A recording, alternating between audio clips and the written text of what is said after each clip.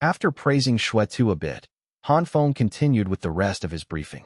He picked up another seal, this one engraved with a giant eagle spreading its wings, and placed it on the territory of Chaoyang Commandery. This is the Yingyang Guard. 2,000 men, all infantry. As long as they are disciplined and obedient, that's enough. There aren't many people here anyway. It's mostly wasteland. Stationing an army here is just to coordinate with the future takeover and local development. So, you understand what kind of men to pick, right? Han Feng gave Shuetu a meaningful look. Understood. Rest assured, Chief, Shuetu immediately promised. Han Feng nodded. Without further instructions, he picked up the final seal, shaped like a leopard, and placed it on the last piece of Bamboo Island's territory. This is the Baotao Guard. 2,500 men, also heavy infantry, stationed in Yashan Commandery. Yashan Commandery is where our envoy is currently located. It holds the crucial estuary of the Qingshui River and the inland river docks we built. In the future, this will be a major seaport and a key development zone for us, so the Baotao Guard cannot be weak. However, you can assign more recruits to this unit. Their combat power doesn't need to be overwhelmingly high because our invasion route starts from Yashan Commandery. Once the main force lands, the Baotao Guard will immediately transition to local defense. They won't follow the advance into other commanderies. As long as they can hold their own base, they'll be fine. Plus, with the foundation the envoy has already built there, a bunch of recruits will do just fine. Han Feng set down the final seal, deliberately easing Shuetu's burden. His intention was obvious. If he really demanded that Shuetu produce that many highly combat-ready troops, Shuetu simply wouldn't be able to deliver. But after he finished, Shuetu and Shuda fell into a brief silence. They frowned in deep thought, digesting the Garrison plans and information Han Feng had just laid out. After a moment, Shuetu counted on his fingers, his face scrunching up in distress as he complained. Chief, with this arrangement, that's a total force of 14,500 men. But the troops I have on hand, not counting the Huban Guard, only amount to 10,000. I'm short 4,500 soldiers. Han Feng clicked his tongue at Shuetu's miserable expression before replying. I plan to fill part of that gap with slaves, and the rest by recruiting from the Tang and Ecchi tribes. Hitting that number shouldn't be a big problem. What? Recruit from the Tang and Ecchi tribes? Would they even be willing to fight for us? Shuetu's eyes widened, his face practically screaming. Chief, did you forget to take your meds? Shuda also looked skeptical. While not as exaggerated as Shuetu, disbelief was written all over his face. I'm not joking. The Ecchi tribe isn't a monolith. Besides, do you think Shoya has been doing nothing on Bamboo Island for the past 2 years? I can reveal a little something to you right now. Our Han tribe has already gained the support of a certain number of natives on Bamboo Island. And it's the kind of support where they're willing to risk their lives for us. Although the numbers aren't huge, scraping together 1,000 or 2,000 young men won't be an issue. Add in some cannon fodder slaves, and forming a full guard will be a breeze. Then there's the Tang tribe. Since we're going to merge with them sooner or later, wouldn't it be a waste not to utilize them now? I will convince the Tang tribe to send troops. Putting together another guard won't be a problem, and this might even accelerate the merger of our two tribes. Shuetu thought about it, but couldn't help voicing his concern. Chief, our relationship with the Tang tribe is decent for now, but as for the Ecchi tribe, you expect them to fight their own people? Is that really reliable? Han Feng glanced at him and countered. You two used to be tribal chiefs, or clan leaders. So here's a question for you. If you had a good relationship with the Han tribe, but didn't get along with the higher-ups of the Ecchi tribe, and at that moment, I offered you something you desperately wanted, something only I could give you, something the Ecchi tribe didn't even have, and asked for your cooperation, would you do it? It was a bit of a mouthful, but as veterans of the Han tribe, the two of them naturally understood what he meant. Han Feng was simply saying that their relationship with this faction was better than that faction's relationship with the Ecchi tribe's leadership. Moreover, the Han tribe held something they desperately wanted, something only the Han tribe could produce. As for what that thing was, there were too many possibilities to guess, and it didn't really matter. The key was putting themselves in those shoes. Would they agree to send troops to help the Han tribe fight? Chief, is this thing really that important to them? And what price do they have to pay to exchange for it? After a brief silence, Shuda was the first to speak up. I'd say it's pretty important. Imagine you're currently using stones and wooden sticks to dig the earth and grow food. I come along and offer you iron farming tools, draft cattle, high-yield seeds, and advanced planning techniques. In exchange, I ask you to send troops to help me fight, and only for the less important battles. Would you do it? Han Feng casually gave an example. Of course, his analogy was actually very close to the truth. Is that even a question? It concerns whether my people will have food to eat in the future. If that's the only price, and I actually had that many men, I'd absolutely do it. Anyone who wouldn't is an idiot, Shuda immediately stated his stance. So, this problem isn't a problem at all. In a few days, Shoya will secretly bring the leaders of those people here. When the time comes, we can negotiate with them directly.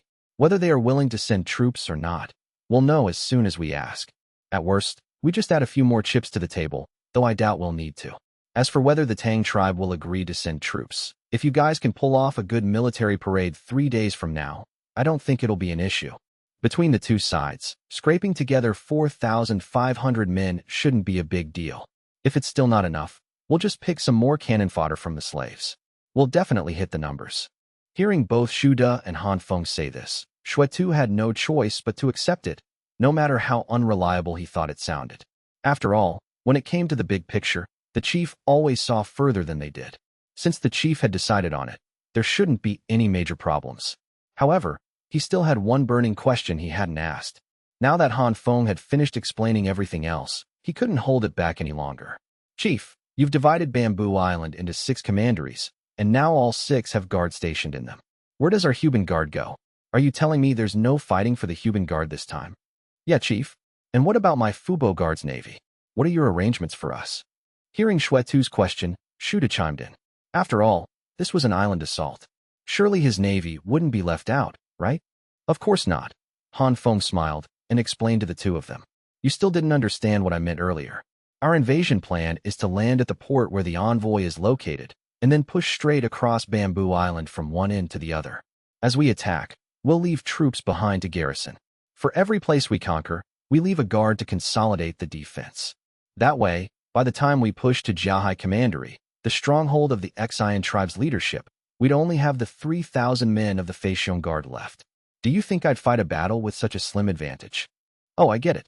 So the chief means our Huban Guard will. Xuetu suddenly realized. Exactly. Your Huban Guard currently has 4,000 men, and most of them are combat-experienced veterans. As the supreme commander of this war, you will lead the Huban Guard through the entire campaign. No matter which commandery we attack, your Huban Guard will participate.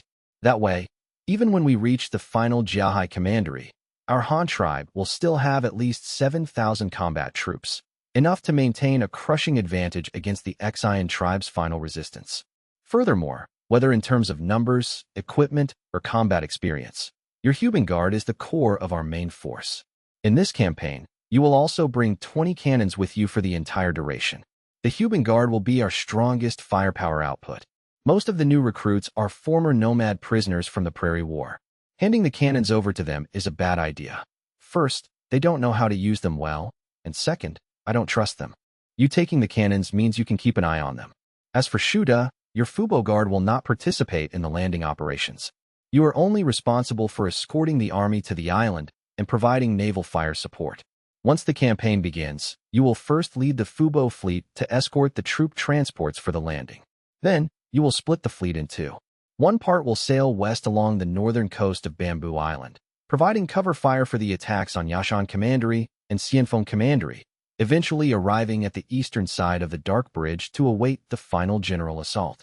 You will personally lead the other flagship fleet. You need to sail around Choyang Commandery at the eastern tip of Bamboo Island, then head west along the southern coast.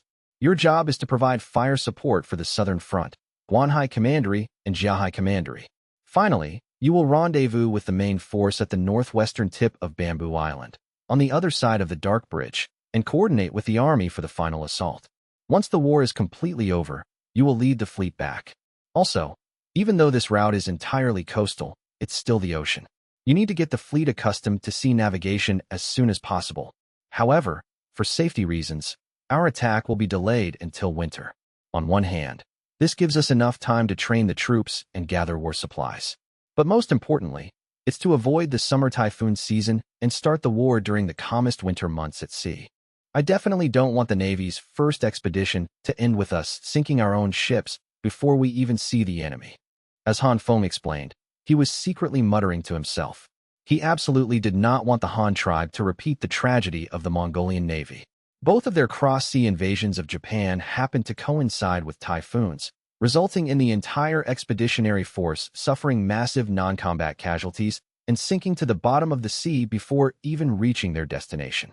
It even gave the Japanese a divine wind, kamikaze, complex, most famously seen in World War II. Unfortunately for them, the typhoons weren't on their side that time. Times had changed, after all.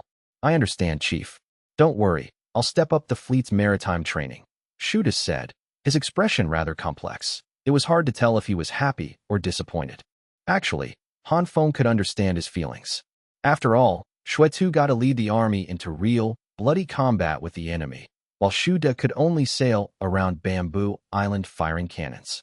Restricted by current artillery technology, he could at most support areas within 3 kilometers of the coast, and he was firing solid round shot. How much of an impact that would have was really hard to say. It was important to remember that the primary purpose of sail-powered gunboats was to duel enemy warships of the same class in naval battles. They really didn't have much of an advantage in land warfare. However, seeing Shu Da's slightly dejected expression, Han Feng suddenly thought of something. He slammed the table excitedly and said, "How about this? Divide your fleet into 3 parts. The flagship and the 3-masted warships will sail around the island and attack along the coast.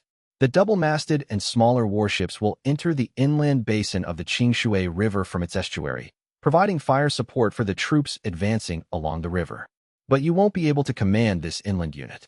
You must command the flagship to complete the encirclement before the final assault. Plus, we aren't entirely familiar with the hydrological conditions of the Qingshui River. With less rainfall in winter, the water levels of freshwater rivers generally drop. How far double-masted sailboats can travel inland is really hard to say." Han Feng stroked his chin, analyzing the idea aloud. Before Shuda could respond, Shuetu excitedly slapped his thigh and cheered. "That's a great idea, Chief. The Xian tribe is an agricultural society, and most of their population is distributed along the rivers. If our gunboats can navigate the inland freshwater rivers, they can support the vast majority of the battlefields. That way, our firepower can be maximized." Shuda, however, traced the river courses on the map, analyzed the known hydrological data, and finally shook his head with little interest. "I'm afraid it won't be of much use. Water flows downward. If our gunboats sail upstream, the elevation will only get higher, and the upper reaches of the river will definitely be difficult to navigate. Add to that the dry winter season, and I estimate the best-case scenario is that the double-masted sailboats can only follow you as far as Xinhua Commandery in the center of Bamboo Island. Single-masted sailboats might make it to Guanhai Commandery, but those small boats have low freeboards and shallow drafts. While they can pass through easily, their stability as gunboats is terrible. The cabins are too shallow to house cannons inside. If we just place them on the deck, we'd need 1 cannon on the bow and 1 on the stern for balance. I reckon firing just 1 shot would shake the entire boat apart from the recoil. Besides, the width of a single-masted sailboat probably isn't even enough to fit the recoil tracks of a cannon mount." That is true. After Shuda's analysis, Shuetu had to admit he made sense. He had personally played with the cannons. Although naval gun mounts were different from the field artillery carriages used by the army, the cannons themselves were the exact same thing. With such massive recoil, even a field carriage would be pushed back several meters. A naval gun wouldn't fare much better. But how wide was a single-masted sailboat anyway? The width of the hull was probably shorter than the cannon's recoil stroke. How could they possibly mount cannons on it? And if they used double-masted sailboats to help attack Xinhua Commandery, it would be completely unnecessary. By the time they reached Xinhua Commandery, their forces wouldn't be too dispersed yet. That would be when the army was at its strongest. Combined with the army's own artillery, who could possibly stop them on such open plains? Therefore, having gunboats participate in the inland invasion of Bamboo Island was completely unnecessary. After the 3 of them analyzed it, this impromptu plan was declared bankrupt. The combat strategy would proceed according to Han Feng's original layout. With the combat plans finalized, the next step was the distribution of supplies. Once again, Han Feng displayed his immense wealth.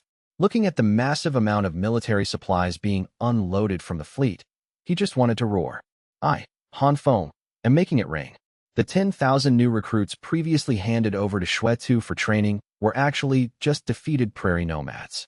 Although they had been training continuously since arriving in Tuahai Commandery, neither their weapons nor their uniforms had been replaced. If it weren't for their military discipline, it would be almost impossible to distinguish this newly formed unit from ordinary civilians. But now, things were different. Han Feng had brought them standardized uniforms. This was not only a basic necessity for an army, but also an essential prop for the upcoming military parade. Never mind how strong their combat power actually was. Just having over 10,000 men standing in neat formations, wearing identical uniforms, was a deterrent in itself. They received the same crimson military tunics and black summer cloth boots.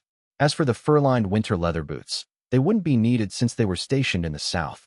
The armor worn over the uniforms was the same as the other guards, lamellar armor woven from steel plates. The mass-produced armor plates, stamped out by wind-powered presses, were more than enough to meet the needs of the Han tribe's tens of thousands of troops. As for the higher-end mountain pattern armor and fish-scale armor, those were reserved for senior generals. They weren't mass-produced, so they were a bit more refined, and the Han tribe had enough skilled hands to produce them. Weapons were even less of an issue. Under the processing of water-powered forging hammers, producing swords, spears, and halberds was not troublesome at all. The long shafts of these weapons could even be directly substituted with the spikes of man-eating trees. The most troublesome items to produce were the bows and crossbows. However, ever since the Han tribe produced its first batch of divine arm crossbows and recurve composite bows, this complex work had never stopped. With ample materials, Hanyang City's bow and crossbow production capacity could be maintained at 5,000 to 6,000 units per year. Over 3 years, they had accumulated enough to equip the current forces, especially since not every soldier was an archer. And that was just the number of standard-issue military bows and crossbows. If you counted the simple longbows kept in the homes of ordinary citizens, almost every household had one or two. Because many of the Han tribe's territories were developed in mountainous forests, newly established areas frequently suffered from wild beast attacks. Out of concern for the citizens' safety, Han Feng had not implemented any weapon control laws. He needed the people to have the ability to protect themselves. Under these circumstances, the longbow, which was simple to make and took only a few hours to craft, became the preferred self-defense weapon for the populace. The last remaining items were the shields. The Han tribe's shields were simply made of oak, making them very easy to process. Oak is a hardwood. A 2.5 centimeter thick oak board was enough to block any arrow or stone axe attack of this era. It even offered a degree of defense against bronze javelins. However, the range of a javelin was extremely limited. Even if the enemy all had arms like Hercules, they could throw it 50 meters at most. Han Feng simply didn't believe that any enemy javelin throwers in this world had the capability to charge within 50 meters of the Han tribe's formation while under the suppressing fire of long-range artillery and mid-range archery. If that really happened, the Han tribe wouldn't be far from losing anyway. The standard uniforms and weapons were quickly distributed. The new equipment, telescopes, was also rapidly popularized among officers at the platoon commander level. The telescopes equipped for the Navy included not only handheld binoculars, but also large, tripod-mounted binoculars. These were the small, 10-centimeter aperture astronomical telescopes improved by the Research Institute according to Han Feng's requirements, with a maximum magnification of 600 times. Mounted on the highest observation deck of the stern castle, they were powerful enough to observe the curvature of the horizon. In other words, if used to spot ships, even if the enemy vessel only had a mast peeking over the curved horizon, this large telescope could see it. It was truly a sharp tool for maritime reconnaissance. Of course, this kind of equipment could only maximize its effectiveness when looking straight across the open ocean. On land, there simply wasn't enough open space to observe the curvature of the Earth. There were far too many obstacles. It was, however, quite good for stargazing. When the surrendered prairie nomad soldiers put on their standard uniforms and armor, they finally breathed a true sigh of relief. Most of them had been forcibly subjugated by Modin and lured into attacking Kaiyuan Commandery with various promises of rewards. Although many of them harbored a fluke mentality and even planned to loot Kaiyuan Commandery, after truly witnessing the Han tribe's heaven-punishing military might, any thoughts of rebellion had long since vanished into thin air. In this regard, the nomadic peoples of the prairie were different from other tribes. They truly worshipped the strong. So, after the Han tribe beat them into submission, they genuinely accepted the reality. But even so, it didn't mean they were willing to continue fighting. When they first learned they had to follow the Han tribe's army into further battles, they had been deeply worried. Would the Han tribe use them as cannon fodder, just like Modern did? This question had constantly lingered in the minds of these surrendered nomad warriors, especially given the obvious disparity in treatment between them and the Han tribe's regular army. But now, all those concerns were completely gone, because they were now wearing the exact same equipment as the Han tribe's regular army. Garrison, look at the fabric of this uniform. The quality is amazing, way better than the cloth our tribe bought in Kayuan City last year. And we get 2 sets each. The Han tribe is so generous.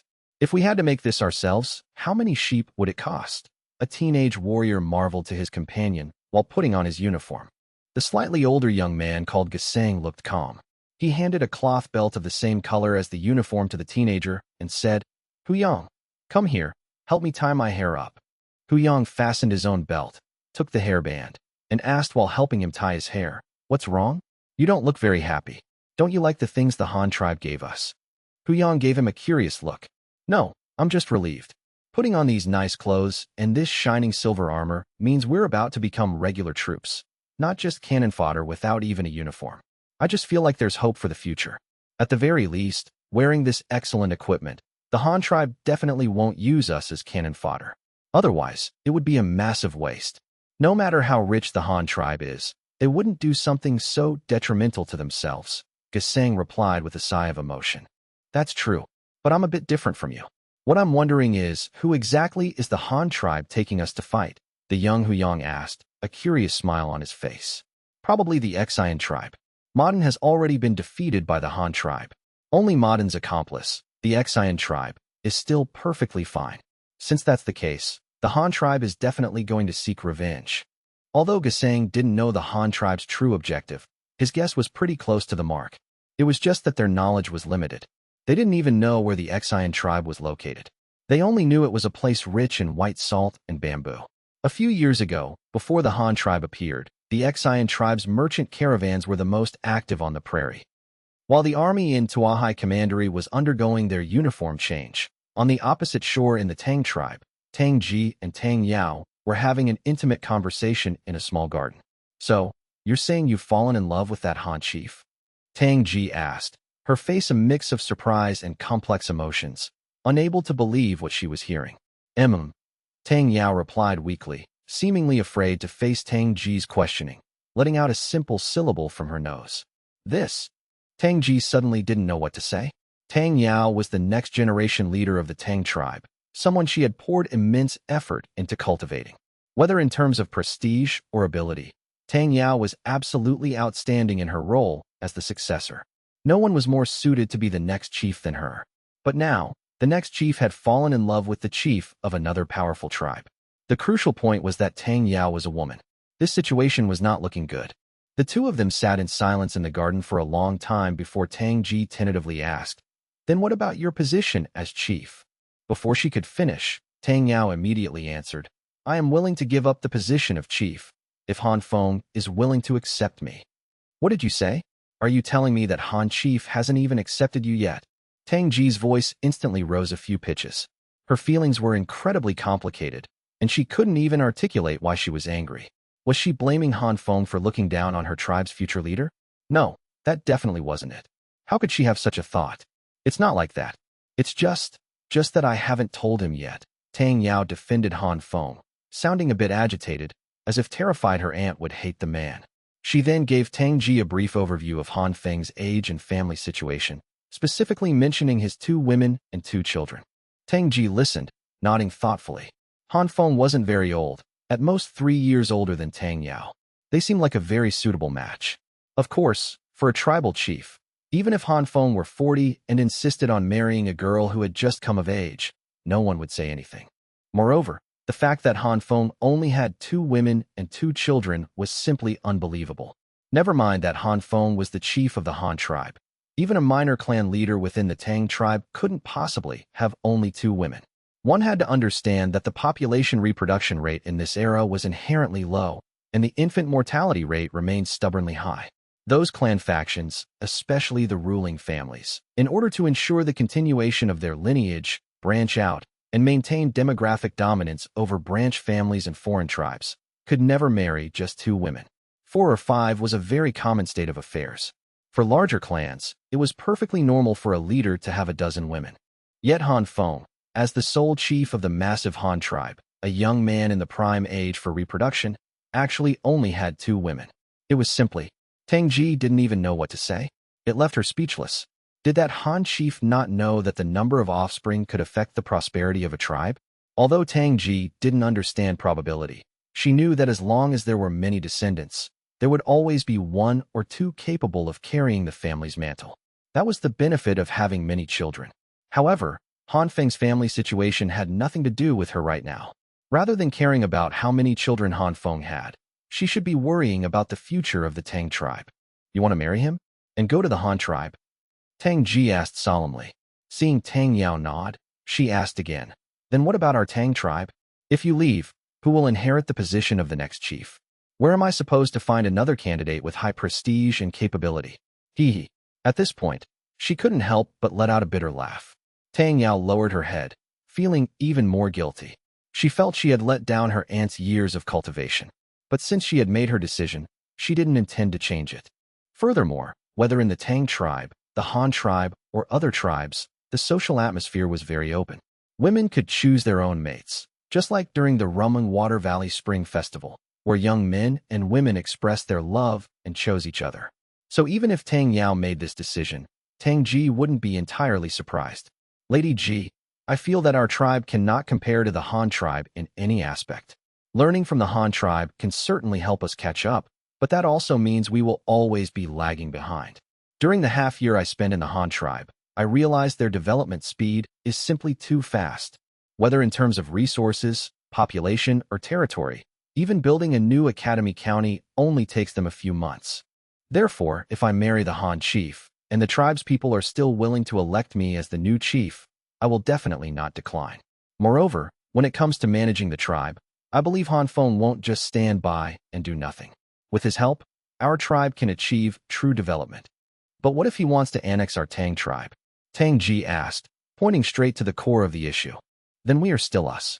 The Tang tribe becomes a part of the Han tribe, but our Tang clan is still the Tang clan, just like the small clan cities under our Tang tribe, or the surnames in the Han tribe.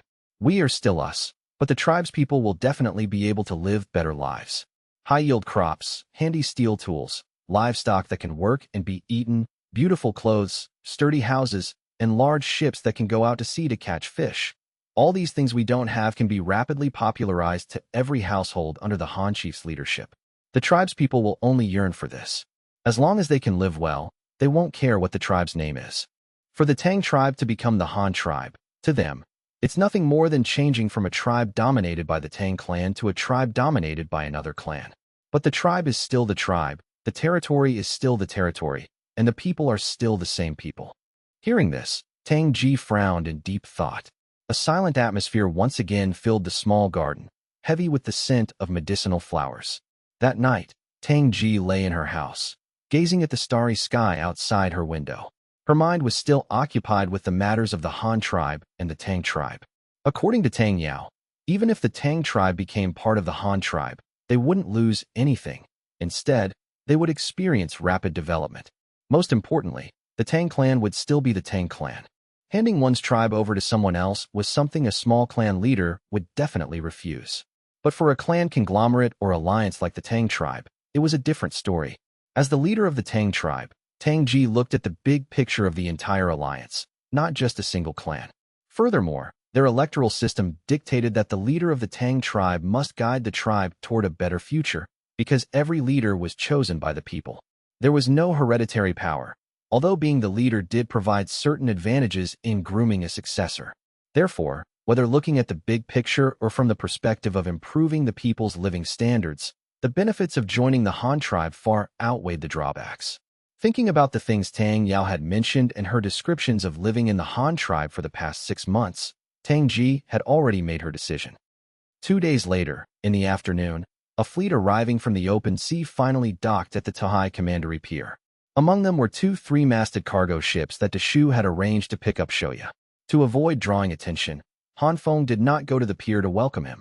Whether it was the Tang tribe on the opposite shore or the locals in Tahai Commandery, Everyone just assumed it was a routine cargo delivery. What they didn't know was that the envoy who had represented the Han tribe abroad for nearly 3 years had finally returned. Shoya disguised himself as the captain of a cargo ship, followed by several sailors wearing woven bamboo hats. One of them was an older man, thin and dark-skinned, but with bright, spirited eyes. A graying goatee hung over his chest, giving him an air of vigorous old age. Behind the old man were several strong young men. While not exactly burly, the lean muscles visible on their arms and torsos beneath their vests showed they were men of strength. They kept a low profile, following Shoya straight to the government office of Tuahai Commandery. As soon as they entered the courtyard gate, they saw a young man standing there to greet them, wearing a brocade robe, cloth boots, and a black gauze cap adorned with gold. Seeing this person, Shoya, who was leading the group, froze. His body stiffened abruptly. He rubbed his eyes, confirming he wasn't seeing things, then dropped to his knees with a thud, performing a grand bow as he wailed with tears streaming down his face. Shoya greets the chief. "Chief, I finally get to see you again." "Woo! Get up, get up. What are you crying for? So many people are watching. Aren't you afraid of being laughed at?" After nearly 3 years, seeing this companion from the very beginning again filled Han Feng with emotion. He spoke while quickly stepping forward to help Shoya up. This was a tribesman who had come from the same tribe as him, a pure founding member of the Han tribe, and the son of the Han tribe's chief from 2 generations ago.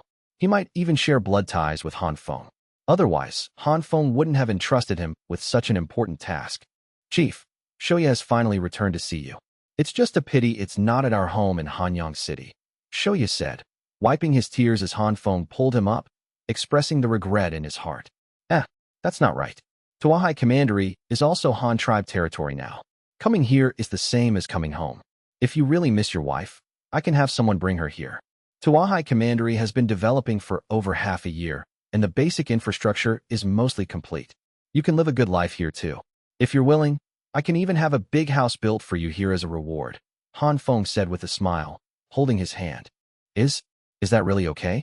Although I believe I've made contributions, I don't deserve such a huge reward from the chief. But as for my family, it would be wonderful if they could come to Tuahai Commandery. It's just that the current situation might not be appropriate. Let's wait until next year. When the time comes, the chief can just arrange an ordinary residence for us. A big house isn't necessary. Shoya was naturally overjoyed to hear that Han Feng could bring his family over. However, he knew that the campaign to conquer Bamboo Island was imminent, and Tuahai Commandery was essentially a frontline base. Even though the flames of war definitely wouldn't reach here, he still didn't want his family to come just yet. There was another reason he agreed to let Han Feng bring his family to Tuahai Commandery. Having served as an envoy on Bamboo Island for nearly 3 years, Shoya knew better than anyone else the situation there. Even if the Han tribe conquered Bamboo Island this time, Han Feng couldn't possibly just let him go home. There was an 80% chance he would be left on Bamboo Island to serve as an official. If that appointment came down, it would definitely mean many more years away. If he didn't bring his family over, he would never get to see them. What's there to be afraid of about building a house? Since you've agreed, have them come over next spring after the new year. Building a house takes time anyway. Don't worry, pacifying Bamboo Island will definitely be your top merit.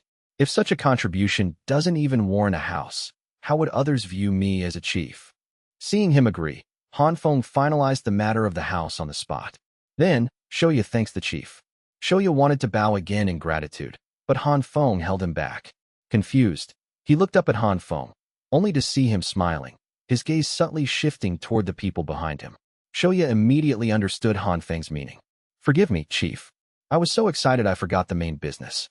Here, let me introduce you. This is Jiao Shi, the leader of the Fisher tribe from the eastern part of Bamboo Island. He came specifically to visit the chief." As Shoya spoke, he pulled the old man behind him forward. The old man called Jiao Shi hurriedly cupped his hands and bowed to Han Feng. "Jiao Shi, leader of the Fisher tribe, greets the Han chief. I've long heard that the old leader is hale and hearty, and that you've gotten along well with our Han tribe's envoy. There has been much communication and trade between us, but your people's lives have always been very impoverished. I heard you came specifically to seek help from our Han tribe this time." Han Feng smiled, stepping forward to shake Jiao Shi's hand, directly bringing up the reason for his visit. Although there was a suspicion that Shoya had encouraged and lured the other party to Tuahai Commandery, It was an undeniable fact that the other party had taken the initiative to ask to see him. This gave the Han tribe the upper hand and the right to speak first in the negotiations. After all, it was a seller's market now. Since you came to beg me, it's only fair that I make some demands. The Han chief is correct. The fisher tribe's population is neither large nor small. Aside from going out to sea to catch fish, we have almost no other production. The land Commander Xian allocated to us back then was equally barren. The Yashan area is nothing but rocks. We can't grow food, nor can we dry salt. Previously, seeing that the Han tribe had ships that could sail the ocean and nets that could catch countless fish, we wanted to trade for a couple of ships to catch more fish, so we could exchange them for more food on the island and improve our people's lives a bit. But we didn't expect the Han tribe to refuse to sell ships. However, we recently discovered that Commander Xian reached a ship trade agreement with the Han tribe. When our people found out, the hope of buying ships was rekindled.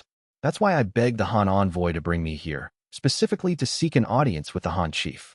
I don't know what conditions the Han tribe requires to sell us a few sailboats, or what we need to trade for them.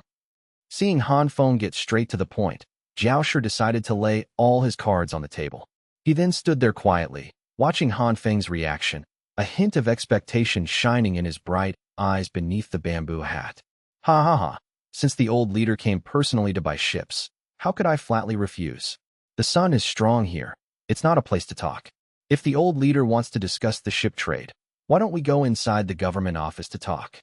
Han Feng replied with a smile, turning sideways to gesture toward the main hall inside. Hearing that Han Feng didn't refuse outright and wanted to discuss it in detail, Zhao Shi was naturally overjoyed. It seemed there was an 80% chance of success. He returned Han Feng's bow and led his few attendants to follow Han Feng into the main hall. At the long conference table, Han Feng sat at the head. Shoya, Shuda, Shuetu, and a few others sat on the left, while Zhao Shi and his attendants sat on the right. In the middle of the table sat a three-masted sailboat model about a meter long, which immediately caught the eyes of the Tang tribe members. The Han tribe is truly amazing. Not only do they build great large ships, but this tiny ship model is made exactly like the real thing. Old leader, you want to buy ships simply to get more fish to trade for food. But that only treats the symptoms, not the root cause. Why haven't you considered having your tribe farm the land yourselves? Wouldn't self-sufficiency be better? Otherwise, even if you trade for food, you're still controlled by others. If they decide not to give you food, you can't expect your tribe to eat salted fish forever, can you? Once everyone was seated and the clerks had served snacks and tea, Han Feng began his attempt to sow discord. How could we not know that? But during the chaotic period on Bamboo Island, our ancestors were weak and couldn't defeat the Xian tribe, who had gold and horses. In the end, we were forced to Yashan to make a living by fishing. Dozens of generations have passed in the blink of an eye. Now the Xian tribe is even more prosperous, while our fisher tribe has to trade salted fish just for daily rations. How can we possibly fight for anything? Old man Zhao Shi took off his bamboo hat and placed it on the table, revealing a head full of gray hair. His pale temples seemed to bear witness to the old man's sorrow and powerlessness. What if the Han tribe is willing to help? Would the old leader be willing to lead your people to fight for it yourselves? Seeing that there were no outsiders in the conference room and the conversation had reached this point, Han Feng suddenly dropped a bombshell that nearly scared Zhao Shi to death. Zhao Shi's eyes widened as he stared at Han Feng, his expression screaming, "Are you serious?" Han Feng didn't say anything more. Instead, he gestured to his left, nodding at the men there. Receiving the cue, Shoya was the first to speak. Old leader, did our envoy ever bully the local people on Bamboo Island? No. Zhao Shi was a bit stunned by Shoya's seemingly random question. Weren't they talking about helping them fight? Why bring this up now? Then what is the locals' evaluation of our envoy? Shoya continued to ask. Good, of course. The Han tribe's envoy brought nothing but good things. Not to mention anything else, you brought a lot of handy tools. Your trades with us were fair and just. You never took advantage of us. If we didn't know you wouldn't stay on Bamboo Island forever, our local girls would probably all want to marry the young men of your Han tribe. Speaking of this, Zhao Shi immediately perked up, praising the Han tribe's envoy to the heavens. This also indirectly proved the success of Shoya's work. At the very least, the envoy had left a good impression on the locals. Shoya smiled and asked again, then does the old leader know about our envoy promoting currency and exchanging steel for bronze a while ago? I wonder what the old leader thinks of this. I know about that. As for what I think, it's great, of course. The Han tribe's tools go without saying. They are famously light, sturdy, and easy to use. The coins are also good things, making trading very convenient. It's just a pity your merchant caravans aren't stable and don't have fixed locations. So even if we wanted to exchange more, we didn't dare to exchange too much. Zhao Shi once again affirmed Shoya's work. At this point, after 3 questions, the topic had been successfully introduced. Shoya stopped talking, and Xuetu spoke up. But Commander Xin refused to let our Han tribe promote currency. To stop us, he openly dispatched thousands of warriors, allied with other tribes, and gathered an army of 60,000 to attack our Han tribe city on the prairie. As soon as these words were spoken, the eyes of the Fisher tribe members widened in absolute shock. They had never heard of this. The Xin tribe actively attacked the Han tribe? Was this real? Seeing their expressions, Xuetu immediately clapped his hands and called someone in from outside.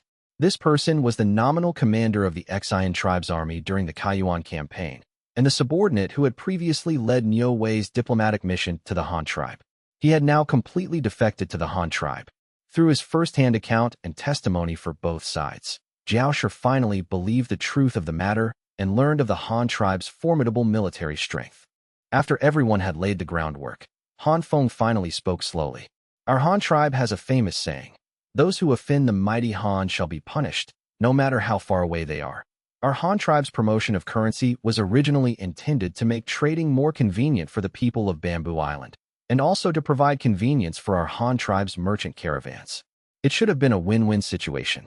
But the Xin tribe not only refused, they also led troops to provoke a conflict and allied with barbarians to actively attack us. If our Han tribe doesn't react to such humiliation, if we don't avenge our dead warriors and tribesmen, what face do we have to meet our ancestors? Therefore, to seek justice for our people, to seek justice for our Han tribe, I have decided to use the same method. I will dispatch an army to Bamboo Island, using weapons and soldiers to demand an explanation from Commander Xin. I wonder if the old leader is willing to lead your people to join us. In passing, you could also secure greater benefits for your tribe. If the old leader is willing to rise up with us this time, the Han tribe sailboats will definitely be supplied to the Fisher tribe at a low price as a priority. The Han tribe was going to attack Bamboo Island. This was no small matter, and coming straight from Han Feng's mouth, it clearly wasn't a joke. So, the Han tribe was really going to make a move. Zhao Shi couldn't help but frown in deep thought. He didn't care about the cause of the conflict. Whether it was Commander Xin or the Han tribe, frankly, it had little to do with them. His main concern was how the Han tribe's attack on Bamboo Island would affect his own tribe. Furthermore, Han Feng's proposal for him to lead his people into battle alongside the Han tribe against Commander Xin, was this reliable? What would be the difference between success and failure? Seeing him lost in thought, Han Feng chuckled. He clapped his hands twice, and immediately, someone brought over a map, a sand table, and a ship model, placing them on the table. Old leader, please look. This is the easternmost part of Bamboo Island, located south of Yashan. There is a vast expanse of flat, fertile land here. Although it's currently just wild grass and forest, with a little development, it could become prime farmland, no less fertile than the Shi tribes. There is also a tributary of the Qingshui River here, so you won't have to worry about fresh water. Plus, through this tributary, you can enter the main channel of the Qingshui River, allowing boat access to almost every region of Bamboo Island. Additionally, look at the coastline here. At the foot of Yashan, where the mountains meet the sea, the black cliffs plunge straight into the ocean. There are no sandy beaches, and the water is deep enough, over 20 meters at its shallowest point, to anchor any ship the Han tribe currently possesses. Such a natural harbor is perfectly suited for developing a coastal fishing industry. If the Fisher tribe could equip a fleet of sailboats for fishing, backed by fertile land and fresh water for growing crops, your tribe's growth and prosperity would be just around the corner. Han Feng called the Fisher tribe members over to the sand table and passionately pitched the Chaoyang commandery area, making their eyes sparkle with excitement. Chief, isn't this the land south of our tribe? It really is just like the Han chief says. The key is that there's hardly anyone there right now. I'm afraid clearing it for farmland won't be easy. Another man who had come with Zhao Shi reminded him. His meaning was quite clear. His words subtly revealed a distrust of the Han tribe. He was essentially saying, don't listen to the Han tribe's sweet talk. That's just an empty wasteland. What does it matter if the Han tribe gives it to us? We could just go over and take it ourselves. It's abandoned anyway, and no one is stopping us. To put it bluntly, the Han tribe is just being generous at someone else's expense, playing the good guy with something that isn't even theirs. Asterisk. However, others had different opinions. Another middle-aged man from the Fisher tribe countered. That's true, but without the Han tribe's support, even if we migrated there, do you think Commander Xian would just ignore us? They don't want to see our tribe grow strong. Someone with even deeper foresight added, I actually think all of this is secondary. You guys haven't grasped the crux of the matter. As soon as he said this, his companions all turned to look at him, including Chief Jiao Shi. What do you mean? Jiao Shi asked, puzzled. The crux of the problem is, how confident is the Han tribe that they can defeat Commander Xian? If they can't win and we go help them, it will definitely drag our tribe down. Another key point is, assuming the Han tribe wins, do they intend to occupy Bamboo Island long-term? Or are they just out for revenge, beating up Commander Xian, forcing an apology and compensation, and then withdrawing their troops? If the Han tribe withdraws afterward, Commander Xian and the elders of those major clans will definitely not let us off the hook for helping them. Will the Han tribe still protect us then? If they don't, even if they give us a mountain of benefits, Commander Xian and the elders will just snatch it all away. And by then, whether our clan can even survive will be a question. Hearing this, the Fisher tribe members all nodded. Their vision had been too short-sighted, focusing only on immediate gains without considering the long-term future and their tribe's situation. Having discussed it to this point, Chief Jiao Shi had a pretty good idea of where they stood. Just as he was about to ask Han Feng more questions, Han Feng spoke first. I wonder what the old leader thinks of this ship. This is a new type of trawler recently developed by our Han tribe. It's 22 meters long, 4 meters wide, with a double-masted fore and aft rig and a molded depth of 3 meters. It has 5 built-in watertight compartments, a seawater live well for the catch, and an ice household. It can carry 40 tons of fish in a single trip. If the Fisher tribe is willing to act together with the Han tribe this time, the Han tribe can directly gift you 4 of these ships as a token of our friendly cooperation. The fishing boat Han Feng described was the model his guards had just brought over. It was also the Han tribe's first specialized fishing vessel, the Fisher type, 1 trawler.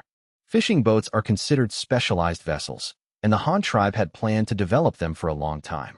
This was its first public appearance. Although it was just a model, it was incredibly eye-catching. Placed next to the 3-masted cargo ship model, its true size was easy to compare.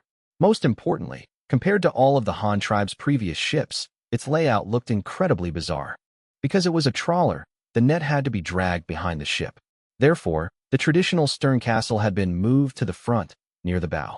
In its place at the stern was a gantry frame and a rotatable, manually operated winch and pulley crane. This was specifically designed for hauling the trawl net.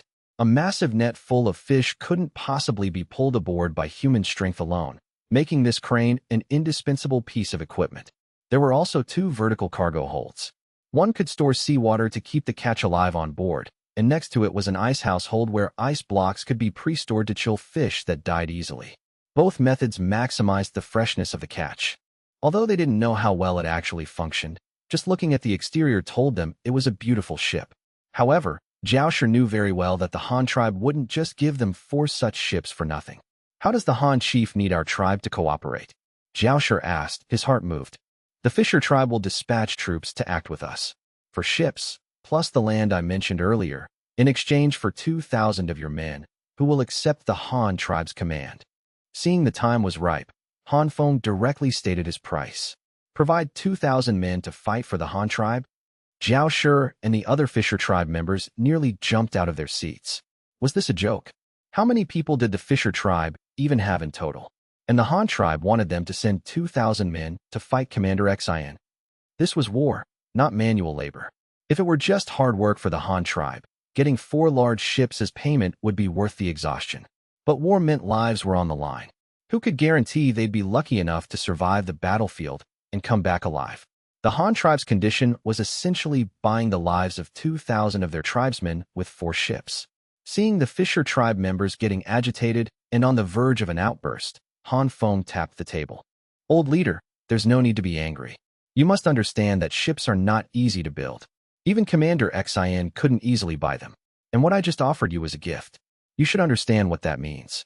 Besides, you don't have to answer right away. You can go back and think it over carefully. This is an excellent opportunity for the Fisher tribe's development. I hope you can grasp it. This ship model, along with the telescopes, are gifts from the Han tribe.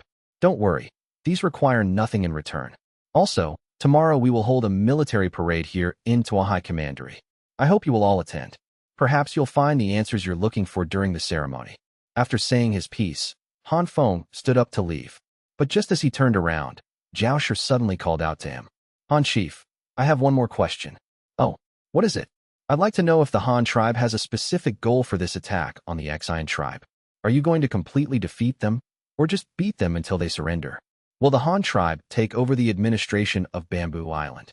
Han Feng smiled at his words and gave a vague reply. If Commander Xian and the elders are all wiped out and no one is willing to manage Bamboo Island, then our Han tribe wouldn't mind incorporating it into our territory. With that, he turned and walked away smoothly. Shuda, Shuetu, and the others followed in his footsteps, leaving only Shoya behind to accompany the Fisher tribe members. Once Han Feng and his entourage left, the atmosphere in the conference room relaxed. The Fisher tribe members began to discuss among themselves. One person held a telescope to his eye, letting out continuous gasps of amazement. Another picked up the model of the Fisher type, one trawler, and compared its size to the three-masted sailboat. Zhao Shi, however, sat there frowning in deep thought. Although Han Feng hadn't given a definitive answer, the implication was crystal clear. He had already predicted the annihilation of Commander Xian and the elders. While Zhao Shi didn't know why Han Feng was so confident, the claim that the Han tribe wouldn't mind taking over if no one else wanted to manage it was telling. Wasn't that obvious? If the Han tribe really had the power to wipe out the Grand Commander and all the elders, who would dare challenge them with that kind of strength? This meant the Han tribe had already decided to take over Bamboo Island. In that case, sending troops was genuinely worth considering. However, the price the Han tribe offered still seemed a bit low. Was it really worth risking the lives of 2,000 young men for 4 fishing boats? Before he could think further, the man who had previously asked if the Han tribe would occupy Bamboo Island voiced his thoughts. Han Envoy, your tribe wants to trade 4 ships for 2,000 of our young men. Isn't this price a bit too low? 2,000 young men is not a small number, even for our entire tribe. The Fisher tribe doesn't have a large population to begin with. Shoya smiled and explained. You're not entirely right. Our chief didn't just offer 4 ships. He also offered that fertile coastal land. That seems far more valuable than 4 ships, doesn't it? Hearing this, the man playing with the telescope was about to argue, but Shoya raised a hand to stop him. You want to say that land doesn't belong to the Han tribe? That you could just move there yourselves whether we agree or not? But is that really the case? If you could, why are you still living in that rocky wasteland of Yashan? This immediately choked back whatever the man was going to say. He opened his mouth, but ultimately said nothing. Shoya didn't forget to twist the knife. Besides, you seem to have forgotten something. From the moment our chief decided to seek revenge against the Xian tribe, Bamboo Island already became Han tribe territory. These words were incredibly domineering, far more direct than Han Feng's subtle hints, and completely confirmed the Han tribe's true intentions. Chief Zhao Shi was no fool. The so-called revenge was nothing more than a pretext for war. The land and population of Bamboo Island were the Han tribe's real targets. If that was the case, and the Han tribe truly had the capability to conquer the island, now was the time to pick a side. If they could be the first to align with the Han tribe, the Fisher tribe would become the clan closest to the center of power under the Han tribe's future rule of Bamboo Island. The tribe would experience a massive surge in development, perhaps even surpassing the old, established clans of Bamboo Island, like those of the Grand Elders, in one fell swoop. However, someone nearby still felt it was an unfair trade. The man holding the ship model gestured next to the 3-masted sailboat model. Although the fishing boat wasn't small proportionally, a model simply couldn't deliver the same awe-inspiring impact as seeing a real, massive ship. If the Han tribe is so powerful, why are they being so stingy with us? This ship is half the size of the sailboat we arrived on. If it were those big ships with 3 sails, 4 of them might be a fair trade. Hearing this, Shoya couldn't help but chuckle. Brother, do you know how many people it takes to operate a 3-masted cargo ship? How much manpower and wealth it takes to maintain one? Even if our Han tribe gave you 4 3-masted ships, first, they aren't suitable for fishing. They're only good for shipping. Second, I doubt you could even afford to maintain 4 such massive ships right now. Maintain a ship? What does that mean? Didn't the Han envoy always say that the Han tribe's sailboats don't need to eat or drink and can move freely just on the ocean wind? What does maintaining a ship mean? Do we have to feed it grain? The others, hearing Shoya's words, asked curiously. Not at all. Shoya waved his hand. Sailboats indeed don't need fodder, but they do need hands to operate them. I don't know exactly how many people it takes to maintain a large three-masted ship, but let me tell you about the double-masted fishing boat the chief just showed you. Don't be fooled by its 22-meter length. It requires at least a captain and a first mate, 8 or 9 sailors to handle the sails, a lookout, a helmsman, and 1 or 2 cooks. And that's just the crew needed to sail the ship normally. Then there are the fishermen. Look at this winch crane at the stern and these 2 massive cargo holds. Just the process of casting the net, hauling it in, and moving the fish in and out of the holds will probably require more than 10 people working together, and they might even need the sailors to help. And the trawl nets. Trawl nets are huge. One ship needs at least 2, one for regular use, and one as a spare. Maintaining these 2 nets requires the women on shore to mend and dry them. The catch brought up also needs people on shore to process it. Then there's the ice in the hold, the sails and rigging on the masts. Add all these miscellaneous things together, and I'm afraid without an entire village, you couldn't even maintain the operations of a single ship going out to fish. After Shoya finished speaking, the fisher tribe members' eyes widened in shock. Just to keep one ship operating normally required that many people. That was too exaggerated. If the ship were twice as big, it might really be, as Shoya said, the entire fisher tribe wouldn't be able to keep a few ships running. Shoya had once told Commander Xian and the other elders that shipbuilding was a massive undertaking, involving almost every manufacturing sector of the Han tribe. From logging, carpentry, mining, metallurgy, and forging, to farming and textiles, everyone pitched in. He makes the nails and anchors, you make the keel and hull, I make the sails and ropes. Everyone brings their parts together, and only then can a usable ship be assembled. Little did they know, not only was building a ship hard, but maintaining one was no simple task either. 3 days passed in a flash. Early on the morning of the 4th day, the Han tribe's ship responsible for transporting the Tang tribe's high-ranking officials was already waiting at the opposite shore. This time, the invited guests for the military parade included not only Tang Ji and Tang Yao, but also the clan leaders of the Tang tribe. Han Feng's troop borrowing plan inherently required their support. By borrowing a portion from the Fisher tribe and another from the Tang tribe, the manpower shortage would be mostly covered. Han Feng didn't wait for them in Tuahai Commandery. Instead, he boarded the ship with the Fisher tribe members. Once they picked up the Tang tribe delegation, they would sail directly to the military camp. With an army of over 10,000 gathered in Tuahai Commandery, it was naturally impossible to place the military camp right next to the urban area.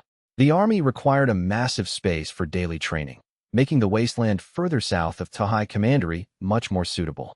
That area was almost entirely flat plains.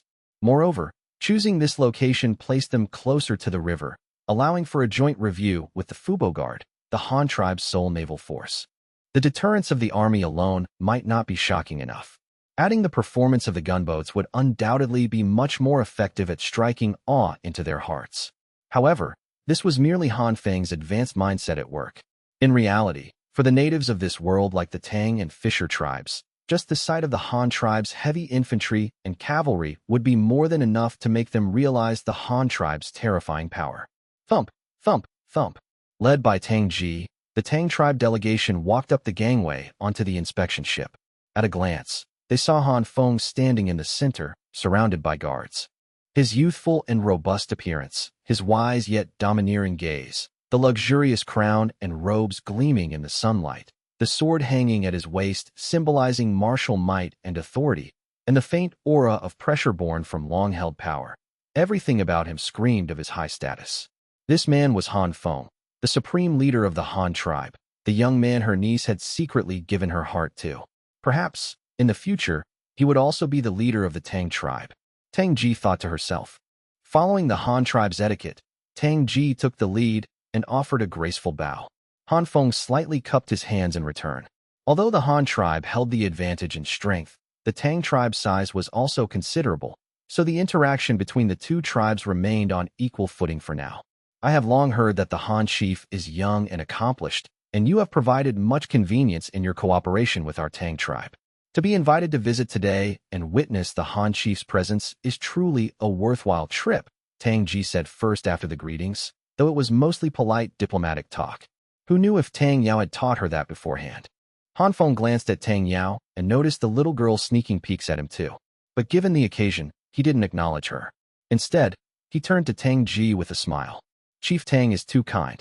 The cooperation between the Han and Tang tribes is a win-win situation. The Han tribe helps you improve your agricultural techniques, and the Tang tribe works with us to develop medical technology. This benefits both sides. Therefore, to strengthen and deepen the cooperation between our two tribes, I specifically invited Chief Tang today to observe the military might of our Han tribe. Perhaps we can discuss cooperation in other areas as well. Oh, cooperation in other areas? May I ask what areas the Han chief is referring to? Tang Ji asked, puzzled. She then turned her head to look at Tang Yao, her eyes full of confusion and inquiry. Asterisk cooperation? What cooperation? Why wasn't there any wind of this earlier? Asterisk Tang Ji assumed her niece knew, so she asked with her eyes. However, Tang Yao was equally clueless. She had thought Han Feng invited Tang Ji over just as a guest. She didn't expect there to be other cooperative matters to discuss, and she knew absolutely nothing about it. In the end, she could only shake her head innocently, indicating her ignorance. Han Feng didn't mind. Borrowing troops wasn't an easy topic to broach. If he didn't let them see the Han tribe's military strength first and just asked for troops outright, even if they agreed out of politeness, they would be full of misgivings. The Fisher tribe members were a prime example. So, it was better to wait until after the military parade to discuss business. We can talk about the cooperation later. A few days ago, our Han tribe established several new guards. Today happens to be the day for a comprehensive equipment change and martial demonstration. Why doesn't Chief Tang accompany me to inspect the demeanor of the Han army first? Han Feng smiled, revealing the true destination of this invitation. Although Tang Ji was completely confused, since she was already here, and she knew Han Feng wouldn't invite her just for fun, she agreed. Han Feng nodded, and Shoya immediately ordered the sails to be raised. The three-masted tower ship, temporarily serving as the inspection vessel, slowly began to move downstream. The tower ship hadn't traveled far, about 10 minutes, when they saw a massive fleet anchored ahead. The Han tribe's largest four-masted giant ship was among them. However, aside from its sheer size, Tang Ji only knew that the ship seemed to have been used to transport people. She had no idea what its actual purpose was. Tang Yao had seen the scene of cannons being hoisted onto this ship during its outfitting, but she didn't know its purpose either. Han Feng offered no explanation, leaving Tang Ji, the Tang clan leaders, and Jiao Shi's group from the Fisher tribe to observe for themselves. As the inspection ship passed the fleet, the military camp on the west bank of the Great River came into view. Only then did they realize that not far from Tahai Commandery, there was another Han tribe camp, though it looked much stranger. This camp had no formal houses. It was entirely made up of tents.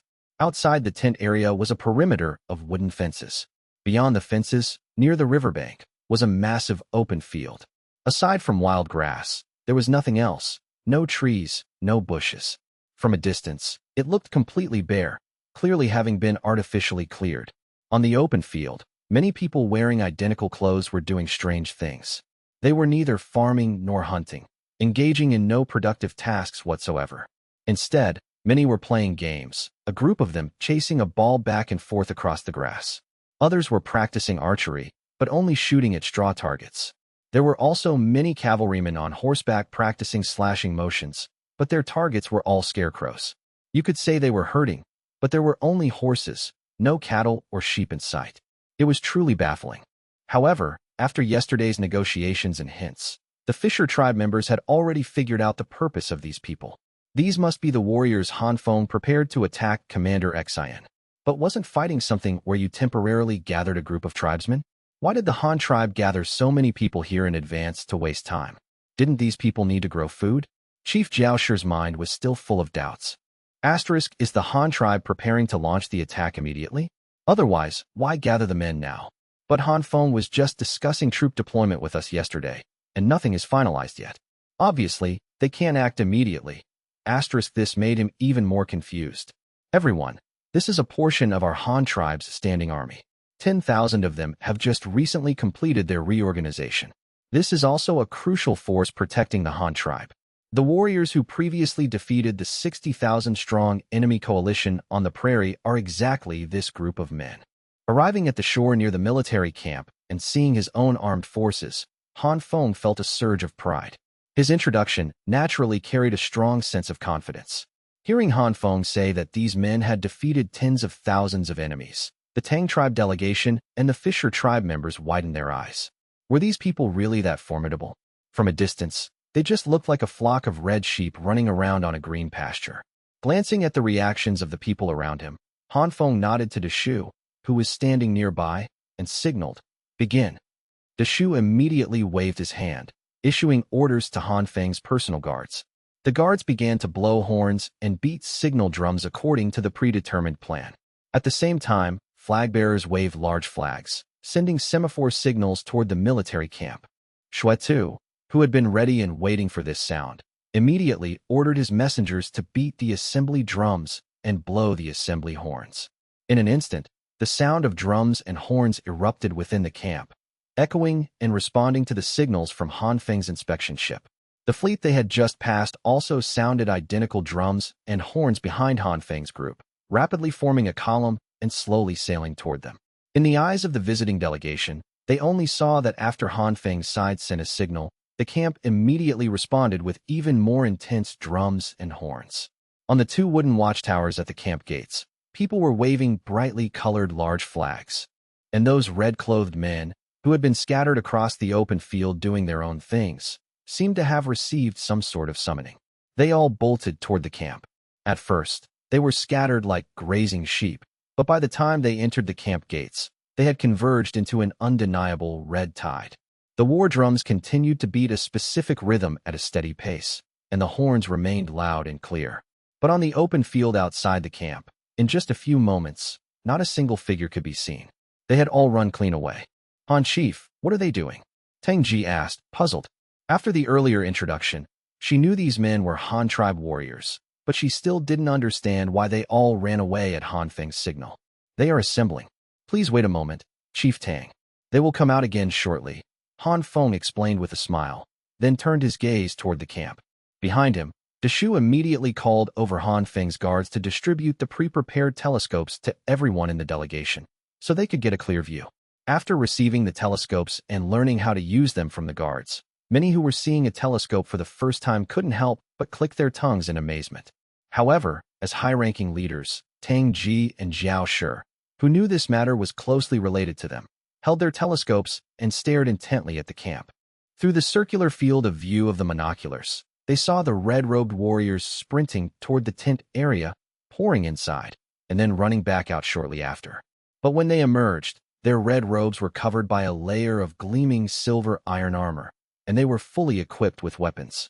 These armored warriors then quickly ran to the flagpoles inside the camp, gathering and forming perfectly straight, square formations. The speed of their equipment change and the neatness of their formations were absolutely shocking. After all, not much time had passed since the assembly signal first sounded in the camp. About 5 minutes later, the 3 rounds of assembly drums in the camp had finished. The soldiers who had been scattered around the camp were now all clad in gleaming iron armor, lined up neatly beneath the military banners. A moment later, even the cavalrymen, whose equipment was the most complex, had finished gearing up and were forming up on the flanks of the infantry. Once the entire army was assembled, Shuetu, who had changed into a set of fish-scale general's armor, mounted his warhorse. With a shout to his personal guards, he led the troops out of the camp, galloping toward the open space by the riverbank. The army assembled in the camp followed Shuetu's commander's flag, marching with synchronized steps toward the riverbank. Every action was dictated by flags and signals. Without the sound of gongs and drums, no troops moved. Without the blast of horns, no one mounted their horses. The word discipline was deeply branded into the bones of these soldiers. According to the officers, this was the crucial reason the Han tribe could defeat enemy forces several times their size. Clang, clang, clang, clang. The synchronized footsteps of the soldiers caused their armor plates to rub together, creating a unified, rhythmic clashing sound. The footsteps of over 10,000 men shaking the earth sounded like muffled thunder. The friction and reflection of the armor plates were like lightning flashing across the sky. Coupled with the approaching, overwhelming tide of steel, it delivered a massive visual and auditory shock to everyone in the delegation. As Han Feng had said, never mind combat power, just having over 10,000 armored soldiers standing in formation was terrifying enough. Not to mention that an army of over 10,000 could march and act so calmly under command. This in itself was a manifestation of combat power. For this military parade, Han Feng did not go ashore. He remained on the inspection ship docked by the river. The ship's superstructure served as the reviewing stand and was the only high ground in the surrounding open area. Standing on the top deck of the stern castle, he could take in the entire army at a glance. Before long, Shuetu, riding at the forefront, arrived at the shore. Facing the inspection ship, he looked up at Han Feng on the stern castle and roared. Commander of the Huban Guard, Shuetu, brings the entire new army to receive the chief's inspection. Han Feng waved his hand grandly at the troops below, issuing the command. Form up. Shuetu obeys. The highly pumped Shuetu received the order and immediately directed his personal guards to wave flags and beat drums, issuing new commands to the army.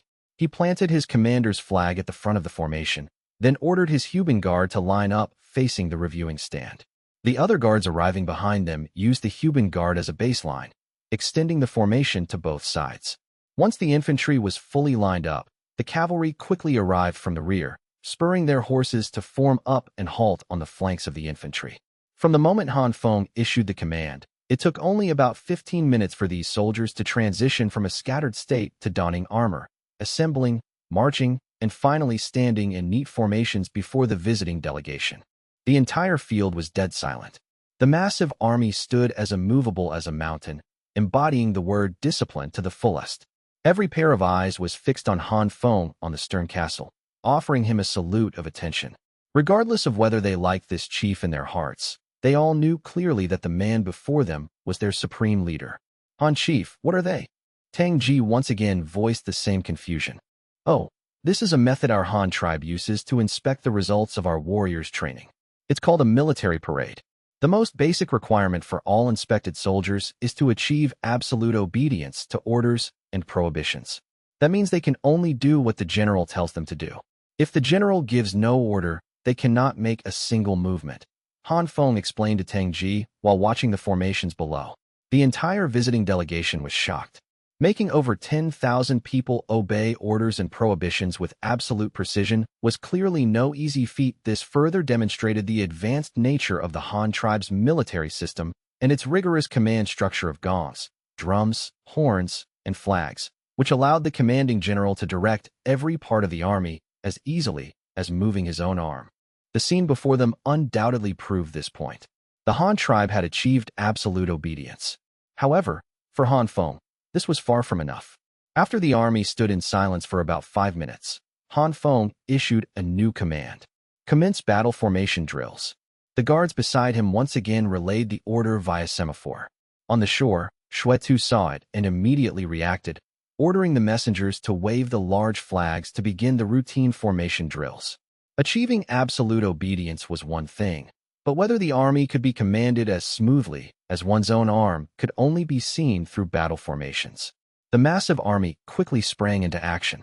The troops of each guard, holding their military banners high, broke off from the square formations unit by unit at a jog. They first marched in a line past Han Feng, then proceeded to another open area to begin forming up. The uniform red battle robes merged into a surging crimson tide.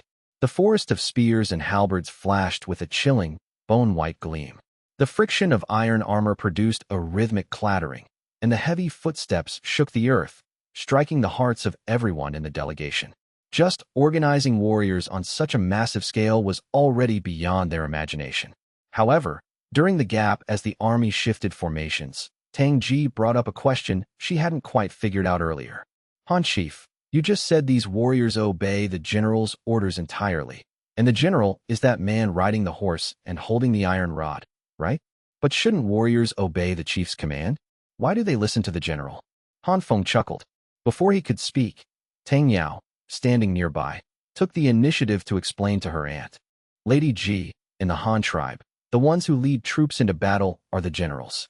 Each general commands several thousand warriors, but these generals all obey the chief's orders. Han Feng has so many things to do. He obviously can't lead the troops in a battle himself. So he only needs to tell the generals the objective, and the generals will figure out how to defeat the enemy. Han Feng smiled and nodded, thinking to himself that this little girl had clearly learned quite a bit during her time in Kaiyuan Commandery. At the very least, she had understood the Han tribe's military system from the mouths of those nomads. Tang Yao is correct. Our Han tribe's standing army usually has its own garrison duties scattered across various regions. If a war breaks out, I will issue them temporary combat missions. When the time comes, the generals of each army will naturally lead the warriors to complete the mission. As Han Feng was explaining, the delegation suddenly let out a collective gasp and exclamations of surprise, immediately drawing the attention of the others. Han Feng glanced over. It turned out the military formation on the other side had completed its setup and deployed into the most common attack formation, the boar rush tactic that Han Feng had taught Xue Tu and the others back then. The first row consisted of sword and shield bearers, tightly packed to block enemy arrows. The second row was made up of spear and halberd infantry, thrusting their weapons out from behind the shield wall. The third row consisted of pikemen, resting their unique 7.5-meter-long pikes diagonally on the shield wall to defend against cavalry charges. Crossbowmen were neatly arrayed behind the formation, providing long-range strikes via volley fire. Finally, the cavalry was positioned on the two flanks of the grand formation, ready to protect the flanks, charge into slaughter after the enemy formation broke, or use their mobility to outflank and encircle the enemy, wiping them out in one fell swoop. However, merely forming up wouldn't cause such a massive reaction from the delegation. What truly shocked them was the simulated attack sequence the formation executed. Under the commander's flag in the center, the war drums beat continuously, and various colored flags waved in turn. The entire formation rolled forward in unison, following the drum beats like a crushing wave. The drum beats on the field suddenly changed. The warriors in the front row immediately slammed their shields into the ground, assuming a defensive posture. Meanwhile, the crossbowmen in the rear raised their divine arm crossbows in perfect synchronization. With a single command from the center, the 6,000 to 7,000 crossbowmen from the combined guards released their bolts simultaneously. In an instant, a dense rain of arrows formed in midair, arcing high into the sky like a black cloud. It traveled a full 400 meters before plunging vertically into the target area. The straw scarecrows on the opposite side were instantly turned into pincushions. But it didn't end there. The crossbowmen quickly fired a second volley, then a third, a fourth. The black rain of arrows washed over the target area wave after wave like a tide. Such a dense barrage of arrows, combined with that extreme range, nearly made the delegation's jaws drop. Looking at the straw men and the ground in the distance, now bristling with arrows, the Fisher tribe members were dumbfounded, silently comparing this to the Exian tribe's bamboo bows and arrows in their minds. The Exian tribe's bamboo bows incorporated the technical characteristics of prairie shortbows, so they had decent elasticity. They were made by polishing 3 bamboo strips of different lengths and binding them together in different directions, which greatly increased the bow's elasticity. Furthermore, their bamboo arrows were hollow and lightweight, so when fired in a high arc, their range wasn't short. They could reach nearly 300 meters. However, the Exian tribe's metallurgical capabilities were limited, so they couldn't afford to use many metal arrowheads. Only a minority of their bamboo arrows were equipped with bronze heads. Most used bone or stone. But even with a bronze arrowhead, a bamboo arrow fired at a distance of 300 meters essentially had no lethality. It might be somewhat effective against unarmored targets, but against armored ones, no, let alone the terrifyingly high defense of the Han tribe's iron armor. Even the leather armor of the nomadic tribes or the bamboo armor of the Exian tribe would be hard to penetrate. After all, hollow bamboo arrows could only be considered light arrows. Arrows and bullets aren't fundamentally different. Their lethality is entirely dependent on kinetic energy. At the same speed, the greater the mass, the greater the kinetic energy. The same principle applies to arrows. In comparison, the Han tribe's arrows, made of solid wooden shafts, were far more lethal. Coupled with cast iron arrowheads, penetrating low protection targets like leather armor was incredibly easy. Moreover, cast iron is brittle. If it hit a human bone within 200 meters, the arrowhead would shatter inside the body, breaking into many iron fragments and causing secondary damage to the target, resulting in an extremely high fatality rate. With this comparison, Zhao Shi and the Tang tribe members instantly gained confidence in this war. The Han tribe possessed such powerful long-range weapons, and their soldiers were universally equipped with iron armor. If such an army were to engage in a turn-based shootout with Commander Xine's forces, the Han tribe would undoubtedly win. Having such an army as an ally would make their cooperation with the Han tribe much safer. However, they couldn't agree to the Han tribe's terms too hastily. If they had to send their own tribe's troops, they must at least ensure their warriors were also fully equipped with iron armor. This would somewhat improve their battlefield survival rate and prevent their tribe's young men from suffering massive losses. At this moment, having only seen the beginning, Zhao Shi had already made up his mind. On the other side, the simulated attack on the field continued. After 5 volleys of arrows, the military formation shifted again. The massive army, originally arranged in a horizontal line, rapidly transformed into individual tactical columns under the direction of the war drums and military flags. These so-called tactical columns were the Han tribe's assault formations, multi-branch tactical assault squads designed by Han Feng based on the Mandarin Duck formation. A large squad typically consisted of 2 sword and shield bearers, 2 short spearmen, 2 halberdiers, 2 pikemen, 1 archer, and 1 crossbowman. In combat, the shield bearers were responsible for frontal defense. The pikemen, wielding 7.5-meter pikes, drew the enemy's attention and harassed them. The halberdiers and short spearmen, whose weapons were 3.5 meters long, guarded the flanks of the shield bearers and took on the primary killing role, delivering fatal thrusts while the enemy's attention was diverted. It's important to note that swords don't actually kill people easily. A common saying in Han Feng's past life was stabbing kills, slashing wounds. Swords, primarily used for slashing, might cut an enemy open or sever limbs, but the probability of immediate death was relatively low. Being stabbed by a spear, however, was a different story. A single thrust to the human torso, regardless of where it hit, was game over, because the torso is full of internal organs, all vital spots. Of course, this saying didn't quite apply to the primitive era. In an age where medical technology was essentially zero, even a sword cut would likely kill you within a week, assuming you didn't die on the spot. As for the archers and crossbowmen in the tactical squad, they generally didn't participate directly in melee combat. Their role was to act as lookouts, preventing enemies from launching sneak attacks from other directions while the squad engaged frontally. At the same time, they were responsible for eliminating high-value targets at a distance. The archer used a recurve composite bow, which had the advantage of a fast rate of fire but lacked the range and accuracy of the divine arm crossbow. Therefore, they handled sudden threats at close to medium range. The crossbowman used the standard-issue divine arm crossbow. While loading it was slower, it boasted superior range and accuracy, making it ideal for handling distant threats and assassinating high-value targets, such as enemy commanders at various levels. Everyone had their specific role, making this tactical squad capable of both offense and defense, perfectly suited for chaotic battles on large-scale battlefields. In smaller skirmishes, or in narrow terrain like forests, the tactical squad could split in 2. Each sub-squad would be led by a shield bearer, with the number of spears, halberds, pikes, and bows halved, forming a 5-man team. It could be streamlined even further by removing the archer and crossbowman, forming a 3- or 4-man team capable of combat. The tactical squads were flexible and versatile, combining multiple troop types. When deployed together, they could exert an even greater advantage. However, the delegation obviously couldn't discern so many profound secrets just from their positioning. They only saw that after the horizontal formation shifted into tactical columns, 20 horse-drawn carriages emerged from the gaps between the columns. Each carriage was pulled by 4 horses arranged in pairs. Once they reached the front of the formation, they stopped in unison. In an instant, a team of warriors swarming around these strange vehicles led the horses aside, leaving only the bizarre 4-wheeled contraptions in place. Han Chief, what are those things? Tang Ji peered carefully through her telescope for a while, but couldn't make heads or tails of them. Tang Yao had seen them on the walls of Kaiyuan Commandery, but they looked somewhat different now. She knew they were some kind of long-range weapon, but she had never seen how they were used. So, after Tang Ji asked, Tang Yao also looked at Han Feng with a face full of curiosity.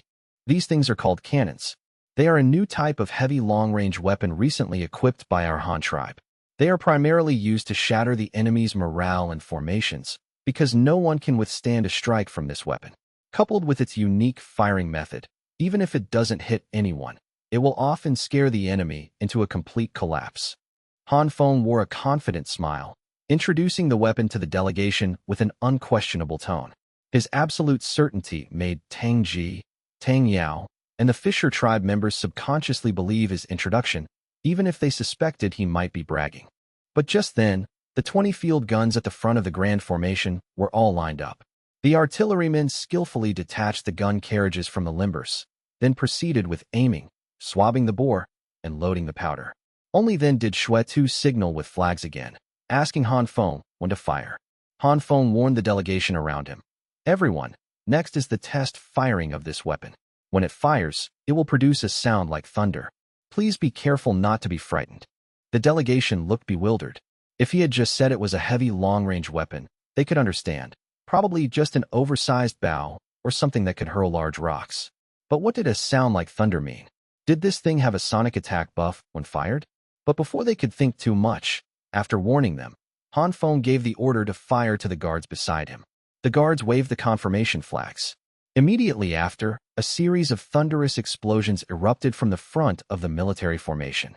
Even though their inspection ship was several hundred meters away, the sound was still incredibly shocking, as if a thunderstorm had detonated right next to their ears. Asterisk boom, boom, boom, boom, asterisk. Through the delegation's telescopes, they saw the row of large silver-gray iron tubes spew massive clouds of white smoke and blinding flashes of fire after the artillerymen pulled a thin cord. Then, the entire gun carriage violently recoiled backward. When they looked back at the target area, they saw that the straw scarecrows, which had already been turned into pincushions, were instantly mowed down in huge swaths by something invisible. The target area was a mess. The speeding cannonballs bounced twice on the ground, smashing 2 large craters in succession, before finally burying themselves in the dirt. The extreme range, the terrifying power, and that horrifying, thunderous roar were far more shocking than the massive volleys of arrows from earlier. After the 20 cannons fired a volley of round shot, they proceeded to demonstrate firing chain shot and grape shot. Although the range was significantly shorter than the initial round shot, the terrifying lethality and destructive effects were even more shocking. In Zhao Shi's understanding, the first type of attack was an unstoppable force that could shatter palisades and pierce walls. The spinning chain shot could sweep away cavalry, and the final grape shot was like a hailstorm that annihilated crowds. However, the Tang tribe had a different takeaway. Seeing the cannons display their might, Tang Yao seemed to remember something and leaned in to whisper in Tang Ji's ear. What she told Tang Ji was that she had once seen a massive ship in the Han tribe, and it seemed to be equipped with many of these things. When the large ship was being outfitted at the dock, she had personally seen many people hoisting cannons onto it. With this, Tang Ji gained an even deeper understanding of the Han tribe's true strength. Come to think of it, compared to the army before them, those dozens of cannons were clearly much more formidable. After the artillery demonstration concluded, the military formation shifted once more. The tactical columns advanced several hundred meters, practiced some formation changes, and then reassembled. Shuetu then sequentially demonstrated the hollow square formation, the concentric circle formation, the large hollow square formation specifically designed to coordinate crossbowmen and artillery against cavalry, and the alley formation used in conjunction with artillery. The alley formation involved arranging several defensive squares in a ring, leaving several horizontal and vertical alleys between them. When the enemy encountered the squares and was blocked, they would be forced to surge into the alleys within the grand formation. Positioned in the center was the central artillery square. Each alley was guarded by at least 2 cannons. Firing standard round shot at the enemies pouring into the alleys maximized the power of the muzzle-loading solid-shot cannons. While the grand formation on the shore continuously shifted and drilled, Zhao Shi from the visiting delegation walked over. Having witnessed the Han tribe's formidable strength, he finally made up his mind to cooperate with them. The Fisher tribe was already at odds with Commander Xian's faction anyway. Since the Han tribe now had the capability and determination to defeat Commander Xian and rule Bamboo Island, taking a gamble now for the sake of his people's future was worth it. He would consider it a contribution to his descendants. Han Chief, I've thought it over. We agree to the matter you proposed yesterday. We will provide the 2,000 men. However, regarding weapons, clothing, and armor, could you equip us with the same gear as the Han tribe? Han Feng wasn't surprised that he agreed. He simply smiled faintly and said, "Old leader, you worry too much. The Fisher tribe lacks resources. The Han tribe absolutely has no intention of making you gather your own weapons and armor. As long as you provide the men, we will naturally provide the weapons and equipment. Furthermore, since you have accepted the Han tribe's conditions, it means you have pledged allegiance to the Han tribe. Therefore, the warriors conscripted from the Fisher tribe will be treated as the Han tribe's standing army, no different from the army you see before you. Of course, they must also accept my command. Also, I can make another guarantee to the old leader. Regardless of whether this succeeds or fails, whatever the outcome, the Han tribe's promise to give you 4 fishing boats will always stand. The land in Chaoyang Commandery on Bamboo Island will also belong to the Fisher tribe to use. However, from now on, the Fisher tribe must accept the Han tribe's administration. If we lose the war and there is no place for you on Bamboo Island, I can also promise to relocate the entire Fisher tribe to Tuahai Commandery to live and multiply. The old leader must have seen yesterday that the environment here in Tuahai Commandery isn't bad, right? Whether you want to farm and weave or sail and fish, the conditions here are no worse than on Bamboo Island. Zhao Shi was deeply moved upon hearing this, especially by Han Feng's final guarantee. Even if they lost, they would be given a place to live in Tuahai Commandery. In his eyes, this was almost better than winning.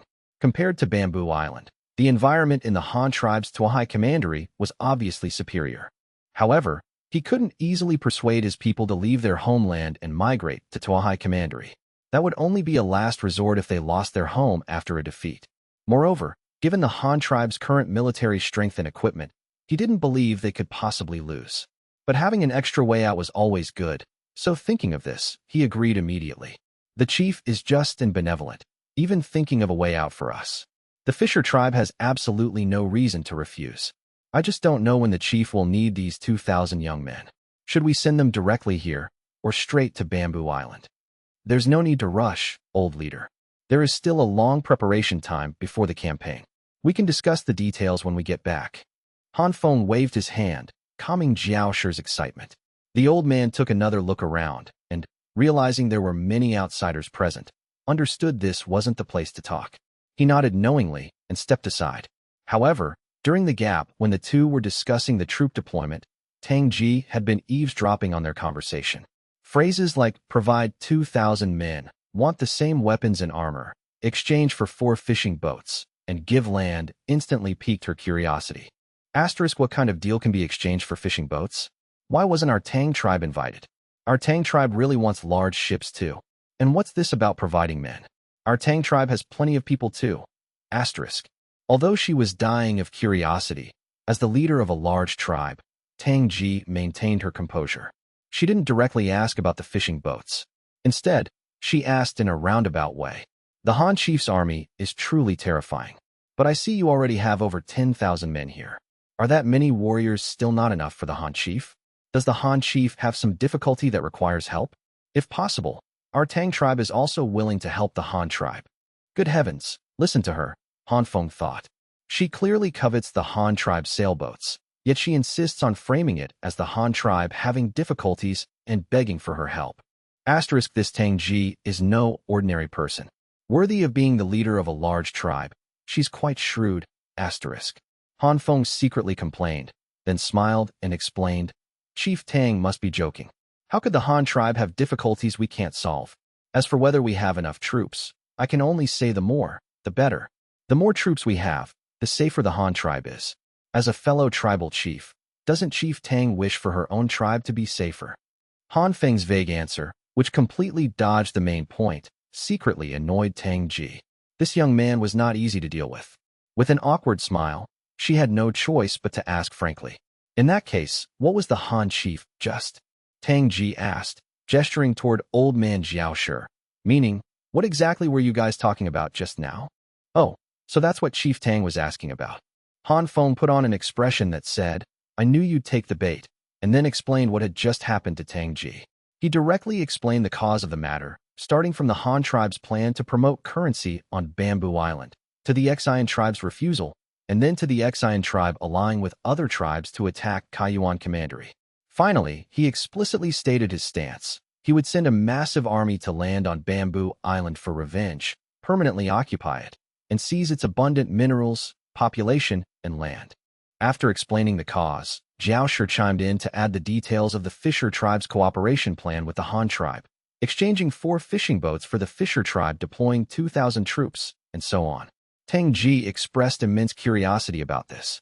The cause of this whole affair seemed to be whether this currency could be promoted. What exactly was this currency?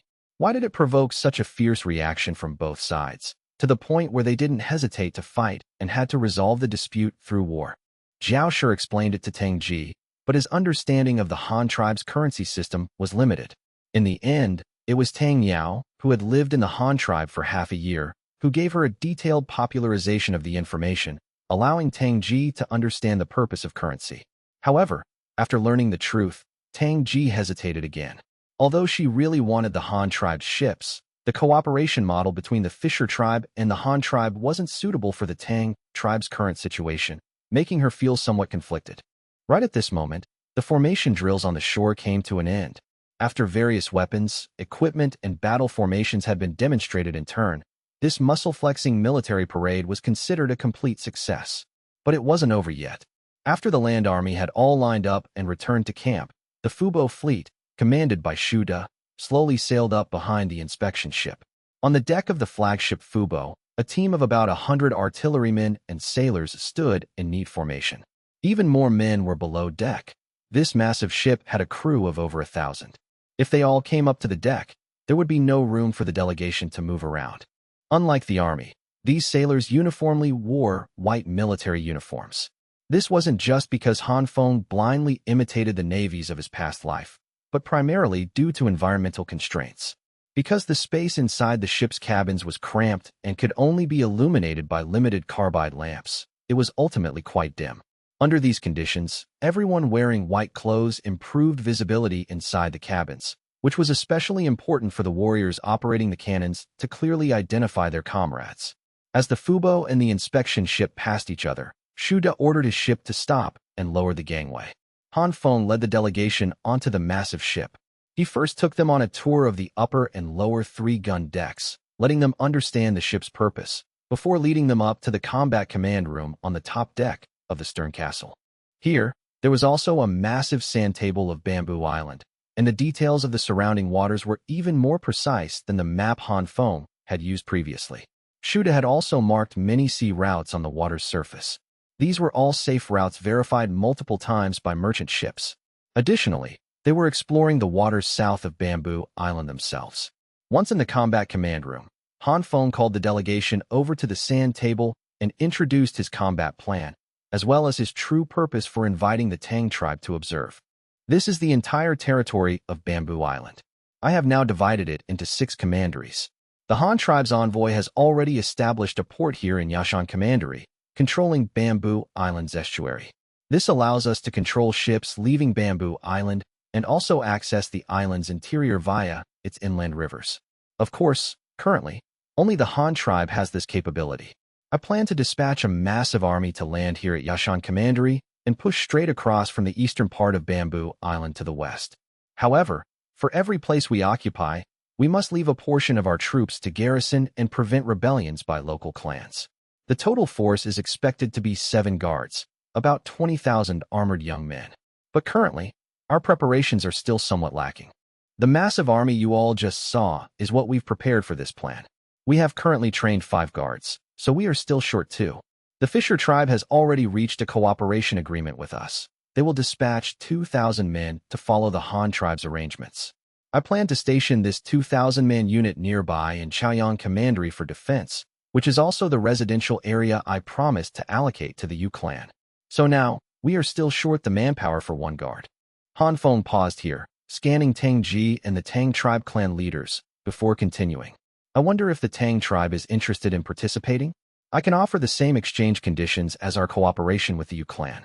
You provide 2,500 men, and our Han tribe will provide 5 double-masted trawlers in exchange. However, I cannot allocate land for you to live and farm on Bamboo Island. Besides, you don't need it. The Tang tribe has plenty of land waiting for you to develop.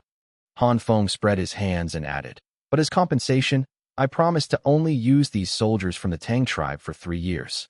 During their 3-year service period, the Han tribe will pay them military salaries. In the event of casualties, they will be compensated according to the Han Army's pension standards, a lump sum pension payment, plus a monthly subsidy to help raise the deceased direct children until adulthood. After the 3 years are up, they can all go home. In addition to this, as compensation to the Tang tribe, I promise to help you build a fishing port and grant you the right to conduct business within the Han tribe and Bamboo Island territories. You can sell the fish you catch to your own people. If it doesn't sell well, you can also sell it to Bamboo Island or our Han tribe. Of course, if you have other goods to sell, that's fine too. What do you all think? After Han Feng finished speaking, the Tang tribe delegation was completely stunned. Through the military parade just now, they had understood what professional soldiers were, specialized warriors gathered by the chief solely for defense or external combat, who didn't have to do anything else in peacetime. But it wasn't until this moment that they learned the Han tribe actually paid these soldiers. In other words, even if they didn't farm or hunt, simply being a soldier allowed them to use the salary provided by the tribe to support their families. If it were just that, it would be fine. After all, soldiers needed to live too, so it was understandable.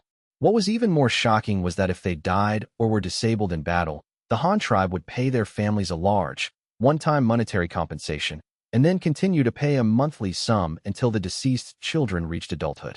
This system was simply too good. The clan leaders of the Tang tribe found it unbelievable, and even Tang Ji was no exception. What they didn't know, however, was that the Han tribe's policies for martyrs went far beyond just paying money to support their children. There was a whole series of other policy supports, such as children inheriting their father's noble titles, tax exemptions, priority admission to schools, priority hiring for jobs, and so on.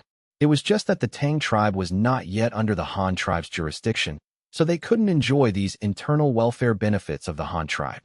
All they could get was a sum of pension money, since they didn't pay taxes to the Han tribe anyway.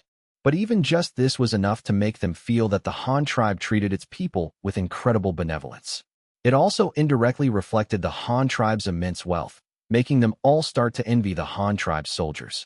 The clan leaders of the Tang tribe were very interested in Han Feng's plan, providing 500 men to serve the Han tribe for 3 years in exchange for a double-masted fishing boat.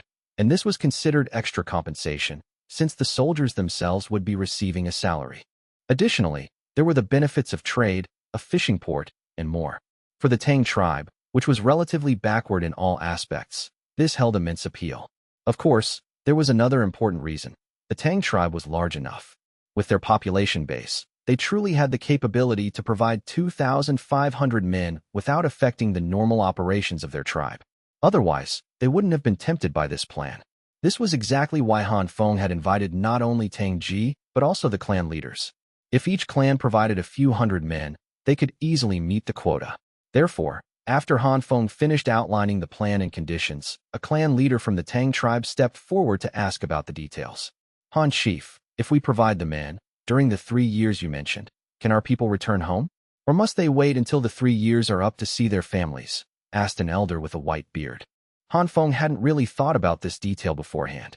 However, considering that the other party didn't belong to the Han tribe yet, he pondered for just a few seconds before making a decision. They can return home. Here is how I plan to arrange it. If you decide to provide the men, then before the expedition, I will arrange for them to train in the camp you just saw. During this period, their families can come to visit, but the soldiers cannot go home. There are also time limits for family visits, only twice a month, and we will arrange it uniformly. Before the expedition, I can allow them to return home once for 3 days. The Han tribe will handle the transportation. However, if there are deserters or those who fail to return on time, we will execute the Han tribe's military law. In our Han tribe, such an offense is punishable by public execution. Furthermore, the Han tribe will not pay any pension for soldiers executed for breaking the law. Han Feng paused here, glancing at the reactions of the Tang tribe members, before continuing. After the expedition to Bamboo Island, because the journey is long and the mission is heavy, it won't be possible for them to return so quickly. Whether they can return home will also depend on the local situation. If the situation is stable, I can allow them to return home once every 6 months, with each leave lasting 1 month. Since the round trip by ship takes half a month, they will only have half a month at home. However, they can't all return at once. They must take turns taking leave. During their leave, they will not receive military pay, but the Han tribe will provide round-trip transportation and food and lodging along the way. When they cannot return during their service, they can also write letters home. If you have any news you want to tell the deployed soldiers, you can write letters, and we can have the passing merchant ships deliver them. For specific details on this, you can consult the governor of Tuahai Commandery when you get back, which is Governor Lin Shu right here. Han Feng pointed to the Shu beside him. Actually, they all knew him. Compared to the Shu, Han Feng was the stranger in their eyes, as this was their first meeting, whereas the Shu had been here for over half a year. The Tang tribe clan leaders thought about it and felt Han Feng's arrangement was reasonable. The punishment for desertion was a bit harsh, direct execution, but it was understandable. Even if their own tribe organized such an activity, the clan rules for soldiers running away probably wouldn't be much lighter than the Han laws. They could completely inform their tribesmen of this rule in advance. If anyone was afraid, homesick, or couldn't accept these conditions, they simply shouldn't go and shouldn't cause trouble. Thank you for the explanation, Han Chief. I have no more questions. The elder stroked his beard, nodded, and stepped aside. But immediately, someone else stepped forward with a question. Han Chief, I have a question. If we agree, when will those fishing boats you mentioned be given to us? And the military pay for our men, how will the Han tribe pay it? When will it be paid? A short, plump middle-aged man ran up to ask. Those are two questions. I'll answer the first one first. If you agree, the 5 fishing boats will be delivered to you successively before this time next year.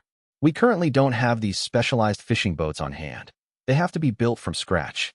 A double-masted sailboat of this size takes at least 2 months to build, even at the fastest speed. And it takes over a month to sail here from our Luoyang Commandery shipyard. That means even if you agree now, it will be at least 3.5 months before you get the first ship. So we can only give them to you one by one. As for how your tribe uses them internally and who gets to use them, I won't interfere, Han Feng explained. Does the Han Chief mean that the ships given to us will all be new? The short, plump middle-aged man asked in surprise. He originally thought the Han tribe would just pick 5 old ships to give them, and they could get them immediately upon agreeing. He didn't expect to have to wait that long. But if they were all new ships, waiting wasn't unacceptable. That's right, they are new ships. Because they are specifically for fishing, our Han tribe's existing ships aren't really suitable, so they must be newly built. Seeing that he understood this, Han Feng moved on to answer the second question. Additionally, regarding the military pay you mentioned, our Han tribe pays it once a month. At the beginning of each month, we settle the pay for the previous month. The payment method is our Han tribe's currency. A soldier receives 30 yuan a month, which will be paid directly to the soldier. They can use it themselves to buy things locally, or they can entrust the army to send it home along with their letters. Once their families receive this money, they can also use it to buy things from our Han tribe. Food, salt, cloth, tools, livestock, seeds. As long as it's a commodity publicly sold by our Han tribe, it can be bought with money. The Tang tribe clan leaders had no concept of the Han tribe's currency, nor did they know if 30 yuan was a lot or a little. But this payment method seemed convenient and acceptable. So the short, plump middle-aged man continued to ask, Han Chief, is 30 yuan a lot or a little? What can it buy? Han Feng wasn't entirely clear on the prices in Tuahai Commandery, so he gestured to the Shu beside him to answer. I'll explain this. A monthly salary of 30 yuan is considered an average wage in our Han tribe. Most craftsmen earn this much. Highly skilled craftsmen or school teachers earn slightly more, while manual laborers, like loggers or construction workers, earn slightly less. As for buying things, based on unhusked rice, the price here in Tuahai Commandery is 1 jiao and 2 won, 12 cents, per caddy. Husked brown rice is 1 jiao and 5 won, 15 cents, per caddy. 30 yuan can buy 250 caddies of unhusked rice. That's equivalent to 500 to 750 meals for a young adult. If you eat 3 solid meals a day, it can last 5 or 6 months. If you eat 2 meals a day, it can last 12 months. Of course, this is calculated based on one person's rations. If used to support a family, the whole family eats this food together. Even if a family has 7 or 8 young adults, it's enough for the whole family to eat for a month. If the family is really large, eating corn would be cheaper. In our Han tribe, wheat and flour are the most expensive. Rice and millet are mid-range.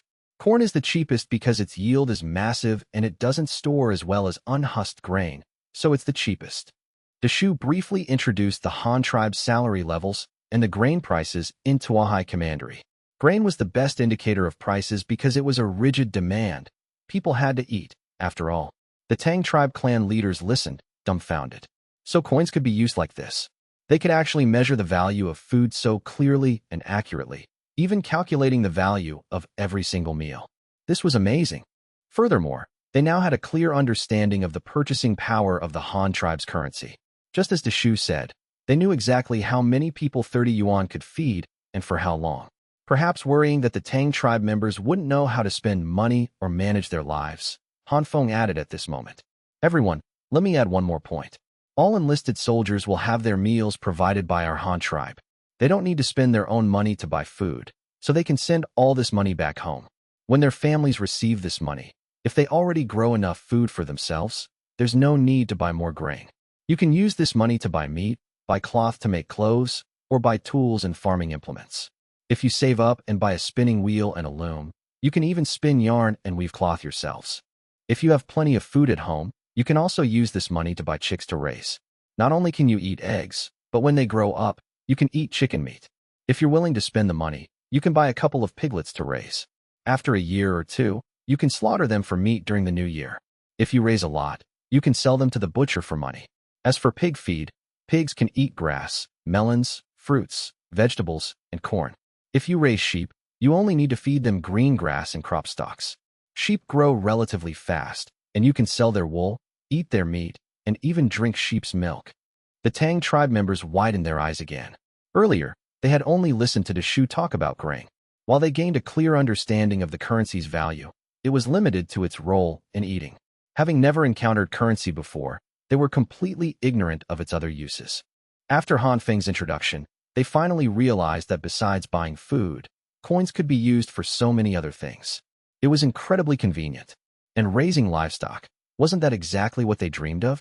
Every time they looked across the river at the herds of cattle, horses, and sheep in Tuahai Commandery, the Tang tribe members couldn't help but drool with envy. If they had money in their hands, wouldn't they also be able to raise livestock and live a good life? Thinking of this, the clan leaders couldn't help but get excited, wishing they could immediately agree to the Han tribe's conditions for providing troops. However, they couldn't make this decision directly, as they still had a grand chief above them. So, the clan leaders whispered among themselves for a while. After reaching a consensus, they looked at Tang Ji with inquiring eyes, asking if she agreed to this cooperation. Tang Ji had been listening for a long time and naturally understood the details, especially the uses of currency. For her, the leader of the Tang tribe, this was the most attractive part. Anyone who wasn't a fool could see the role of currency in trade, daily life, and the people's livelihood. Simply put, the benefits were massive. Therefore, Tang Ji specifically asked a few questions regarding the currency. Han Chief, you just mentioned using coins to buy livestock offspring and then raising them ourselves. Can this money only be obtained by serving as soldiers for the Han tribe? That depends on the Tang tribe's decision, Han Feng said with a smile. What do you mean? Tang Ji asked, puzzled.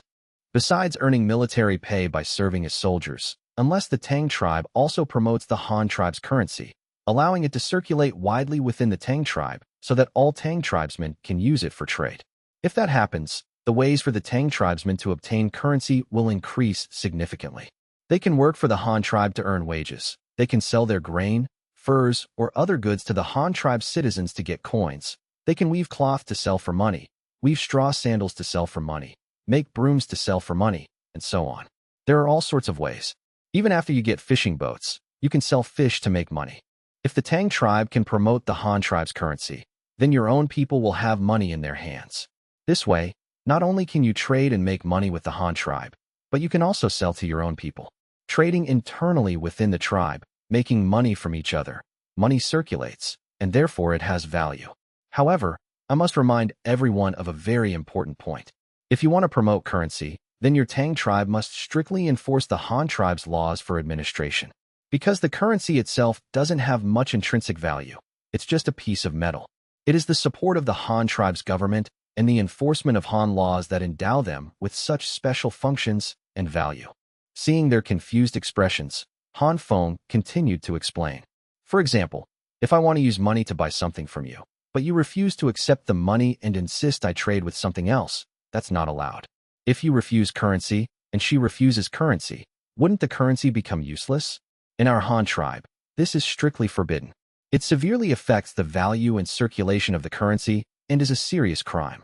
In our Han tribe, if such a situation occurs, you can report it to the authorities. The lawbreaker, once caught, will face corporal punishment, usually whipping or flogging, and then undergo a period of penal labor as punishment, depending on the circumstances. Depending on the severity of the offense, the duration of penal labor varies. Severe cases can result in a direct death sentence, public beheading in the streets to serve as a warning to the world. Theft and robbery of others' money are even more serious crimes. If caught, they will also be sentenced to various punishments according to Han law, ranging from lifelong enslavement to direct execution for severe cases. Without this strict set of laws to maintain it, the coins would lose their function and value. This is also why the Xian tribe was unwilling to promote the Han tribe's currency back then, because they didn't want to enforce the Han tribe's laws. Since he had planned to peacefully absorb the Tang tribe from the very beginning, Han Feng didn't bother tricking them like he did the Xian tribe. He simply laid out the stakes directly. The Tang tribe members weren't fools. They knew what Han Feng's words meant. If a tribe was comprehensively governed by another tribe's laws, didn't that mean they had become a part of that tribe? What was the difference between that and directly joining or submitting? No wonder the Xian tribe hadn't agreed back then. Then if we agree to let the Han tribe promote currency here, what will the Han chief do, and what can we get? Tang Ji glanced at Tang Yao, then swept her gaze over the clan leaders beside her, suddenly asking Han Feng. This question surprised Han Feng. He had already laid everything out on the table, stopping just short of explicitly saying, promoting currency means joining the Han tribe. He hadn't expected Tang Ji to actually consider this option. Was she a fool? Of course not. Han Feng glanced at Tang Yao beside Tang Ji. TSK, this is getting very interesting. Faced with Tang Ji's question, Han Feng remained very cautious. This was not an easy question to answer. If he misspoke, it could provoke a strong reaction from the other party, potentially leading to another war. He paced around the sand table twice before speaking seriously. If the Tang tribe is truly willing to promote the Han tribe's currency, then Han laws must absolutely be followed. This is the foundation of currency stability. Otherwise, there's nothing I can do. If not, even if the currency is promoted, prices won't be controllable. You might end up worse off than you are now.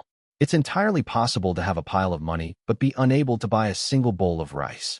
Therefore, if we are to promote it, we will definitely need the strong support of Chief Tang and the clan leaders. As for the method of promotion, my idea is this. We can first formalize the Tang tribe by dividing it according to the Han tribe's commandery and county system. Then, you can appoint your own people to manage them. We will establish a market jointly managed by both sides in each county, and a bank solely managed by our Han tribe in each commandery. The bank will be the place for storing, exchanging, and issuing currency.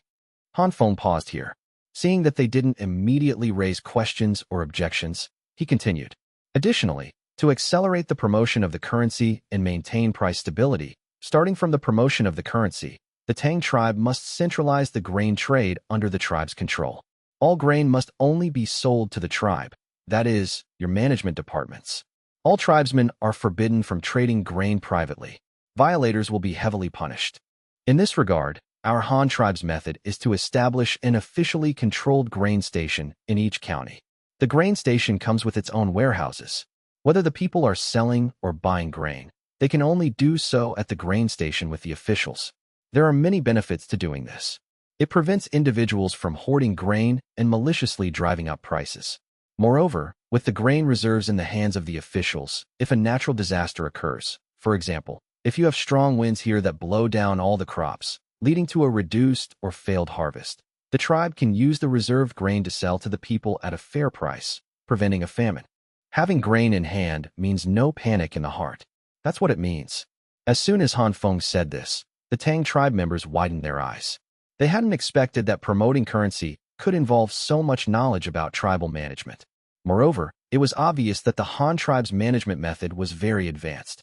Setting everything else aside, just the ability to respond to emergencies during disaster years was already outstanding. The example Han Feng just gave had actually happened in the Tang tribe before. The Tang tribe was located in a coastal area and frequently experienced typhoons. It was common for crops to be affected by hurricanes, leading to reduced or even failed harvests. When such natural disasters occurred, if the officials had no grain reserves, there was very little they could do. In past years when this happened, Tang would usually coordinate everything, and the clan leaders would manage their people, organizing them to hunt, gather wild fruits, or fish by the river to survive the crisis. But if they managed things according to Han Feng's method, they wouldn't have to go hungry when natural disasters struck. Does the Han Chief mean that the people can sell their surplus grain to the tribe's grain station in exchange for coins? In that case, does this reserved grain belong to our Tang tribe or the Han tribe? Because you're the ones providing the currency, Tang quickly spotted the loophole and asked directly. Han Feng was momentarily speechless. He had come up with this idea on the spot and hadn't considered this point. He had just blurted out the Han tribe's system, forgetting that it wasn't suitable for the Tang tribe's current situation. Well, what I just described is the Han tribe's method. Given the Tang tribe's situation, we can make special arrangements. Han Feng explained briefly, then pondered for a moment. Suddenly thinking of something, he snapped his fingers and continued. I've got it. We can do this. Didn't we already provide the Tang tribe with some sorghum, cotton, and corn seeds? Sweet sorghum is used for extracting sugar and brewing wine, which you don't know how to do anyway. After the harvest, you can sell it all to our Han tribe in exchange for currency. We'll take as much as you have. As for cotton, if you can't use it all or don't know how to weave cloth, you can also sell it to us for money. Then, you can use this money to buy the surplus grain from your tribesmen. This way, the money will circulate to every household. You will collect enough grain, and the grain will belong to you. Tang and the clan leaders all nodded. They knew about this, and they knew the seeds for these crops were provided by the Han tribe. They had no objections to Han Feng's proposed method. Han Chief, I know about the Han tribe's brown sugar, but what is that wine? Is it also for eating? Tang asked curiously. When Yu Fu first visited the Tang tribe, he had brought some blocks of brown sugar as a gift for Tang, so she recognized sugar. But she had never heard of wine before, which naturally made her curious. However, before Han Feng could explain this time, Tang Yao took the initiative to answer. Lady Ji, I know about this. The Han tribe's brown sugar is as sweet and fragrant as honey. Moreover, when women consume it during their menstrual period or after childbirth, it warms and nourishes the body. This is something from the book on dietary therapy and healthcare. As for wine, it's a very spicy water made from sorghum. Drinking it makes people dizzy. Drinking a little bit also has benefits. I remember it's used to ward off the cold. If the weather is cold in winter, drinking a little wine can make the body warm up and accelerate blood flow. Additionally, highly purified wine can be used to clean external wounds. After being ignited with fire, it can be rubbed on the body to treat bruises and sprains. Tang Yao always remembered things with medical functions very clearly. Moreover, the taste of these two foods, well, they were very distinctive. They were unforgettable. The impression was simply too profound. Wine can be ignited with fire. Tang was surprised. Wasn't that like animal fat? She hadn't expected that unremarkable sorghum could be used to make so many good things. It has to be extremely pure. The Han tribe calls that stuff alcohol. Wine is made by mixing alcohol with water. Tang Yao nodded her little head, speaking very seriously. Tang nodded in understanding, then spoke again.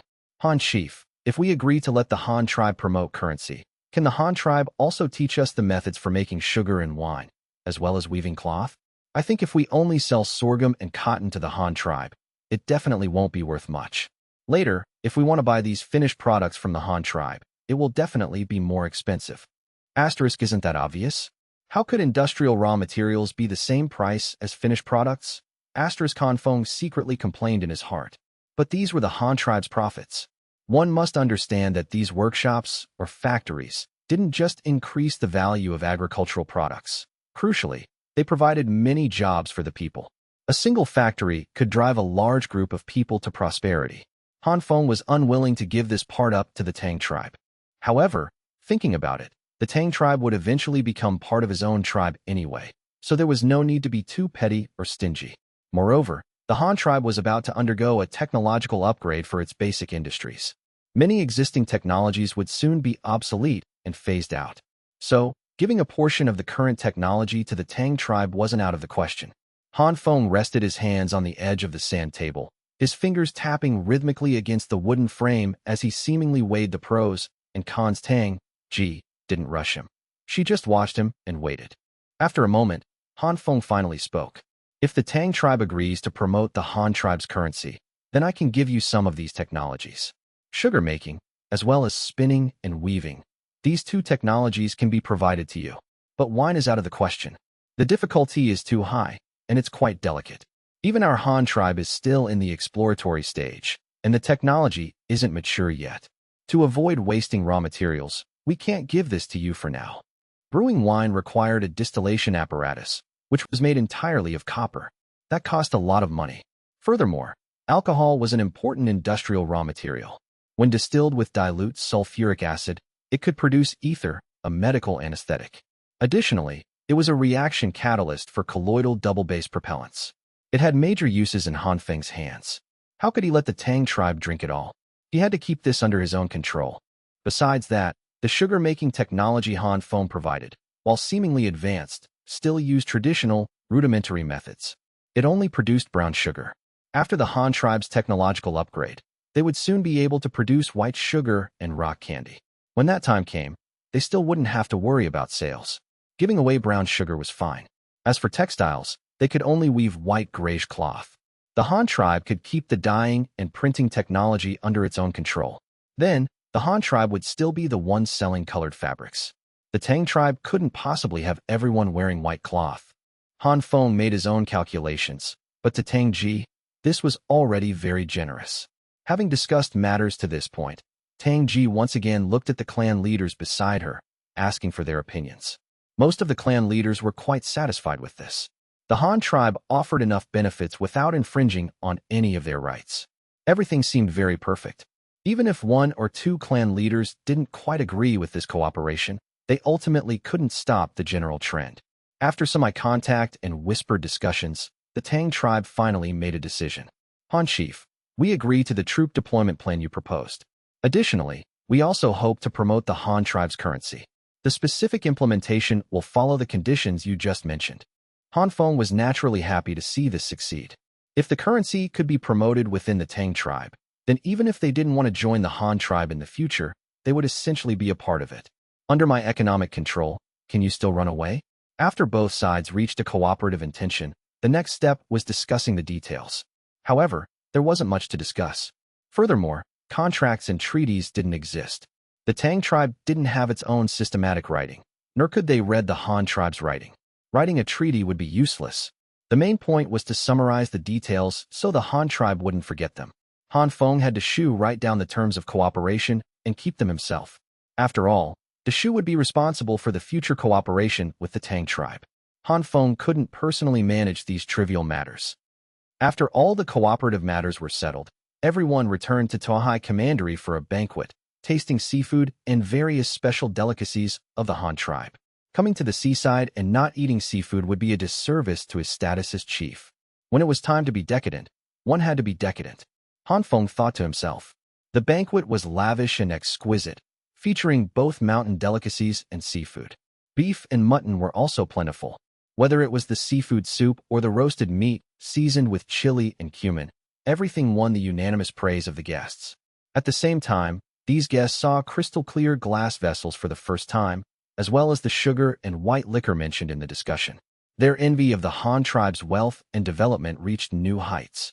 During the banquet, Han Feng personally promised to prepare a glass bottle of white liquor and a box of brown sugar for each of them. It wasn't much, just a gift. Meanwhile, Tang Ji also met Han Feng's wife and children for the first time. The banquet was arranged by Xiao Dai and Zhang Ning. The Han tribe didn't have a rule saying women couldn't attend banquets. After all, the leader of the Tang tribe was a woman. You couldn't exactly forbid people from sitting at the table. The two children were still young and couldn't eat much, but they kept playing around the table while eating.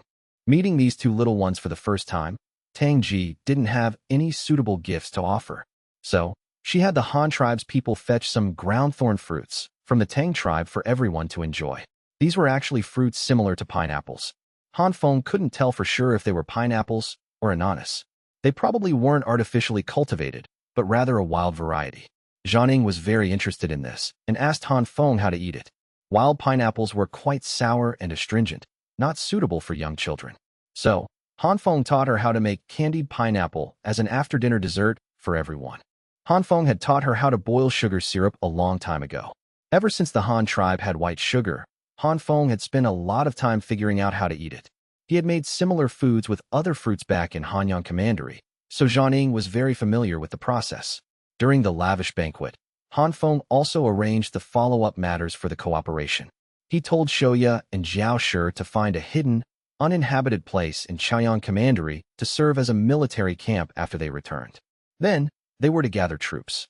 Shuetu would dispatch instructors and officers to them, and the Han tribe would gradually provide them with all necessary weapons and equipment before the operation.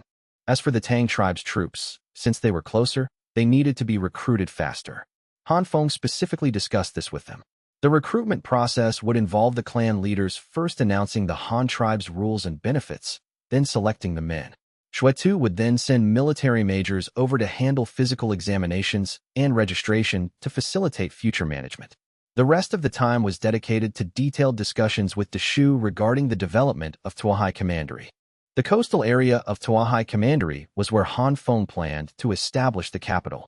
Both industry and agriculture needed to be well developed.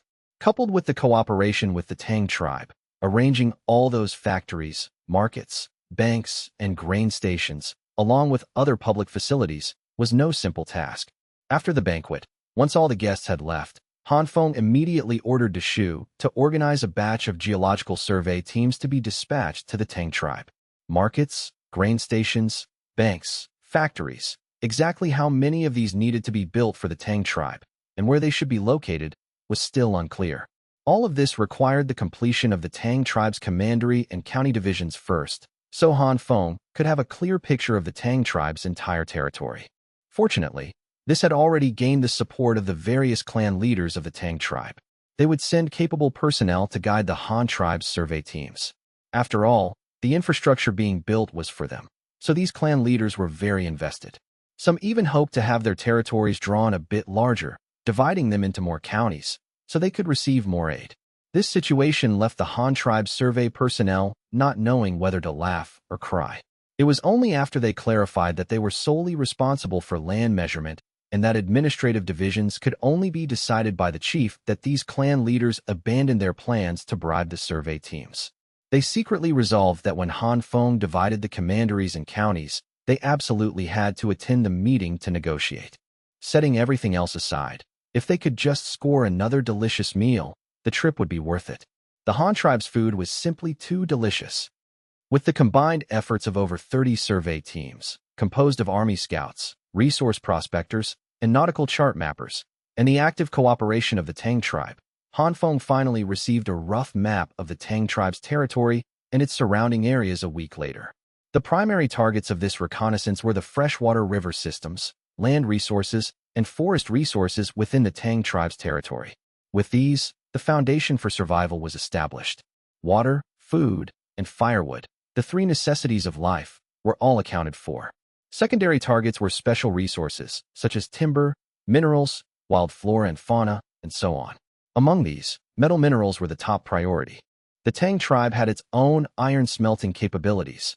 Han Feng had known this for a long time.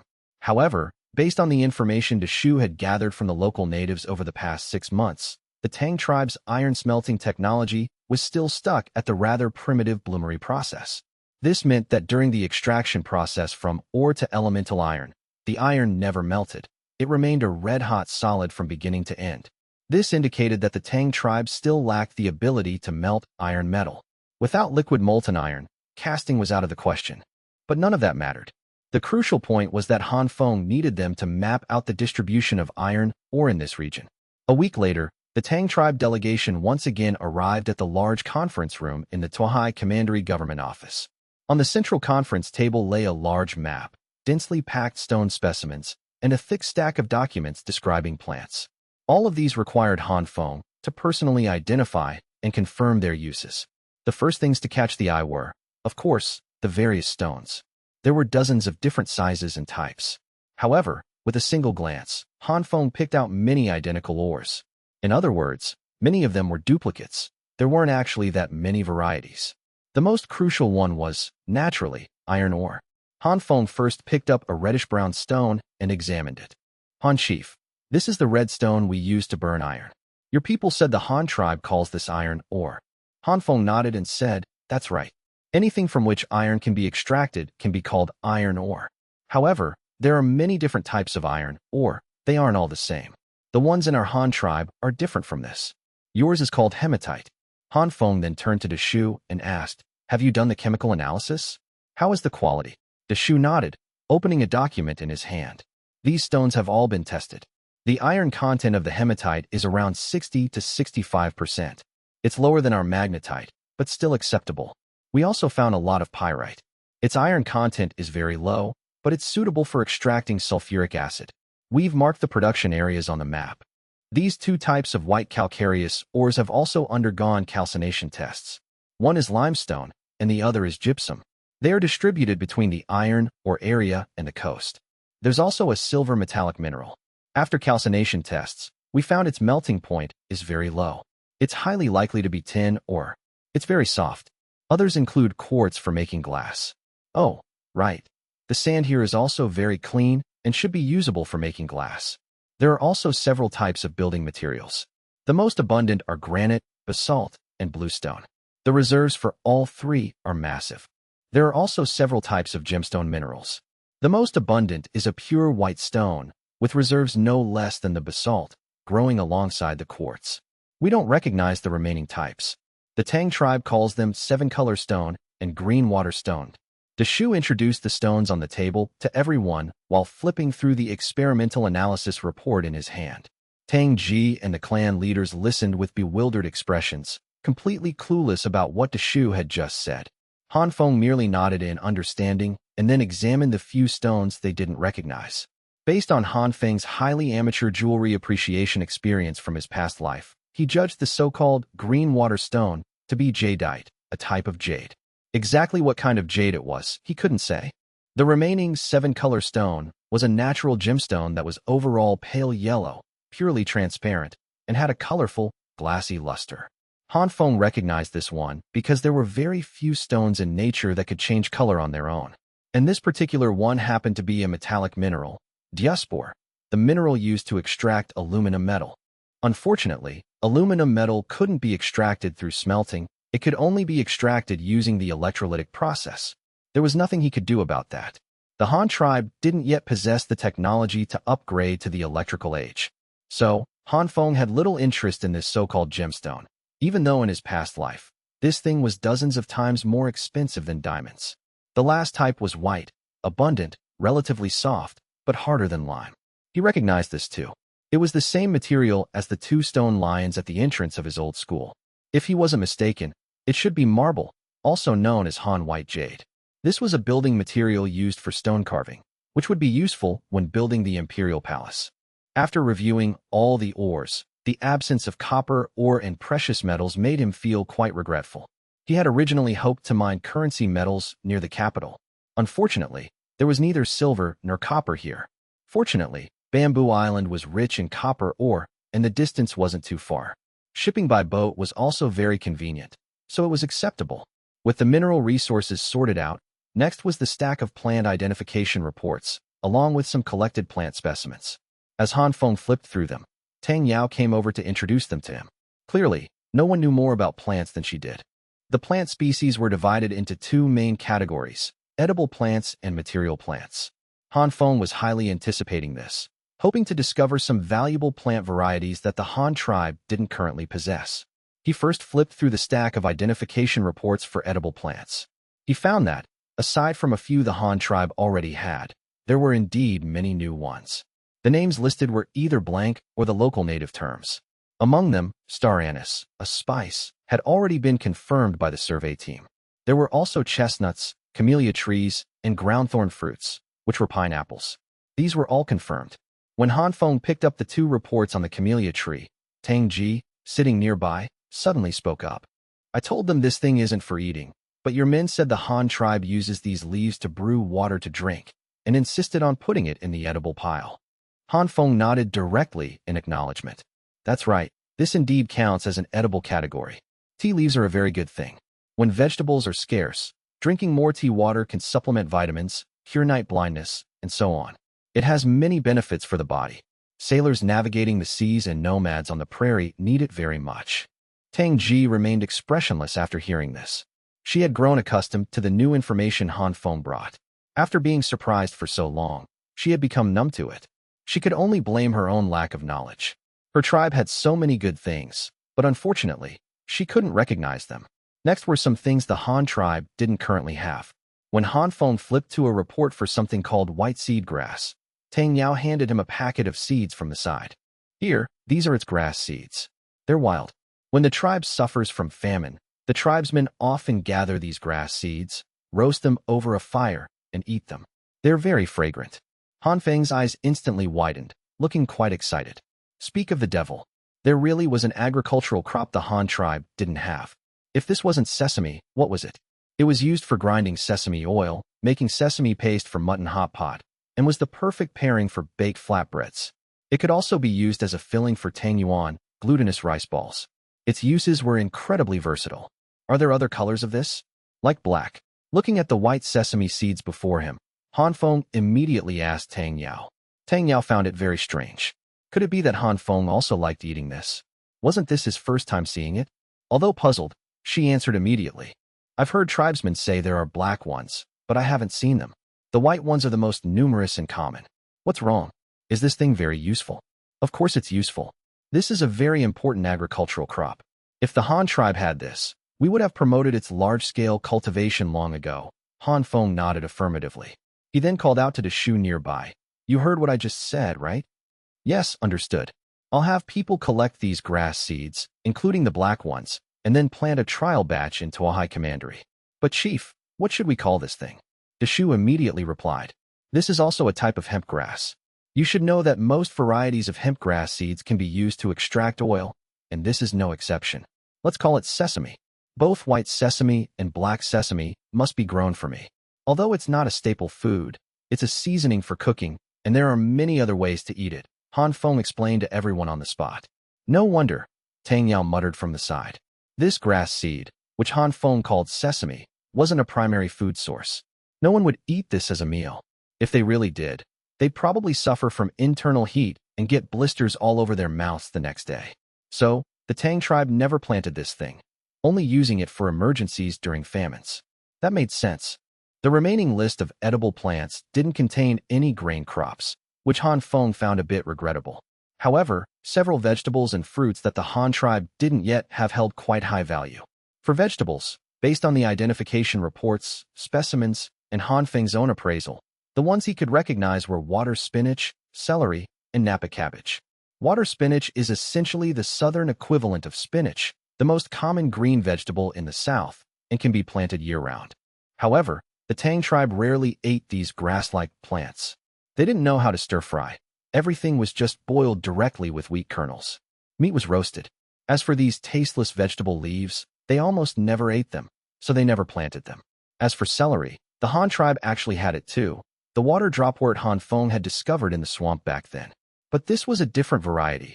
It was celery that could be grown on land and was also suitable for large-scale promotion. The cabbage variety was also different from the Han tribe's regular cabbage. It should be a variety of Napa cabbage, equally suitable for large-scale promotion. Han Feng assigned the trial planting and promotion of these vegetables to the Shu. Tang Ji naturally wouldn't just watch, so she asked, Han Chief, should our tribe also plant these plants together? If you're willing to try, of course you can. Besides, the seeds for these vegetables were provided by you in the first place. You can learn more of the Han tribe's cooking methods. Don't just look at them as grass. Eating more of them has many benefits. Also, even if you don't eat them, these vegetables can be used to raise livestock and poultry. Chickens, ducks, pigs, and sheep all love to eat these things.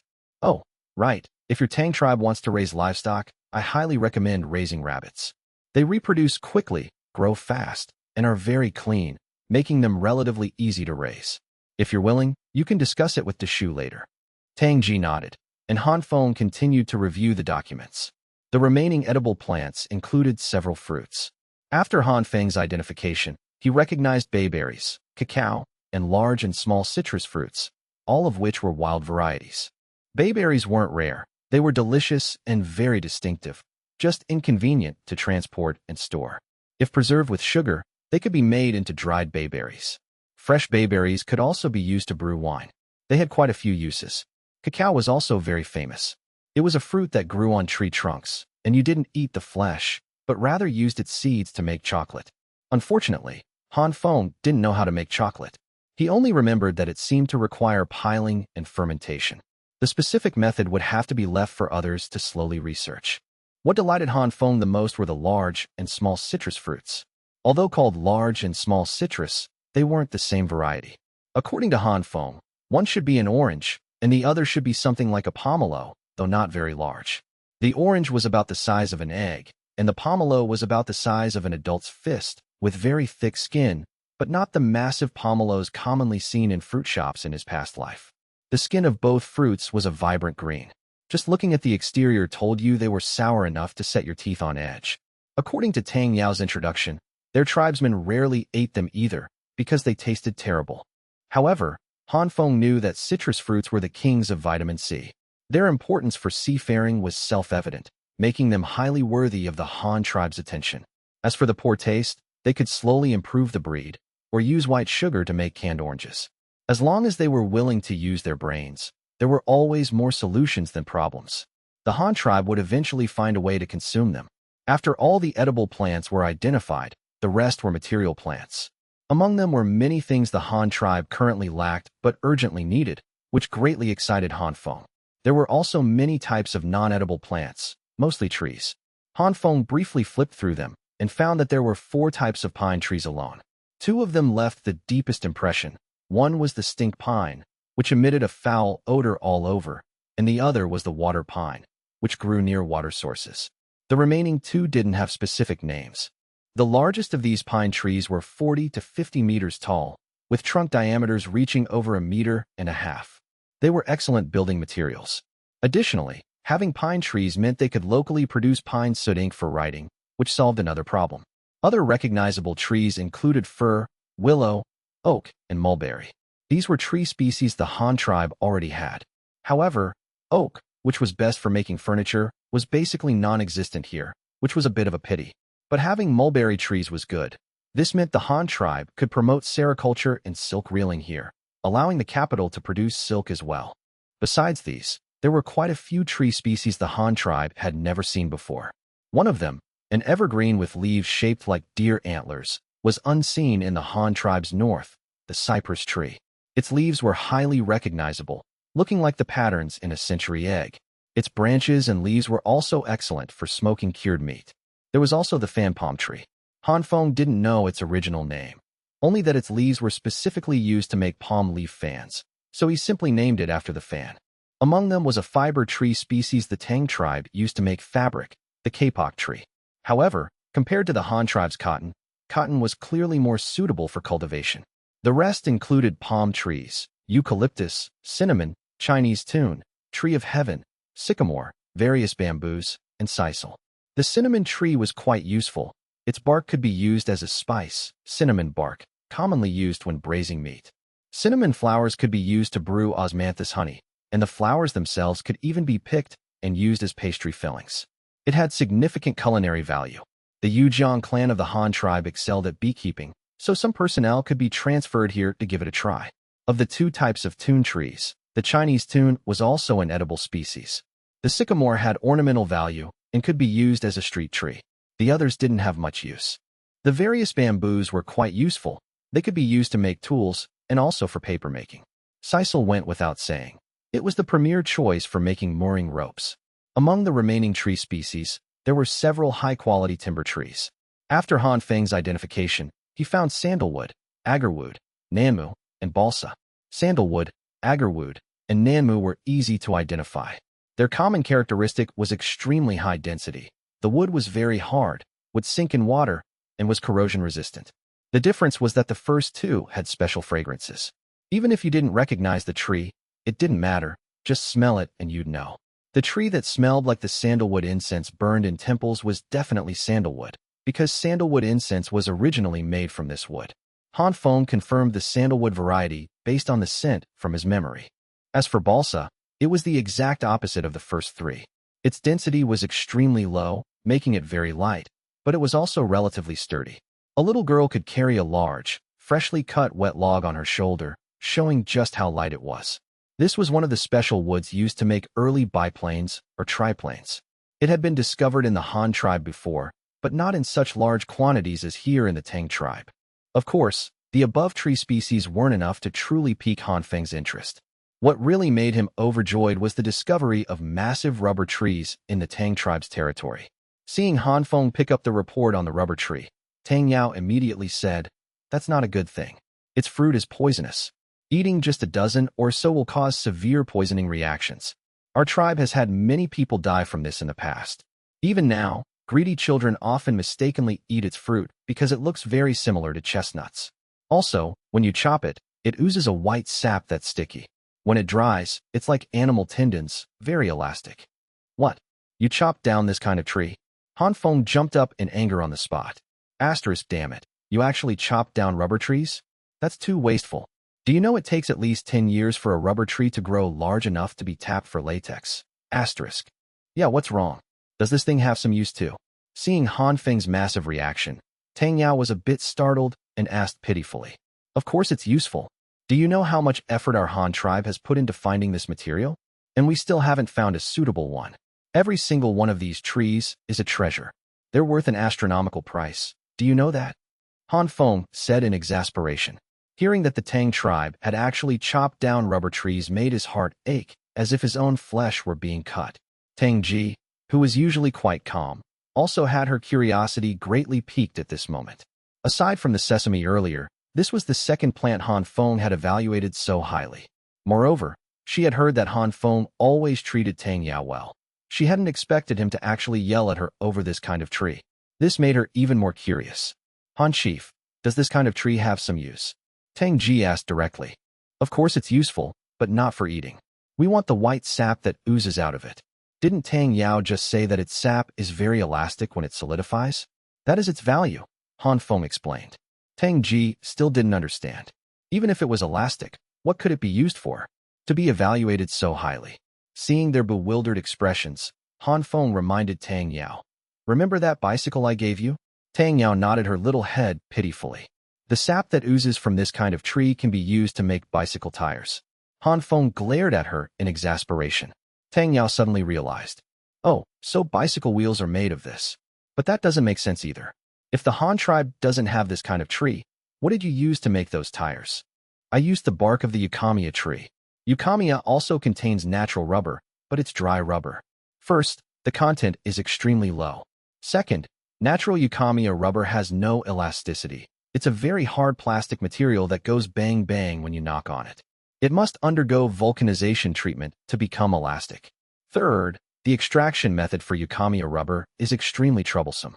It's nowhere near as convenient as this natural liquid latex. Although I made bicycles and tricycles, I never promoted them. A big reason is that the Han tribe's rubber production is too low, and the cost of tires can't be brought down. Now do you know the value of this rubber tree?" Tang Yao immediately nodded, but Tang Ji and the clan leaders were completely lost. What is he talking about? Why can't I understand a word? But he seemed to mention vehicles. Is this elastic tree sap used to make vehicles? Then its use really isn't small. Yao, what is a bicycle? Tang Ji ignored the others and asked her niece directly. It's a kind of vehicle. It doesn't need livestock to pull it, nor does it need people to push it. A person can ride on it, and there are 2 pedals at the bottom. You just step on them back and forth, and it moves forward. There are ones with 2 wheels, and ones with 3 wheels for transporting things. It's very convenient. Luo, the Han chief gave me one, but it's still in Hanyang Commandery. I didn't bring it back this time. Saying this, she stuck her tongue out at Tang Ji. Tang Ji didn't particularly want one. She was just curious. Besides, Han Feng had just said that even the Han tribe didn't have many. One could imagine how precious this vehicle was. However, she continued to ask, "Then what is a tire?" "A tire is the wheel of the bicycle. But that kind of wool isn't a hard wool made of wood. It's made of, well, this elastic rubber, made into a hollow wheel, and it's filled with air inside." Tang Yao continued to explain. "Hollow, and filled with air." Tang Ji was surprised again. "Wheels could be made like this. Would this thing be sturdy?" That's exactly how it is." Tang Yao nodded her little head again. Han Feng still sat there with a dark face, his heart and liver aching from anger. How important was the value of rubber? If early industry were compared to a human body, then steel would be the skeleton, fuel would be the heart, and rubber would be the muscles. All 3 were indispensable. Without any one of them, you couldn't even talk about industry. The uses of rubber were self-evident. There were simply too many. Tires for various vehicles, airtight seals, shock-absorbing buffer pads, rubber inflatable boats, lifebuoys, balloons, condoms, scratch that, erasers for students, slippers, rain boots, elastic bands, rubber bands, chemical gloves, insulating gloves, medical gloves, for tubes, tourniquets, latex mattresses, pillow cores, electrical wire insulation, and so on and so forth. You could even take natural latex, put it through a foaming process, and make sponge with excellent elasticity. Although Han Feng didn't know the chemical materials and processes for making sponge from foamed rubber, it didn't stop his heart from aching. The uses of sponge didn't need much explanation. Just think about why sofas are so soft and bouncy, and you'd understand. It could be said that rubber products were closely related to human life. Modern people simply couldn't survive without rubber. Thinking of this, Han Feng's liver ached again. He turned to Tang Yao and asked, "Exactly how many rubber trees did your Tang tribe chop down?" Almost all the ones near the settlements were chopped down. The fruit is poisonous, and we were afraid children would mistakenly eat it, Tang Yao said, lowering her head, not quite daring to look at Han Feng. Han Chief, please don't blame Tang Yao for this. I was the one who made the decision to chop down this kind of tree. If the Han tribe needs it, we just won't chop them down anymore. Tang Ji quickly pleaded for her niece. Sigh. Han Feng sighed. What was the use of blaming them? This was fate. It was just a pity he hadn't known there were rubber trees here earlier. Yes, we need it very much. If you agree, our Han tribe will uniformly use currency to purchase all the rubber within the Tang tribe's territory. As for the methods of collection and processing, we'll have to wait until after we experiment. Rubber is a new material for our Han tribe as well, and it will take a lot of time to figure it out. Additionally, we also want to purchase a batch of rubber tree saplings and seeds. I will have Governor Lin Shu handle this. Speaking of this, Han Feng turned to Shu and instructed, when you get back, find a piece of land here in Tohai Commandery that has convenient transportation but isn't suitable for farming or living. We'll clear it into a rubber plantation. Buy rubber tree saplings based on the land area and transplant them there. The more, the better. Even if we can't use them now, we must persist in planting trees every year. Remember, how powerful the Han tribe will be in the future depends on our rubber production. Hearing Han Feng speak so solemnly, Shu took a deep breath and nodded seriously. Rest assured, Chief. I've memorized it. With all the resources identified, both the Han tribe and the Tang tribe were very happy. Han Feng was happy because he had found many new foods and materials. The Tang tribe was happy because they had gained many new sources of income. Especially after hearing that Han Feng would even use money to buy tree saplings, the clan leaders wished they could chop down all the trees in their territory and sell them to the Han tribe. Han Chief, then about the development of these resources? Seeing Han Feng finish reviewing the list of products, Tang Ji immediately asked. For edible agricultural crops, our two sides can promote them together. Let our Han tribe do trial plantings first to accumulate experience and find methods, and then we'll promote them together. As for materials, we need a lot of timber, which you also need yourselves. Additionally, I plan to build a new shipyard here in Tohai Commandery, which will definitely require a lot of wood. As for rubber, you can just sell some saplings, seeds, and raw latex. I can't give you the processing methods because I don't even know them myself right now. It will take a lot of experiments to bring out its true value. Just don't chop them down anymore. You must understand that chopping down one tree now is equivalent to you losing a herd of cattle. Han Feng warned them. Understood. Since it concerns the amount of currency, I believe my clan leaders also know the importance of this kind of tree. Tang Ji nodded in understanding, then turned to scan the clan leaders on her side, implying a warning to them as well. But these clan leaders obviously weren't fools. Anyone who could be a clan leader was shrewd. Since it concerned the interests of their own clans, how could they casually destroy them? They would probably go back and serve those rubber trees better than their own parents. Then there was the Tang tribe's steel smelting. Han Feng didn't plan to intervene in this just yet. First, there were already too many things to do. Adding steel smelting wasn't realistic. Second, Han Feng was preparing to upgrade the basic industrial technologies, and the metallurgical industry was naturally a top priority.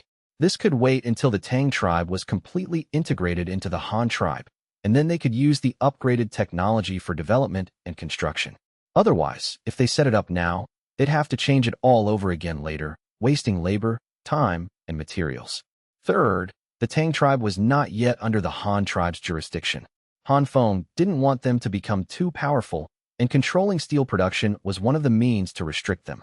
With that settled, the only thing left for this meeting was the division of the Tang tribe's commanderies and counties. As soon as this topic was brought up, the clan leaders immediately pointed at the map and began discussing animatedly. This was exactly why they had insisted on coming. Overall, the territory occupied by the Tang tribe was quite large. According to Han Feng's estimation, it should be at least slightly larger than Bamboo Island. Of course, no matter how large it was still just a corner of this continent. Another point was that the Tang tribe's population was relatively dispersed, not as concentrated as Han Feng had imagined. This meant the gaps between each clan's territory were quite large. Perhaps they had done this considering future development. From a long-term perspective, it indeed facilitated expansion as the population grew. Gathered around the large map on the table, the 20 or so clan leaders of the Tang tribe were engaged in heated discussions. Some argued that their clan should be designated as a commandery, while others claimed their clan could at least be divided into 2 counties. The noise gave Han Feng a headache. Finally, Tang Ji couldn't stand it anymore. She waved her hand to stop their arguing and asked Han Feng beside her, "Han Chief, we have no experience in managing a tribe like this. Why don't you tell us how to divide it?" Han Feng nodded and said, "I usually look at the population first, and then combine it with the potential value of the land to make the division. At the very least, you have to plan for the next 100 years. When the population increases in the future, the affiliated territory must be able to provide the resources needed for survival."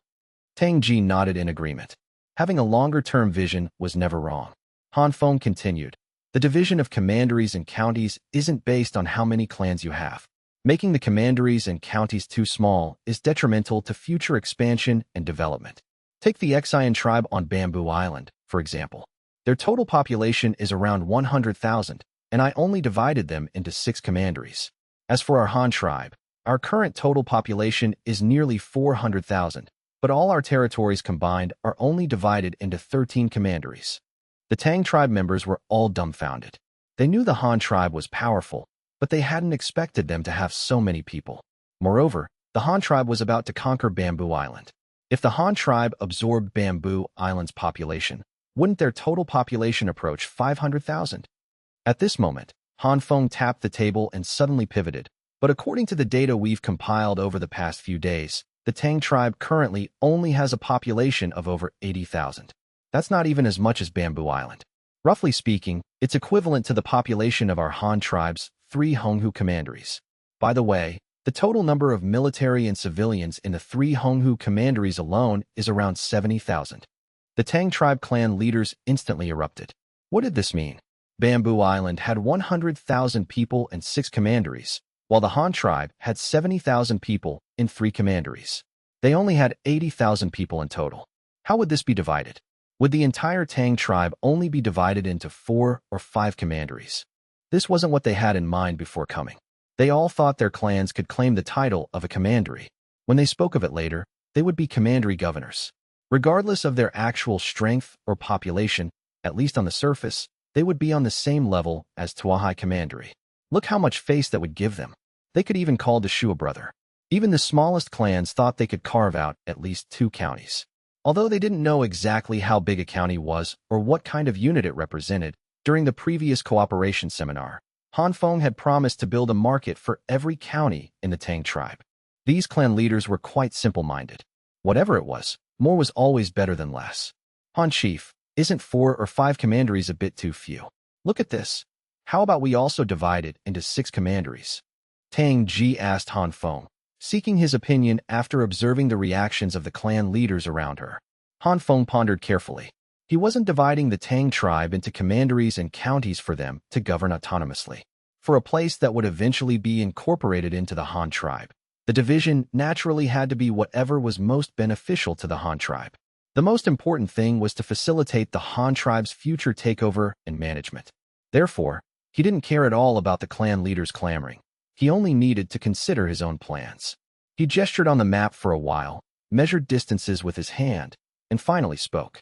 The Tang tribe cannot possibly be limited to its current territories. Since we are dividing it, we must definitely include future areas. For example, the fishing port I promised to build for you, right? You don't have that right now. The clan leaders all nodded upon hearing this. Several clans near the river channels and the coast grew excited again. Ships could travel on water. This was the advantage of their water-adjacent clans. After thinking for a moment, Han Feng summarized. Although the Tang tribe currently has a small population, your territory is indeed quite large. This is mainly because the population is too dispersed, so naturally, it can't be divided like the Han tribe. This is probably also due to your low grain yield. Because the yield per acre is low, to feed that many people, the arable land per capita has to be higher. Han Feng tapped the table and continued. Therefore, I plan to divide the commanderies and counties based on the Tang tribe's resource distribution. This will be more conducive to the future development of these natural resources. Without caring whether the clan leaders agreed or not, he continued on his own. I plan to divide the entire Tang tribe into 8 commanderies. Deshu, I'll speak. You mark it down. Understood. Deshu immediately took out paper and pen, ready to write. Let's start with the city directly opposite our Tuahai commandery. It's also the Tang tribe's largest city. The population of the city and its surrounding areas is about 16,000. This can be designated as a single commandery. The name can be straightforward. Let's call it Tangshan Commandery. It will have 4 counties under it. 3 of them will be the main grain-producing counties along the river, and will build a new dock and ferry crossing, primarily to connect the 2 banks of the Luyang River. This place will be called Wanghan Ferry, gazing across the river at the Han tribe. At this point, Han Feng looked at Tang Ji and asked, "Does Chief Tang have any objections?" "I agree with the Han Chief's division." Tang Ji smiled and nodded. This city was populated primarily by her Tang clan, and it was closest to the Han tribe. No matter what happened in the future, with this allocation and arrangement, her people wouldn't live poorly. Alright, next is the mountainous area to the north. The population distribution here is more scattered and relatively small. The total is just over 13,000, less than 14,000. However, the area is quite large, so it can be divided into 2 commanderies, based on the eastern and western foothills of the mountain range. The eastern foothills will be called Panshir Commandery, with a population of just over 6,000. It will have 3 counties under it. In the future, it will primarily produce stone materials. The area with abundant bluestone can be called Mopan County. It's excellent material for making millstones. The part of the mountain with granite can be called Wanjun County. It will primarily produce crushed stone in the future, making it an important source of industrial raw materials. The area at the foot of the mountain near the water veins can be called Shishan County. It will primarily produce gypsum and limestone. The western foothills are lower and have many water systems, so let's call it Longxi Commandery. The population is around 7,500, and it will also have 3 counties. The plant resources here are abundant, especially wild rubber, so we can establish a separate Baijiao County. Also, this area has over 40 large and small waterfalls, making water resources extremely abundant. It can be called Yinchuan County. Finally, this terraced terrain at the foothills, 1, 2, 3, 8, 9. Let's just call it Jotai County. The whole thing looks like a 9-step staircase. With just a few casual sentences, Han Feng determined the fate of these tens of thousands of people. Actually, although Panshir Commandery and Longxi Commandery were said to be mountainous areas, they didn't strike Han Feng as particularly high mountains. They felt similar to Baiyun Mountain from his past life, with an elevation of maybe 300 to 400 meters at most. However, the area they covered was massive, so the mountain slopes weren't steep. If the roads were properly built, they had the potential to become major cities in the future. The 5 clan leaders whose territories fell within these 2 commanderies had no objections. They already lived in the mountains, and in terms of grain production alone, their output wasn't as high as other clans, so their population was limited. Now that Han Feng had divided their 5 clans into 2 commanderies with a total of 6 counties, they were already very satisfied. More importantly, Han Feng had just told them their future development direction. The trees and stones in those mountains were no longer worthless. They were all things the Han tribe needed. They believed that in the future, just by selling these, they could raise their tribesmen's standard of living. Next is this area north of Tangshan Commandery. There's a major tributary of the Luyang River here, and the water veins from Longxi Commandery also converge here. Let's just call it Gangquan Commandery. Let me check the population in this area. Almost 9,000 people, not a small number. The terrain here is relatively flat, and water resources are abundant. If utilized well, it can also be developed as a main grain-producing area. Let's set up 3 counties here as well. The specific boundaries of the counties will be divided according to the course of these small rivers, Han Feng said, pointing to another spot on the map. However, there were 4 clans in this area, so those clan leaders were unhappy. For clans divided into 3 counties, how were they supposed to split that? Who would lead these 3 counties? Wouldn't they end up fighting over it later? So, a few clan leaders started to protest. Han Chief, you just said we have 9,000 people here.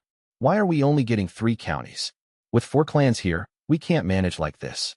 The Pancher commandery you mentioned earlier has a county with just over 2,000 people. Why don't you just give our Ganquan commandery 4 counties too? Yeah, Han Chief. Dividing it into 3 counties makes it hard for us to manage, several clan leaders chimed in. Han Feng didn't speak.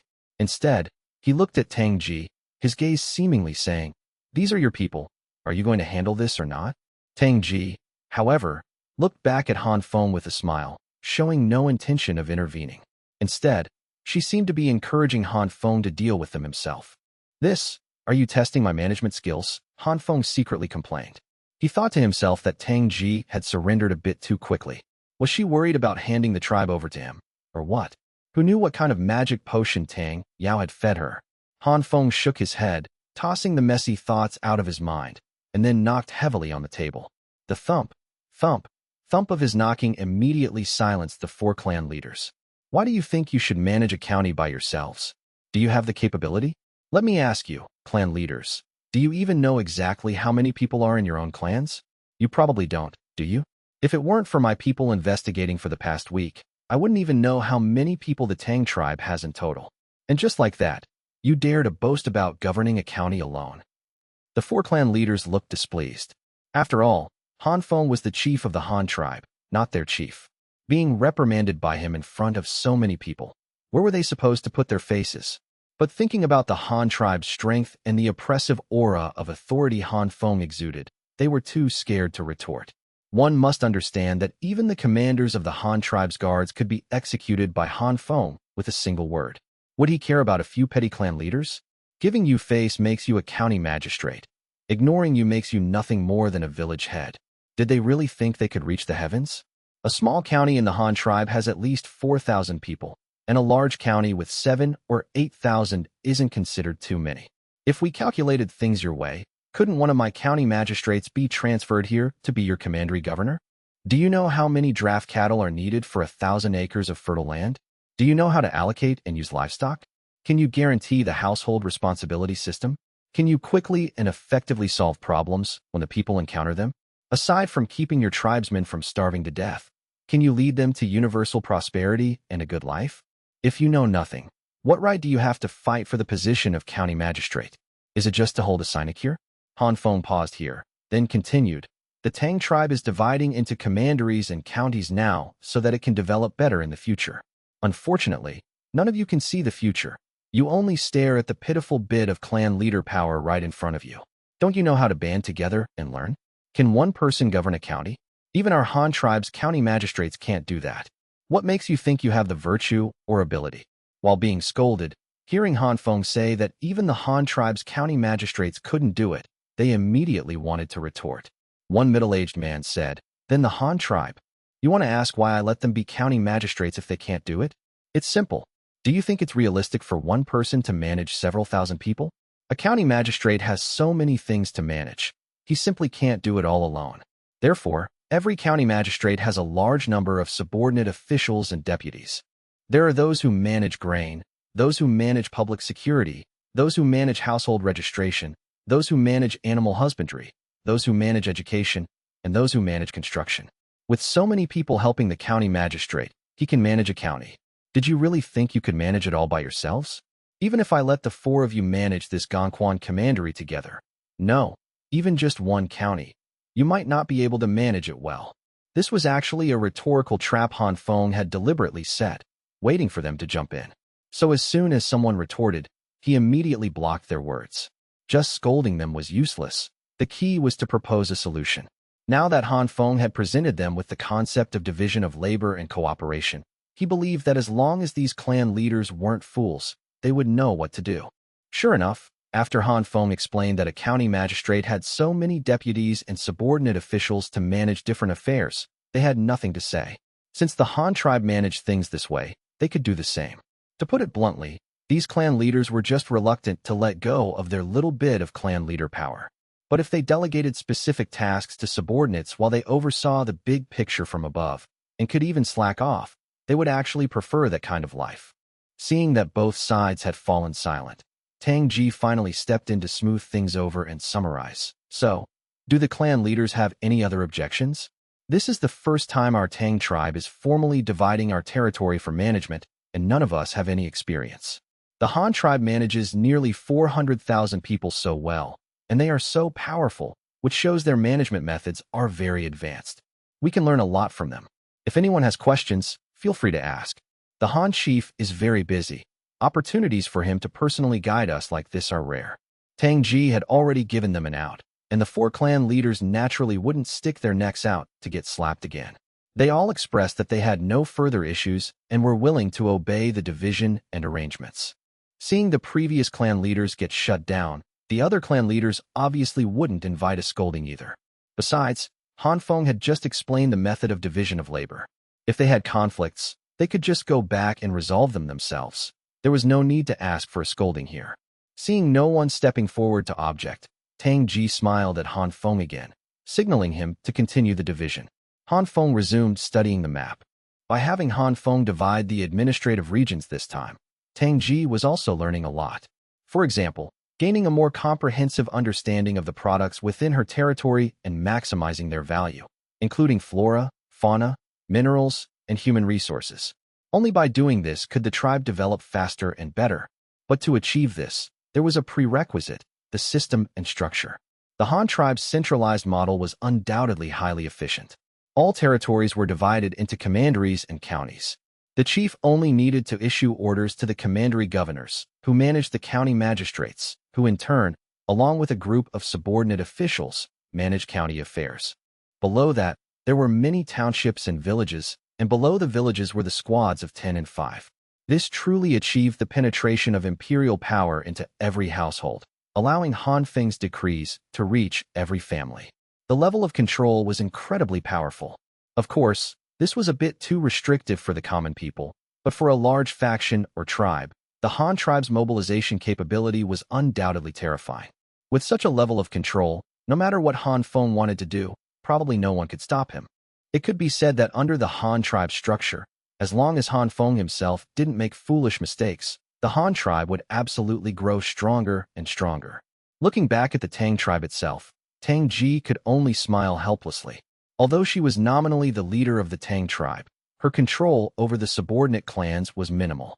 If a major event concerning the tribe's safety truly occurred, the most Tang could do was gather these clan leaders to discuss a solution. Moreover, even those clan leaders didn't know exactly how many people were in their own clans, let alone anything else. Tangchen Commandery, Panshir Commandery, Longxi Commandery, Gongquan Commandery, these are set. Now let's talk about the iron or area, Han Feng said, tapping the iron or region of the Tang tribe on the map, drawing the attention of the deep-in-thought crowd back to him. Our Han tribe has a major steel-producing commandery called Xing'an Commandery. Let's just call yours Taigang Commandery. Hearing the name, one immediately knows what's here. Simple and straightforward. The population distributed around Taigang Commandery is about 8,000. It can also be divided into 3 counties. Pinggang County in the main mining area, Huangping County in the pyrite area, and Jinshui County near the river. In the short term, this place will still focus on agricultural planting and animal husbandry. Regarding iron smelting, our Han tribe won't provide any assistance for now. This is a massive undertaking that you cannot afford, and neither can our Han tribe, so we cannot provide free aid. Develop agriculture first. The clan leaders belonging to Taigang Commandery didn't raise any questions about the division this time. However, Han Feng's statement that they wouldn't help them smelt iron left them somewhat disappointed, though they didn't voice it directly. Tang however, was different. She was the type to ask questions directly. The Han chief just said the Han tribe can't afford it either. Then how did the Han tribe achieve such strength in iron smelting? Han Feng had nothing to hide about this. Since it wasn't a technical issue, he could completely explain it to her from an institutional perspective. Development and construction require the investment of currency. Even the Han tribe, which produces currency, cannot manufacture it limitlessly. That would disrupt market prices, and the money would no longer be valuable. Therefore, our Han tribe collects taxes from the people. Collects taxes? Tang asked, puzzled. That's right, collecting taxes. Anyone who is a citizen of the Han tribe must possess an official household registration certified by the tribe to receive land allocated by the tribe for living and farming. The grain they grow on this land must also be taxed by the tribe. That is, a percentage of the grain is taken. Previously, our Han tribe's grain tax was 4 parts out of 10, but starting early this year, it has been changed to 2 parts out of 10. Tang and the group of clan leaders all looked dumbfounded. They never expected the Han tribe to have such an operation. The people grew the grain themselves, yet Han Feng actually took a cut. On what grounds? You want to ask why I take their grain? Or rather, collect taxes? It's actually very simple. Because I provided them with an environment where they can live in peace. Without me leading them to build walls, could they live in safe cities? Without me sending exploration teams and envoys, could they have so many types of seeds now? Without me leading them to build water conservancy projects, could they farm so conveniently? Without me training the army, who would protect their land and homes from enemy invasion? Without me sending merchant caravans to find cattle and horses, what would they use to pull carts and plow the fields? Building schools to teach them knowledge, etiquette, and skills. Building factories to manufacture conveniences for their lives. Establishing research institutes to develop so many practical technologies. Building bridges, paving roads, digging rivers. Which of these doesn't require money and manpower? I can't be expected to pay for all of this myself, can I? I brought safety and convenience to the citizens of the Han tribe. Isn't it perfectly justified for them to pay taxes to me to maintain their own lives? The Tang tribe members were completely stunned by Han Feng's theory. So this was how you managed a tribe? No wonder the Han tribe paid its soldiers salaries and treated them so well. So this was where his money came from. They had always thought that the Han tribe just needed to keep manufacturing money. It turned out that wasn't the case at all. If we get specific about iron smelting, from technological research and development, to mining, transportation, and smelting, forget it, I won't tell you. Even if I did, you wouldn't understand. You just need to know that to smelt steel, the Han tribe invested nearly 50,000 people, countless ships, and a massive number of slaves and prisoners of war. Just knowing that is enough. These things are currently beyond what your Tang tribe can bear. It's not easy for our Han tribe to set up a second one either. The key is that some important resources haven't been discovered here yet. If we transport them from the Han tribe, the cost is too high. With just a few casual sentences, Han Feng bluffed them into a daze, then stopped halfway through his explanation. Han Chief, can you tell me what resource it is? Is this thing very important for iron smelting?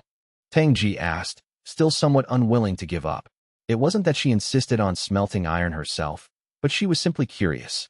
The Han tribe was like a puzzle. The deeper you looked, the more unfathomable it seemed.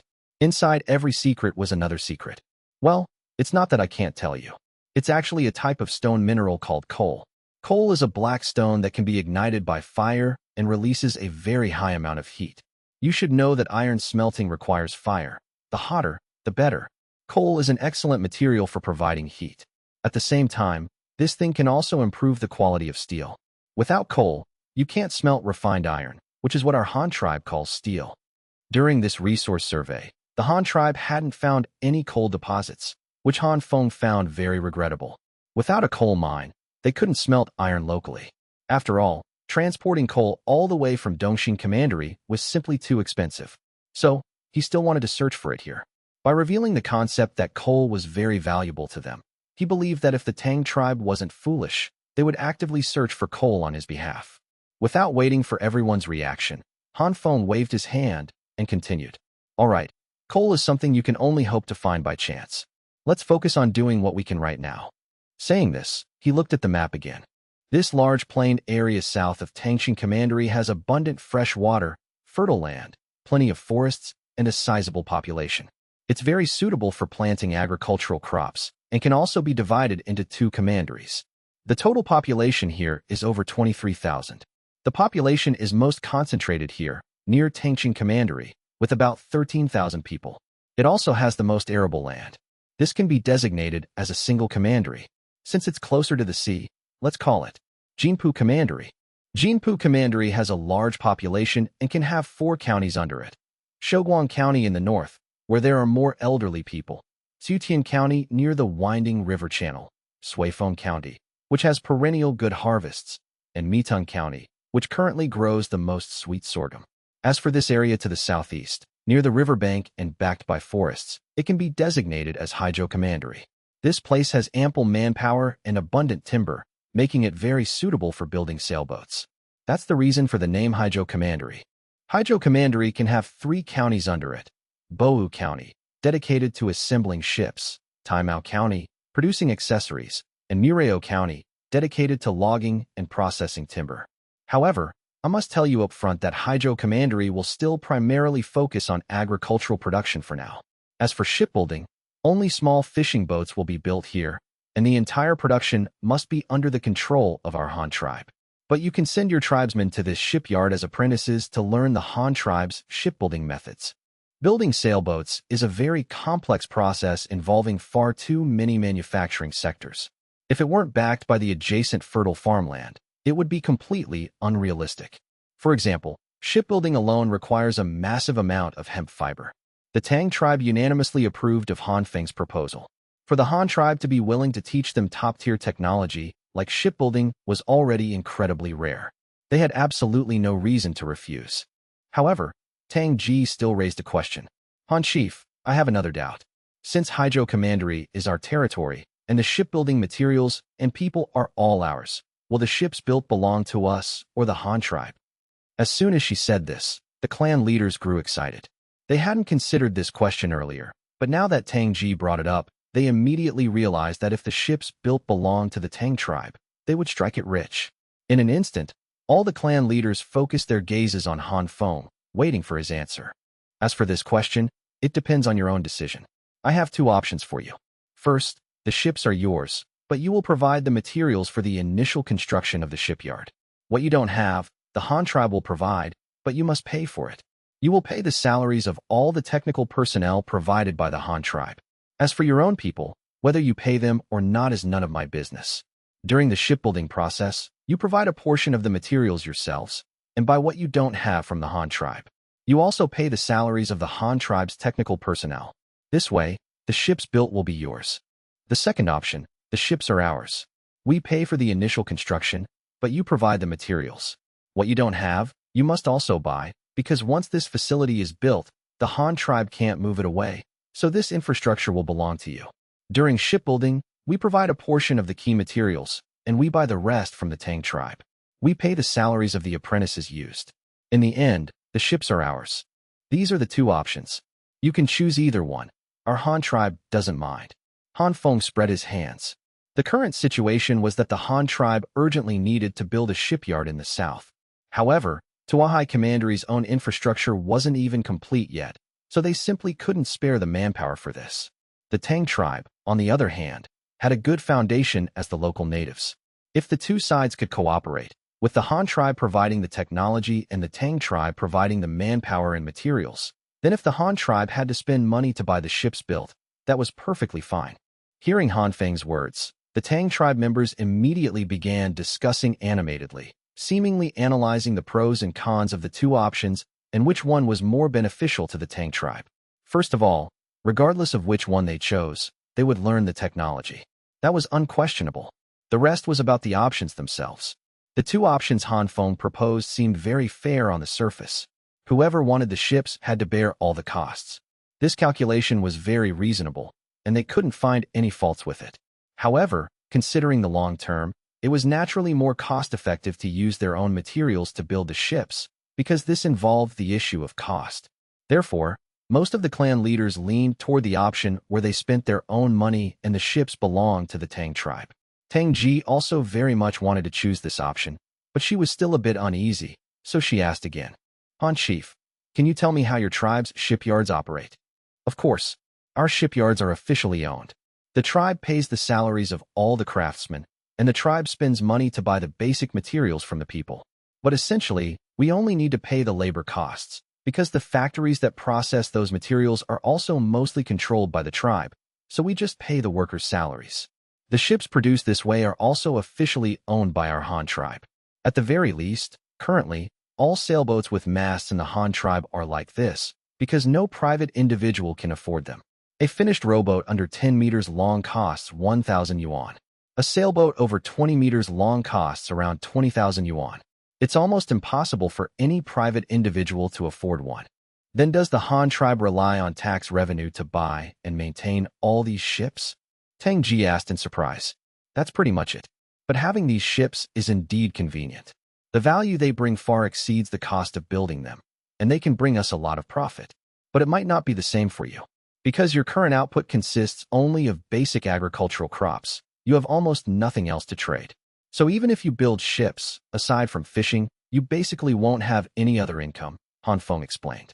Tang Ji once again began a whispered discussion with the clan leaders. They didn't have tax revenue. To collect taxes, they would not only need to measure the land and register households, but also have a unified system of weights and measures to calculate grain quantities and a systematic written language to record information. They couldn't do any of this right now. So, they couldn't emulate the Han tribe's method of using tax revenue to build and maintain ships. However, the Tang tribe currently had a significant source of income, rubber. Whether selling liquid latex or saplings and seeds, the Han tribe would pay for it. They could use this money to invest in the construction of the shipyard and subsequent shipbuilding, keeping ownership of the ships in their own hands.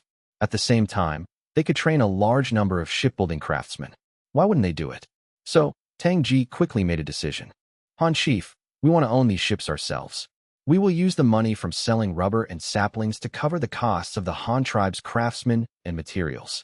Han Feng spread his hands indifferently. Even if the ships belonged to the Han tribe, they would still need to buy a massive amount of iron tools and high-end materials like asphalt from the Han tribe. Either way, the Han tribe wouldn't lose out. He could accept any arrangement. After both sides finalized the ownership of the ships, Han Feng examined the last piece of the Tang tribe's land. This was the easternmost territory of the Tang tribe, located right on the coast. It was exactly where Han Feng planned to build a fishing port for them. He pointed to this final piece of land jutting out into the sea and said, "This last piece of land will be called Ningbo Commandery. The total population is about 13,000, and it can be divided into 4 counties. We need to build a new Yugong, fishing port, county here. This is what we agreed upon earlier. You can go to the sea here to fish in the future. Then we also need a new Tashin, Tower Mountain, county, because I plan to build a lighthouse on the cliffs by the sea here to guide the ships in the fishing port. This is a must-build. Otherwise, the fishing boats at sea will lose their way home in bad weather. The remaining 2 counties can be called Mingzhu, Bright Pearl, County, and Pangbei, Pompei/Giant Shell County. These are all things from the sea, easy to remember. Chief Tang, do you have anything to add?" "No. Since the Han chief has divided it this way, there must be a reason. I believe my clan leaders will also study the Han tribe's management methods diligently, striving to let our people live a good life as soon as possible." Tang Ji shook her head and said. The surrounding clan leaders had nothing else to say either. Now that the commanderies and counties were divided, they only thought about receiving the Han tribe's aid as soon as possible. With the naming and territorial marking of the final commandery, this division of commanderies and counties was complete. Thus, the Tang tribe, with a total population of just over 80,000, was divided by Han Feng into 8 commanderies.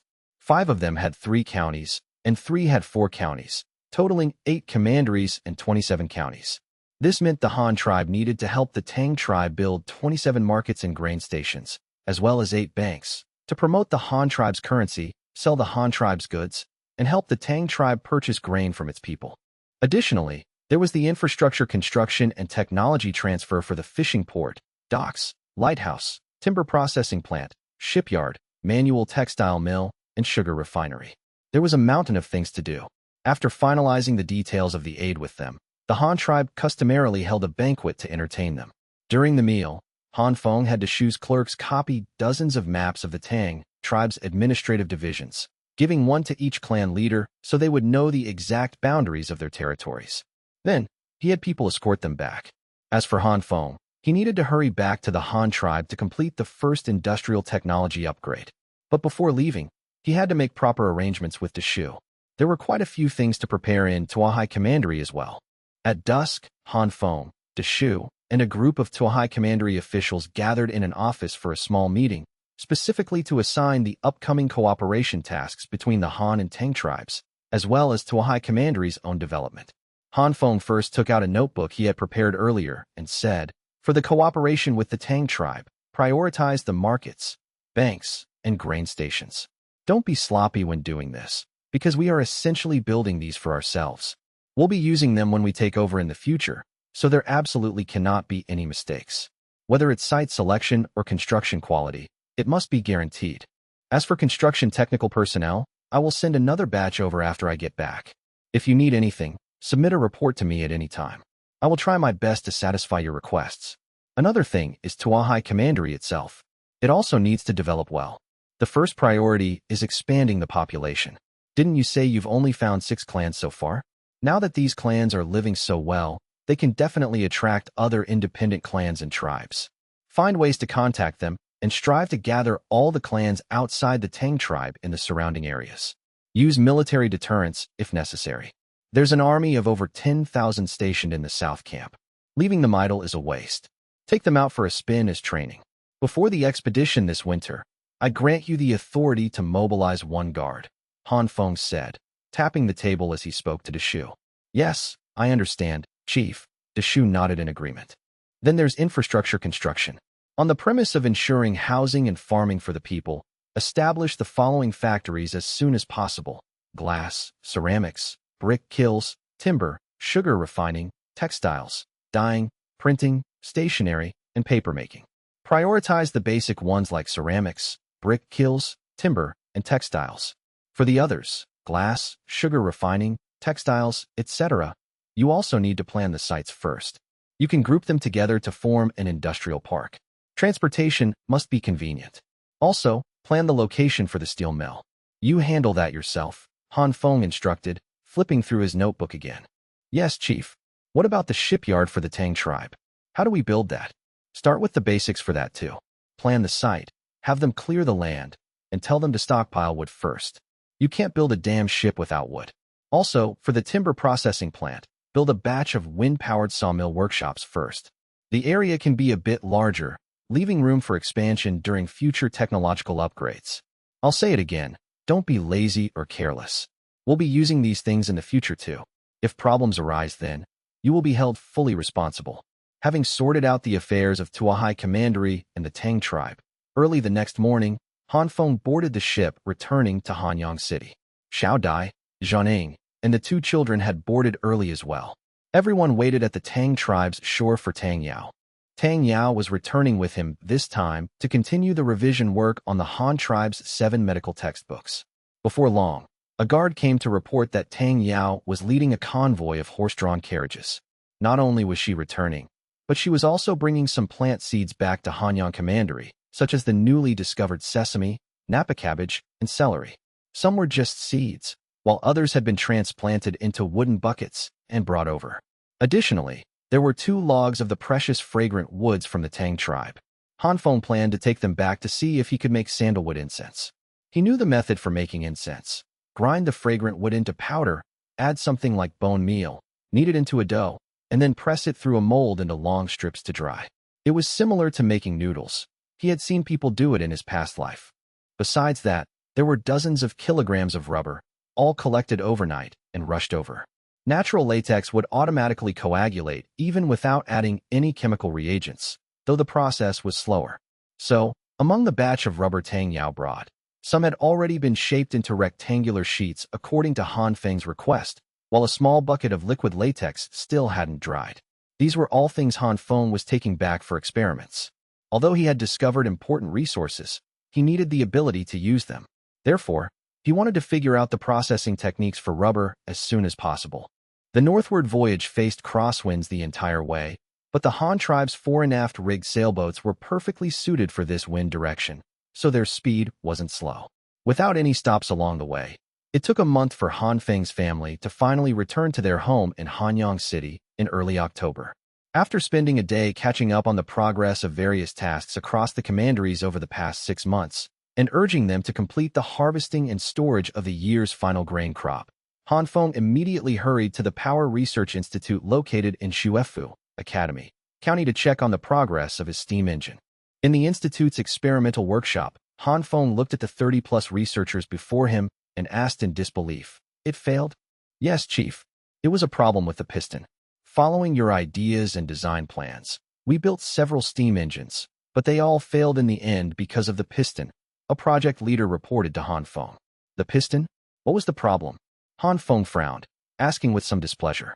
According to the chief's instructions, the airtightness of this combination plate piston is indeed very good, but the friction is simply too high.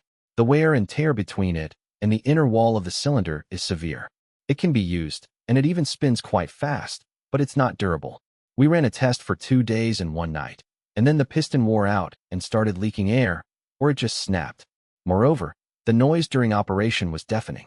I figured that even though it can spin, if we have to replace the piston with a new one every 2 days, it can't be considered a success. If this counts as a success, the consumption rate of pistons is way too fast. The project leader spoke with immense frustration. To be honest, they had initially been skeptical of Han Feng's idea of achieving a seal through the thermal expansion of copper plates, thinking it was somewhat impossible. But when they actually built it, the results were shockingly good. But the problem was that the results were too good. Because the seal was too tight, and the contact area between the piston and the cylinder wall was small, when the piston did work, it could only be described as forcing its way through. Imagine the scenario of several thin iron plates scraping back and forth inside an iron barrel. That sound was simply more stimulating than a cat scratching glass. The key was that a cat only scratches a couple of times, but this steam engine scraped back and forth endlessly. That thing scraped for 2 days and 1 night, the screeching noise never ceasing. If you got close, it could drive a person insane. Anyone who saw this thing wished it would break down immediately. Perhaps even God couldn't bear to torture these people anymore. And then the piston actually did break. A few young researchers even joked, I think we could use this kind of steam engine as an interrogation torture device in the future. I believe no matter how strong-willed a guy is, if you put him next to this thing for the time it takes to drink a cup of tea, he'll cry and confess everything he knows. Han Feng still didn't quite believe it, so he had someone run a prototype for a test. As a result, just 2 minutes after it started, he decisively ordered them to shut the steam engine down. Damn it, he couldn't handle that kind of stimulation either. Han Feng even started to admire these researchers. How did they dare to let this thing run for 2 days and 1 night? Since he knew where the problem lay, it was easy to solve. First, find the specific problem, then figure out a solution. After inquiring in detail about the manufacturing process of the piston and cylinder, Han Feng discovered several issues. First and foremost was naturally the noise problem. This was likely caused by excessive friction and the small contact area between the piston and the cylinder. This could be solved by replacing the combination plate piston with a solid cylindrical block piston, increasing the contact area to reduce the noise. However, this would bring up the issue of airtightness again. You couldn't just add rubber seals to a cylinder and piston. Because it's a moving machine, it needs to minimize friction as much as possible while ensuring airtightness to achieve rapid work. And rubber, needless to say, has immense friction. If you put rubber on a piston, don't even think about it moving. The cylinder would probably just explode from the pressure. Rubber was only suitable for stationary parts like valves and joints to act as airtight seals. So, they had to think of another way. The best solution was to directly manufacture a metal tube and a cylindrical metal rod, making them fit together seamlessly. This would ensure airtightness while solving the problems of small contact area and excessive friction. But this required extremely precise machining techniques. The most crucial point was that the size difference had to be controlled within an extremely small margin to achieve the desired effect. And the key technology to solve this machining challenge was polishing. Therefore, Han Feng asked them, "How did you polish the cylinders?" "We first cast the cylinder blank using sand casting, then drilled the hole with a windmill-powered vertical boring machine, and finally poured fine sandstone grit inside and stirred it to polish it." Han Feng clapped his hands. That's where the problem lies. Cylinders polished this way still aren't smooth enough. The friction is too high, and it's not precise enough. If only we could make things like sandpaper, emery cloth, and sanding belts. Sandpaper and emery cloth are specifically used for polishing tools. Even in the highly advanced technological era of Han Feng's past life, there was still nothing that could replace the function of sandpaper and emery cloth. The problem they faced now was that although the Han tribe already had pedal-powered grinding wheels, these tools were only good for sharpening blades or polishing the outer surfaces of objects. Trying to polish an inner bore with them was very difficult. The method of pouring sand and stirring used by the researchers, while similar to modern sandblasting technology, ultimately wasn't sandblasting. So he urgently needed a flexible polishing tool like emery cloth to polish the inner bore of the cylinder. Even if one didn't know the manufacturing method for emery cloth, it wasn't hard to deduce based on its structure. First, a backing material was needed. Paper or cloth would do. Then, brush a layer of glue on its surface, stick a layer of fine sand on it, and let it dry. It was really that simple. Next was analyzing the materials for the backing and the fine sand. First, whatever the backing was, it absolutely could not be elastic. Otherwise, the grit stuck to it would definitely break off due to stretching. Almost none of the Han tribe's existing fabrics could meet this requirement, so they could only use paper as the backing. Then came the abrasive, meaning what kind of sand to choose. First, since they wanted to use this to polish steel, the abrasive had to be harder than steel. Searching for materials that met this criterion, easy to obtain, not too expensive, and meeting the hardness requirement, Han Feng thought for a long time. It seemed only clay fit all these standards. Clay was everywhere, completely worthless, and easy to obtain. The hardness of clay was also sufficient to polish steel. Or rather, the hardness of ceramics, sintered from clay, was sufficient to polish steel. Isn't there a saying? If you don't have a diamond drill, don't take on porcelain work. Ceramics, which can rival diamonds, clearly have a very high hardness. Having thought of a solution, Han Feng immediately got to work. Of course, he didn't do it himself. Instead, he temporarily halted the development of the steam engine and sent all these researchers to make sandpaper. They bought a batch of relatively sturdy and thick window paper from the paper mill. Then, they had people mix clay with crushed sandstone grit and take it to the kiln to sinter. After it cooled, they smashed it, ground it fine with a millstone, and sifted it several times to grade the grit by size. Finally, they brushed glue onto the window paper and started sticking the grit on. Once it was completely dry, they indeed obtained sandpaper. Although it was still very rudimentary, as an emergency research tool, coming up with a plan and completing the first batch of samples in just 2 days was incredibly fast. Even though some grit fell off during use, the results were highly significant. To put it simply, wherever it rubbed, it shined. Wherever it scraped, it became smooth. Han Feng first had them cast a new cylindrical piston, then had people polish it smooth with sandpaper. Next, he had the Institute's craftsmen dismantle a manual wooden lathe, mounted the steam engine cylinder on it, and had them make a thick wooden rod with the exact same diameter as the piston to install in the coaxial lathe tool position. They brushed glue on it, stuck a layer of sandpaper on it inside out, and finally created a honing rod. They then inserted this honing rod into the cylinder and rotated it using manual power to polish the inner wall. After changing the sandpaper twice, they indeed polished the cylinder to a mirror finish. If Han Feng didn't know the material of that gleaming steel inner wall, he might have thought it was made of stainless steel at first glance. It could literally be used as a mirror. Finally, they assembled the separately polished cylinder and piston together. To describe it as a seamless fit would not be an exaggeration at all. Standing the cylinder vertically, they placed the cylindrical steel ingot piston inside horizontally. Without applying any lubricant, the piston, weighing several pounds, seemed to float in the air, slowly descending along the vertical cylinder as if something were supporting this heavy steel block from below. It finally settled slowly at the bottom of the cylinder, without making a single sound the entire time. Seeing this scene, all 30-plus people in the entire institute jumped up in excitement. They had finally succeeded.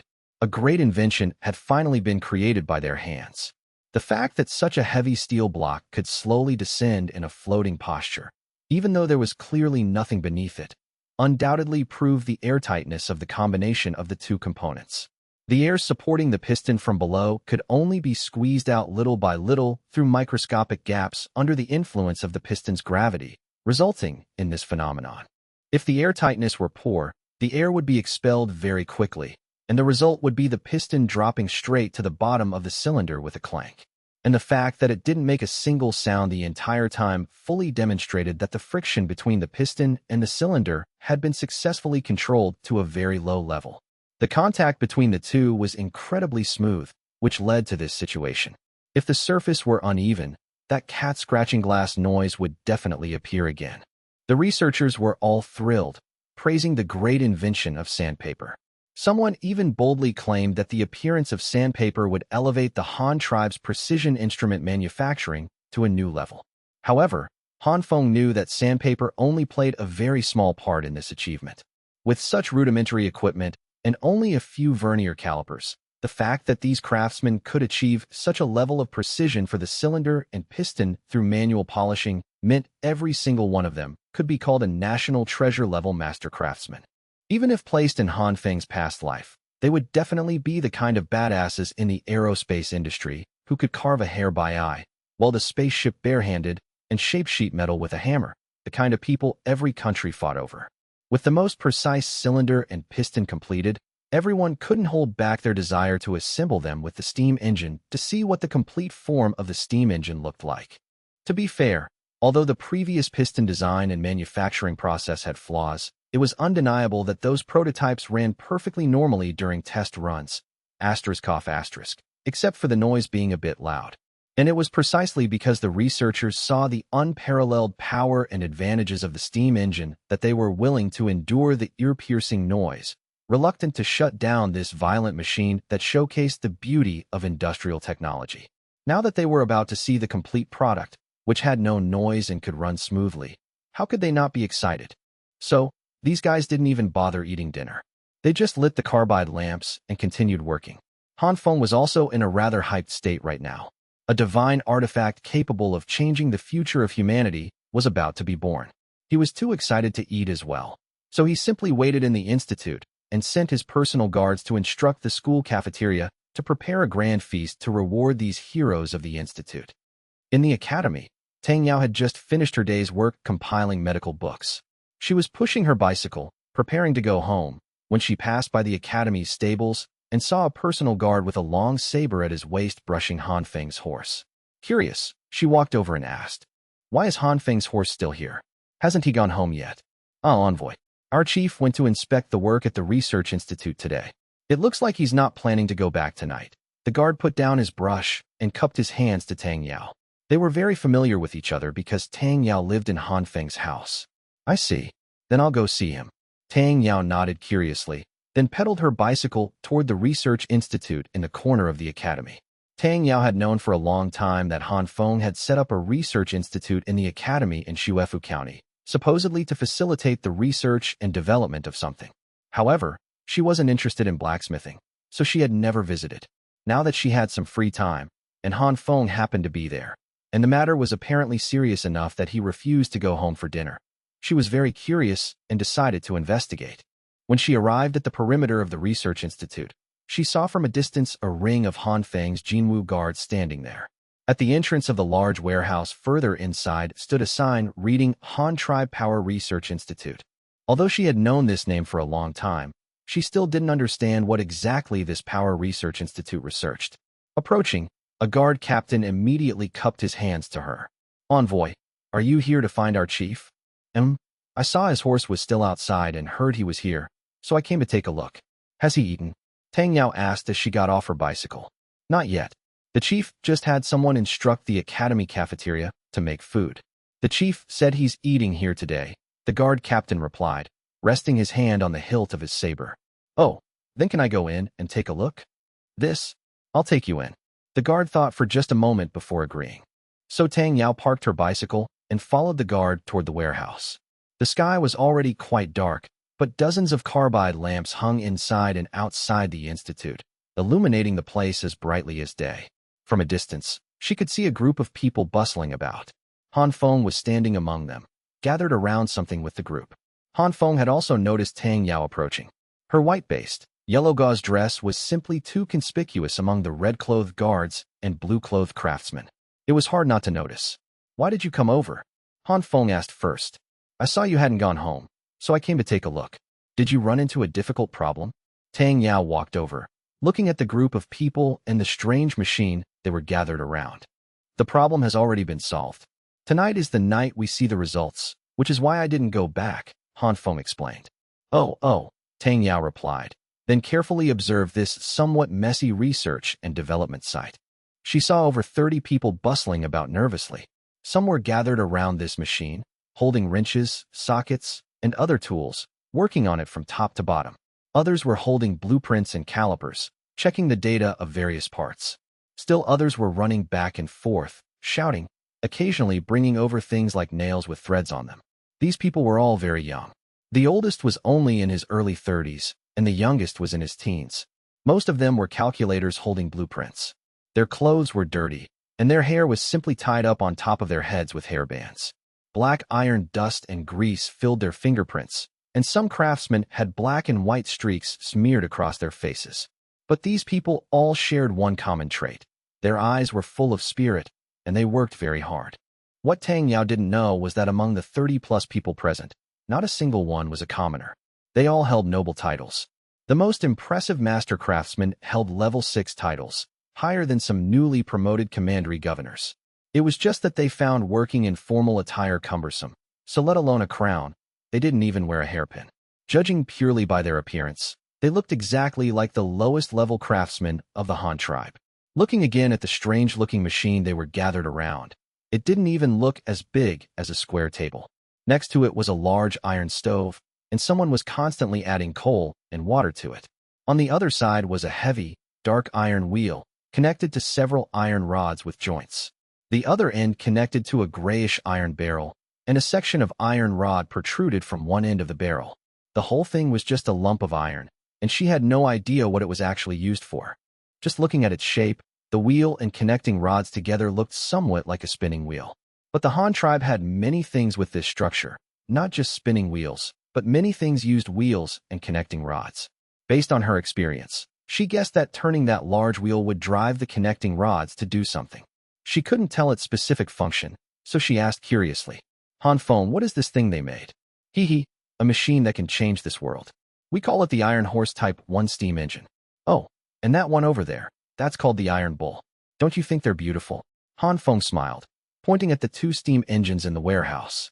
Tang Yao followed Han Feng's finger and saw that the thing he called the Iron Bull looked basically identical to the one in front of her, except the iron barrel on it was thicker. She didn't see much other difference. This thing was pitch black, covered in either oil or coal dust, made entirely of iron, and dead heavy. What part of it was beautiful? Could it be more beautiful than me? Steam engine? She asked, puzzled. A steam engine. It's actually a type of external combustion engine, specifically used to replace cattle, horses, human labor, wind power, and water power to help us do work. As long as the water in this stove boils, it can help us work. Work? Without livestock, without people, and without wind or water, what makes it turn? Tang Yao said in disbelief. It relies on the heat emitted by the flames. Thermal power is also a kind of power, and it's a power that can truly be controlled by humans. As long as we have this machine, we can use it to do many things we couldn't do before, Han Feng said with considerable pride. Oh, what can it do? Tang Yao didn't understand this thing either, but given that Han Feng had created so many good things in the past, she didn't dare completely deny his words. It can do a lot. It can pump water to irrigate farmland. It can replace dozens of female weavers, weaving cloth day and night without stopping. It can drive millstones to spin rapidly. One day, we might even be able to mount it on a cart. Without needing cattle, horses, wind, or water, as long as we keep adding coal to it, it can pull a large cart and keep running endlessly. Tang Yao was stunned by Han Feng's words, but she couldn't believe that this pitch-black lump of iron in front of her could really do all that. If this thing could do everything, what would they need people for? Just to keep adding coal to it? Right at this moment, the group of researchers gathered around the machine threw the tools in their hands onto the ground and spoke up excitedly. Chief, Iron Horse Type 1 is assembled. We can test it now. Good. Then let's test it. Han Feng nodded, equally excited. Sandpaper and emery cloth were specifically used for polishing tools and equipment. Even in the highly advanced technological era of Han Feng's previous life, nothing could truly replace their function. The problem they faced now was that although the Han tribe already had pedal-powered grinding wheels, those tools were only good for sharpening blades or polishing the outer surfaces of objects. Trying to polish an inner bore like a cylinder with them was extremely difficult. The sand-stirring method used by the researchers, while similar to modern sandblasting technology, wasn't actually sandblasting. Therefore, he urgently needed a flexible abrasive tool like emery cloth to polish the inner bore of the cylinder. Even if one didn't know the exact manufacturing method for emery cloth, it wasn't hard to figure out based on its structure. First, it required a backing material. Either paper or cloth would do. Then, a layer of glue was brushed onto the surface, followed by a layer of fine sand. Once it dried, it was done. It was really that simple. Next was analyzing the materials for the backing and the fine sand. First of all, whatever the backing was, it absolutely could not be elastic. Otherwise, the grit glued to it would snap off when stretched. Almost none of the Han tribe's existing fabrics could meet this requirement, so they had to use paper. Then came the abrasive, what kind of sand to choose. First, since they wanted to use this to polish steel, the abrasive had to be harder than steel. Looking for materials that met this criterion, were easy to obtain, not too expensive, and had the required hardness, Han Feng thought for a long time. It seemed only clay fit the bill. Clay was everywhere, practically worthless, and easy to get. The hardness of clay was also sufficient to polish steel, or rather, the hardness of ceramics sintered from clay was enough to polish steel. Wasn't there an old saying? Without a diamond drill, don't take on porcelain work. Ceramics, which could be compared to diamonds, clearly had a very high hardness. Having figured out a solution, Han Feng immediately got to work. Of course, he didn't do it himself. Instead, he temporarily halted the research and development of the steam engine and sent all the researchers to make sandpaper. They bought a batch of relatively sturdy and thick window paper from the paper mill. Then, they had people mix clay with crushed sandstone powder, take the granules to the kiln for sintering, and after cooling, smash them and grind them fine with a millstone. They sifted the powders several times to grade the grit by size. Finally, they brushed glue onto the window paper and started sticking the grit on. Once it was completely dry, they indeed had sandpaper. Although it was still very crude, as an emergency R&D tool, coming up with a plan and completing the first batch of samples in just 2 days was nothing short of miraculous. Even though there was still some grit shedding during use, the results were highly significant. Simply put, whatever they sanded became shiny, and whatever they rubbed became smooth. Han Feng first had people cast a new cylindrical piston, then had them polish it smooth with sandpaper. Next, he had the Institute's craftsmen dismantle a hand-cranked wooden lathe, mount the steam engine cylinder onto it, and make a thick wooden rod with the exact same diameter as the piston to install in the coaxial turning tool position. They brushed glue on it, glued a layer of sandpaper in reverse, and finally created a grinding rod. Using hand-crank power, they inserted this grinding rod into the cylinder and spun it to polish the inner wall. After changing the sandpaper twice, they actually managed to polish the cylinder to a mirror finish. Looking at that gleaming silver steel inner wall, if Han Feng hadn't known its material, he probably would have thought it was made of stainless steel at first glance. It could literally be used as a mirror. Finally, when they assembled the separately polished cylinder and piston together, describing it as a seamless fit was no exaggeration at all. Standing the cylinder vertically, they placed the cylindrical steel ingot piston horizontally inside. Without applying any lubricant, the piston, weighing several pounds, seemed to float in the air. It slowly descended along the vertical cylinder, as if something underneath was supporting the heavy steel ingot. Finally, it slowly settled at the bottom of the cylinder, without making a single sound the entire time. Seeing this scene unfold before their eyes, the more than 30 people in the entire research institute jumped up in excitement. They had finally succeeded. A great invention had finally been manufactured by their hands. For such a heavy steel ingot to slowly descend in a floating posture when there was clearly nothing underneath, it undoubtedly proved the airtightness of the two components' union. The air supporting the piston from below could only be squeezed out bit by bit through microscopic gaps by the gravity-affected piston, which was why this phenomenon occurred. If the airtightness was poor, the air would be expelled very quickly, resulting in the piston dropping straight to the bottom of the cylinder with a clank. And the fact that it didn't make a single sound the entire time fully demonstrated that the friction between the piston and the cylinder had been successfully controlled to a very low level. The contact between the two was incredibly smooth, which led to this result. If the surface had been uneven, there definitely would have been a noise like a cat scratching glass. The researchers were all thrilled, praising sandpaper as a great invention. Someone even boldly claimed that the appearance of sandpaper would elevate the Han tribe's precision instrument manufacturing to a whole new level. However, Han Feng knew that sandpaper only played a very small part in this achievement. With such crude equipment and only a few vernier calipers, the fact that these craftsmen could achieve this level of precision for the piston and cylinder through manual polishing meant that every single one of them could be called a national treasure-level master craftsman.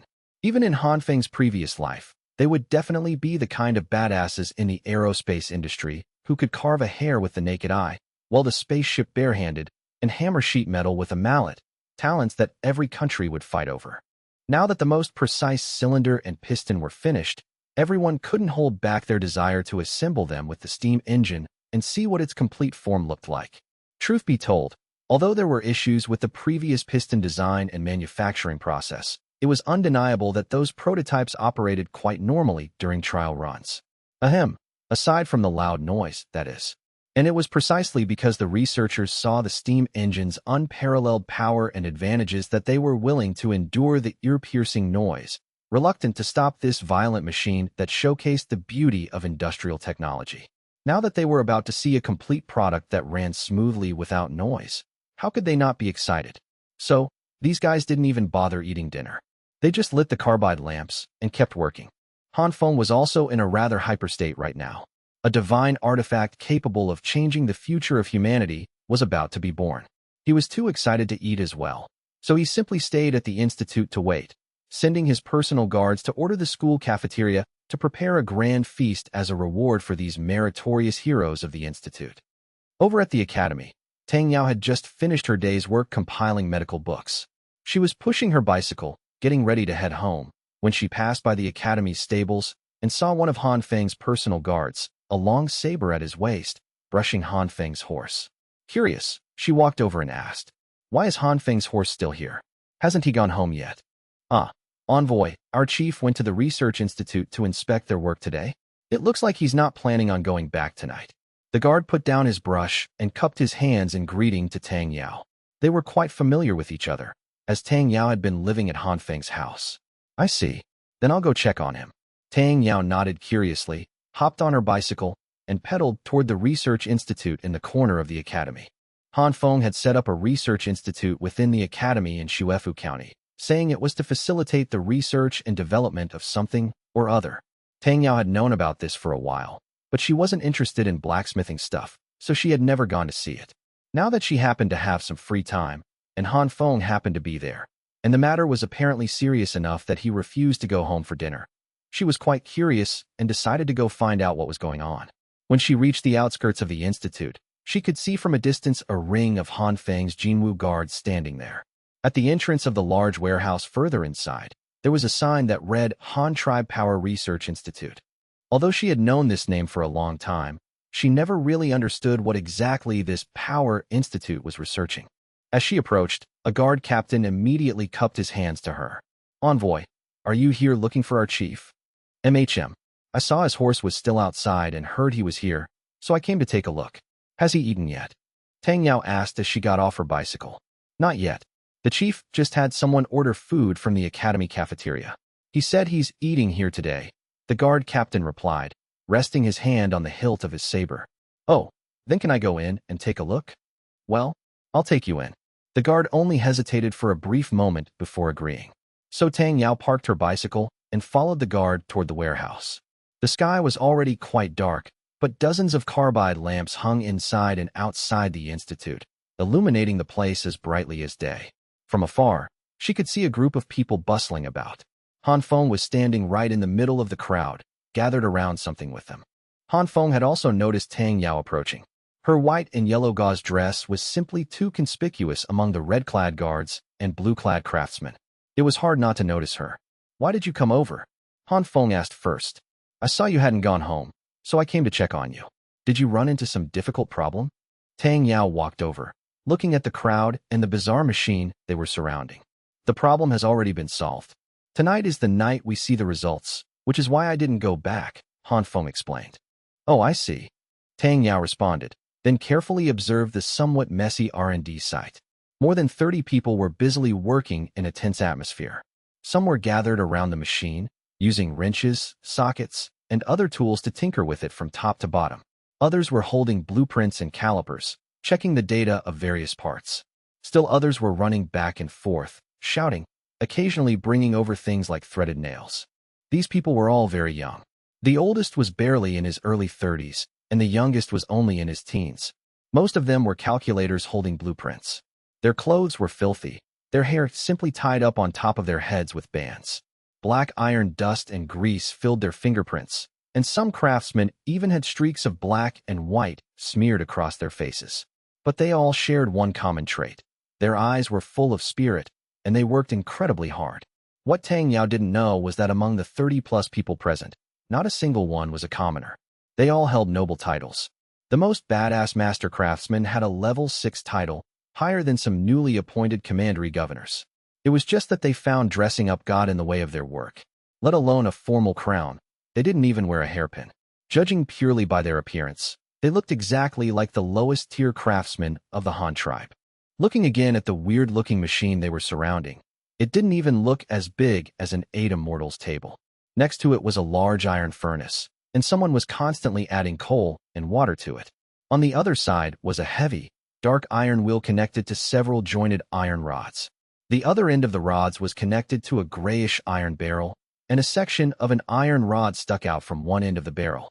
The whole thing was just a lump of iron, and she had no idea what it was actually used for. Just looking at its shape, the wheel and connecting rods together looked a bit like a spinning machine. But the Han tribe had plenty of things with this kind of structure, not just spinning machines. Many things used wheels and connecting rods. Based on her experience, she guessed it probably involved turning that big wheel to drive the connecting rods to do something. She couldn't figure out its specific function, so she asked curiously, "Han Feng, what is this thing they made?" "Hee, a machine that can change this world. We call it the Iron Horse Type 1 steam engine." "Oh, and that one over there, that's called the Iron Bull. Don't you think they're beautiful?"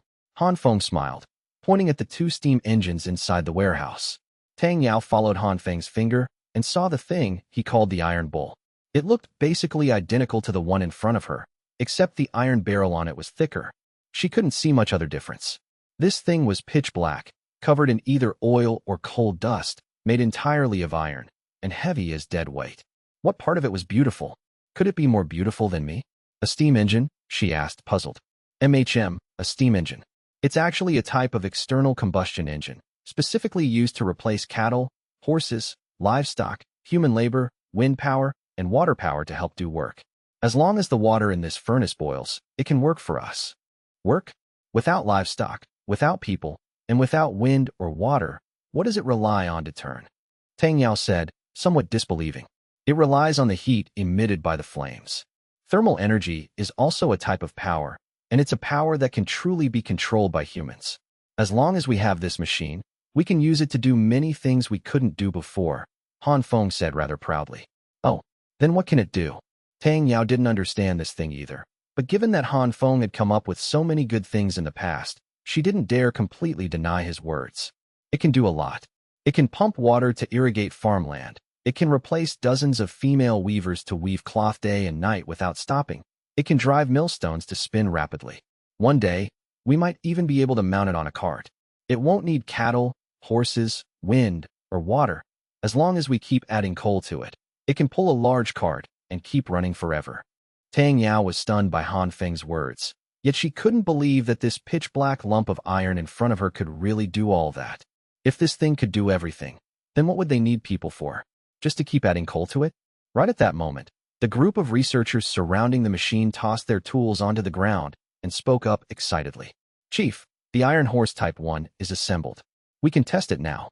"Good, then let's test it." Han Feng nodded, equally thrilled.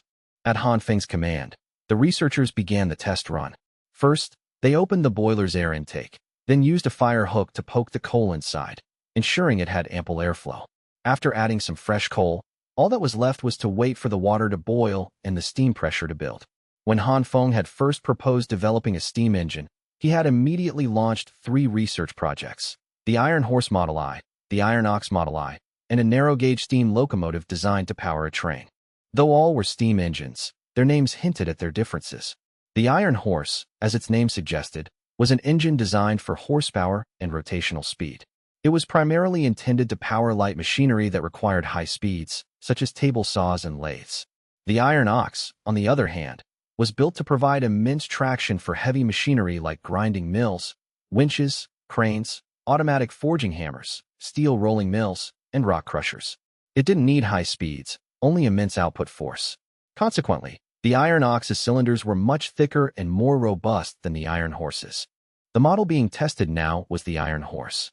After the researchers stoked the furnace, it only took a moment before they heard the gurgling sound of boiling water from within. But this was just the beginning. It was far from reaching maximum pressure. Due to technological limitations, the steam engine Han Feng had designed couldn't yet measure steam pressure. The Han tribe was currently incapable of producing a pressure gauge with a dial and needle. However, pressure was a real and crucial piece of data. So, Han Feng had devised his own solution, a device similar to a pressure cooker's gravity valve.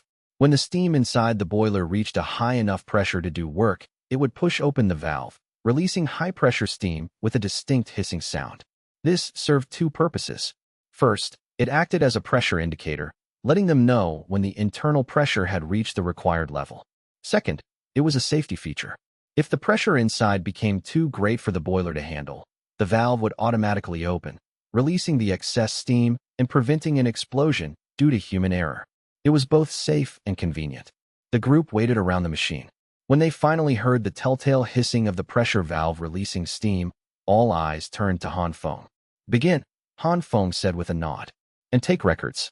Note the startup time for the Iron Horse Model I and how long it can run on a full tank of water. All this data needs to be recorded."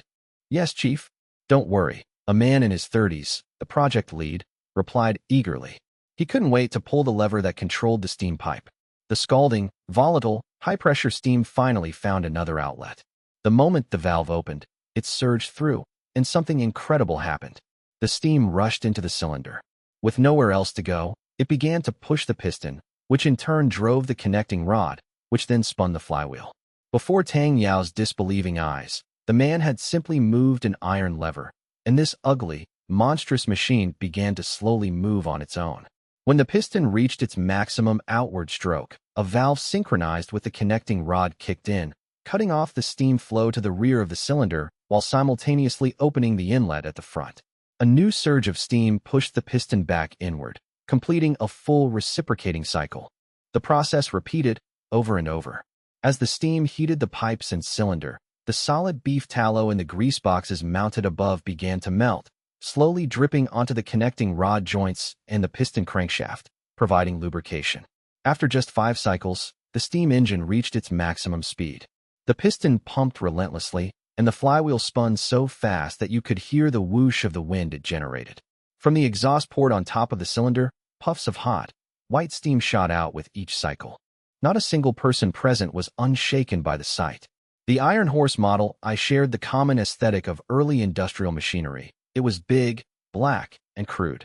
But no matter how ugly it was, its power could not be ignored. Once the revolution in power began, people would quickly realize its importance. Tang Yao was dumbfounded. She stared at the machine that needed no water, no wind, no animal, and no human strength to spin at such a high speed.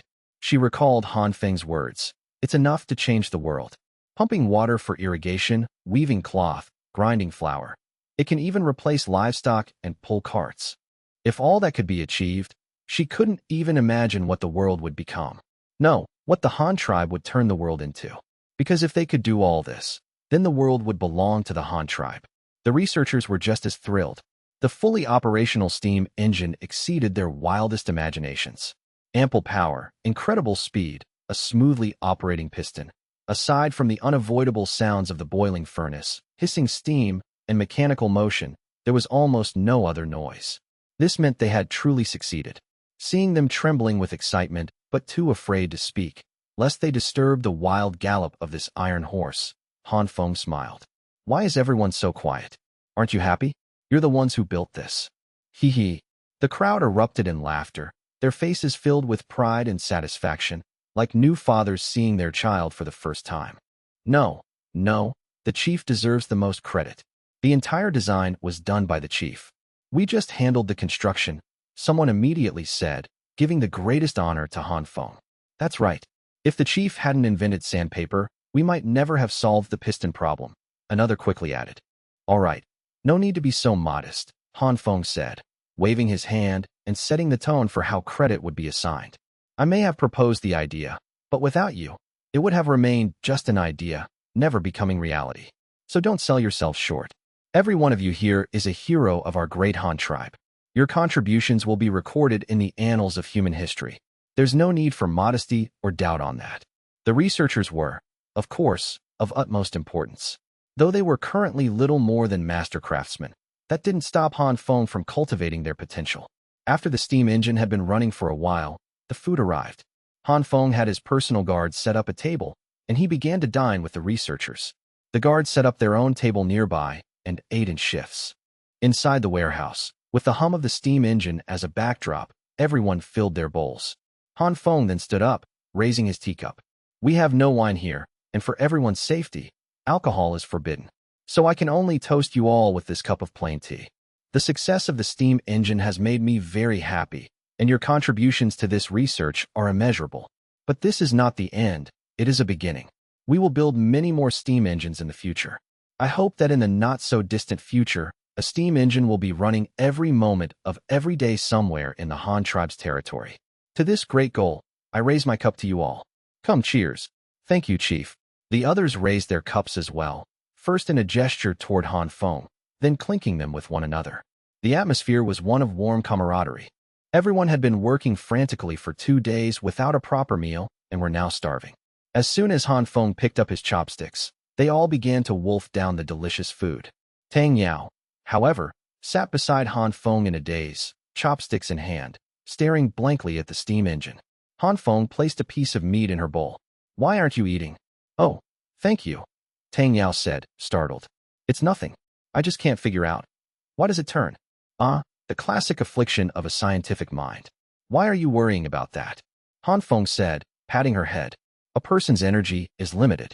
The medicine you study is just as important. Doing your own job well is already a great success. Tang Yao huffed, unconvinced. Then how do you know everything? I know a little about a lot of things, but I'm not an expert in any of them. A general understanding of the principles is enough. If you asked me to recite the compendium of Materia Medica, I couldn't do it. Besides, as the chief, I don't need to know everything. As long as I can steer us in the right direction, the finer details can be left to our people. Han Feng replied as he ate. You said this steam engine can do anything. Does it have any use in medicine? Tang Yao pouted. Her intuition told her Han Feng wasn't being entirely truthful. He was full of secrets. But since she wasn't officially part of the Tang tribe yet, she didn't press the issue and change the subject. No direct uses, I think, but plenty of indirect ones, Han Feng mused. The steam engine primarily provides power to machinery. It can serve all aspects of life, and medicine is no exception. While it can't directly cure diseases, it can be used to manufacture medicine or produce medical instruments. Isn't that a form of help? I can't really picture it. When it's actually put to use, can I come and see? Tang Yao asked, her eyes full of anticipation. Of course. If you'd like, you'll be able to see it in action in less than 2 days. As he said this, Han Feng already had a plan in mind. After the meal, Han Feng and Tang Yao rode home on the same horse, escorted by his guards. Once home, he naturally shared the good news again. That night, buoyed by his excitement, Han Feng lay in bed, trying to recall every detail about steam engines from his past life. He had built it, but now he had to figure out how to use it to its greatest potential, and how to do so without disrupting the lives of the Han tribe's people. He even felt a little fortunate that the Han tribe's population wasn't yet so large that the sudden appearance of the steam engine would cause people to lose their livelihoods. The next morning, Han Feng headed back to the Power Research Institute, dropping Tang Yao off at her workplace on the way. Upon arrival, he immediately presented his first practical design to the team. The thing the chief designed, is this a table saw? It looks quite simple, the master craftsman said, holding the blueprint. Exactly. It's because it's simple that we can see results quickly, Han Feng said with a nod. Don't worry, Chief. As soon as the drive belt is ready, we can have this thing built in 2 days, tops, the researchers declared, pounding their chests. Han Feng nodded and stepped back, letting them work. He found a table in the warehouse and began drafting the planned economy proposal he had thought of last night. It was also the future national development strategy for the Han tribe. He'd had this idea for a long time, but the delay in creating the steam engine had forced him to postpone it until now. Meanwhile, the researchers immediately divided the labor based on the blueprint. A table saw was indeed simple. It consisted of a tabletop workstation with a long slot cut into it for a circular saw blade. The blade was connected to a small power wheel, which was linked to the steam engine's flywheel by a V-belt, allowing the circular saw to spin at high speed. A large wheel driving a small wheel, they all understood that principle. The Iron Horse model I was already designed for high speeds, and with this gear ratio, the table saw's rotational speed would be truly impressive. To maximize the steam engine's utility, Han Feng had designed a multifunctional table saw. There was a different size circular saw on each side of the workstation for handling various sizes of lumber. Near the edges, there were also 2 automatic planers for smoothing the rough edges of the wood. The circular saw blades were easy to make. They just needed to be stamped from existing steel plates and have teeth filed into them. The drive shaft and V-groove power wheel could be cast directly. The frame was wooden, which was also simple to construct.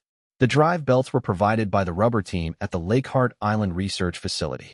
After assigning all these tasks, they still had half their manpower left to continue perfecting the Iron Ox Model I. 2 days passed in a flash. All the parts were fabricated. After some consideration, Han Feng decided the final assembly would take place at the Luoyang Prefecture shipyard.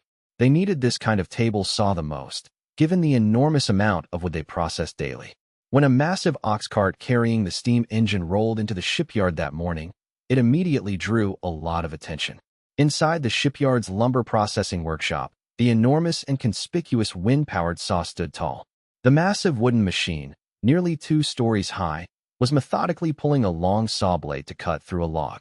But what was once a symbol of advanced technology now looked like a relic of the past in the eyes of the researchers. This thing is too slow. It takes a whole tea break to cut 1 plank, a young researcher said proudly. With our steam-powered table saw, it would probably only take a few seconds. A nearby shipyard worker overheard and was not pleased. You little brat, you haven't even grown all your hair in and you're already talking big. Aren't you afraid of biting your tongue? This windmill was built by the chief himself. Do you have any idea how much work it's done for our shipyard? The researchers didn't argue, just smiled nonchalantly. These men had simply never seen it before. Once they witnessed the power of the steam engine, they'd probably be the first ones singing its praises. As was his custom, Han Feng was present for the event. He, too, wanted to see the steam engine in action with his own eyes. Begin assembly, he ordered, and the work started. The table saw's workstation was already built, and a space had been cleared for it. The researchers just needed to install the steam engine. To facilitate future maintenance, Han Feng had instructed them to place the steam engine outside the workstation. This meant they had to use an intermediate drive shaft to bridge the distance between the flywheel and the table saw's power wheel. Belts at both ends connected to the relay shaft, ensuring long-distance power transmission from the engine to the saw. Because the Iron Horse model I was already fully assembled, the installation was quick, taking only about half an hour to get all the parts in place. On one side of the long table saw was an oversized circular blade, a full meter in diameter, with 45 centimeters exposed above the table, enough to rip through most standard-sized logs. On the other side was a smaller circular saw, 60 centimeters in diameter with 25 centimeters exposed, designed for cutting materials for more delicate parts. While still a bit large, it was perfectly adequate for a massive wooden structure like a sailboat. As the strange new saw was being installed, many workers from the lumber processing workshop gathered around. Whether it was a water-powered or wind-powered saw, the Han tribe had always used long, straight blades that were pulled by a mechanism to cut logs. This was the first time any of them had ever seen a saw with a circular blade. "Chief, is this thing for us?" a workshop foreman asked, running over to Han Feng. "Who else would it be for? Why else would we put it here?" Han Feng replied with a smile. "So, how do we use it?" the man asked again. "We're about to do a test run. You can assign some workers to help out. Just follow the researcher's instructions. Also, have your men learn the operating procedures properly. I don't want you all fumbling with it after we leave. And one more thing, this machine is very dangerous. Be extremely careful when using it," Han Feng added, his tone serious. "Don't worry, Chief. I don't know what this thing is, but all machines are dangerous. The windmill is no exception. We're always careful when we work," the foreman quickly explained, afraid the chief might find fault with him. "Good. Go on, then," Han Feng nodded. Looking at the bare workshop walls, he felt a strong urge to paint some of his world's classic safety slogans on them, like "Observe Discipline," "Ensure Safe Production." The researchers quickly lit the furnace. The lumber workshop had an abundance of scrap wood, which was usually kept for their own use or sold to the public as firewood. Some was also processed into smaller pieces for furniture. But now, with the fuel-guzzling steam engine, it was unlikely much would be left over. As the fire grew stronger, they tossed in some coal. In terms of burn time and heat value, coal was naturally superior. When the gravity valve on the boiler began to hiss its high-pressure warning, a researcher immediately pulled the lever controlling the steam pipe. High-pressure steam surged in, pushing the piston to do its work. The flywheel, connected by the drive belt, began to spin the circular saws on both sides. With a resonant whir, both saw blades began to spin at a speed that was a blur to the naked eye. Though the workshop laborers didn't understand the principle behind it, they found it magical. If this thing could really cut wood, it had to be incredibly fast. "Someone, bring a log over," the foreman commanded as soon as he saw the machine start up. A log, already cut with a flat bottom, was carried to the saw table by more than 20 men. Following the researcher's instructions, the foreman adjusted the rip fence to the correct width, then had the workers start pushing the log forward. One side of the log rested against the fence as its front end slid forward. The moment it touched the high-speed blade protruding from the table, a massive cloud of sawdust exploded from the log. A clean slit was instantly cut into its front. The upward-flying sawdust formed a continuous stream, shooting high into the air. The astonishing power and incredible cutting speed terrified everyone. The workers and the foreman froze. The front of the log stuck against the blade, which began to smoke from the high-speed friction. Han Feng frowned and barked. "What are you standing there for? Push. Watch your arms. Be careful. If you touch that blade, it'll take your arm off in an instant." Right. Did you hear that? Everyone be careful. Don't leave your arms on the table." The foreman snapped back to reality, repeating Han Feng's warning. The workers resumed pushing the log forward. The log slid forward smoothly, with almost no resistance. With every push, the high-speed blade instantly sliced through the wood, sending sawdust flying. A log over 10 meters long was cut into a plank in less than half a minute. The cut surface was incredibly smooth, far smoother than what the windmill saw could produce, almost eliminating the need for planing afterward. The efficiency was so staggering that people wondered if they were dreaming. They glanced over at the windmill saw. Its massive wooden gears and connecting rods were still methodically pulling the saw blade through a plank. What had once seemed fast now looked like a turtle's crawl compared to the steam-powered table saw. This thing, its efficiency was just insane. As everyone marveled, Han Feng ordered them to form another team on the other side of the table. They took the freshly cut plank and moved it to the smaller blade to trim the bark-covered edges. Since the plank was much lighter, the cutting was even faster. With a few zipping sounds as the blade bit into the wood, a perfectly square plank was produced. At that moment, a researcher explained the function of the automatic planer rollers. He instructed a worker to stand the plank on its edge and push it through. Good heavens, now even manual planing was unnecessary. The plank that came out was smooth and sleek. With a bit of sanding, it could probably pass as a finished craft piece. This was just a lumber processing workshop, a place for pre-treating materials. They had never seen such a perfectly finished product. Those who had initially scoffed at the steam-powered table saw now completely changed their tune, shamelessly praising this divine artifact. That's right. From this day forward, the title of divine artifact would likely pass from the windmill to the steam engine. Seeing the success of the steam-powered table saw, Han Feng finally felt at ease. This thing had proven it could work, and its efficiency was off the charts. The Han tribe's first practical steam engine was thus left at the shipyard. 3 days later, the modifications to the Iron Ox Model I were also declared complete. Upon learning that the steam engine was already being used for work, Han Feng brought his family and Tang Yao to Luoyang Prefecture to see the steam-powered table saw. When they arrived, they discovered that the new invention had already caused a sensation throughout the entire shipyard. Word had even spread from the shipyard workers to the common people, and most of the residents of Luoyang Prefecture had heard of this strange machine, though only the shipyard craftsmen had actually seen it. When Han Feng brought Tang Yao to the shipyard again, the steam-powered table saw had already been modified by the craftsmen. The main improvement was in the feeding mechanism. Pushing the logs by hand was too cumbersome and limited the saw's potential efficiency. So, these master shipbuilders had put their minds to work and added a rolling feed bed at both ends of the saw. An entire log could be placed on it, and after being secured, it only took one person to push it forward, greatly increasing the feeding efficiency. When Tang Yao saw the steam engine in action with her own eyes, the first thing she said to Han Feng was, "Han Feng, Can this steam-powered table saw also be used in our Tang tribe's shipyard? Han Feng shook his head without hesitation. Not for now. First, this is the only practical one in the entire Han tribe. It's difficult to manufacture, so we don't have enough to equip other places yet.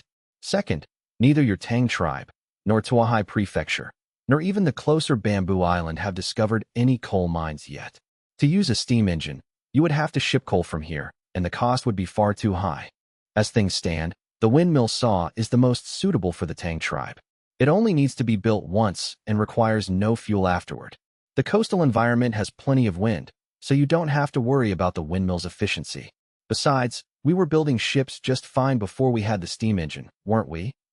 Tang Yao nodded.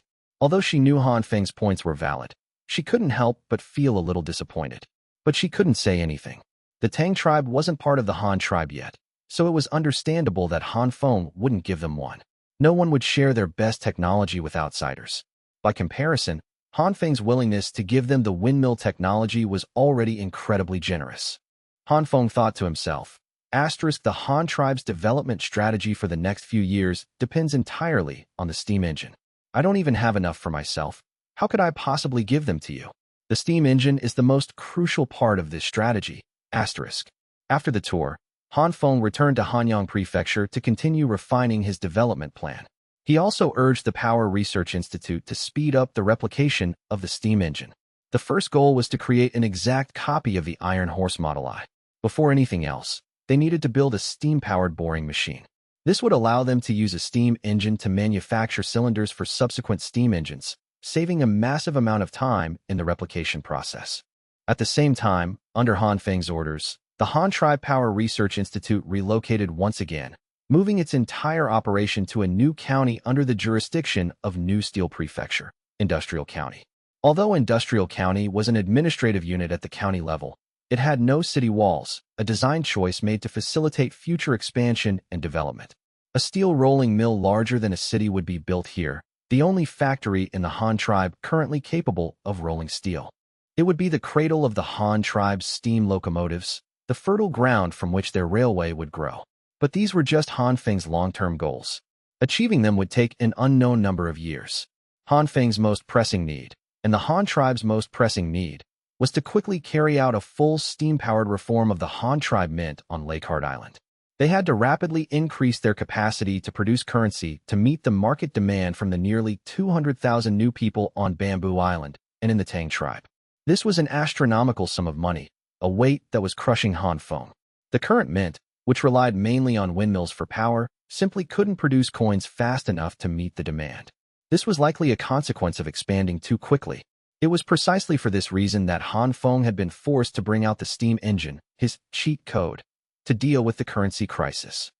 While the Han tribe was in the midst of a power revolution, the Xian tribe across the strait was not idle. They were proceeding with their original plan of resistance, diligently learning the Han tribe's advanced technology to be able to build their own sailboats, completing the trade for 3 two-masted sailboats as soon as possible, and finally, heading to the grasslands to recruit a large number of soldiers to form their own army. The first 2 plans were proceeding smoothly. The Xian tribe had already used the steel they traded for to replicate all the woodworking tools the Han tribe's delegation had brought, and they had learned how to use them. With technical assistance from the Jinwu Guard spies, their woodworking skills had improved by leaps and bounds. They had already successfully replicated the first-generation, fully manual loom that the Han tribe had once provided as aid, achieving their first milestone of self-sufficiency in loom production. The Han tribe's delegation would no longer earn a single coin from selling them looms. Furthermore, in the crucial area of vehicle construction, the Xian tribe could now successfully build 4-wheeled heavy-duty horse-drawn carriages, a glorious achievement in the history of transportation on Bamboo Island. As for shipbuilding, although they hadn't made much headway, they had accumulated a great deal of woodworking experience from building carts and looms. They were confident that they could quickly replicate usable sailboats in the future. Everything seemed to be developing in a positive direction. But just as the entire Xian tribe leadership was buzzing with excitement, the recruitment teams that had crossed the strait at Dark Bridge to recruit soldiers from the grasslands brought back disastrous news. What are you talking about? Iron balls? Flashes of fire? A roar like thunder? How could the Han tribe possibly have such a weapon? Looking at the men he had sent to the grasslands and the defeated soldiers of Maodun they had brought back, the Exian tribe's leader questioned them in disbelief. I'm not lying to you. If the Han tribe hadn't suddenly brought out this weapon we'd never seen before, our leader's allied army of 60,000 men wouldn't have lost so miserably. During the great battle that day, our main force hadn't even gotten close to Kaiyuan City. We could only vaguely see the silhouettes of the Han army when they attacked us. It was just like that, flashes of fire and a thunderous roar like divine punishment. Do you know how far that thing can shoot? We were so far away it would have taken the time to eat a bowl of rice to cross on horseback, yet the iron balls came flying at us. Anything in their path, whether man or horse, was smashed into a pulp. The army was terrified by that thing in an instant. No one was willing to take another step forward. A subordinate of Maodun, with 2 braids framing his cheeks, recounted the battle with anguish. What about your leader, Maodun? The Exian leader asked, still skeptical. The leader died 3 months ago. During the retreat, his arm was struck by a Han tribe arrow. We couldn't save him, Maodun's subordinate replied. The Exian leader slumped into his chair, his heart a turmoil of complex emotions. He couldn't tell if it was sympathy for Maodun or if he was seeing his own future in the man's fate. A man who could rally tens of thousands of soldiers had died so easily. How many people did the entire Exian tribe have? Forget an army of 60,000. They probably couldn't even muster 60,000 men. And war horses, how many did Maodun have? And how many could they produce? A chill ran down the Exian leader's spine. For a moment, he even considered giving up resistance, but he couldn't bring himself to do it. Deep down, he didn't quite believe what this man was saying. How could the Han tribe possess such an absurd weapon? But if he didn't believe it, how could Maodun, with tens of thousands of allied troops, have lost? Even if they couldn't defeat a single Han tribe prefecture like Kaiyuan, they should have at least fought to a stalemate. Yet they had lost, and so quickly, so miserably. Sensing their great leader's despair, the elders beside him grew agitated. They had worked so hard to achieve their current favorable situation. They couldn't just give up after hearing a few words from a stranger. Elder Chi spoke up, trying to persuade the Exian leader. Great leader, there is no need to worry. No matter how powerful that Han tribe weapon is, as long as we don't let their army land on our shores, they can do nothing to us. And even if they do land, we won't lose so quickly or so miserably. We have a chance to win. What do you mean? The Exian leader immediately sat up straight at his elder's words. He couldn't bear to give up his tribe. Has the great leader forgotten our original intention? We have no desire to harm the Han tribe. It has always been the Han tribe that has designs on us. Therefore, we only need to defend our bamboo island and live our lives in peace, Elder Chi explained. But the other elders and the Exian leader were all confused. Seeing that they didn't understand, Elder Chi continued. Everyone, we do not wish to attack the Han tribe. In this war, we are the defenders, and Bamboo Island is our home. When it comes to familiarity with the terrain, the Han tribe is no match for us. That being the case, we can take an active defense. First, we send men to surround the Han tribe's delegation post and build a wall. Then we station our army there. In other places on Bamboo Island where they could land, we can set up obstacles in advance. This will force the Han tribe to land only at their delegation post, reducing the pressure on our defenses and luring them into a battlefield of our choosing. Our advantage is that we can prepare in advance. This man just said that the Han tribe's weapon has long range and great power, but it's only a threat to dense formations. An iron ball of that size, no matter how powerful, can't do much if we disperse our men in the forests and deploy many archers. They will still have to send their infantry to fight us. At that time, we can set traps in the forest beforehand, stockpile food, and build fences and walls. Even if the Han tribe comes with a large force, we can find ways to hold them off for a while. At the same time, we can use our familiarity with the terrain to send out elite squads to harass their delegation post, sink their large ships, and burn their food supplies. In this way, no matter how strong the Han tribe is, they won't be able to withstand such heavy losses. Eventually, they will retreat on their own. But if we hide our warriors in the forest and don't block the Han tribe's main army, will they really walk into our traps to attack us? Can't they just bypass us and attack other places first? Asked another newly appointed elder, Elder Jean. You don't understand, Elder Chi said with a chuckle. He arranged 3 teacups on the table to illustrate his point. This is the Han tribe's delegation. This is our Clearwater Valley. We position our army on the flank of the path they must take. The Han tribe will definitely not dare to pass by directly. If they know we are here and ignore us, that's perfect. We can send this army to attack their delegation post, burning their food and ships. As long as we pin our forces here, it will be a constant threat to them. They cannot simply bypass us. What if they come by water to attack Clearwater Valley? Elder Shung asked from the side. Remember when they were promoting their currency? They brought over 100 sailboats up our Clearwater River. That's perfect, the Exian leader said, seeming to have caught on. He spoke to the others with confidence. Do you all remember Sky Severing Cliff in the middle of the Clearwater River? The riverbanks on both sides of that section are high cliffs. As long as we throw a few giant boulders into the river upstream, we can block their path. If their fleet dares to come, we'll place some rocks on the mountains as well. Once their entire fleet has entered this section of the river, we'll throw down more rocks to block their retreat, trapping their whole fleet in the valley. Then, we can shoot arrows, throw stones, and set fires from above. We'll definitely be able to wipe out their entire fleet. The Exian leader seemed to already envision a great victory, growing more excited as he spoke. The other elders nodded in agreement, thinking the plan was very feasible. Elder Chi added, exactly. What the great leader just said is our advantage. We are familiar with the terrain of Bamboo Island. We know every corner. There are too many places where we can set up ambushes for the Han tribe. As long as we can win a few major victories like this, the Han tribe will know we are not to be trifled with. When they can no longer bear the losses, they will naturally retreat. Indeed, the great leader and Elder Chi have a plan, Elder Shung praised. The other elders, Elder Mi and Elder Do, also chimed in with praise. Then we should take advantage of the time we have and finalize the ambush locations as soon as possible. That way, we can prepare the necessary troops, tools, and weapons, said the newly appointed Elder Jean, Anvil. This man was one of the craftsmen who had been lured away from the Han tribe by Niu Wei. He had been a trusted subordinate of the previous Elder Jean. After the former Elder Jean was lost at sea in a shipwreck a while back, this man, who managed most of Elder Jin's affairs and was one of the few technicians who knew the Han tribe's iron forging techniques, was promoted by the Exian leader to be the new Elder Jean. Hearing the Exian tribe leadership's plan to resist the Han tribe, Maoduin's subordinate was greatly moved. He could not avenge his leader's defeat on his own, but relying on the Exian tribe might be another way. Having made his decision, Maoduin's man expressed his support for their plan. He would return to the grasslands to reassemble his scattered former comrades and come to Bamboo Island to fight alongside them. If they were going to use ambushes this time, the Han tribe's mysterious weapon might be useless. With all his men hidden in the mountains, he didn't believe the Han tribe could launch their iron balls onto the mountain peaks. But what they didn't know was that the Han tribe had not only planted a spy in their midst, but one of such high status that he was directly involved in their planning and execution.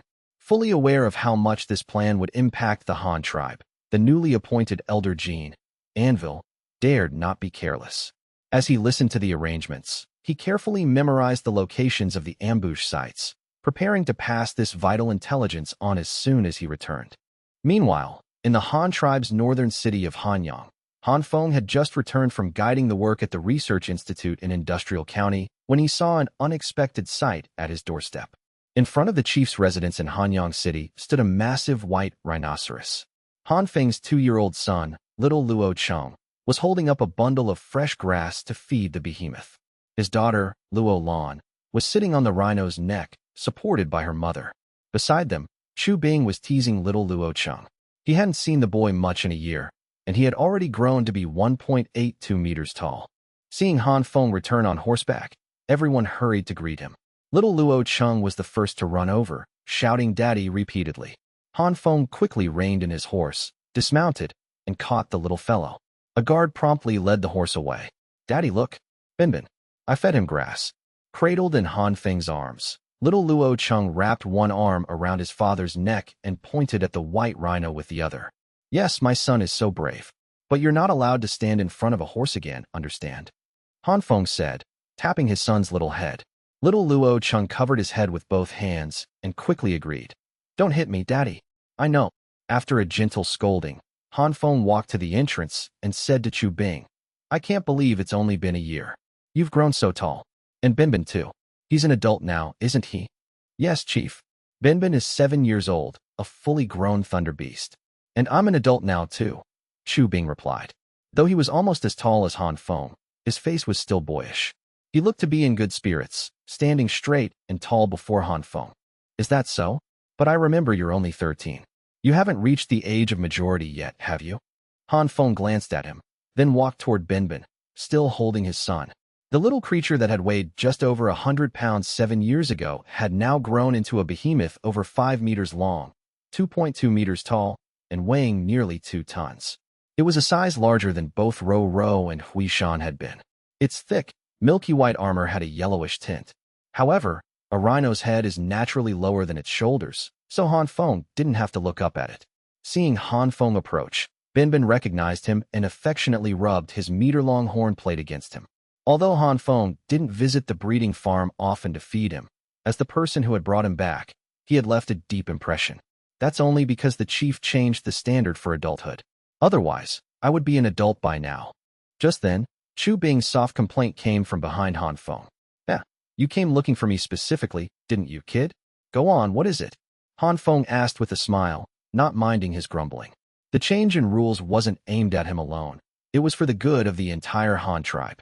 Chu Bing hesitated. Seeing Han Feng's expectant gaze, he made up his mind. Chief, I've learned everything the school teaches. I've also learned to ride and shoot. I'd like to ask you to arrange some work for me. Han Feng looked at the earnest young man before him. 13-year-old Chu Bing, which would be about 15 in Earth years from his past life. He was in his last year of middle school then. Yes, he could be considered an adult. After making a silent assessment, Han Feng asked, so what do you have in mind? Have you thought about what you want to do? I haven't, Chu Bing replied weakly. Then come to my study and we'll talk, Han Feng said, leading the group into the house. He placed his mischievous son on the solid wood sofa in the living room, then took Chu Bing into the study. This was Chu Bing's first time in the study of Han Feng's new home, and the furnishings immediately captivated him. There were several models of sailboats, a palm-sized field cannon figurine, an astronomical telescope set up by the glass window, a map of the Han tribe's territory on the wall, and on the low tea table, scattered copper tracks and a pile of miscellaneous model parts. Han Feng watched Chu Bing looking around and couldn't help but find it amusing. It was like watching a baby at its 100-day celebration picking an item to foretell its future. A playful idea struck him, and he decided to use this method to find a job for the boy. See all the things in this room? Han Feng said, sitting behind his desk. Take a look and see if anything interests you. If it does, I can arrange for you to work in a related field. Oh, then, Chief, can I touch these things? Chu Bing asked cautiously. Yes, of course. But this is your own choice, so you'd better think it through, Han Feng reminded him. Okay. Chu Bing nodded and began to carefully examine the items in the room. Han Feng's study was large, with 2 entire walls of display shelves filled with all sorts of exquisite models, from large windmills and trains to smaller items like bicycles and tricycles. There was only one small bookshelf behind Han Feng's desk. The Han tribe simply had too few books. He couldn't fill several shelves even if he wanted to. For a sheltered young man like Chu Bing, Han Feng's study was like a museum. Every single item sparked his interest. He picked up one model and fiddled with it, then peered through the telescope. The dazzling array of intricate objects left him in awe. But when his eyes finally fell on a long sword resting on a rack against the wall beside Han Feng, he hesitated, unable to make a decision. Seeing his gaze land on the long sword, Han Feng smiled and tapped the desk. Well, have you had any thoughts? Sit here and tell me, Han Feng said, pointing to the chair opposite him. Yes, thank you, Chief. Chu Bing sat down, nervously fidgeting with the hem of his clothes. He still looked hesitant, staring blankly at Han Feng's desk. What is it? Still conflicted about something? Tell me, Han Feng prompted again. Chief, ever since I was little, you've taught me how to wield blades, ride horses, and shoot arrows. I love weapons myself. Before I came to see you, I thought about joining the army and going to war. But our Han tribe is too powerful. No one is our match. Especially after you created the cannons, the Han tribe's advantage became even more pronounced. At this rate, even if we still have some enemies, they'll be defeated quickly. The wars will end one day, and I think it will be soon. If I join the army now, there won't be many battles left for me to fight. I don't want to waste my life away in the military with nothing to do. After seeing all these things in your study, I've had new ideas. Whether it's the vehicles and ships, or the telescope and carbide lamps, you've always placed great importance on the development of science and technology, and you're very concerned about the people's livelihood. The tribe invests a lot in these areas. Some of my older schoolmates have gone to work in various research institutes. I'm also very interested in these things. I would be very willing to participate in that kind of work. But I can't let go of my dream of being a soldier. And so you're conflicted? Han Feng asked with a smile. Yes, Chu Bing replied, then fell silent. Han Feng stood up and paced around the room a couple of times before speaking. It's good that you realize the wars will end one day. It's even better that you can see I value technology for the people's well-being. But have you ever considered that the two are actually complementary? Hearing this, Chu Bing looked confused. He really didn't see the connection. How were they complementary? Seeing his confusion, Han Feng explained, we develop science and technology to create superior and more powerful weapons, like the cannon. That is a product of technology. With a strong army, we can conquer more land and resources. With more resources, we can better develop our technology, which in turn continues to enhance our military strength, so we can seek out more resources. It's a cycle. Technology and a powerful military support each other. Conversely, if you have abundant resources and advanced technology but a weak military, you become a juicy piece of meat in the eyes of others. Everyone will want to take a bite out of you. Therefore, a tribe's technology and military must coexist. Neither is superior to the other. Chu Bing nodded thoughtfully, trying to digest Han Feng's theory. But when he came back to his senses, he still couldn't figure out what this had to do with his future path. Chief, so what should I do in the future? Chu Bing asked directly, unable to puzzle out Han Feng's meaning. Han Feng suddenly turned to face him and dropped a bombshell. The Han tribe's army is going to undergo a complete transformation. Just as Chu Bing's eyes widened in surprise, about to ask a question, Han Feng began to quiz him. Do you know how many branches the Han tribe's current army can be divided into? Chu Bing knew a fair bit about this. The families of soldiers often received news from the front lines, who had sacrificed their lives, who had earned merits, what noble rank they had been promoted to, how many more acres of land their family received, what rewards the chief had given, whether a family had received their pension. These were the topics people loved to discuss. Moreover, the Han tribe often published official reports, posting them on notice boards in every city to inform the public about the situation at the front.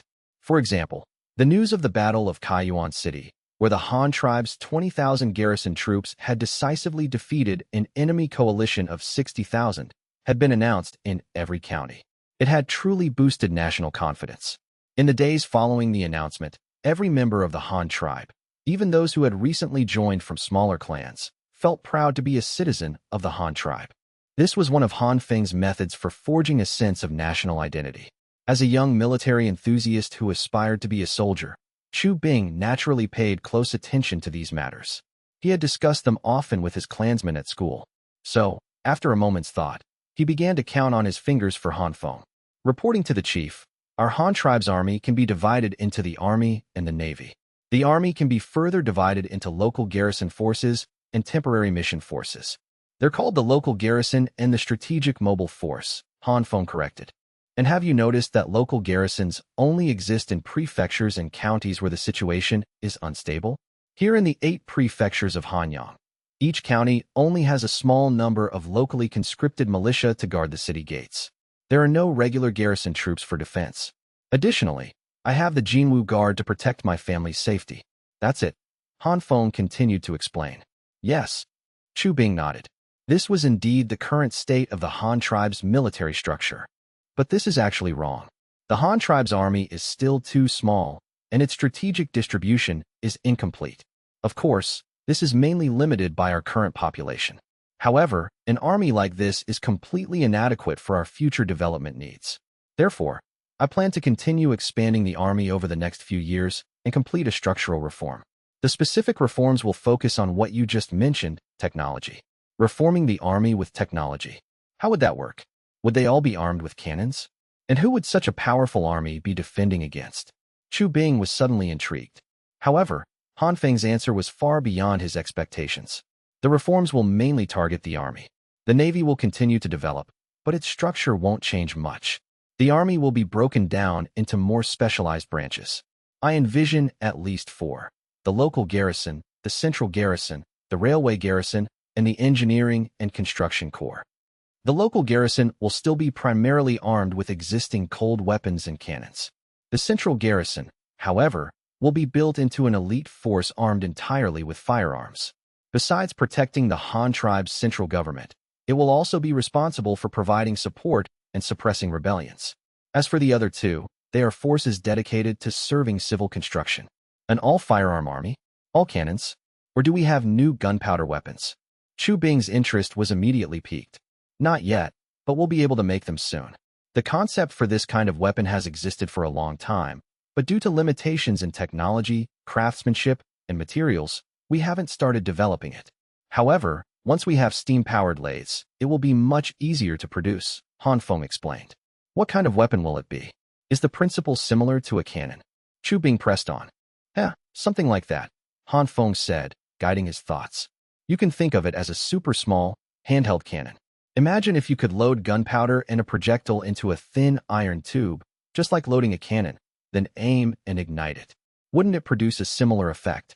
It definitely would, Chu Bing mused. But that would be more like a long-range weapon similar to a bow and arrow. It couldn't be fired in an arc like an arrow because the projectile would be too light. And the rate of fire would surely be slower than a bow. The whole process of loading a cannon is too cumbersome.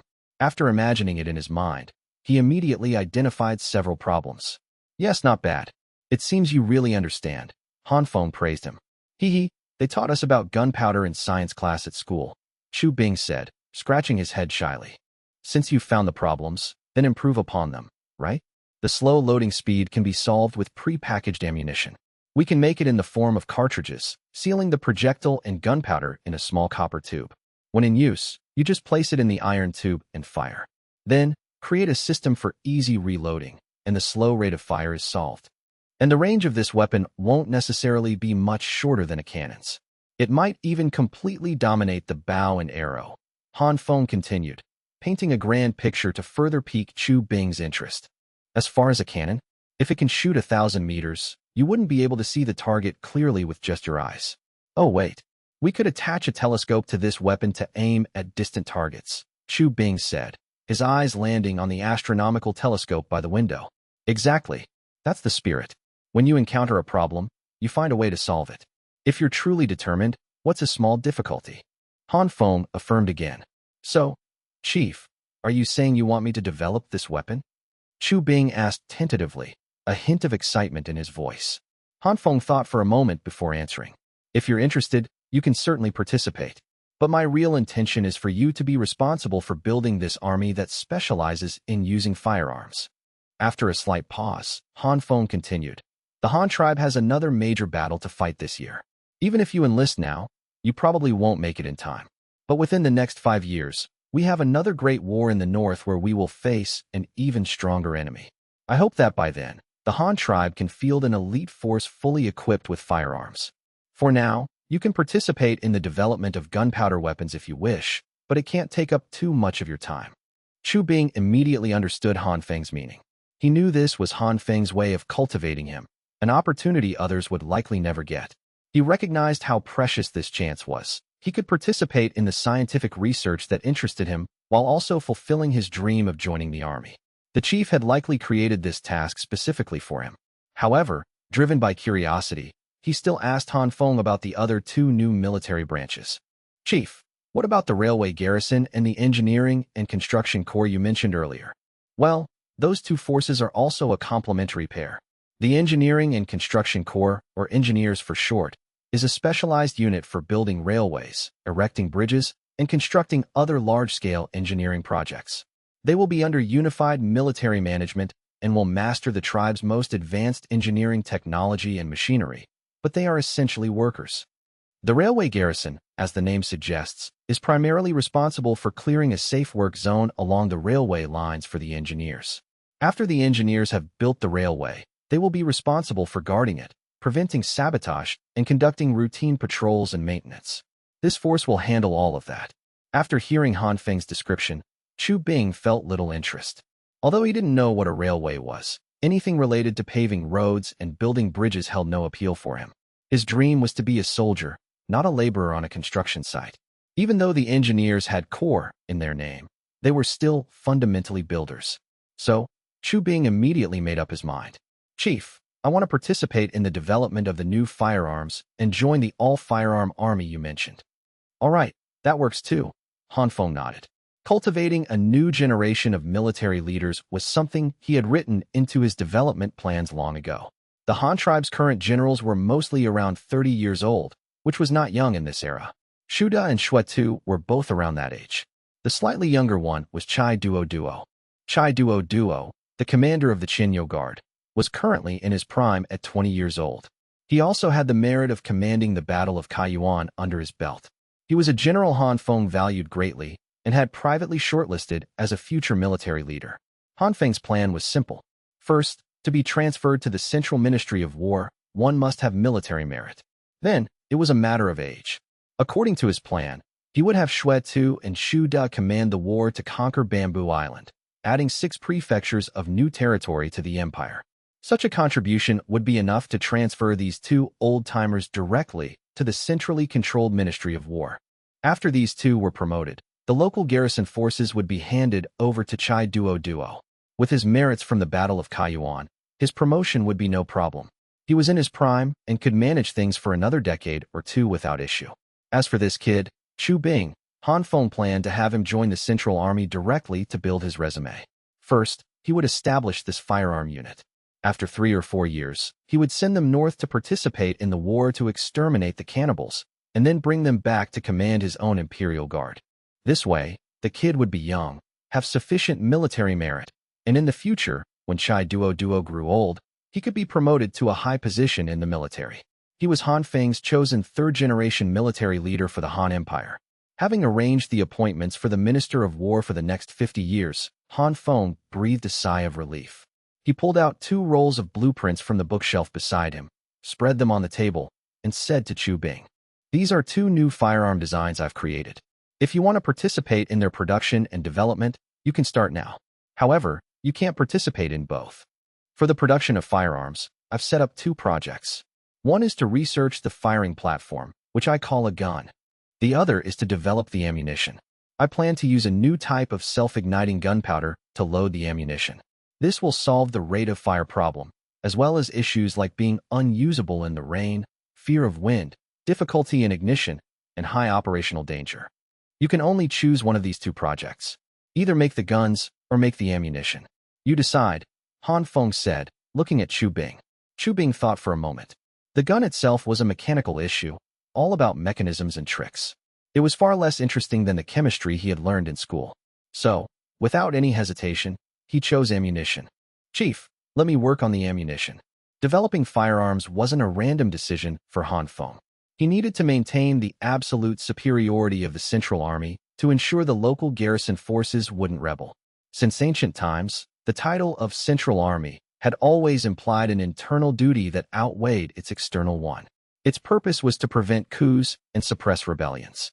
Unless the enemy reached the capital's gates, the Central Army generally did not move. Furthermore, in the future war against the man-eating giant apes, the Han tribe would need such a powerful weapon. The giant apes were a species with off-the-charts combat strength and incredible mobility. It was unlikely they would engage the Han tribe in a pitched battle formation. In that scenario, large-scale units like cold weapons and cannons would be of little use. The right path was to maximize the damage output of individual soldiers.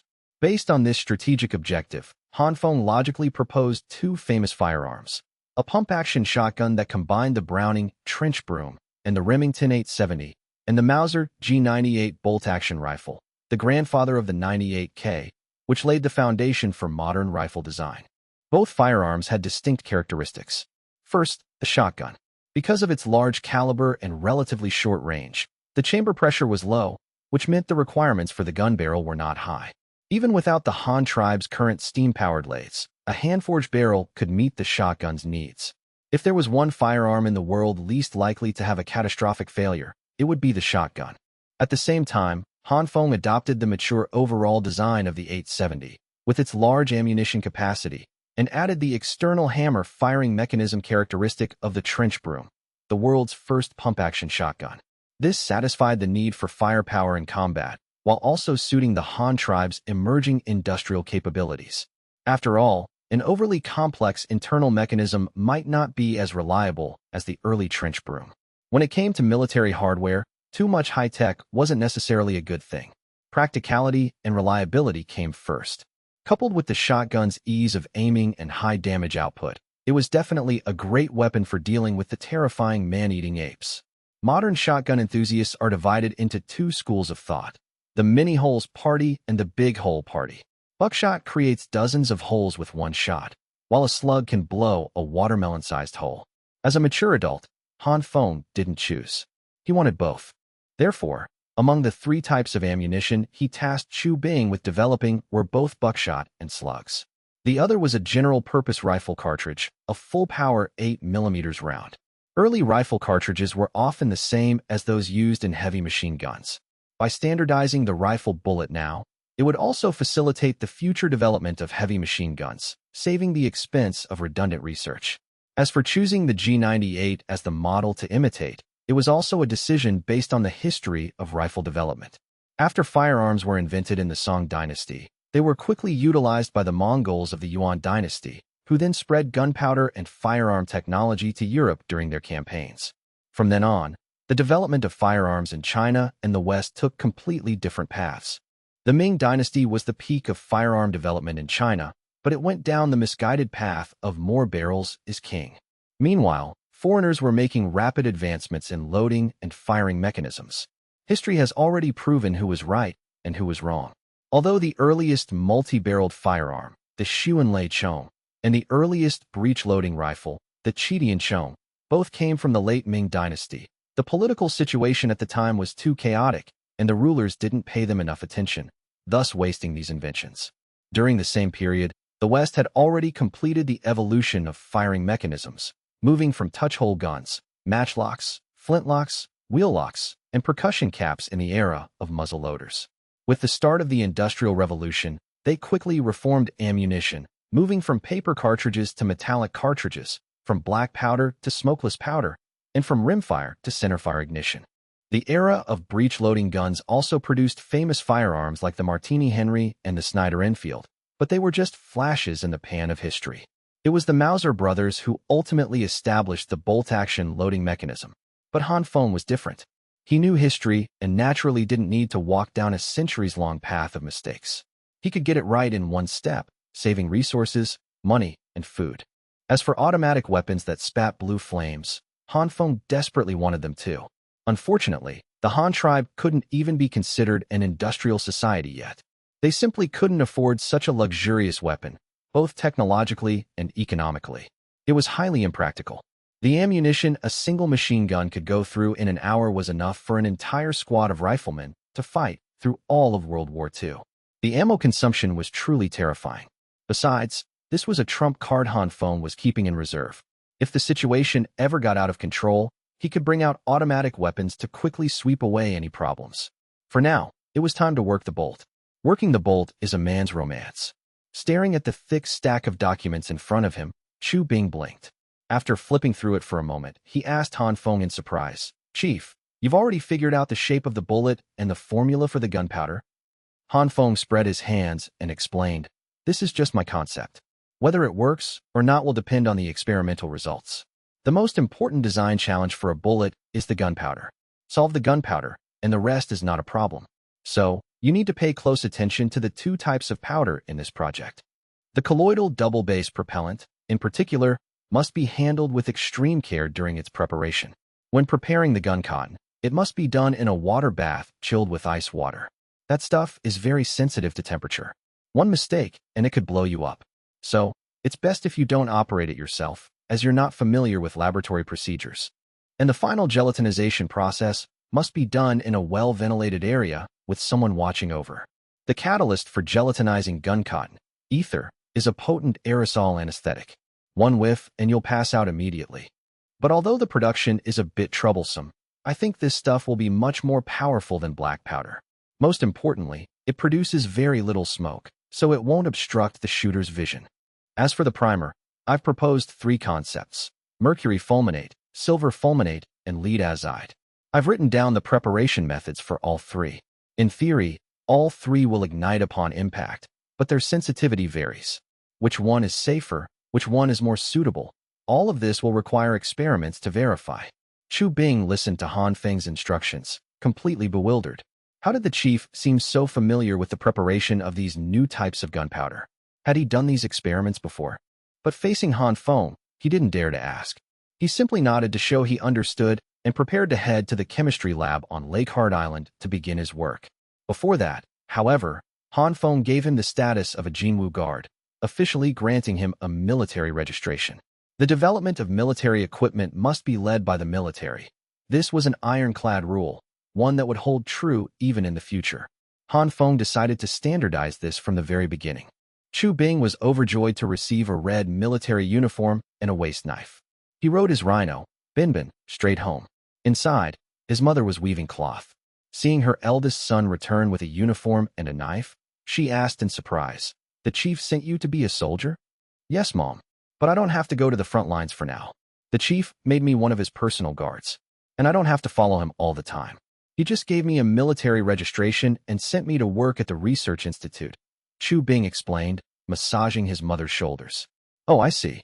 As long as you don't have to go to the front, that's good. That's good," his mother murmured, her whole body seeming to relax as she sagged into his arms. "Mom, what are you saying? Isn't the point of being a soldier to fight? If the chief ordered me to the front, I would definitely go. Otherwise, I'd be a deserter, and that's a beheading offense," Chu Bing chided, dissatisfied. "I'm just worried about you, that's all. I don't care how many merits you earn or what noble rank you achieve. I don't want you to get more land. I just want you to live safely." There was a war in Kaiyuan Prefecture at the beginning of the year. Many people earned merits, but hundreds also died on the battlefield. Thankfully, they all had children, so their family lines will continue. Hey, wait a minute. Doesn't our Han tribe only recruit men who are married and have children? You don't have any children yet. So how could the chief let you become a soldier? No, this won't do. I have to find you a wife right away. You are absolutely not allowed on the battlefield until you have a child, his mother declared, jumping to her feet. Chu Bing's face darkened. He pushed his mother back down into her seat. Mom, I haven't even reached the age of majority yet. Finding me a wife now would be disastrous for me. That's against the law. Let's talk about this later. I have to start work at the research institute tomorrow. I don't have time to find a wife. What does not being of age matter? You can't get married, but you can start courting, can't you? You don't need to worry about this. Since you're working at the research institute, which is a job so many people would kill for, I'll definitely find you a wife who is both beautiful and fertile. Even if you can't get married now, we have to settle the engagement first. His mother struggled to her feet again, untied her apron, and started for the door. Chu Bing's head throbbed. He couldn't very well stop her, so he ran back to his room, grabbed a few changes of clothes, and made his escape. He rode Binbin straight out of town, rushing to his new post at the Lake Hart Island Research Institute. When his mother returned, she learned from her younger daughter that he had already run off, leaving her so angry she was at a loss for words. Sigh, the little rascal is all grown up. Can't control him anymore. After running away from home, Chu Bing first went to Han Feng to get his travel pass, letter of appointment, and the research materials on ammunition. He then borrowed 5 yuan from the head of Han Feng's personal guard for travel expenses, promising to pay it back after he received his military salary. Only then did he set off on his leisurely journey to Lake Hart Island, riding Binbin. At full speed, Binbin was not slow, reaching speeds of over 40 kilometers per hour, comparable to a warhorse. It only took 4 or 5 hours to travel from Hanyang City to Sitong County.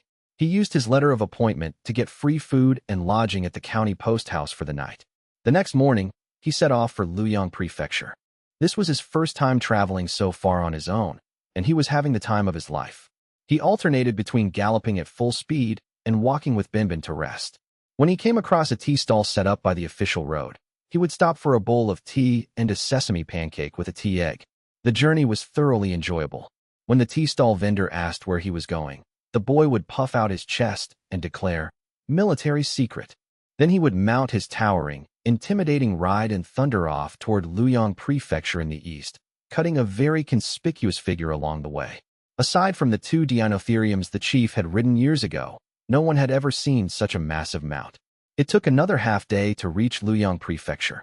At noon, he caught a cargo ship heading to Lake Hart Island for resupply and managed to get Binbin on board as well. It was a good thing the 2-masted sailboat was large enough, or it might have capsized. When he finally arrived at the Research Institute, Chu Bing was immediately captivated by the projects there. Unlike the Power Research Institute in Industrial County, This facility was comprehensive. It covered everything from physics to chemistry. As Han Feng put it was a collection of research teams. When Han Feng proposed a new idea, these teams would work together to create it, with each team focusing on its own area of expertise before combining their results into a final product. This was the so-called research and development process of the Han tribe. In reality, it was more like Han Feng providing mature plans and them conducting a large number of experiments. To put it bluntly, this group was a bunch of high-level laborers, all serving as experimental grunts for Han Feng. However, Chu Bing quickly fit in. The institute was full of familiar faces, his senior schoolmates, mostly the top math students from the upper grades. They were all classmates with common interests, so they naturally became fast friends. Well, if it isn't Chu Bing, what brings you here? And all dressed up in a military uniform. What?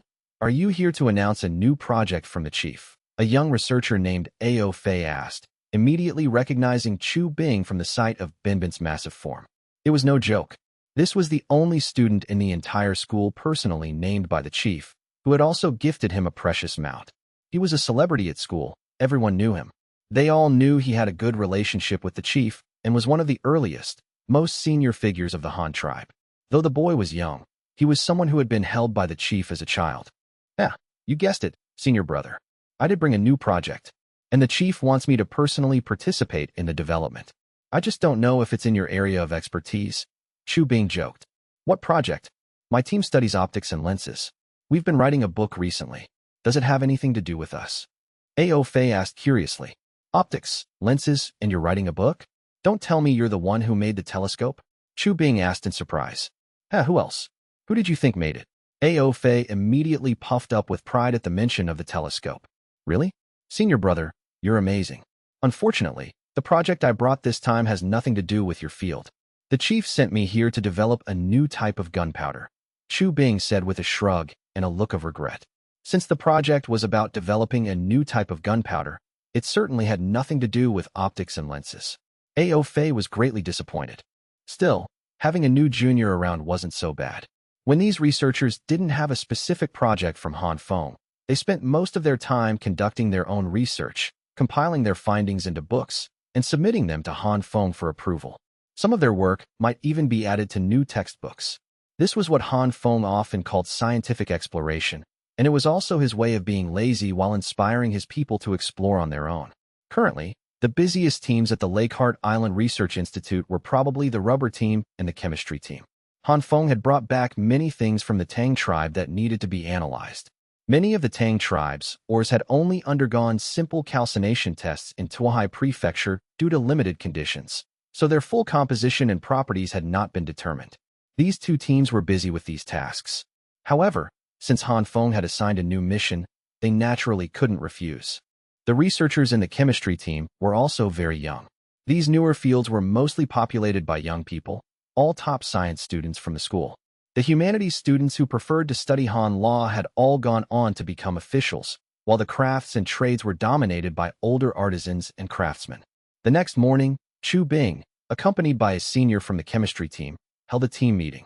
When Nome, a graduate from the Luoyang Prefecture campus and the person in charge, presided over the work assignments, while Chu Bing mainly conveyed the chief's requirements.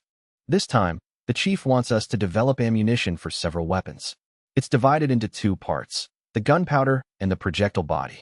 Our chemistry team is mainly responsible for developing the gunpowder. The chief has already provided the method for making the colloidal double-base propellant, so we just need to be careful during the trial production. Additionally, there's the production of 3 types of highly sensitive explosives. The documents say they will explode if subjected to excessive pressure, such as from an impact. So, before the project begins, I must remind everyone to be careful, and more careful. You must strictly adhere to laboratory safety regulations. We will be divided into 5 two-person teams. One will be responsible for making gun cotton, one for purifying ether, and the other 3 will each be responsible for one type of high-sensitivity explosive. We'll stick to the old rule, 1 senior paired with 1 junior, with the junior acting as an assistant. I'll distribute the materials in a moment. Whoever is interested can take on the task. The rest of the chemistry team will continue to work with me on analyzing reagent number 17. Reagent number 17 has many uses, and we need to uncover all of them. All right, That's all for the meeting. Now, please review the materials and form your groups. After reviewing the documents Chu Bing had brought, Wenong quickly assigned the new project. Chu Bing, however, was now curious. What exactly was this reagent number 17 that they had to continue researching even after the chief had assigned a new project? He turned to Wenong and asked. Wenong didn't hide anything. He was quite proud of reagent number 17, as he was the one who had insisted on its properties against the opinions of others and had single-handedly completed the experiments to prove his judgment. Reagent number 17 is a new type of metallic mineral that the chief brought back from the Tang tribe. However, since we haven't yet found a way to reduce it to its pure metallic form, and we haven't completed all the property tests and application discoveries, we haven't reported it to the chief or given it a name. For now, we just call it reagent number 17. As Wenong explained, he led Chu Bing to the laboratory and placed a bottle of fine white powder in front of him. Chu Bing was completely baffled. The substance was very white, like flour, but since they said it was a metallic mineral, it couldn't possibly be flour. Senior Brother One, this is clearly just white rock powder. Since you haven't been able to reduce it to its pure metallic form, how did you determine it's a metal? Couldn't it be lime or gypsum or something? Chu Bing asked, confused. Hey, you're right. The chief has a famous saying, boldly hypothesize, carefully verify. At first, we also suspected it was calcium carbonate or limestone. But it's not.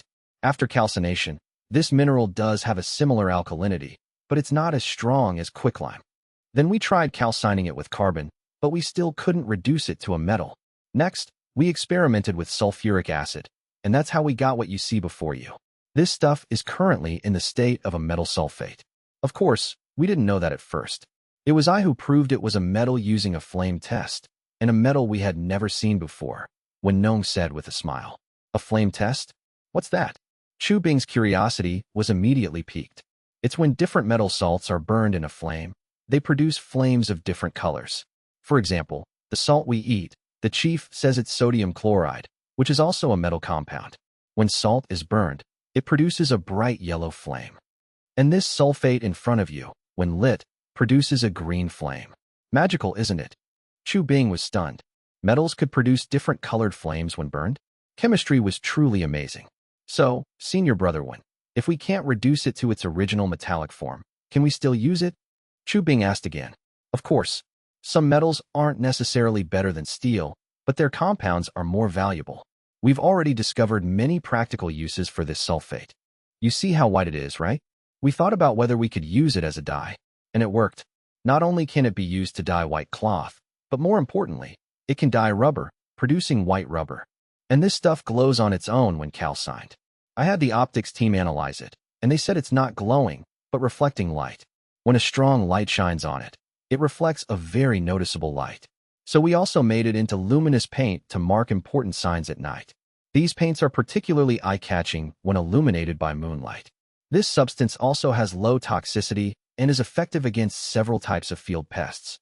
When formulated into a solution and diluted with water, it can be sprayed on crops to kill insects. It has so many uses. We've also recently discovered its matting effect. This substance can inhibit the photosensitive properties of many chemical reagents. We're still conducting a large number of experiments to verify this. Chu Bing was dumbfounded. He never imagined that a single, irreducible metal sulfate could have so many important uses. And then he thought about the explosive he was about to research, one that would ignite on its own with a simple touch. Chemistry was just too incredible. The following days were filled with constant experimentation. The double-base propellant was a miraculous substance. Compared to traditional black powder, it required neither charcoal nor sulfur. Even saltpeter had to be converted into nitric acid to be used. And its main ingredient was, astonishingly, cotton. This was truly surprising. The first step in making the double-base propellant was to produce gun cotton, which required a large amount of absorbent cotton. This was clearly detailed in Han Feng's documents, and the researchers understood it well. Based on the principle that fats undergo saponification when they come into contact with soda ash, they could simply use soda ash to degrease the cotton. The two members of the gun cotton team first heated and soaked the cotton in an alkaline solution, then rinsed it repeatedly with clean water. Finally, after drying, they obtained pure absorbent cotton. Next, they mixed dilute sulfuric acid and concentrated nitric acid, placed it in a water bath chilled with ice, and stirred it slowly. Finally, they soaked the absorbent cotton in the mixture. This step was carried out with extreme caution. Even Chu Bing, who was observing, dared not make a sound to disturb them. Afterward, the cotton soaked in the acid solution was removed, washed repeatedly, and finally dried. The gun cotton team experimented with several different ratios of sulfuric and nitric acid, as well as different soaking times for the cotton, ultimately producing 6 different types of gun cotton. The entire process took several days. To an ordinary person, such a life would undoubtedly be incredibly boring. But for the people at the Research Institute, there was nothing more interesting than conducting experiments all day with the monthly salary and funding provided by the chief. The team next door, responsible for purifying ether, was practically in full protective gear. Not only did they have a separate ventilated laboratory, but they also wore gas masks developed by the institute itself, with the eye area completely covered by a glass shield. It was truly airtight. However, after several days of effort, an accident still occurred during the distillation of ether from sulfuric acid and alcohol, ethanol. The junior member of the ether purification team accidentally inhaled the substance while sealing a container and passed out on the spot. Fortunately, the substance only had an anesthetic effect, and he woke up 2 hours later. During the final synthesis experiment, Chu Bing also wore a gas mask to observe. He then witnessed an incredible scene. As the experimenter stirred the gun cotton in the ether liquid, the originally fluffy cotton quickly became saturated, collapsed, and then began to slowly solidify. The operator then poured this mixture into a brass mold. After being pressed, filtered, and shaped, they finally obtained a rectangular, gel-like substance that resembled a bar of yellow transparent soap and had a slight elasticity. Holding the final product, Chu Bing couldn't help but have an existential crisis. This was the high-powered smokeless powder the chief wanted? Was the chief mistaken? If you want to know if it's what the chief wants, just test it. At our institute, we let the experimental results do the talking. Without experimental proof, it doesn't matter how fantastic your claims are. When Gnome explained, seeing Chu Bing's disbelief. All right then, let's find a place to test it. Chu Bing nodded. The two of them gathered the 4 members of the gun cotton and ether teams to begin the analysis and testing of the double-base propellant. First was the safety test. The substance did not burn or explode when struck with a hammer, subjected to friction, or exposed to the sun. It was, by all accounts, very safe during normal use and transport. Then, following the diagrams provided by Han Feng, they cut it into thin strips and granules. The thin strips of double-base propellant were for loading into rifle cartridges and looked like a bundle of pale yellow egg noodles, or perhaps angel hair pasta. When the angel hair pasta was further chopped up, it became large, sesame seed-like granules of gelled powder. They placed both forms of the powder on a copper plate and ignited them with an open flame. With a sharp fizz, the powder burned rapidly. As the group watched, the ignited gelled powder flashed with a bright light, and the smell of gunpowder filled the air. However, they did not see the cloud-like white smoke produced by burning black powder, only a few faint wisps of bluish-black smoke. The copper plate that held the powder only showed some scorch marks, with very little residue left behind. Up to this point, in terms of the propellant's safety and smokeless properties, the experiment was a great success. The only question was whether it could be ignited by the high-sensitivity, self-igniting powder from the other team. That would have to be determined through ammunition loading tests. However, the experiments of the other 3 teams had run into trouble. Mercury fulminate required highly concentrated fuming nitric acid. While difficult to produce on an industrial scale, it wasn't hard to make in a laboratory environment. They just had to distill it a few more times. The difficult part was that Han Feng's documents specified using alcohol as a reaction catalyst, but he didn't say how much alcohol to add or at what concentration. This left the 2 experimenters to repeatedly test it at the risk of being blown up. The propellant team had already finished their work, but the primer team was still far from a solution. Another team was working on silver fulminate. That substance was easy to make, but it was too unstable and extremely sensitive to light. It was impossible to store using normal methods, so it had no practical value for combat. The last team, working on lead azide, was mainly hampered by the overly complicated preparation method. Since the Han tribe did not yet have the ability to synthesize ammonia, they had to use a cumbersome method to obtain the nitrogen-rich compound. The method Han Feng provided was to first distill hydrochloric acid from sulfuric acid and sodium chloride, then mix the hydrochloric acid with nitric acid, add lead monoxide, and use a catalyst to accelerate the reaction, ultimately producing a small amount of lead azide. The experimental yield was very low, and the preparation method was tedious. But there was no other way. Without ammonia synthesis technology, they couldn't obtain large quantities of pure nitrogen. The high-pressure, low-temperature preparation environment was a problem. With the steam engine, high pressure was manageable, but without refrigeration equipment, low temperatures were uncontrollable. Fortunately, the amount of this substance needed was not large. A single bullet would contain at most a tiny amount, the size of 2 sesame seeds. A small bottle produced in the lab could be used to load tens of thousands of bullets. Just as the lead azide was finally prepared, the first team also succeeded in making mercury fulminate. It was a vermilion-colored paste, looking just like a box of ink paste for seals. When Gnome couldn't help but joke, "We'd better not mix this up with the real ink paste. If someone pressed their seal on this, their whole arm might get blown off." With the gunpowder developed, the next step was the mechanical processing of the bullet casings. However, since this was a completely new endeavor, a whole new set of materials, manufacturing tools, and experimental equipment had to be created. This task could only be handled by the folks at New Steel Prefecture. Consequently, Chu Bing found himself temporarily idle at the Lakehart Island Research Institute. But he wasn't one to do nothing. Now that he was finally in a place like this, able to access knowledge he couldn't get at school, it was the perfect time to broaden his horizons and learn. After sending out a list of the required equipment and materials, he followed A.O. Fei to the optics and lens research team to study the optical theories they had compiled and to learn about the principles of the telescope. The optics lab was mostly made up of darkrooms. Even if there were windows, they were fitted with solid wooden shutters. Normally, they were propped open with a stick, but they could be modified as needed for experiments. At this moment, Chu Bing and A.O. Fei were in one such darkroom, huddled by a window. The solid wooden shutter was closed, with only a small hole allowing a single beam of light to enter. A.O. Fei placed a triangular glass prism in the path of the light beam. Behind it, he positioned a piece of white-painted sheet metal to serve as a screen. Pointing to the 7-colored spectrum on the screen, he said to Chu Bing, "See that? That's the sunlight we see every day. Most people think sunlight is white, but through our experiments, we found that a prism can split it into its component parts, which is the spectrum you see now. Doesn't it look like the rainbow that appears after it rains? It's actually the same principle." "That can't be right. There's no prism in the sky after it rains, is there?" Chu Bing asked doubtfully. "But have you ever thought about why rainbows only appear after it rains, and not on a clear, sunny day? What's the difference between the two?" A.O. Fei prompted. However, Chu Bing was already stuck on the idea of the prism and couldn't figure out the connection between the weather and rainbows.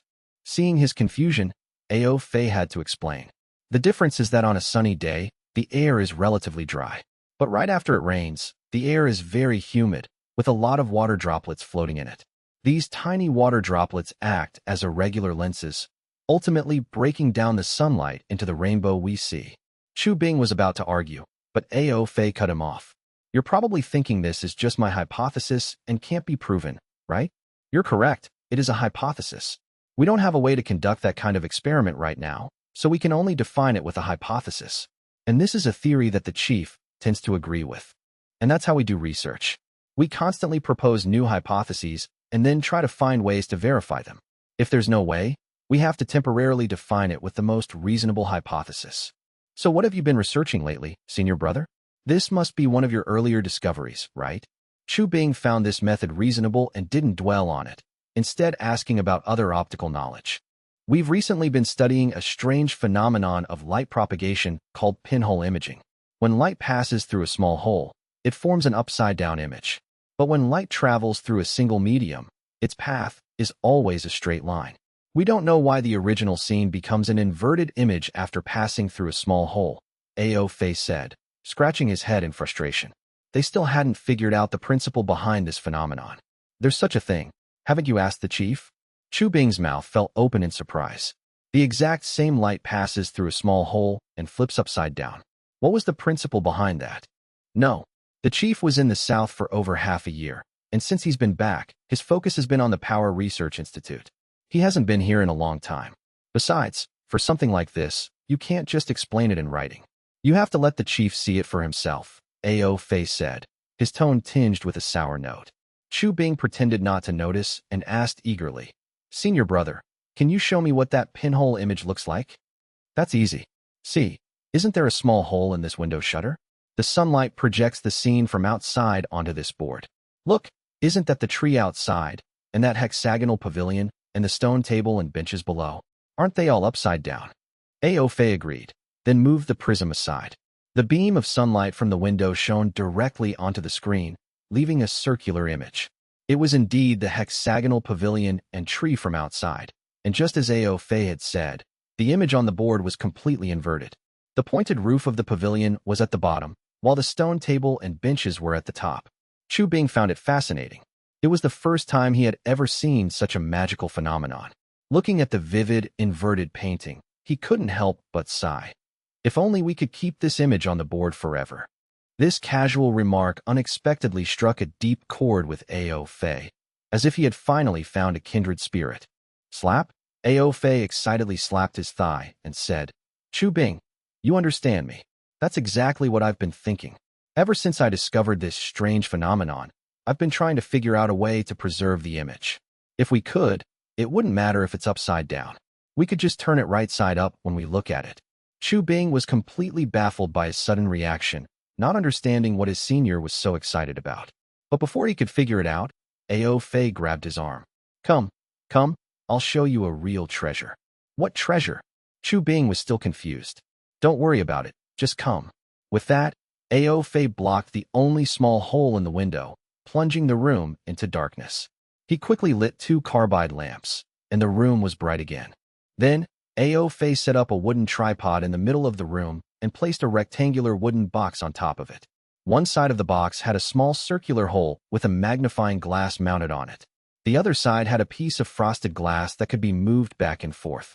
Aofe pulled Chu Bing behind the box and said, Just stand here and don't move. Just watch this piece of glass. Chu Bing, still bewildered, was pulled over and saw that the frosted glass actually showed an image of the half of the room in front of him. The scene was projected onto the frosted glass, just like the upside-down image he had seen at the window. Senior brother, what is this? Chu Bing asked, puzzled. Don't worry about it. Without turning his head, Aofe continued with his preparations. He placed a chair against the wall in front of the wooden box, then set up 2 wooden stands to the left and right of the chair, hanging the 2 lit carbide lamps on them. He then hung 2 shiny pieces of white tin plate on either side of the chair to act as reflectors. After setting everything up, he let out a long breath, sat down on the chair, and looked at the magnifying glass on the wooden box in front of him. Chu Bing, look at that frosted glass. Is my image on it? Ah, it is. This is incredible. You can actually shrink a person and put them on a piece of glass. It's just a little hard to see everything, Chu Bing said, standing on the other side of the box and looking at the glass. The glass holder can be moved back and forth. Try moving it. You can make the image bigger or smaller, Aofe prompted. Chu Bing did as he was told and moved the glass. Sure enough, he could adjust the size of the image by moving it back and forth. He immediately jumped with excitement. Senior brother, have you already figured out a way to make this inverted painting permanent? If so, couldn't you take a person's portrait? An exact likeness, so much better than a painting. At Chu Bing's question, Aofe slumped back in his chair, looking utterly defeated. Sigh? If only I had a way. If I could create this technology, I would surely go down in the history of our Han tribe. But alas, I still can't figure it out. Editor's note, recommendation for a friend's new book. Are you troubled by good deeds going unrewarded while bad people go unpunished? The Human Favor Lottery System. See how the protagonist uses the system to reap favors and reach the pinnacle of life. Hearing Aofei's reply, Chu Bing also felt it was a great pity. Such a vivid portrait was right before their eyes, yet they had no way to preserve it. Dejectedly, Aofe opened the door and windows and extinguished the carbide lamps. He didn't put away his imaging device, though, leaving it where it was. Chu Bing continued to circle it, looking at it from all angles.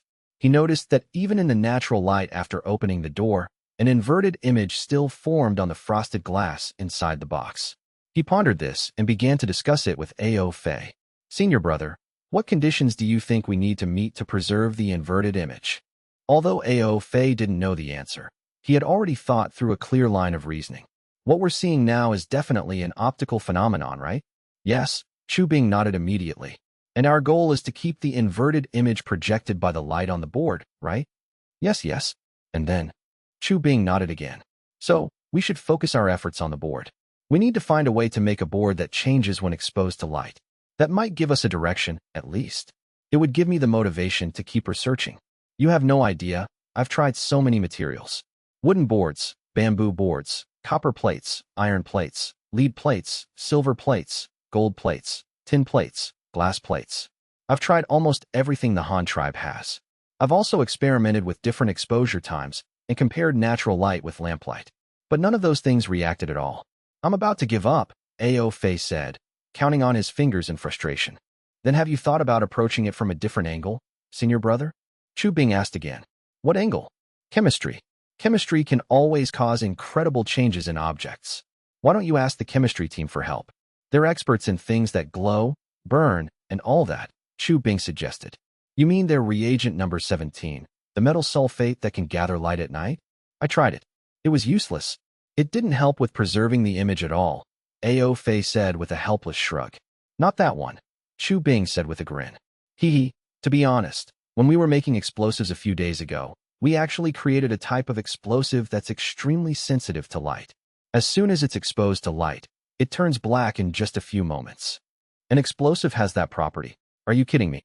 Ao Fei shot up from his seat, his excitement palpable. Of course not. It's silver nitrate. Why would I lie to you?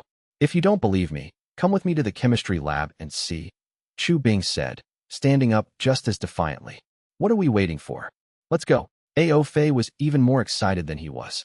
He immediately grabbed Chu Bing and ran towards the chemistry lab.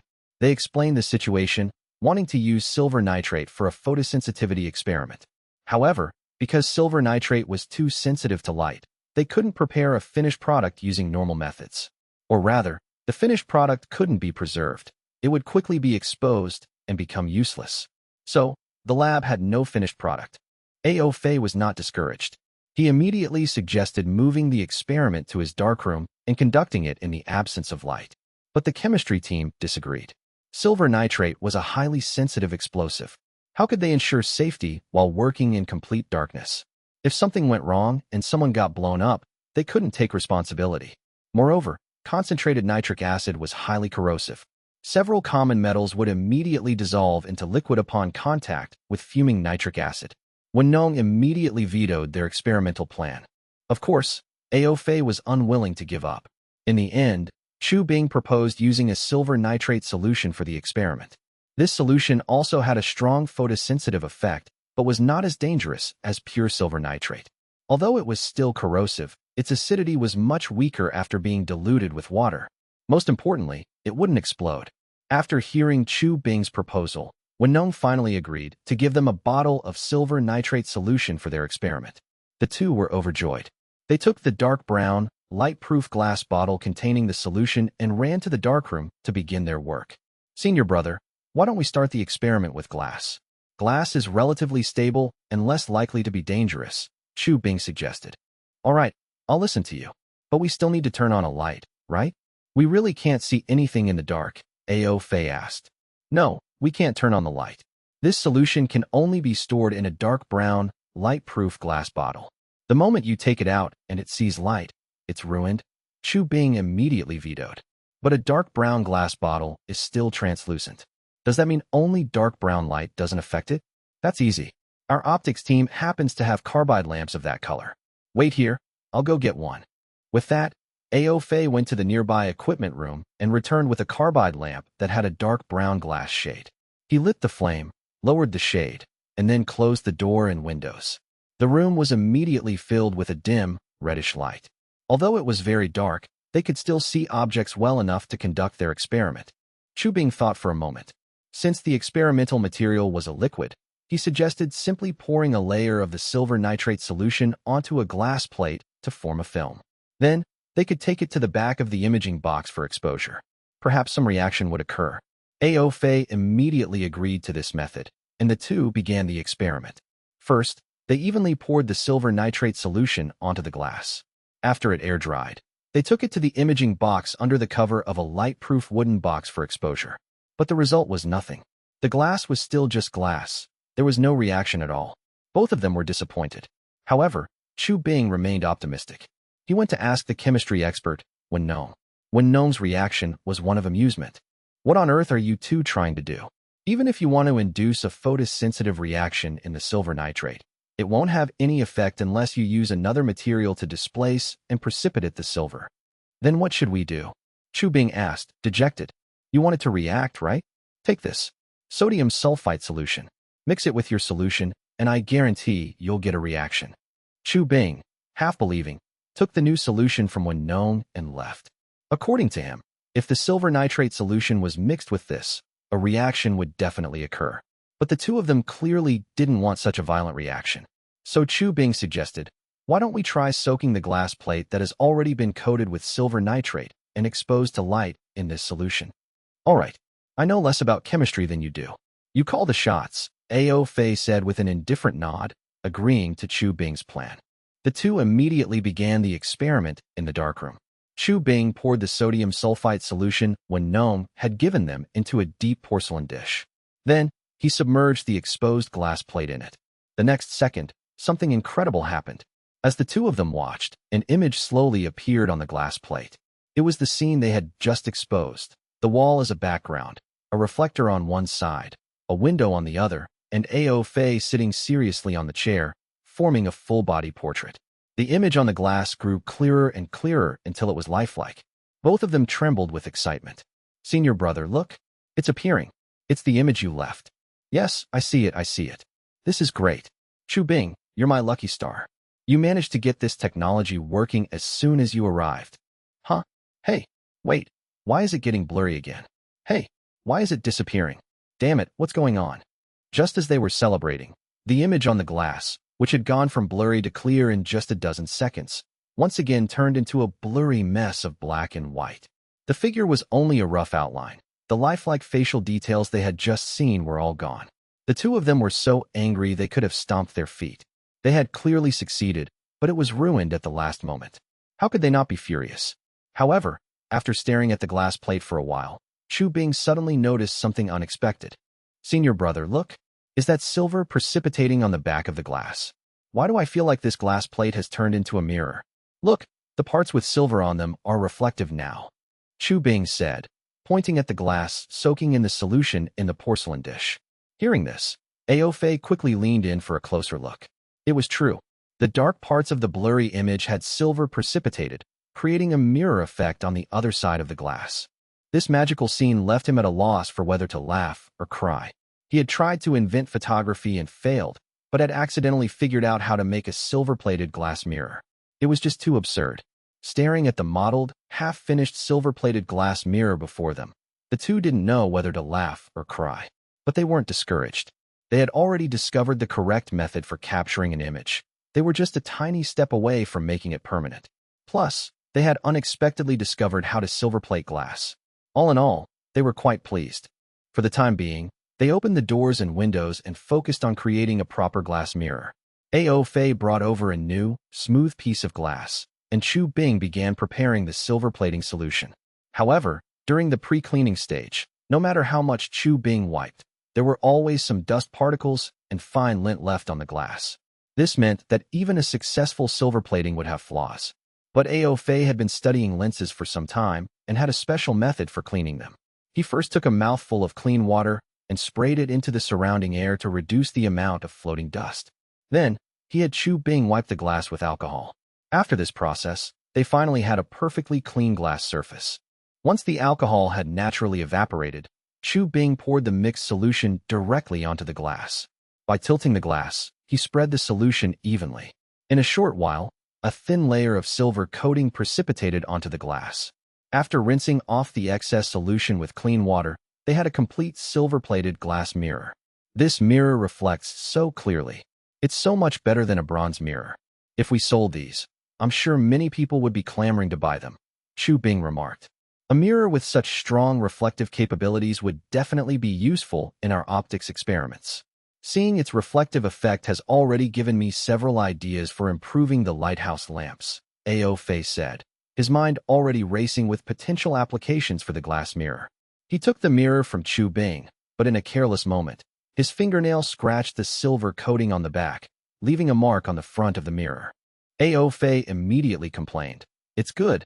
but it's too fragile. The silver plating comes off with a single scratch. It looks like we'll need to add some protective measures. How about a layer of paint? He asked, turning to Chu Bing. I think that would work. We have nothing else to do anyway. Let's try a few more times. If we get it right, we might be able to sell them in the Han tribe. The two then made several more glass mirrors and painted a layer of iron red paint on the silver-coated back. The protective effect was much better. At least it no longer scratched at the slightest touch. But a thin sheet of glass like this was still not suitable for use. Chu Bing suggested finding a carpenter to make a frame and a backboard to properly frame the mirror. After 2 days of tinkering, the pair finally produced several usable mirrors, though for now, they were only good for looking at one's reflection. They had yet to explore other uses. Putting the mirrors aside, they repeated their previous imaging experiment, but the result was the same. Although an image would form on the glass plate, it would only last for a few dozen seconds before blurring again. While the outline of the image was still faintly visible, such a thing had no practical value. However, these experiments were not a complete waste of materials. Through constant trial and error, they had discovered many patterns. For example, the glass plate coated with the silver nitrate solution would only develop an image in the solution while it was still wet. If it dried completely, they would only get a mottled silver-plated mirror. Also, the coated glass plate could only be exposed to light inside the imaging box. At all other times, it had to be kept from the light. Any exposure in between would result in immediate failure. The length of exposure time behind the lens was also crucial.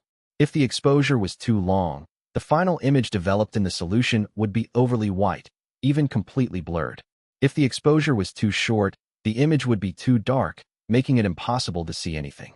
Through repeated experiments, they determined that the optimal exposure time was between 4 and 5 breaths. They also discovered that even if this imaging method succeeded, it could only produce black and white images. But having an image was better than having none at all, so the two decided to press on. Senior brother, there's still a problem with our imaging technique, Chu Bing said, resting his face in his hands as he leaned on the table. Of course there's a problem. The key is, what is the problem, and how do we fix it? Ao Fei sat there, equally troubled. Success was so close, yet he couldn't grasp that final piece of inspiration. Chu Bing thought for a moment and began to analyze the situation. Senior brother, setting aside everything else, I think there's a problem with your imaging box. What problem? Ao Fei asked, puzzled. Look, you made that box based on the principle of pinhole imaging, right? But to adjust the size of the image, you can only move the imaging plate back and forth. I don't think that's practical. Think about it. Our exposure time is already short. We don't have time to be moving the plate back and forth to adjust the size. So, you shouldn't be moving the imaging plate, but the lens in front. It would be best to make it retractable, like a telescope, so you can adjust the focus by extending and retracting the lens.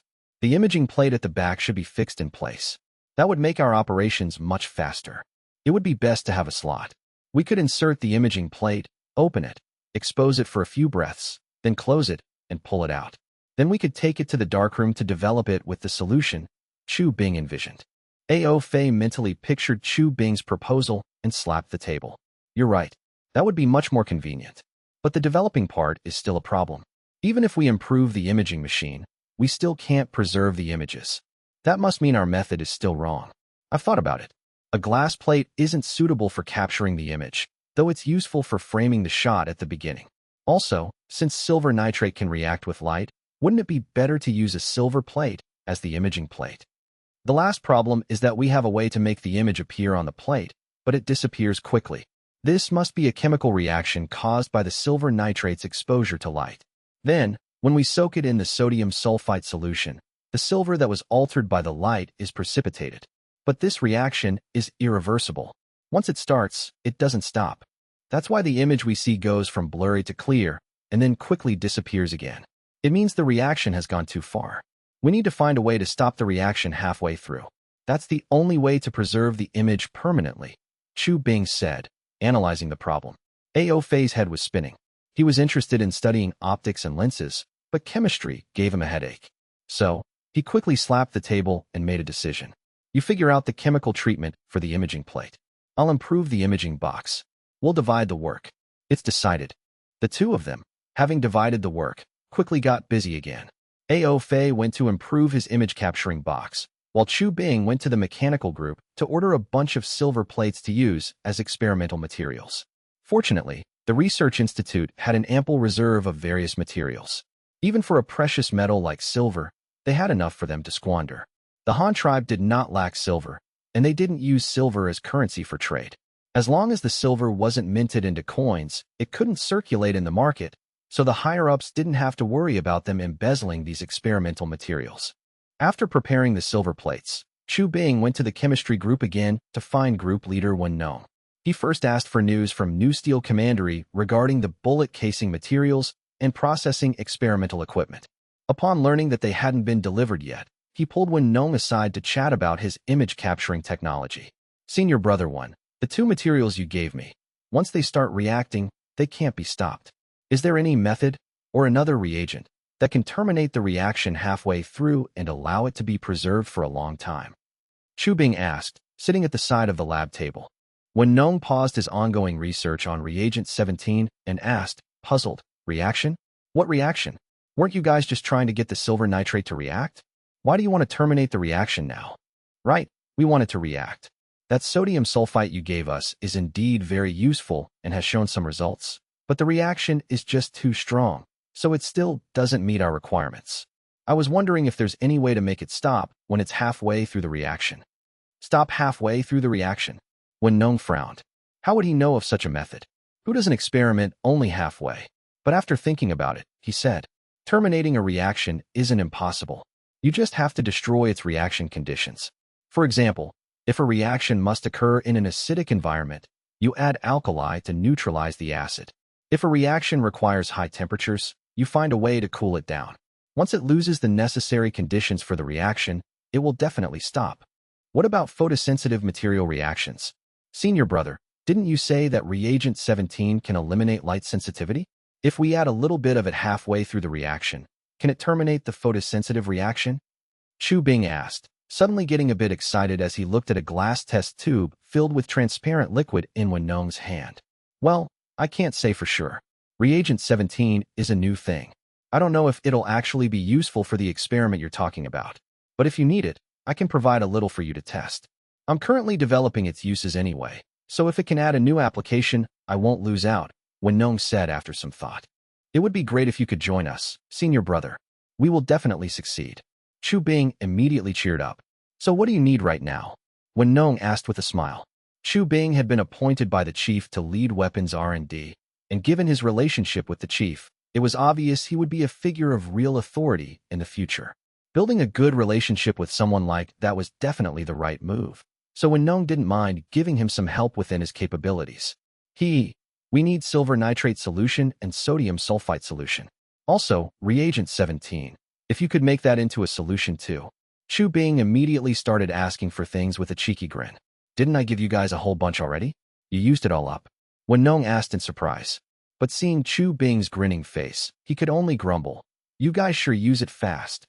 Then, the two of them took the 3 large bottles of potions they needed and went to the darkroom of AO Phase Optics Group. As soon as they entered the dim room filled with red light, Wen Nong asked in surprise. Not to criticize, but since you know silver nitrate is sensitive to light, you still dare to turn on the lights? Senior Brother AO discovered it. Silver nitrate isn't sensitive to red light, so we set up a red light for illumination. Chu Bing explained from the side while working. Is that so? That's a useful discovery. Wen Nong replied, then started looking around. Seeing the two of them coating a metal plate with potion, he asked curiously, I say, you two brothers, what exactly are you guys doing? You've been at it for days. Old one, just you wait and see. Don't be shocked by our research results when the time comes. Chu Bing and I are about to change history.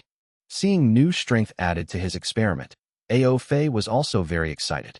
It was as if he could already see his experiment succeeding, receiving the chief's commendation, and having his photo hung on the academy wall to be admired by thousands. TCH, change history. Is there a day our research institute doesn't change history? Wen Nong retorted somewhat disdainfully. That's different. You guys are changing history, but Chu Bing and I are changing the way history is recorded. How will history be written then? On such and such a day, month, and year, so-and-so from the Han Tribe Research Institute developed a chemical dye that can dye rubber, and from then on, the Han Tribe had white rubber. So-and-so made a tremendous contribution to the Han tribe's rubber application field. Ao-Fei mimicked the tone of a written historical record. Yeah, if it's history, of course it should be recorded like that, Wen Nong replied matter-of-factly. Hee, but we won't just be able to record text. We'll be able to record images. We'll capture your appearance forever for future generations to see. When the time comes, we'll hang your image on the academy wall for all the students to see. Look, this is the show-off who researched rubber dye back in the day. Ao-Fei continued to tease. Ha ha ha. Chu Bing was also made to laugh out loud by him. What? Leave an image behind? Wen Nong wasn't as angry as expected. Instead, he grew curious about this, leaving an image behind, that Ao-Fei mentioned. While chatting, Chu Bing didn't stop his hands. He quickly prepared a silver plate and sealed it in a light-proof dark box. Before the silver nitrate solution on it could dry, he immediately grabbed Ao-Fei and ran outside, calling out to Wen Nong as he went. Senior Brother Wen, we're about to capture an image. Aren't you coming to watch? Coming, of course I'm coming. You two have got me itching with curiosity. Wen Nong muttered and quickly ran out after them. When they got outside the darkroom, they saw a chair placed in front of the hexagonal pavilion. Ao-Fei was already sitting on it, while Chu Bing stood behind a wooden box mounted on a tripod, quickly inserting the silver plate into the negative slot. Old One, I proposed this image capturing technique and am in charge of the equipment R&D, so I rightfully deserve to be the first person in the Han tribe to have my image captured. Chu Bing also put a lot of effort into the post-processing, so he's second. But considering you came to provide technical support, we'll let you be third. Ao-Fei sat there, his mouth still running, continuing to poke fun at Wen Nong. Senior Brother Ao, stop talking. I'm going to start, Chu Bing called out, then draped a black cloth over himself and the image-capturing box. Oh, Ao-Fei quickly responded, then sat up straight and serious, looking toward the lens in front of him. I'm starting. Chu Bing gave a heads up, immediately pulled out the light shield to expose the negative, silently counted 4 breaths in his head, and then shoved the light shield back in. I'm done, Senior Brother. Let's hurry back. The negative is going to dry soon. Chu Bing called out, then took off running toward the darkroom, with Ao-Fei hurriedly following behind. Wait, what exactly are you guys doing? I haven't even figured it out yet, and you're already done. Wen Nong hadn't even understood what was going on before he saw the two of them heading back, without even giving him an explanation. No time, Senior Brother Wen. Hurry up and come in. Our time is limited. We need your technical support. Chu Bing shouted without looking back as he reached the darkroom door. Oh, coming right up. Although Wen Nong had a ton of questions in his head, he knew how strict experiments were regarding time control, so he didn't delay and followed them into the darkroom. Clang. The doors and windows were all shut tight. In the pitch-black darkroom where one couldn't see their own fingers, Ao-Fei fumbled to turn on the red carbide lamp. Chu Bing started working busily at the operating table, and Wen Nong quickly went over to stand beside him.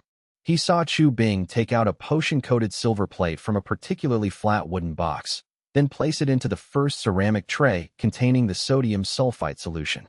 He even used a bamboo tweezer to swish the potion back and forth. What are you guys doing? Holy crap. This is the scene I just saw outside. Wen Nong was just about to ask what the two of them were doing when, before he could finish his sentence, he saw the scene he had just witnessed outside appear on the silver plate Chu Bing was fiddling with. The pavilion, the stone table and stools, and the show-off Ao-Fei sitting in the middle. It was exactly the same. Chu Bing didn't speak to explain, but focused intently on his operations.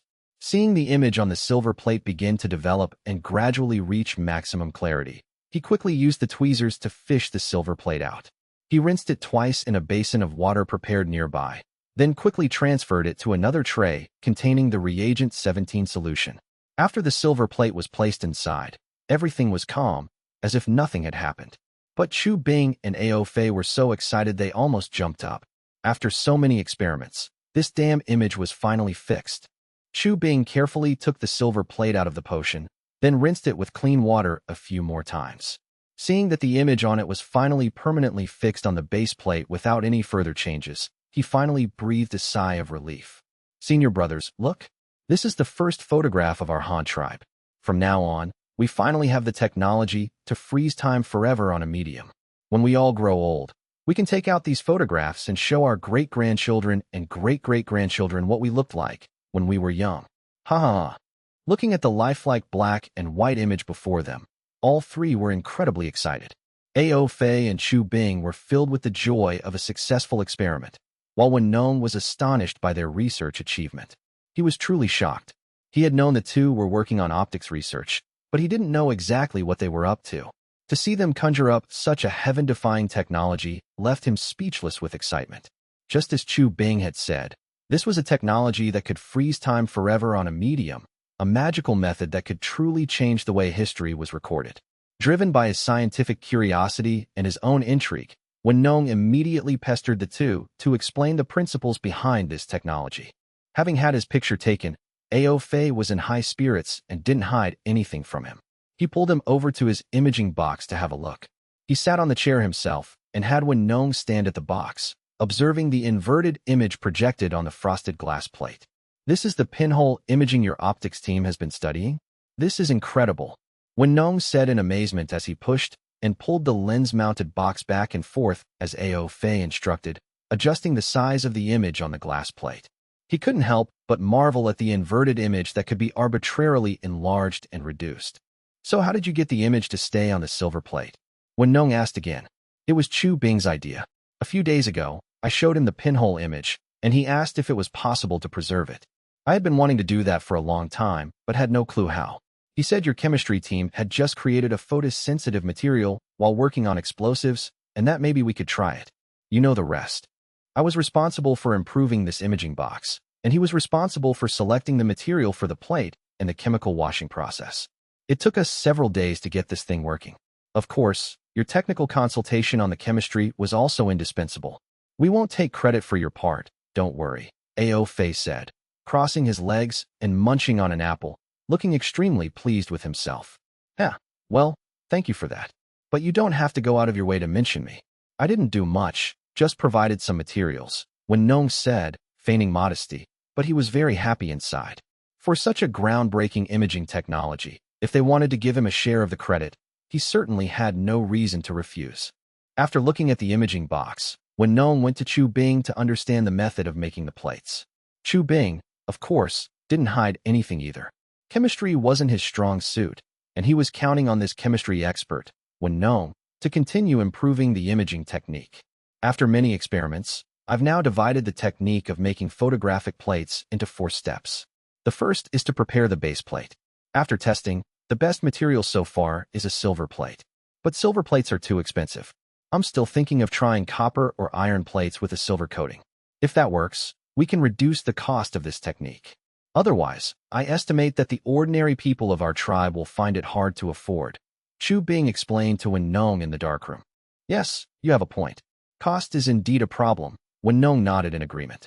Then, we coat the silver plate with a silver nitrate solution and seal it in a light-proof box. That completes the first step of preparation. The second step is to first use the frosted glass in the imaging box to frame the scene. After fixing the focus, we replace the glass plate with the silver plate, open the dark slide to expose the plate for 4 breaths, and then close the dark slide again. At this point, a latent image has been left on the plate, which is not yet visible to the naked eye.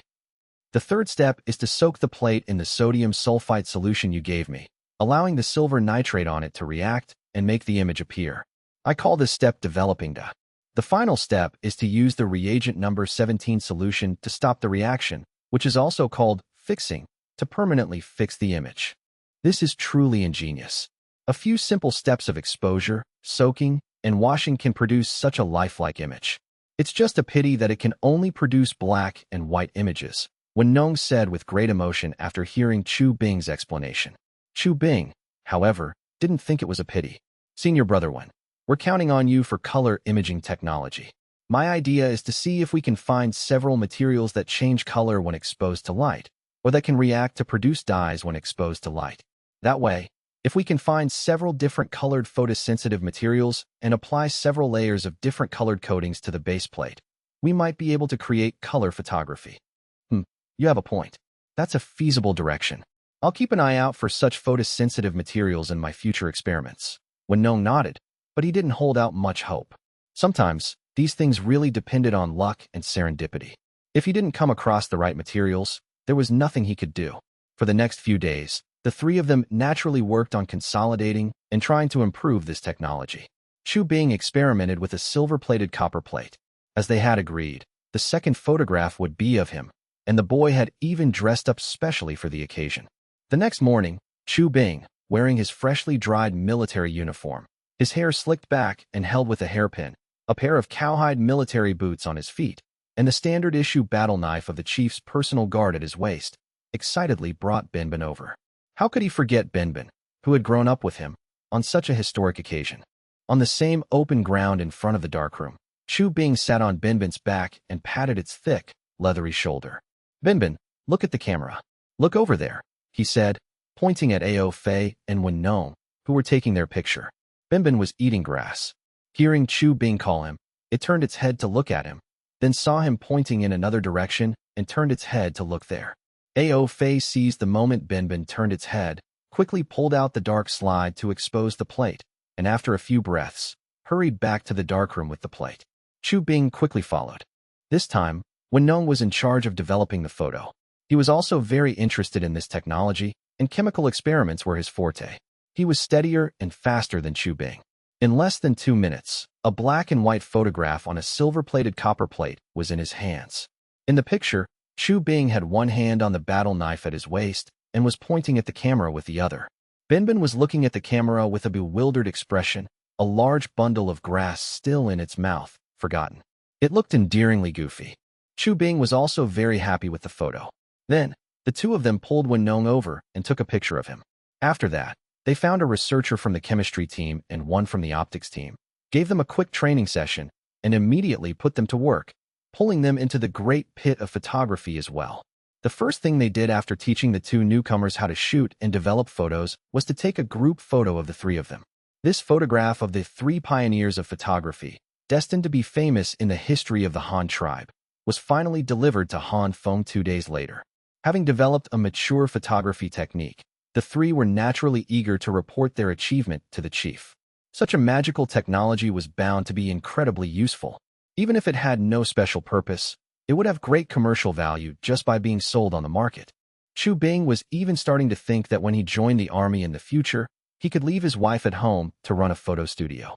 It would surely bring in a good income and give his wife something to do.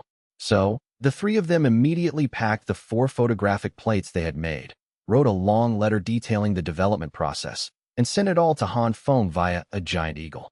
Given the high cost of the silver plate photography technique, the three of them didn't dare to use public experimental resources for private photography on a large scale. Reporting their results to the chief as soon as possible was the proper thing to do. Han Feng received their letter that very morning. At the speed of a giant eagle, the journey of over 100 kilometers from Lake Heart Island to Hanyang City would take an hour at most. When Han Feng opened the package and saw the 4 photographs, each wrapped in layers of cotton cloth, he was completely stunned. He had never expected that the people at the Research Institute could come up with such a significant invention without any prompting from him. To be honest, after so many years, Han Feng had almost forgotten the details of early photography technology. He only remembered that it involved shooting a negative latent image, then developing the photo with a developer, and finally using a fixer to set the photo. And that was just for the negative. Then came the process of mass-producing prints on photographic paper. But it was clear that what the three of them had created was the even earlier daguerreotype process, which was a one-time silver plate photography technique. Such photographs were non-reproducible, one-of-a-kind products. No, they couldn't be called products yet. Something that couldn't be replicated should be called art. Xiao Dai and Zhang Ying were pregnant again. The two of them had reduced their work outside and were now often at home, taking care of the 2 children or making small clothes and delicious food. Seeing Han Feng staring at the letter with a silly grin, they asked curiously, "Husband, what are you looking at that's making you so happy? Is it that locomotive you were talking about? Has there been any progress?" Xiao Dai asked, turning her head while watching Luo Lan and Luo Chung play with a puzzle. "No, the locomotive is still a long way off. It'll be good if we can get it done by next year." "I'm laughing about that kid, Chu Bing. He's only been at the Lake Heart Island Research Institute for half a month, and he's already come up with 2 new technologies. Come and see, there's a gift for you in here too," Han Feng said with a smile, beckoning to Xiao Dai. At that moment, Zhang also came from the kitchen, holding a plate of cut fruit. Hearing that Han Feng had something good, she also hurried over. "Wow, what is this? Is that Chu Bing on top? Who are the other 2 people?" Xiao Dai asked in surprise, looking at the photograph. Husband, is this a painting? How can it be painted so well? It looks exactly like a real person. Zhang also said in amazement. Hee, this isn't a painting. It's called a photograph. It doesn't need a painter, it uses a camera. It can capture any scene you see. In Chu Bing's words from the letter, it freezes time forever on a medium. This way, even when we're old, we can see what we looked like when we were young.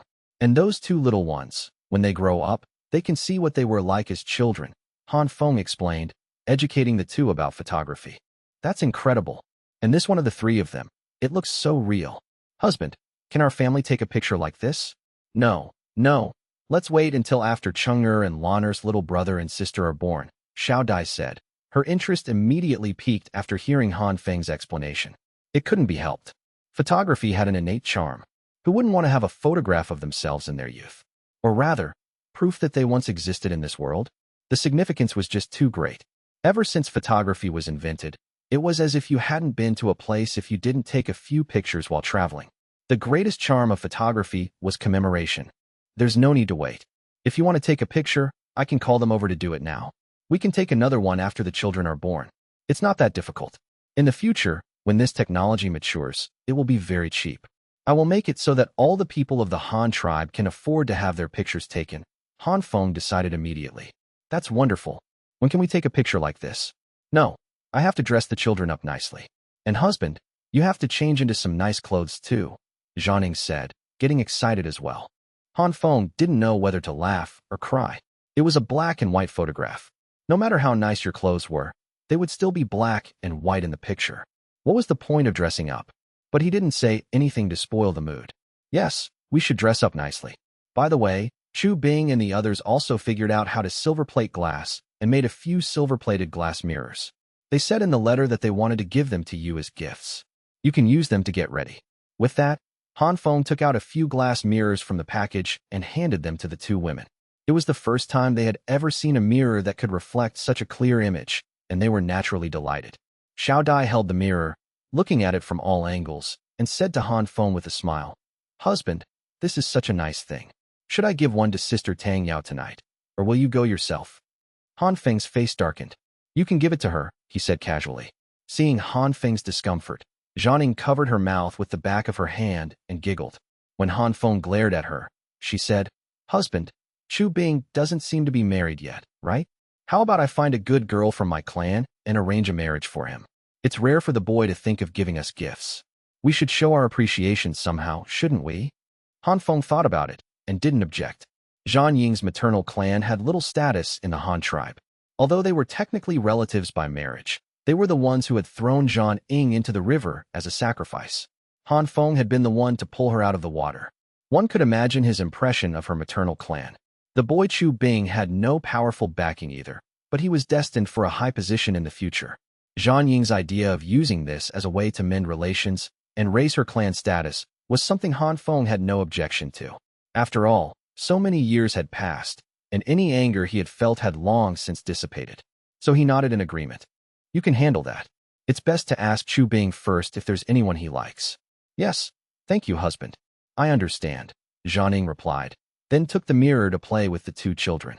It was the first time the two little ones had seen such a clear mirror, and they couldn't help but play with their own reflections. Han Feng then wrote a reply, telling them to bring all the necessary equipment and chemicals for photography to Hanyang City to see him.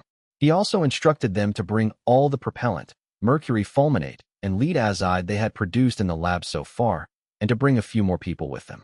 He wanted to conduct the bullet experiments here in Hanyang City. When it came to firearm research, how could Han Feng, who had played with guns for half his life, let others have all the fun? He wanted to have a go at it himself first. After having a guard send the reply, he wrote another letter to the Power Research Institute in Industrial County, urging them to quickly send all the materials for making bullet casings and the various custom-made equipment to Hanyang City. Currently, the only department in the Han tribe capable of developing this equipment was the top-tier mechanical research department at the Power Research Institute. He believed that with the blueprints he provided, they should be able to create these things easily. After sending that letter, Han Feng dispatched another team of personal guards to Industrial County, ordering them to safely escort the military industrial equipment over once it was ready. Then, He began to wait for Chu Bing and the others to come and take his family portrait. Back at the Research Institute on Lakehart Island, Chu Bing and the others received Han Feng's reply at noon on the same day they had sent their letter. Seeing that the chief wanted them to bring their equipment over, they were overjoyed. This meant the chief wanted them to take his picture too. The fact that the chief was so interested in this was a form of affirmation and recognition in itself. However, they didn't forget the official business the chief had assigned them. While packing the equipment and preparing the boat, Wenong had the chemistry team produce more propellant and primers. By nightfall, they had finally gathered a considerable amount of gunpowder. They boarded the boat with the shotgun shell casings, photography equipment, and a group of researchers, and set off for the docks of Luoyang Prefecture under the cover of night. The shotgun shell was composed of two parts. In the early days of black powder shotguns, the shells were made entirely of brass. But in modern times, they all adopted a two-part structure with a brass base for the charge and a plastic hull for the shot. Coincidentally, the Han tribe now had plastic, unvulcanized gutta percha. Gutta percha was naturally a plastic material. In a low-temperature environment, it was as hard as plastic. Even when heated, it would only soften, not become elastic. Only after vulcanization could it become like rubber. But now that the Han tribe had a new source of raw rubber, there was no need to waste gutta percha on making rubber. Using it as rubber was more expensive than using actual rubber. So Han Feng simply had them use it to make plastic shell casings, developing it as a plastic for new applications. 2 days later, at noon, Chu Bing and the researchers from Lakehart Island finally arrived in Hanyang City, travel-worn and dusty. Because they were transporting highly sensitive explosives, they didn't dare to travel too fast. Although they were anxious, they prioritized stability. It would be a tragedy if they blew themselves up on the way and missed out on the merits and rewards. After entering the city, they were led by the personal guards to temporarily store the gunpowder and other items in a city warehouse under strict guard. Only then did they take the photography equipment and chemicals to Han Feng's residence for an audience. 3 days had passed since the reply was sent, and Han Feng finally saw the world's first camera, developed by the natives of this world themselves. The first time he saw it, Han Feng couldn't help but complain. "This thing you made is way too crude." Faced with the chief's criticism, Chu Bing and the others had nothing to say. This was just a prototype that barely met the basic requirements for taking a picture. The primary goal was to make it work. They hadn't had time to worry about aesthetics. "Chief, shall we take the photograph now?" Ao Fei asked, ignoring the chief's comment, eager to demonstrate their work. "Photograph? That term doesn't sound right. I think it should be called photography or taking a picture. And there's no rush. You've been on the road for 2 days, haven't you? It's already noon. Let's eat first. Tell me about the principles behind your design. We can take pictures this afternoon. It's not too late." Han Feng immediately vetoed their suggestion. He had the maids prepare lunch and personally dined with the group of researchers, chatting about their recent work and research. After listening to the three of them, Han Feng turned to Wenong and asked, "So, the thing that finally fixed the image was that reagent number 17 you made?" "Yes, Chief. Actually, it was Chu Bing who suggested testing it. I didn't help much," Wenong said modestly. "I see." Han Feng nodded, but didn't dwell on it. He continued, "You said this reagent number 17 has a green metallic flame test?" "Yes, Chief." Wenong didn't know why Han Feng's attention had shifted to this, but he nodded in confirmation. "Then when you get back, mix some of it with a little gunpowder and use glue to make a paste. I want to coat the tips of bullets with it to make green tracer rounds for correcting trajectory. You don't need a large amount. Just enough for each bullet to burn for 1 breath is sufficient, as that's all the time a bullet needs to hit its target. Also, since it's a metal, let's give it a name. Let's call it barium, the character for metal next to the character for shell." Han Feng made the decision on the spot. "Yes, Chief. I'll make a note of it," Wenong quickly replied. He even put down his bowl and chopsticks, took out a small notebook and a portable brush pen from his pocket, and started writing. It was only from Wenong's description that Han Feng had just confirmed this unknown metal was barium. Barium wasn't a rare metal. In fact, it was more abundant in the Earth's crust than iron. It just didn't often exist in its metallic form. Like aluminum, barium could only be reduced to its pure metallic form through electrolysis. It couldn't be reduced by heating with carbon, and it had a green flame test. What else could it be but barium? Moreover, barium sulfate did indeed have properties that made it useful as a fixing agent. It was just that Han Feng didn't often deal with these things, and some details had long been forgotten, only coming back to him when he was reminded. Seeing the topic gradually stray, Chu Bing boldly asked Han Feng, "Chief, could you give us your evaluation of our photography technique?" Beside him, Ao Fei's ears perked up, and he stared at Han Feng with anticipation. "Evaluation? You just want me to praise you, don't you?" Han Feng teased them before continuing. "All right, if you want praise. Ao Fei, you were able to see the potential value in a routine experiment and boldly put it into practice, designing a camera box with an adjustable focus based on the principle of pinhole imaging. That's very good, truly commendable. And you, Chu Bing, in such a short time, you played a crucial supporting role in Ao Fei's experiment and single-handedly took on the development of the photo washing process. That's also very commendable. So, praise delivered. Are you satisfied now?" Han Feng continued to tease them. Ao Fei blushed, a little embarrassed. He certainly didn't dare to accept the chief's words at face value. Instead, he took the opportunity to ask a question. "Chief, logically, in the same environment, light should travel in a straight line. But why does the image turn upside down after passing through a small hole? I've never been able to figure this out. I beg the chief to teach me." Han Feng slapped his forehead, speechless. "The pinhole imaging experiment is meant to prove the very theory you just mentioned. Light travels in a straight line in a single medium. Go draw a diagram of the experiment yourself. Connect the lines from the object to the inverted image through the pinhole, and you'll understand." So that's how it is. I've been stuck in a rut this whole time. Haha, that's right. How did I not think of that? Because light travels in a straight line, the light from the top passes through the pinhole and shines on the bottom, which is why it becomes an inverted image. Thank you, Chief. I understand now. Ao Fei exclaimed, suddenly enlightened. The problem that had plagued him for so long was finally solved. He felt like he could eat with a much better appetite now. Han Feng then looked at the last person, Chu Bing. The boy was clearly not satisfied with his praise. So he asked him, "Do you have anything else to say? I feel like the chief doesn't think much of our photography. Your praise didn't feel sincere." "What?" Chu Bing asked, seemingly without fear of death. Only he, with his close relationship with Han Feng, would dare to say such a thing. When Nong and Ao Fei beside him had practically buried their faces in their bowls, pretending they hadn't heard anything. Hearing this, Han Feng put down his chopsticks. "If you're going to ask that, then I'll have a proper discussion with you. Let's assume you're a photographer who makes a living taking pictures for others, and I'm your customer. If you can't meet my needs, of course I won't praise you." Chu Bing got serious too. He also put down his chopsticks and looked at Han Feng earnestly. "Then what are the chief's requirements?" Seeing the boy fall into his trap, Han Feng smiled and made a difficult request. "I want a half-body portrait. Can you take one?" "Of course," Chu Bing nodded confidently, adding, "We can even take full-body portraits." The photographs we sent to the chief were full-body shots. But Han Feng waved his hand.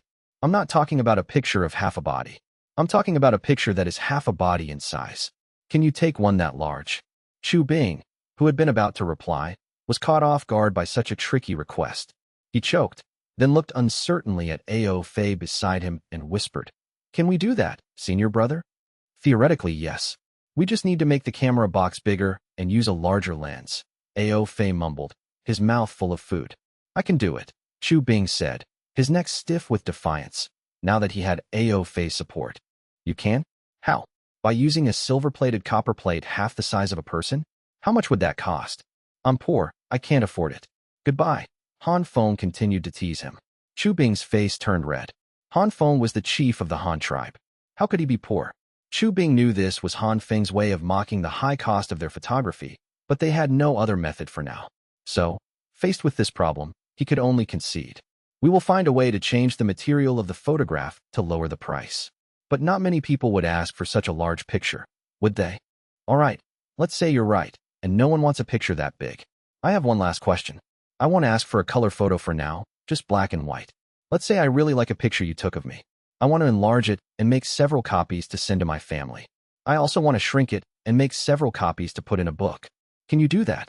Han Feng asked again. "Chief, you're being unfair. No one would make such strange requests. A photograph is supposed to be one of a kind. How can you enlarge, shrink, and copy it? You're deliberately making things difficult for us." Chu Bing pouted, throwing a childish tantrum at Han Feng's bizarre request. But this time, Han Feng was serious. "But all the requests I just made, I can achieve them." The people at the table all stared at Han Feng with wide eyes. The chief had just heard them explain the principles of photography for the first time, and he had already figured out how to improve it to this extent. Although they all knew the chief's wisdom was unparalleled, this was just too much. They had worked for over a week to get this thing to work, and the chief had improved it after hearing about it once. Han Feng looked at the dumbfounded faces across the table, his mischievous side thoroughly satisfied. Before they could recover, he dropped another bombshell. Actually, your photography has another major flaw. The conditions are too restrictive. First, the camera is too big, making it inconvenient to move, let alone carry around. Second, you need a darkroom to develop the photos. If you want to take a picture somewhere, you can't just bring a darkroom with you wherever you go, can you? What if I asked you to take a picture on a mountain? Would you carry a darkroom up the mountain, or build a temporary one on the spot? Isn't that a hassle? Chu Bing suddenly interjected. But without a darkroom, we can't develop the photos. The solution on the plate will dry up and become useless. That's the biggest problem. What if you could make a dry plate? If you combine that with an enlarger, you could make a camera the size of your palm, something you could hold in your hand and take pictures with wherever you go. Then you could prepare some ultra-small dry plates in advance, put them in a box, and carry hundreds of them with you at a time. Put them in a palm-sized camera, go out and take a bunch of pictures, and then bring them back to the darkroom to develop slowly when you get back. After developing, you can use an enlarger to copy and enlarge them. You could make as many copies of one photo as you want. Wouldn't that be better? The people at the table remained stunned. Although this was just Han Feng's concept, it sounded incredibly enticing. And if this technology could be realized, its impact on human life would be absolutely enormous. However, Han Feng first directed their thoughts to military applications. If all this technology can be realized, couldn't we equip all the scouts on the front lines with a small camera like this? When they're scouting the enemy, they could just take a picture of their target, bring the plate back to be developed into a photo, and the generals could see the situation on the front lines directly from their command tents. Or, when we're searching for someone, we could make thousands of copies of their photo and give one to everyone involved in the search. If we had this technology at the beginning of the year, do you think Maodun could have escaped? Their jaws had practically gone numb from being open for so long. What kind of mind did the chief have? How could he turn everything into a military application? But Ao Fei didn't care about that. He wasn't a soldier. As a researcher, what he wanted to know most was whether Han Feng's ideas could actually be realized. Chief, the functions and effects you just described, can they be achieved with our current technology? Of course, but this will definitely take a few days to prepare. We'll take pictures this afternoon. In a couple of days, when I'm ready, I'll show you how to enlarge photos, how to make dry plates, and how to make multiple copies, Han Feng replied immediately. Hearing this, the people across from him were instantly thrilled. This might be the fastest technological improvement of an invention right after its birth. After lunch, they rested for 3 hours. Han Feng's 2 children had a habit of taking afternoon naps. Chu Bing and the others used this time to set up a temporary darkroom in Han Feng's courtyard. It wasn't until after 3 in the afternoon that the 2 little ones woke up. Han Feng had Xiao Dai and Zhaning get them ready for the family portrait. Having heard about the magical event of photography, Tang Yao had also skipped school and stayed home, hoping to get a few pictures taken herself. 3 chairs were placed at the entrance of the main hall of Han Feng's house, with the villa itself as the background. Since there were no flashbulbs yet to provide fill light, they had to rely on natural light, which was obviously better outdoors. If they took the picture inside, they would have to use carbide lamps for illumination. While Chu Bing and the others were preparing the plates in the darkroom, Ao Fei was in front of Han Feng, fiddling with his camera, first adjusting the angle, then using a frosted glass plate to frame the shot. Han Feng was dressed in a magnificent black and red robe, wearing a gilded crown, and holding his well-behaved daughter in his lap. She was dressed in a pink and white dress, her hair in 2 buns, and was licking a lollipop, her little legs swinging back and forth. Xiao Dai and Zhaning, in red and blue formal wear respectively, sat on either side of him, their heads adorned with all sorts of dazzling jewelry. Little Luo Chung was also dressed exquisitely, wearing a black gauze crown and a bright red silk robe, and was fiddling with the wooden sword hanging from his waist. Just then, Han Feng suddenly asked Ao Fei a question. Ao Fei, what are the 3 primary colors of pigment? Ao Fei, who was adjusting the camera, was taken aback, not understanding why the chief would suddenly ask this. But he answered immediately. Reporting to the chief, the 3 primary colors of pigment are magenta, cyan, and yellow. By mixing these 3 pigments, you can create all sorts of colors. If you mix them all together, you get black. The Han tribe had been using this method to mix paint for several years, so the basic knowledge of the three primary colors of pigment was already widespread. As one of the top researchers at the Institute, Ao Fei naturally knew this. Correct. You've been studying the spectral decomposition of the prism for some time now. Let me ask you again, what are the three primary colors of light? Han Feng continued. This was a new theory that their optics team had only recently discovered through experiments. As the leader of the optics team, Ao Fei was also very clear on this, so he answered without hesitation. Reporting to the chief, the three primary colors of light are red, blue, and green. By mixing them, you can also create light of various colors. If you mix equal amounts of the three primary colors, you get white light. Han Feng nodded, then suddenly prompted. Since the three primary colors can form light of various colors, what do you think would happen if you made filters of these three colors and placed them in front of the lens? Could you take a color photograph? Clatter. The frosted glass Ao Fei was using to frame the shot fell to the ground and shattered. He froze, stunned. Han Feng's words were like a bolt of lightning in his mind, leaving him completely dazed. He muttered to himself, "So that's how it is, so that's how it is, so that's how you take a color photograph." Han Feng smiled at his reaction. Researchers were like that, like madmen, always prone to sudden shocks and epiphanies. I'm just proposing a concept. You can go back and experiment with how to do it. And let me remind you, even if this method can capture a color photograph, you won't be able to render the colors on the photo without a color plate. Go back and study it slowly. But I can promise you now, if you figure out color photography, I can promote you to noble ranks. Thank you, Chief. I will not disappoint your expectations, Ao Fei said, immediately bowing with his hands clasped. At that moment, Chu Bing came running out with the freshly prepared wet plate, shouting as he ran. Chief, what about me? What if I figure it out? You're a soldier. What are you competing with them for? If you want merit, go earn it on the battlefield, Han Feng retorted. The boy had made a small invention and had been getting more and more arrogant these past 2 days. He had to be taken down a notch. Oh, Chu Bing pouted, dissatisfied. He inserted the plate he was holding into the camera and began to direct Han Feng's family to adjust their poses, preparing to take their family portrait. Click. Han Feng automatically filled in the crisp shutter sound that didn't actually exist. The camera in front of him was too primitive. There was no such thing as a mechanical shutter. Exposure relied entirely on manually removing the lens cap. But for humanity at this time, possessing such black and white photography technology was already akin to living in a realm of gods. Next, the family went through a whole lot of fuss. First, they took a solo picture of little Luo Lan holding a flower basket in the garden. Little Luo Chung strongly demanded to ride his wooden horse and hold his wooden sword for a photo with his sister. Then came a group photo of Han Feng, Xiao Dai, and Zhan Ning. A couple's photo of Han Feng and Tang Yao. A group photo of Tang Yao, Xiao Dai, and Zhan Ning. And finally, Tang Yao took another solo shot. Because this silver wet plate photography technique required the plates to be developed immediately while the chemicals were still wet, they could see the finished photos within 3 minutes after each shot. This instant photography greatly boosted their interest, as they could see the results right away. Xiao Dai and the others were having a blast, but unfortunately, the negatives Chu Bing and the others had made were limited. When there were only 2 plates left, Xiao Dai suggested taking a solo shot of Han Feng, and then one of the 3 women pushing a bicycle. Initially, Tang Yao wanted to take a picture riding the bike, but the exposure time for the silver plate photography was at least 8 seconds.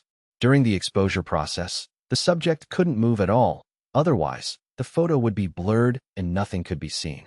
In the end, they had to settle for a group photo posing while pushing the bike. Having taken a bunch of photos, the 3 women immediately began chattering away, discussing which picture looked the best. At this time, Han Feng called Zhan Ning over. Husband, what is it? Come here, let me whisper something to you. Han Feng waved her over. Whispering in front of so many people made Zhan Ning blush a little, but she obediently went to his side. Go prepare some pig skin and pig bones, then use lime like this and this, then get some egg whites, add a little salt, and then go to my study and get some white drawing paper like that and that. Han Feng gave her a series of whispered instructions. Zhan Ning covered her mouth and giggled as she listened, finally staring at Han Feng with wide, disbelieving eyes. Husband, will that really work? What? You don't believe me? Han Feng asked, pretending to be displeased.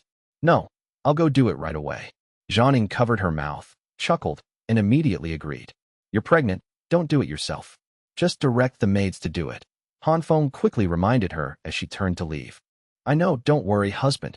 After the women and children returned to the house, Han Feng called Chu Bing and the others over for separate arrangements. Ao Fei, go to the wood processing plant in Hanyang City. Use the materials there to improve the camera according to my instructions. Make a small, handheld camera. Sew a retractable zoom box out of leather for the front, and also build this photo enlarger according to the structure I described. When known, return to the Research Institute immediately and produce the barium sulfate tracer agent, as I requested. Chu Bing, take 30 mounted guards to the foot of the mountain north of Hanyang City and clear out a shooting range. Set up a perimeter line so civilians don't wander in by mistake, and keep the hunters out too. Then, have your men measure the land. From the shooting position to the target area, make a mark every 10 meters. We'll use it to test ballistics later. The three immediately clasped their hands in acknowledgement and went their separate ways to get busy. Han Feng also called over his guard captain and had him send someone to the industrial county to urge them to deliver the equipment and materials. 3 days later, with multiple personnel working simultaneously, the things Han Feng needed were gradually delivered to him. First, Zhang brought over a large jar of pale yellow, translucent flake gelatin. This was the material Han Feng prepared for making dry plates. Gelatin was essentially highly pure solid collagen, very nutritious and suitable for children to eat. This was what Han Feng had Zhang extract from pig skin and pig bones. First, the clean materials were soaked in lime for a day and a night, then scooped out and washed clean. They were simmered over low heat for 6 or 7 hours. After obtaining the collagen, it was repeatedly washed and boiled, finally becoming solid gelatin. Many people might not know what gelatin is, but in fact, most people have seen and eaten it. It's the transparent shell of capsule medications. The properties of gelatin are relatively stable. Under normal circumstances, it doesn't easily change and is insoluble in water. It can only be dissolved into a viscous liquid in hot water. This was the base material Han Feng prepared for making negatives. Since there were negatives, there definitely needed to be photo paper for transfer printing. Han Feng adopted the most widely popularized and lowest-cost photo paper in the world before the birth of film, albumin paper. The method was to crack open fresh eggs, pour out the egg whites, discard the yolks, and then add salt until it reached a saturated state. Then it was beaten, and the clear, pure egg liquid was precipitated out. Finally, this salty protein water was evenly smeared on paper and left to dry. Of course, this wasn't the finished product yet. Before use, a layer of silver nitrate had to be applied to make the photo paper photosensitive. This method of transferring from a negative to photo paper was essentially secondary photography. It could also be understood as using a projector to expose the image on the transparent negative onto the photo paper, making the photo paper a photograph with a positive image. Therefore, making negatives required more than just gelatin. It also needed silver nitrate to make it photosensitive. However, the negatives made this way didn't need to be taken to the darkroom to be developed immediately. They could wait until all the shooting was done and then be taken to the darkroom to be developed together. This was dry photography, the technological stage right before the appearance of film. Except for the base material not being flexible film, it was no longer much different from a film camera. On Ao Fei's side, he had also produced the first wooden-cased small camera according to Han Feng's requirements. The wood used was exactly the Namu wood Han Feng had brought back from the Tang tribe. This wood was sturdy and insect-resistant. The new camera was very compact and exquisite. A light-shielding sleeve sewn from folded leather was attached to the front panel. A simple pull-out shutter was installed behind the lens. Further inside, in the middle section, was a slot for placing the focusing glass and the negative. At the very back inside the camera, a small mirror was installed at an angle, reflecting the light coming through the lens to the top of the camera. A small skylight was opened on top of the camera for looking down to frame the shot.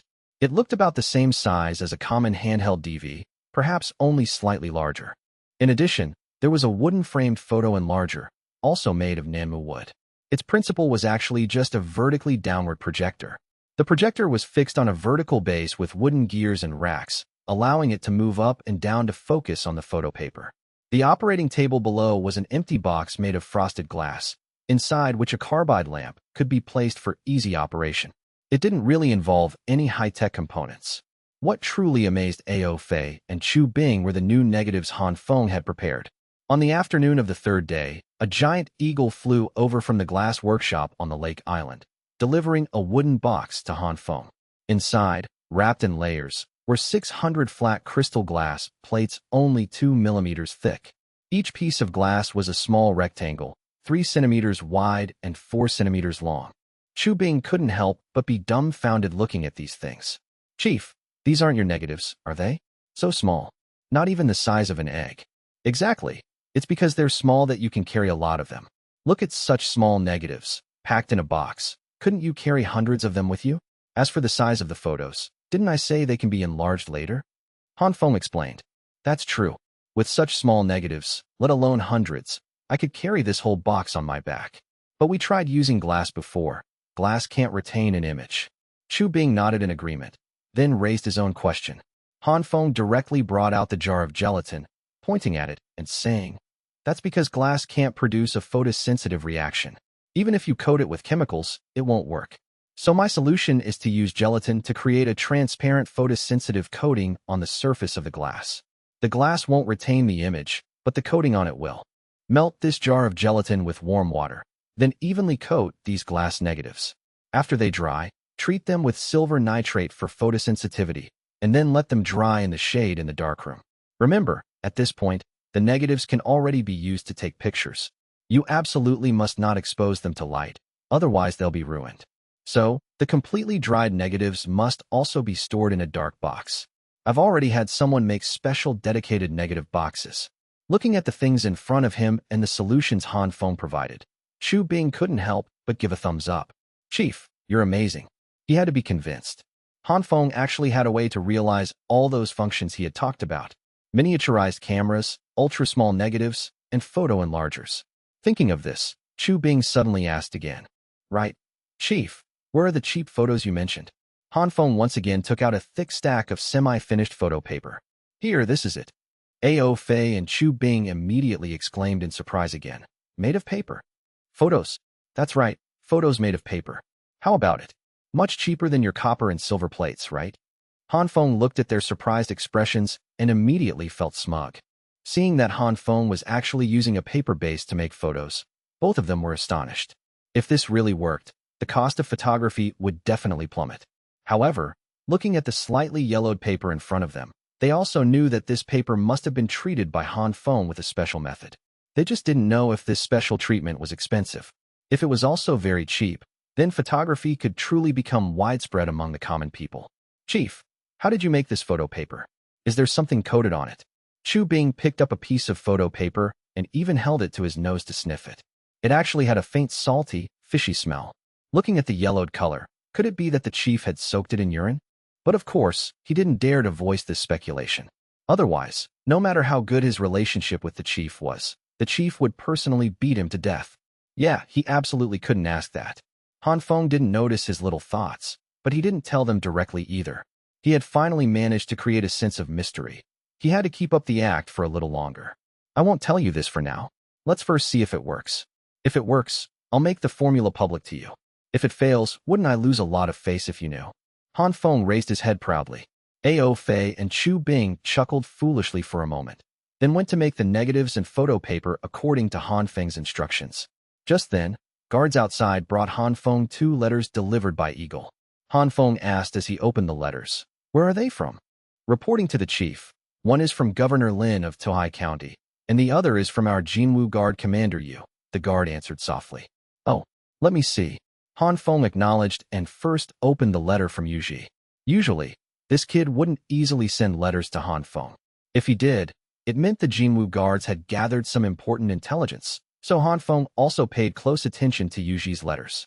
But after opening the letter and roughly scanning it, Han Feng couldn't help but sneer. The letter talked about the intelligence passed to them by the new Elder Jin of the Ecchi tribe.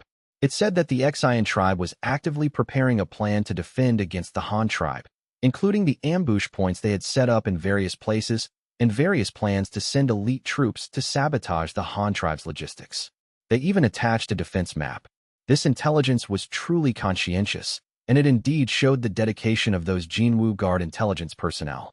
But Han Feng scoffed at this plan. The plan was good, but unfortunately, it was useless. It was already the end of October.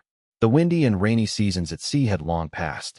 The Han tribe was just waiting for the new recruits to finish training, and they could deploy troops to Bamboo Island at any time. Their ideas were good, but unfortunately, he wouldn't give them any more time.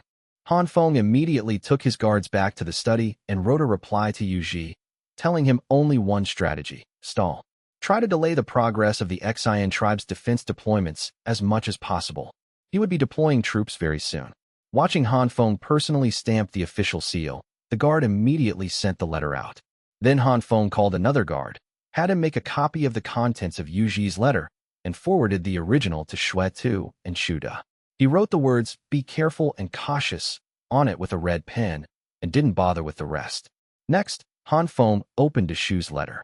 This letter didn't contain any special content. It just reported on the progress of the cooperation terms with the Tang tribe. Also, using the troop deployment authority Han Feng had given him, he had recently subdued several independent clan tribes, but hadn't fought a single battle. Those independent clan tribes around Tuahai County and the Tang tribe had also had many interactions with Tuahai County over the past year or so. They knew the power of the Han tribe. Previously, when the Han tribe didn't actively demand their submission, they didn't take it seriously. Now, the Han tribe had sent people to issue an ultimatum: submit, or we'll send troops to attack you. Seeing this, those tribes had no choice but to surrender and submit. Besides, there were already many in their tribes who envied the life of the Han tribe. It was just that many held grudges against the Tang tribe, and seeing the Han tribe so close to the Tang tribe, they couldn't stand it. But now, under the threat of force and the persuasion of the Han tribe, the narrative changed. In the past, everyone fought for those pitiful resources. Now, as long as you follow the Han tribe, you can live a good life. What grudges are there left to hold? Isn't it great to let all your descendants live a good life? In the end, under the dual pressure of force and persuasion, the chiefs of those independent clan tribes all obediently joined the Han tribe, willing to accept the rule of registered households and equal citizenship. Only a very few, 2 tribes, chose to put up a stubborn resistance. But when Shu actually brought 2,000 or 3,000 garrison troops to their doorsteps, those 2 tribes compared the equipment and numerical disparity between the 2 sides and surrendered on their own initiative before the Han tribe even attacked. Given their good attitude in surrendering voluntarily, Shu didn't make things difficult for them and incorporated them all into Tuahai County with the same treatment as the other clan tribes. With just this wave of operations, Tuahai County added more than 20,000 people in 2 months. Adding the previous population, the total population of a single county suddenly approached the 50,000 mark, and this didn't even count the more than 10,000 troops stationed nearby. Shu's letter this time was partly to report the situation and partly to ask Han Feng for personnel and supplies. With so many new people added, he needed a large number of grassroots officials for management, as well as various basic supplies. They lacked the most basic cloth, farm tools, iron pots, and kitchen knives. In short, they wanted everything. Han Feng naturally agreed to everything, subduing over 20,000 people without losing a single soldier. Giving them anything wasn't excessive.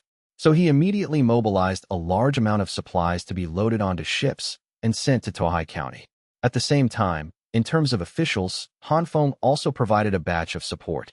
He sent a large number of liberal arts graduates from the school who were well-versed in Han law to Tuahai County, and appointed the former Sang clan chief, Sang Chiu, to lead the team. Han Feng directly appointed her as the magistrate of the newly established Jingguan County under Tuahai County, having her take a group of subordinates to take up the post immediately. Shu's requirements weren't high either. The so-called minor officials only needed to be able to communicate fluently in Chinese. Those who could proficiently read and write Chinese characters and had some management experience could be officials. In this era of rapid expansion where talent was scarce, being an official was just that simple. Even when some grassroots officials didn't know how to sentence commoners who made mistakes, they basically just pulled out the Han law textbook and flipped through it on the spot. There was no helping it. Most of those studying law were going bald. They really couldn't remember so many clauses. By the time Han Feng finished handling official business and issued a series of supply and personnel transfer orders, Chu Bing's side had also produced quite a few negatives and photo papers. Over 40 miniature negatives had been made, and about 100 sheets of photo paper had been produced, with about half of them almost dry now. Taking advantage of the fact that it wasn't dark yet in the evening, Han Feng proposed testing them immediately. Chu Bing and Ao Fei were naturally very excited. This was a portable small camera that could be carried around. Of course, they wouldn't stay in one place to take pictures anymore. Tang Yao happened to return from the medical school. Hearing that Han Feng and the others were going to take pictures again, and outside at that, she insisted on tagging along. Han Feng didn't refuse and agreed to take her with them. Because the place they were going wasn't far, Han Feng simply rode his bicycle with Tang Yao, while Ao Fei and Chu Bing rode Han Feng's men's bicycle following behind. The four of them first went to the official office building in Hanyang City and took a panoramic photo of the building in the open space in front of it. This time, Han Feng personally operated the camera. First, he opened the lens, aimed at the target through the viewfinder on top of the camera, then closed the plug-in shutter. He pushed the frosted glass of the viewfinder inward, and with a click, it was replaced by a treated glass negative. Then he pulled out the copper light shielding plate above the negative, pulled out the plug-in shutter to expose it, counted 4 breaths, and immediately plugged the shutter back in. Then he plugged the negative's light shielding plate back in, and finally pulled out the entire negative box. Hold this. Wait until we finish shooting, and we'll go back and develop them together, Han Feng said, handing the sealed miniature negative to Chu Bing. Chief, is it done just like that? Chu Bing asked, holding the negative that wasn't even the size of an egg, suddenly feeling a bit surreal. What was it like when they took photos 3 days ago? And look at how easy and relaxed it was to take a photo now. The contrast was too great. Of course it's done. What did you think? Don't waste time. You brat. Hurry up and invite Mouse Shaman out. I want to personally take a picture of the old man in front of this sundial. He's an astronomer who has made great contributions to our Han tribe. Who knows how many more years he has left to live. While he's still here, we need to leave a few photos of him, Han Feng said solemnly. Since they had photography technology, they naturally should utilize its ability to record history. Elders like Mouse Shaman, who brought the calendar to the Han tribe, were entirely worthy of being remembered by future generations. That was why Han Feng thought of inviting Mouse Shaman to take a photo. Otherwise, there might not be a chance to take one in the future. As a child who grew up in the Han tribe, Chu Bing was naturally very familiar with Mouse Shaman. He immediately ran to the office area of the Imperial Astronomy Bureau and invited Mouse Shaman over. The old man hadn't figured out what was going on yet, and Chu Bing didn't know how to explain it to him. He only said that the chief wanted to take a picture of him, but this new term was automatically understood by Mouse Shaman as drawing a portrait. But when he followed Chu Bing to the bottom of the building, he found that Han Feng hadn't brought any drawing boards, paper, or pens. Besides, even if it was for a portrait, shouldn't it be done indoors? With a head full of question marks, Mouse Shaman was pulled directly in front of the sundial by Han Feng. He asked in confusion, Chief, are we drawing here? It's not drawing, it's taking a photograph. It's much clearer than a drawing, Han Feng explained, hurriedly inserting a new negative into the camera. Oh, then how should I cooperate?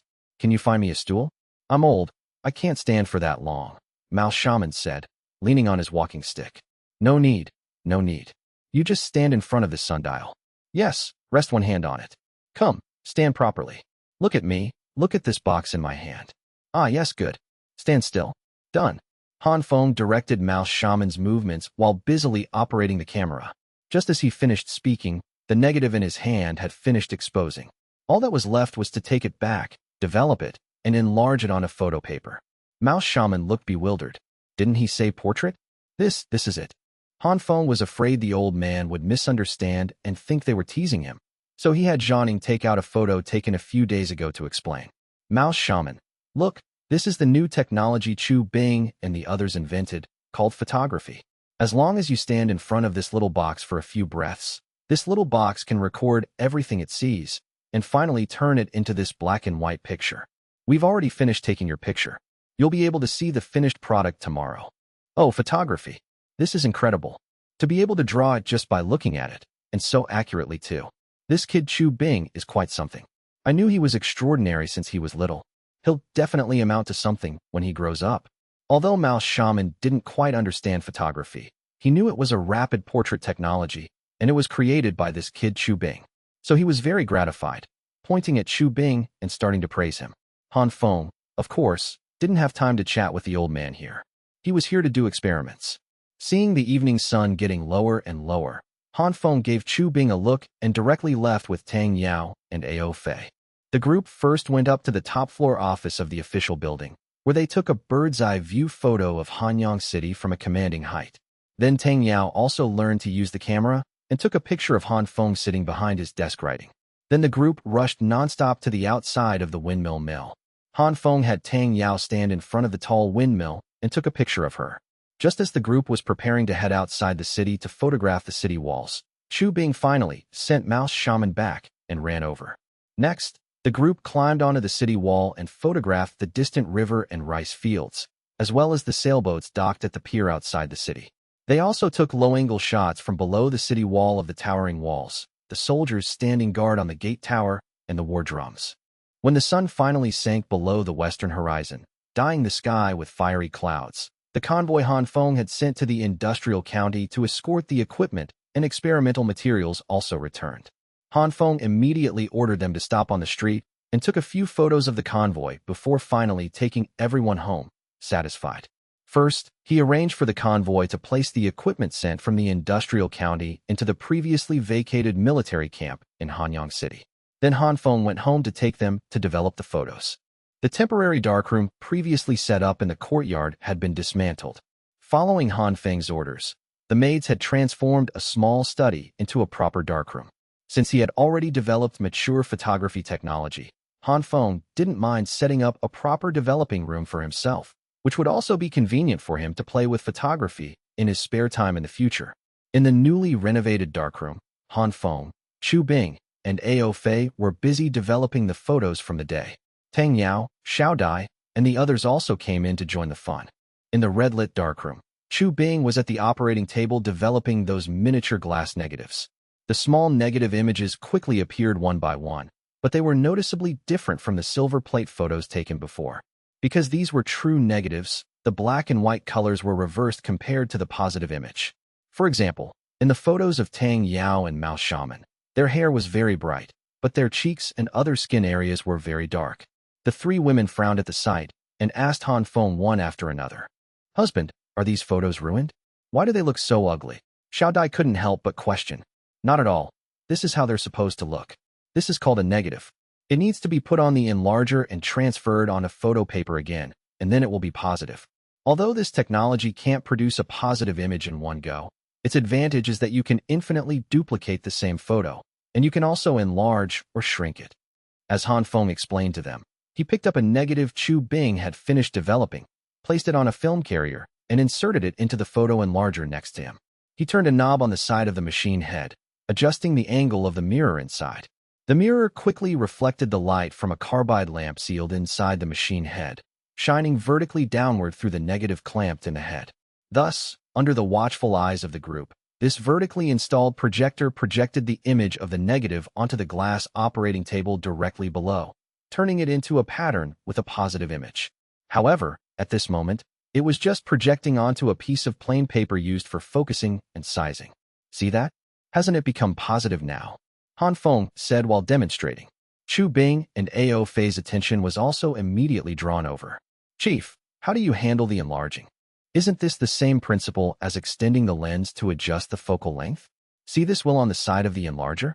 By turning the handle on it, you can control the entire machine head to move up and down, thereby changing the size of the photo projected below."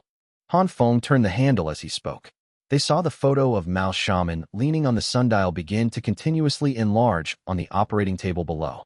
When Han Feng raised the projector head, the photo began to shrink continuously. "Wow, so it can do this too. Being able to enlarge and shrink makes it so much more convenient.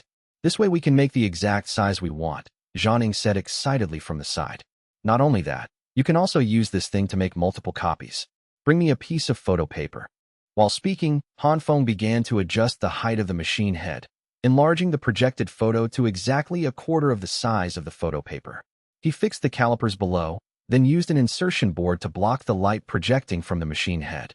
In the darkness, he took the photo paper and placed it in the pre-aligned position of the calipers, then pulled out the light shielding board of the machine head to start exposing the photo paper. After counting for a few seconds, he closed the machine head's light shielding board, moved the photo paper again, and started exposing. Using this method, he operated it 4 times in succession, and then Han Feng handed this piece of photo paper to Chu Bing. "Develop this paper using the method for developing photos." Chu Bing did as instructed, placing it in the developer solution. In just over 10 seconds, an image began to emerge on the photo paper. 4 identical photos of Mouse Shaman appeared simultaneously on one sheet of photo paper, except for slight color differences caused by minor variations in exposure time. Overall, these 4 photos looked like they were carved from the same mold. Only then did they realize that what Han Feng said about miniature negatives, enlarging, shrinking, and repeated duplication of photos could all truly be achieved. Chu Bing immediately became excited. He hurriedly pleaded with Han Feng. "Chief, look, it's already successful now. Hurry up and tell us what this photo paper is made of." Hee. Han Feng chuckled at Chu Bing's anxious appearance, then looked at Jianing beside him and said, "You tell them how this photo paper is made. After all, you made it." Jianing also covered her mouth and giggled. Chu Bing and Ao Fei looked at Jianing in disbelief.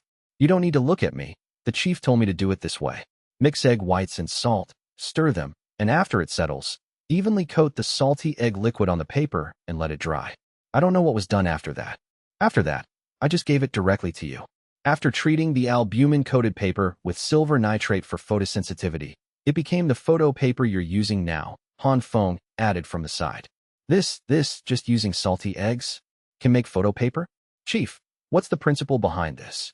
Chu Bing stammered for a long time, so shocked by Han Feng's unorthodox operation that he couldn't speak. He couldn't figure out how just adding some egg and white salt could turn ordinary paper into photo paper that could develop images. "Actually, this is the same principle as the negatives I mentioned. The gelatin I had you coat on the glass negatives is actually a high-purity collagen. The purpose of coating gelatin is to form a layer on the glass surface that can carry an image. Then, after photosensitive treatment with silver nitrate, it can be used to shoot negatives. And the photo paper I made using egg whites and salt is also to create a halogenated protein coating on the surface of the paper. Although it's different from gelatin, it's essentially the same kind of thing. After drying and undergoing photosensitive treatment with silver nitrate, it becomes a photograph that can develop an image. To put it bluntly, if you directly use this kind of photo paper as a negative, you can also use the previous method to shoot a one-time photo. After processing, its function is the same as your silver plate negative. It's just that your silver plate negative leaves the image inside the base material of the negative, meaning the image penetrates the entire silver layer. But my photo paper is different. The image developed using albumin paper only exists in the coating on the surface of the paper and doesn't penetrate the paper base. Compared to your silver plate, this kind of photo paper has pros and cons. The advantages are low cost, clear imaging, and mass reproducibility. But the disadvantage is that the preservation time is not as long-lasting as your silver plate. The only advantage of your silver plate is its long preservation time. Otherwise, it has no advantage over photo paper. Han Feng explained the principles to them and analyzed the respective advantages and disadvantages of the two technologies. But Tang Yao, listening from the side, became nervous. She quickly asked, "Then Chief Han, you said this kind of photo paper doesn't last long. Will it go bad in a few months?" "That won't happen. Paper-based photos are mainly afraid of air oxidation causing the paper base to decay. Secondly, strong light will cause the albumin coating to yellow and fade. If you frame the photo with glass to isolate it from the air, and then place it indoors to avoid strong light, storing it for 80 to 100 years is still no problem. At most, the photo will yellow a bit after a few decades. So that's how it is. Then the time isn't short at all. I thought it would go bad in just a few months. Then I wouldn't be able to take it back to show my aunt," Tang Yao said with a sigh of relief after hearing Han Feng's explanation. "Yes, Chief, a few decades is really not short. The key is that it's cheap to make, and it can be copied and enlarged at will. Whether in terms of cost or function, it surpasses silver plate photos. This is the technology suitable for large-scale promotion." Ao Fei also sighed with emotion from the side. "Exactly. This kind of photo paper only needs eggs, salt, and white paper. These are things every household in our Han tribe has. Who doesn't raise a few hens at home? The cost of eating one less egg can take several photos that can last for 100 years. This is definitely a photo that every household can afford to take." Chu Bing also praised from the side. Having personally invented the photography technology, he naturally wanted to share it with his family and take some photos for them. But the cost of silver plate photos was indeed very high. Setting aside whether his salary could afford silver plate photos, the key was that such silver plates needed to be custom-made by the Research Institute. Would such a high-end unit as the Research Institute specially make a few negatives for his family? This was obviously impossible.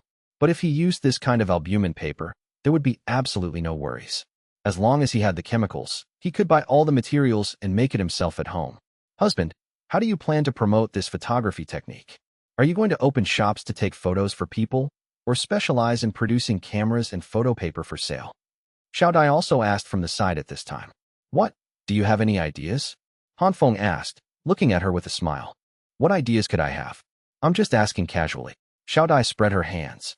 Based on her understanding of Han Feng, he would definitely keep a set of photography equipment at home. Just looking at him renovating this darkroom proved it. So she never thought about opening a photo studio. As long as their own family had it to take pictures, that was fine. As the chief's official first wife, she wouldn't personally go and take photos for the commoners. Han Feng pondered slightly for a moment, then said, making cameras isn't too troublesome, but not everyone can afford an enlarger. So if we want to promote it, we should still produce equipment and sell it externally. But we definitely have to satisfy the government's office needs first, and then promote it to the public. The first stage is to promote cameras, enlargers, and these developing equipments to every county-level city, and then to the various garrison troops. Each garrison must be equipped with at least 5 cameras and 1 set of enlarging and developing equipment. For now, only we can make the negatives and photo paper, so we will produce them uniformly, then package them in fixed quantities and distribute or sell them by the box. The second stage, after these equipments are popularized in various cities, and Bamboo Island is also brought under our jurisdiction, by that time I plan to implement a new ID card system.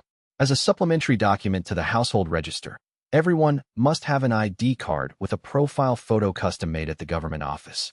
It must show age information, native place, noble rank, as well as name and gender, and it must also have anti-counterfeiting marks. Everyone has to make an ID card with a photo. Tang Yao said in surprise. Well, not exactly. We need to set a standard for this too. How about this? Using adulthood as the standard, adults must apply for an ID card at their registered residence using their household register. Minors only need to be registered in the household. Han Feng thought for a moment and said, photo ID cards have great benefits for managing a country. The first is the issue of public security. As long as the person doesn't match the photo on the ID card, they can't use someone else's household register to do bad things, or use someone else's household register to fraudulently claim preferential policies given by the tribe, becoming a parasite on the tribe. Such things had actually happened. After being reported by the victims and tried by the county magistrate, the case files were sent to Han Feng, and only then did he know about it. The appearance of photo ID cards could largely solve this problem, and it would also be more convenient for the tribe's control. This way, when future banks start implementing personal savings and remittance businesses, and when train and ship tickets are sold after trains start running, ID cards will be able to play a huge role. Having roughly sorted out the ideas for promoting photography, the group began to develop photos again. They transferred all the photos taken during the day onto photo paper using the enlarger, and some photos were even copied many times. Looking at such convenient and cheap photos, Chu Bing also asked Han Feng if he could borrow the camera. He wanted to take a few photos for his family tomorrow. As for the consumed negatives and photo paper, he was willing to pay for them. Although this kid had no money, he agreed to let Han Feng deduct it directly from his salary. Han Feng, of course, wouldn't give him this chance, and immediately rebuked him on the spot. You brat came to me asking for an assignment, and I arranged a job for you. But you've been in office for less than a month, and look at what you've done. I asked you to develop bullets, and you made me a camera. Now the industrial county has sent over the equipment for making bullet casings, and you're telling me you want to keep playing with the camera? Tell me, have I been too lenient with you? Look at the other guards. Which one dares to be as presumptuous as you? If you don't do your job properly, I'll flatten you into a photograph. Han Feng poked Chu Bing's forehead and said. Chu Bing reached out to block it, still muttering softly. You weren't like this before. Since you had kids, you've become increasingly stingy. If you don't want to borrow it, just say so, making up so many excuses. Humph. Smack. Han Feng slapped him on the back of the head and scolded. Still dare to talk back? No respect for your elders. You've grown a pair, haven't you? I'm punishing you to stand guard at the city gate tonight. Chu Bing didn't dare to mutter anymore. Otherwise, who knew how the chief would punish him? Pouting his lips in grievance, he went straight out. Xiao Dai, Zhaning, and Tang Yao, watching from the side, couldn't help but burst out laughing at his childish side. Husband, he's a man about to get married, and you still treat him like a child, Zhaning said with a smile. He is a child to begin with. Look at him. Does he look like an adult? Han Feng said with some dissatisfaction. He just wanted to take a photo for his family. Look at you. Xiao Dai also chimed in to help. Taking photos is fine, of course, but he shouldn't bring it up to me at this time. He could totally wait until his day off to talk about it. He can't distinguish what's important from what's not. This child is still too young and too playful. He needs a good beating, otherwise it'll be hard for him to achieve great things in the future. As for the photos, tomorrow you go to his house and take a few more pictures for his family. Don't tell him first. I want to leave this kid hanging for a few days. Han Feng immediately arranged. You just have a sharp tongue but a soft heart, Xiao Dai complained, poking Han Feng's lips in dissatisfaction. Early the next morning, Chu Bing, who had stood guard at the city gate all night, ran to Han Feng's door early to wait for him to come out. He hadn't even eaten breakfast, looking completely listless, and his clothes were quite damp from the morning dew. When Han Feng came out, he glanced at him, ignored him, and directly led a group of guards towards the empty military camp where the ammunition production equipment was placed. Chu Bing pouted again, held the saber at his waist, and hurried to catch up. But just as he took a step to run, a young girl about his age suddenly jumped out of Han Feng's house. The girl was wearing a white dress. Judging by her attire, she wasn't a maid in Han Feng's house, and Chu Bing had never seen this person before. But the girl ran straight towards him, a shy blush rising on her face, and stuffed a lotus leaf-wrapped package into Chu Bing's hands. You haven't eaten yet, right? Don't talk back to the chief anymore. Here, this is for you to eat. After saying this, the girl didn't wait for Chu Bing to react, turned around, and ran back into the courtyard. Chu Bing opened the food wrapped in lotus leaves. Inside were impressively 3 thick meat sandwiches. There was braised pork with a bright red color and a tantalizing aroma, as well as halved braised eggs and knotted braised tofu skin, all sandwiched in the middle of thick flatbread, garnished with cilantro and green peppers. He immediately, unpromisingly, drooled crystal-clear saliva. His stomach growled with hunger, seemingly clamoring to eat, but his brain seemed to crash, freezing him on the spot. Who is she? Why did she bring me food? Why would she appear here? That girl is so pretty. Wait, why am I still here? Oh crap. If I don't keep up with the chief, I'm going to be punished again. The military camp in Hanyang City was previously converted from a large warehouse. Later, when the army expanded and moved away, it was left idle again. However, at this time, it was once again filled with various mechanical equipment, seemingly transformed into a small weapons workshop. When Han Feng arrived here in the morning, what he saw were machines filling the warehouse, as well as a researcher from the Power Research Institute who came with the equipment this time, Hu Jin. He was here to guide the installation and use of the equipment. Chief, this is the double-barreled shotgun you requested. We've currently rushed out 1 prototype. The 2 barrels were first cast as rough steel pipes using sand casting, then cold-forged and elongated into barrels, and finally reamed and polished with a steam boring machine. There's no rifling inside. According to your classification, it's a smoothbore gun. Seeing Han Feng bring people in, Hu Jin immediately took a shotgun out of a wooden box nearby and handed it to Han Feng. This was a prototype made according to the blueprints Han Feng provided, but it was for Han Feng to keep and play with himself, and also to test the newly developed shotgun shells. Because this gun wasn't the pump-action shotgun Han Feng hoped to equip the army with, but a double-barreled hunting rifle. The 2 barrels were arranged one above the other. The base of the barrels and the stock were connected by a mechanical hinge. The loading method was to break the gun open, stuff 2 shotgun shells directly into the chambers, then snap it straight, fire, and then break it open again to reload. It had the same structure as the sporting shotguns used in Olympic clay pigeon shooting, and was quite similar to the S686 double-barrel shotgun in various games. But the 686 has side-by-side barrels, while Han Feng's had over-under barrels. This barrel structure was more conducive to aiming. Han Feng lifted the hunting rifle in his hand and tried aiming it, feeling that the weight and handling were okay. Then he found a table and disassembled the gun's parts one by one, observing the machining quality of the internal components. After looking over everything, he finally commented, "It looks okay on the surface, just don't know how it handles. Have you test-fired it?" Reporting to the chief, "Not yet. We at the Power Research Institute don't have live ammunition," Hu Jin immediately answered. Han Feng nodded, broke open the chambers of the double-barreled shotgun, rested it on his shoulder just like that, and then looked at the machines in the warehouse, asking again, "Introduce these equipments you guys made to me." Yes. Hujin immediately stepped forward and began to introduce them one by one. This time we produced 2 steam punch presses, powered by iron bull Type 1 steam engines. One is specifically used to stamp bullet casings, and the other is specifically used to stamp bullets and wads. The one for stamping casings can stamp both shotgun shells and rifle bullets simultaneously. You just need to change the pressing hammer and mold on it.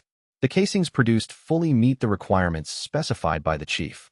It's just that the production volume is currently unknown. We haven't run the machines all day to test the output yet. The rest are several ammunition loading machines and bullet casting machines. These machines are all manual. The machine for loading rifle bullets has a 20 by 20 operation board, capable of loading 400 bullets simultaneously. The shotgun loading machine does 100 rounds at a time. Both of these machines can be operated by a single person. In addition, there's a casing washing and dismantling machine, used to reload recovered casings, allowing the casings to be reused multiple times. Hujin introduced the machinery in the warehouse as he walked, pointing out the components and functions of each. Looks pretty good. Do you have any prototype casings? Show them to me. Han Feng nodded in approval, then asked him for the casings. Hujin immediately brought out a box. Inside was a gleaming expanse of gold, all brass, stamped bullet casings. Han Feng grabbed a handful of full-power casings for 8mm pointed rifle bullets. The casing length was 5.7 centimeters. The powder charge of this cartridge case was exactly twice the weight of the bullet. The complete bullet would also have a 3-centimeter-long, streamlined pointed bullet installed on top, making the total length of the bullet over 8 centimeters. Next to it was a small box of shotgun cartridge cases and a box of golden primer wads that looked like millet, which made Han Feng feel very familiar. Such familiar modern weapons. Unfortunately, he hadn't touched them for many years. He immediately asked Hujin beside him, "Has the prototype rifle been made?" Reporting to the chief, the wooden structure part has been completed, and the firing mechanism inside the receiver and the bolt have also been made.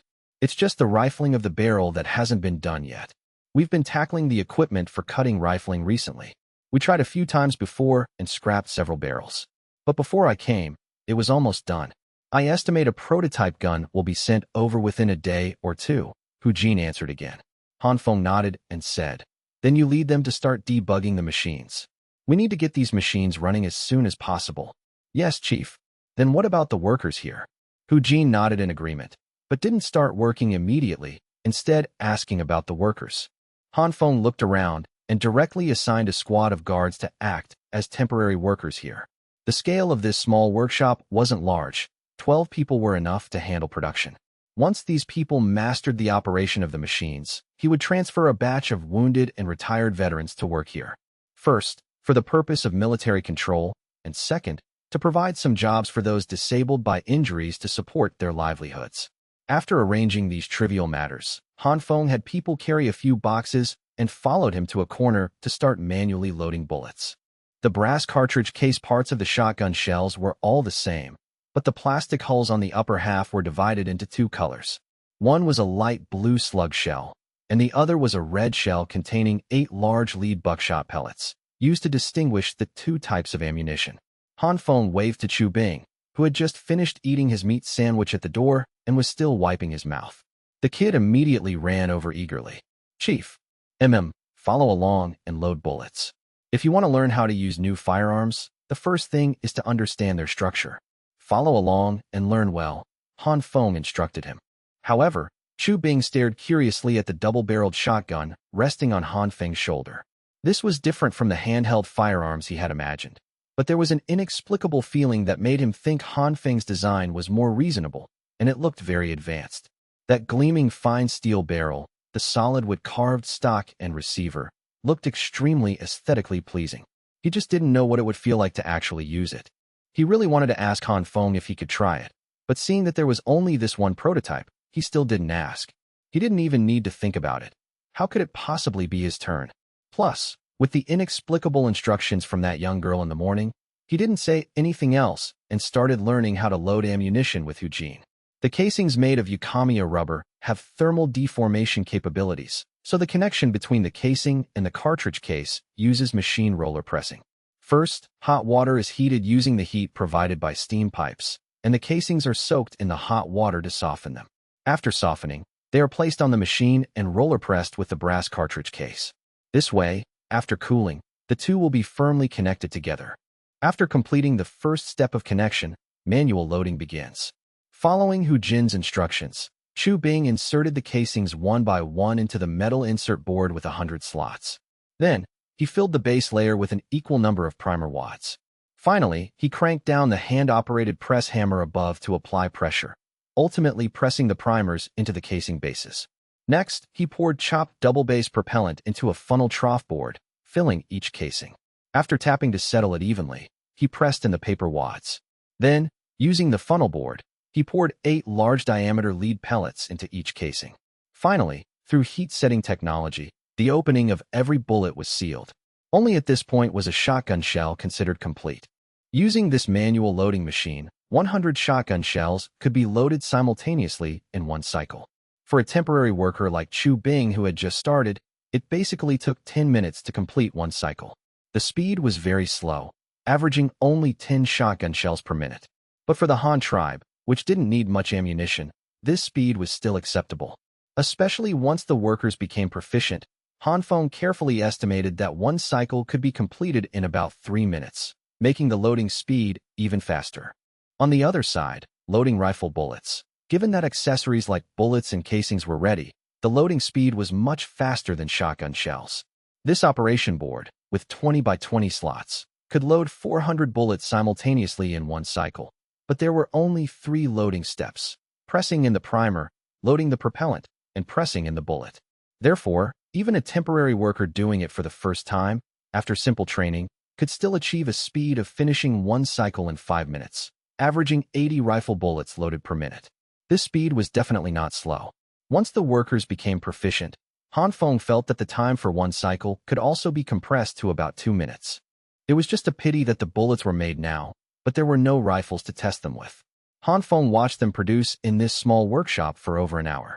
When Chu Bing's side had scraped together 1,000 shotgun shells, he finally said to the guards beside him and Chu Bing, "All right, leave the bullet loading to others.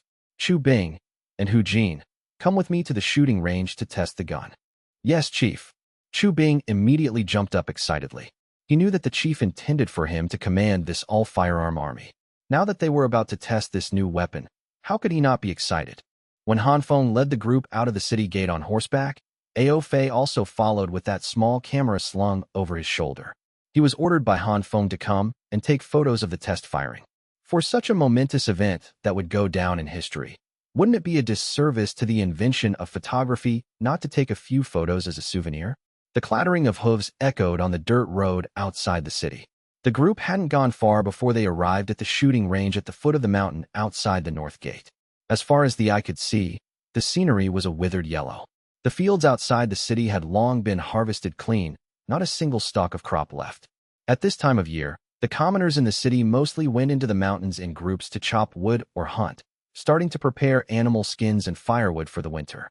But because Han Feng had issued an order a few days ago designating this place as a military-restricted zone, no idle loiterer was foolish enough to run here. Moreover, there were cavalry patrolling back and forth on the perimeter of the shooting range to prevent anyone from wandering in by mistake. Arriving at the shooting range, Chu Bing had already set up the shooting area according to Han Feng's requirements. It was a shooting area with a sunshade built over it, and in front was a vast, flat open space. Distances had already been measured according to Han Feng's requirements, with a target set up every 10 meters to measure shooting distance. The group arrived at the shed and tied up their horses. Only then did Han Feng take the double-barreled shotgun off his back. Chu Bing immediately stepped forward and asked, "Chief, how far can this gun shoot? It looks a bit different from the standard shotgun you showed me. Are we going to be equipped with this one too?" "You ask so many questions in one breath. Which one should I answer first?" Han Feng rolled his eyes at him before saying, "This is a double-barreled hunting rifle. It has no tubular magazine and can only load 2 shotgun shells at a time. The range won't exceed 100 meters. I estimate it will be very close. The pursuit of such a weapon is not long range, but immense power, specifically for dealing with large targets at close range. Even your Benben, I reckon 2 shots to vital areas would put it down." Hearing Han Feng use his Benben as an example, Chu Bing's face instantly darkened. But he didn't dare say anything, just listening as Han Feng continued. And our targets are giant man-eating apes. These creatures are very powerful, but I reckon in front of this shotgun, they absolutely won't be able to withstand a single hit. As Han Feng spoke, he raised the gun and walked to the front of the shooting position. Looking at the targets spaced 10 meters apart in front, he said to the guards beside him, "Adjust the targets within 100 meters to 1 every 5 meters, and drape them all in standard lamellar armor." Yes. The guards immediately responded and went to set it up. Chu Bing, on the other hand, placed the box of shotgun shells he brought on the table, opened the lid, and started taking out bullets. Han Feng glanced at him and asked with a smile, "Want to fire the first shot?" Chu Bing's eyes immediately widened, his face full of excited joy. "Really? The chief is willing to let me try the first shot?" "Nonsense. If you don't dare, then forget it," Han Feng said disdainfully. I dare. I'm very brave. Let me try, chief." Seeing that Han Feng was about to go back on his word, Chu Bing immediately jumped up anxiously, shouting loudly, "Shut up, kid. What are you howling for? Take it." Han Feng handed the gun directly to him and started teaching him how to use it. "See this little lever? Push it here, and the barrel will fold down to open the chamber." Chu Bing did as instructed, quickly breaking the hunting rifle into a dog-leg shape. Then, without waiting for Han Feng to explain the next step, he grabbed 2 red shotgun shells from the table and stuffed them in. With a click, he snapped the barrel straight, and the chamber instantly closed. "Not bad, kid. You already know how to load it," Han Feng teased him. Chu Bing gave a smug, silly laugh, then looked at Han Feng, waiting for the next instruction. "See these hammers? Pull them back." Pulling them all the way back means it's in a state ready to fire at any time. This step is called cocking. Chu Bing again did as instructed, and then naturally rested his finger on the trigger. Han Feng instantly grabbed the barrel, and with his other hand, slapped Chu Bing on the back of the head, scolding, "Don't move your finger around if you haven't heard the order. Look where your finger is placed. It's very easy to misfire because of nervousness like this. What if you accidentally hurt one of our own?" Chu Bing shrank his neck, holding a gun that was ready to fire at any moment. He didn't dare talk back or resist. He could only aggrievedly say, "Oh," and then wait for Han Feng's next instruction. Support the gun with your left hand, grip the handle with your right hand, and keep your index finger outside the trigger guard. Yes, just like that. Then press the buttstock firmly into the pocket of your shoulder. Press it tight. Look through this sight on top of the barrel with your eye. I know this. It's like the rear sight on a crossbow. I've seen it. You have to align 3 points into a line with the target. Chu Bing immediately chimed in. Han Feng nodded. The Han tribe's divine arm crossbow adopted many firearm designs. Whether it was the way it was held or the aiming and firing methods, they were almost identical. Firearms have front and rear sights, and crossbows also have rear sights. Firearms have triggers, and crossbows also have trigger mechanisms.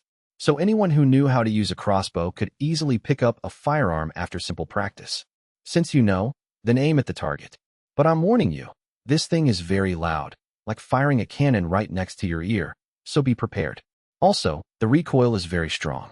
After the gun fires, there will be a strong recoil slamming into your shoulder pocket. At the same time, the muzzle will rise. So you must press it firmly against your shoulder and grip the gun tightly with your left hand. Don't pull the trigger and have the gun fly out of your hands, Han Feng reminded him again. "Oh, I'm ready, Chief. Which one are we shooting?" Chu Bing readjusted his posture according to Han Feng's instructions, pressing his entire face sideways against the gun, using one eye to look through the front and rear sights to aim at the target ahead. Han Feng thought for a moment, looked at the targets ahead, and said, "Shoot the 50-meter one first." With a loud bang ringing in his ears, before Han Feng could even say fire, this kid Chu Bing had already pulled the trigger, not giving Han Feng any time to mentally prepare. One shot fired. It was unknown whether Chu Bing naturally had a talent for playing with guns, or if he really listened to Han Feng's instructions and pressed the gun firmly. In short, in Han Feng's eyes, his shoulder didn't move back much, his left hand held the gun very steadily, and the muzzle barely jumped. However, the massive gunshot still shook Chu Bing quite a bit. Even though he was mentally prepared, he didn't expect the gunshot to be so loud. Most importantly, he hit the chest target 50 meters away. Han Feng clearly saw several pieces of lamellar armor blown off that chest target. Chu Bing maintained his shooting posture, shook his head, and asked Han Feng without looking back, "Chief, where to next?" 40 meters, Han Feng ordered simply. Bang! Another violent gunshot, and the target 40 meters away was hit again. A chest target at this distance really wasn't far, so hitting it wasn't surprising. The key was Chu Bing's shooting posture. Han Feng always felt this kid had a lot of talent. Lower the gun. Open the chamber. Han Feng ordered again. Chu Bing obediently stood at attention, pushed the lever to break open the barrel, and with a pop, the two empty casings inside were directly ejected, leaving a faint trail of gunpowder smoke in the air as they fell to the ground. Chu Bing looked very excited. What boy doesn't love weapons? Although the weapon in his hand wasn't a common cold weapon, he felt that this kind of firearm suited him better. Two people go over and check the targets. Han Feng instructed the guards beside him. Two people immediately jogged over, but as they ran forward, they kept looking back at Chu Bing, afraid that the kid would suddenly aim the gun in his hand at them and fire. At this time, Han Feng picked up the two empty casings from the ground and looked at them, observing the state of the casings after firing. Fortunately, because the speed was fast enough, the casings made of Yakamiya rubber didn't soften as he had imagined. It seemed there was still a possibility of reusing them. He threw the casings into a bamboo basket nearby and asked Chu Bing, "Tell me how it feels. What do you think of using this weapon?" "I think it's very handy, and it looks good too. It can load 2 bullets at a time, and the loading speed is faster than stringing a crossbow." "Chief, let's equip this," Chu Bing said with a face full of excitement. Hee.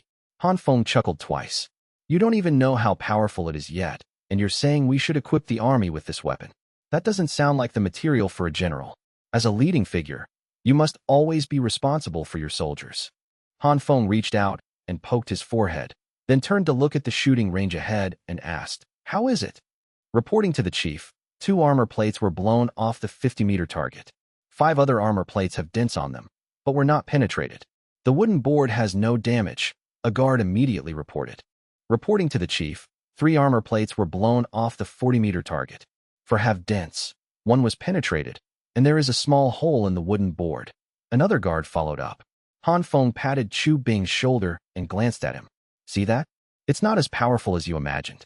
Firing buckshot with this gun only has absolute lethality within 30 meters. Beyond 30 meters, it can only injure, but not kill." Chu Bing opened his mouth, also a bit stunned. Such a powerful gun. How could it only have an effective range of 30 meters? Isn't this a joke? It's too disappointing. He couldn't help but complain in his heart. Han Feng waved his hand to call the 2 target checkers back, and then ordered Chu Bing again. This time load the blue case slugs and shoot the targets at 70 meters and 80 meters. Chu Bing did as instructed and seemed to pin all his hopes on these 2 slugs, hoping its effective range could be a bit further. Otherwise, if it was ultimately eliminated due to insufficient power and couldn't be equipped to the army, wouldn't that be too much of a pity? Bang, bang. 2 gunshots rang out in succession. This time Chu Bing didn't ask Han Feng for the specific time to fire. After loading the bullets, he fired on his own. After firing the 2 shots, he directly shoved the gun into Han Feng's hands, and without waiting for others to check the targets, he directly vaulted over the railing and ran towards the targets himself. Han Feng smiled and took the binoculars directly from the guard beside him. The details of the distant targets immediately came into full view. There was no need to run that far to see. But Chu Bing, who was ahead, inspected the targets and immediately shouted happily, "Chief, it penetrated. The 70-meter target was penetrated. It blew a hole as big as a fist. This gun is usable. Let's all use slugs from now on," he shouted as he ran back. Han Feng smiled, put down the binoculars, and said, "How can we do that?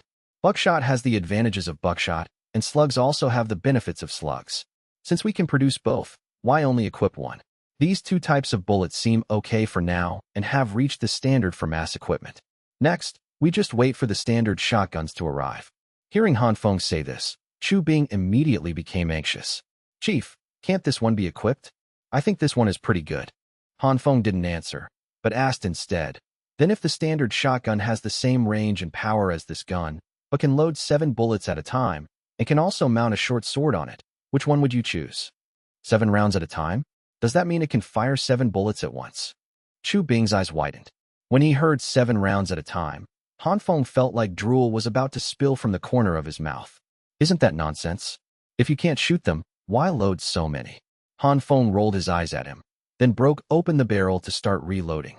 He grabbed a handful of shotgun shells and stuffed a row into his wide belt, with the tail of each bullet exposed halfway. Chu Bing was puzzled.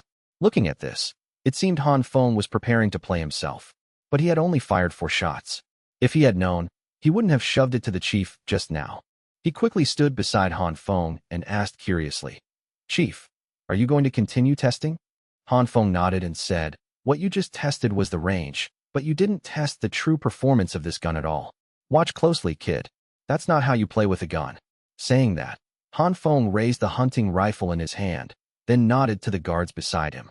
Immediately, someone brought over 2 baskets of corn cobs, and then stood on the horizontal line of the 20-meter target. They forcefully threw the corn cobs into the air. There was 1 person on each side, throwing the corn cobs horizontally in opposite directions. But the 2 corn cobs had barely flown for a second before everyone heard 2 consecutive bang, bang gunshots, and the 2 corn cobs were instantly blown to pieces in midair. Such flick shooting, such moving target shooting, and it was corn cobs 20 meters away. Such small targets, such fast-moving speed, were actually shot down by Han Feng in an instant with 2 shots. What kind of marksmanship is this? It's simply too freakish, okay. Probably even if there were 2 sparrows flying in midair, they could be directly shot down by Han Feng. Wow, the chief is too amazing with a gun. How did you do that? Can you teach me? Chu Bing immediately looked at Han Feng with admiration, his eyes full of little stars. Skeet shooting is a fixed event in the Olympic shooting competition, and it is also the only shooting event among all shooting events that uses a double-barreled shotgun as the competition firearm. It has always been very famous in international shooting sports. This kind of shooting sport is different from general fixed-posture shooting events that only pursue ring scores. It shoots at fast-moving targets, and what is needed most is the shooter's agility. It requires the eyes to quickly capture dynamic targets, and at the same time, when the eyes see the target, the hands must also point to the target simultaneously. This is what is meant by hand-eye coordination. These technical characteristics are equally applicable to battlefield environments, especially when facing enemies from different directions. Mastering this technique allows one to achieve the terrifying suppressive power of killing whoever one sees, leaving no survivors within 30 meters. Although hitting a 10-centimeter clay pigeon is not something everyone can do, hitting a target the size of a human body, with a little training, leaves absolutely no possibility of missing. But the marksmanship Han Feng displayed at this moment was definitely enough to make people's eyes pop out. Wanna learn? This can't be taught. It only relies on talent and diligent practice. As Han Feng spoke, he quickly reloaded his ammunition, and then said to Chu Bing again, "Follow behind me. I'll show you what tactical shooting is." After saying that, he took the lead and ran out. Chu Bing followed closely behind. Han Feng hunched over, raised his gun, and moved forward rapidly. While running, he fired successively at 2 wooden targets ahead. With 2 bang, bang gunshots, the 2 targets were instantly knocked to the ground. At the same time, Han Feng had already run behind a wooden baffle and started reloading. Opening the chamber, ejecting the casings, reloading, closing the chamber, cocking the hammers. The series of reloading actions took Han Feng no more than 2 seconds. The moment he finished reloading, Han Feng quickly tilted his head and popped out half his body. With a flick of the hunting rifle in his hand, a bang rang out, and he quickly retracted his body. Another wooden target 30 meters away instantly fell to the ground. Such clean and neat movements, the godlike marksmanship of hitting every shot, made the jaws of the guards drop. Chu Bing, who was following closely beside Han Feng, felt it even more deeply. He saw up close that from Han Feng leaning out to firing and retracting his body, the whole process was so fast it took less than a breath's time. With such tactical movements, even if he were to have a shootout with Han Feng, he would definitely be the one to die first. Not only was the chief accurate, but crucially, combined with these tactical movements, it was exaggeratedly formidable. Han Feng leaned out from the other side of the wooden wall again, hit a target, then retracted his body to reload. After reloading the bullets, he directly did a one-handed vault over the wooden board. Upon landing, he did a forward roll, then fired 2 consecutive shots from a kneeling position, and then quickly went prone on the ground to reload. Standing moving targets, kneeling peek and shoot, rolling into kneeling fixed target shooting, crawling reload, prone shooting. Han Feng fired 10 shots in succession, and all 10 shots hit. The process included various postures and various running movements.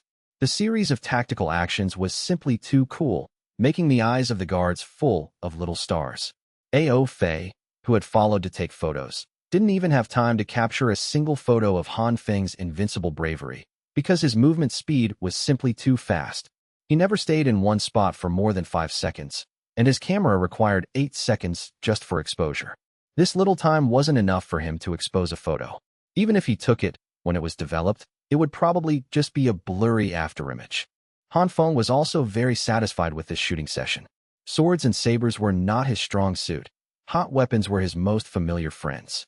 The moment he got his hands on this double-barreled shotgun, Han Feng felt his confidence grow even stronger. Chu Bing stared at Han Feng with a face full of admiration, and was even more envious of the hunting rifle in Han Feng's hands.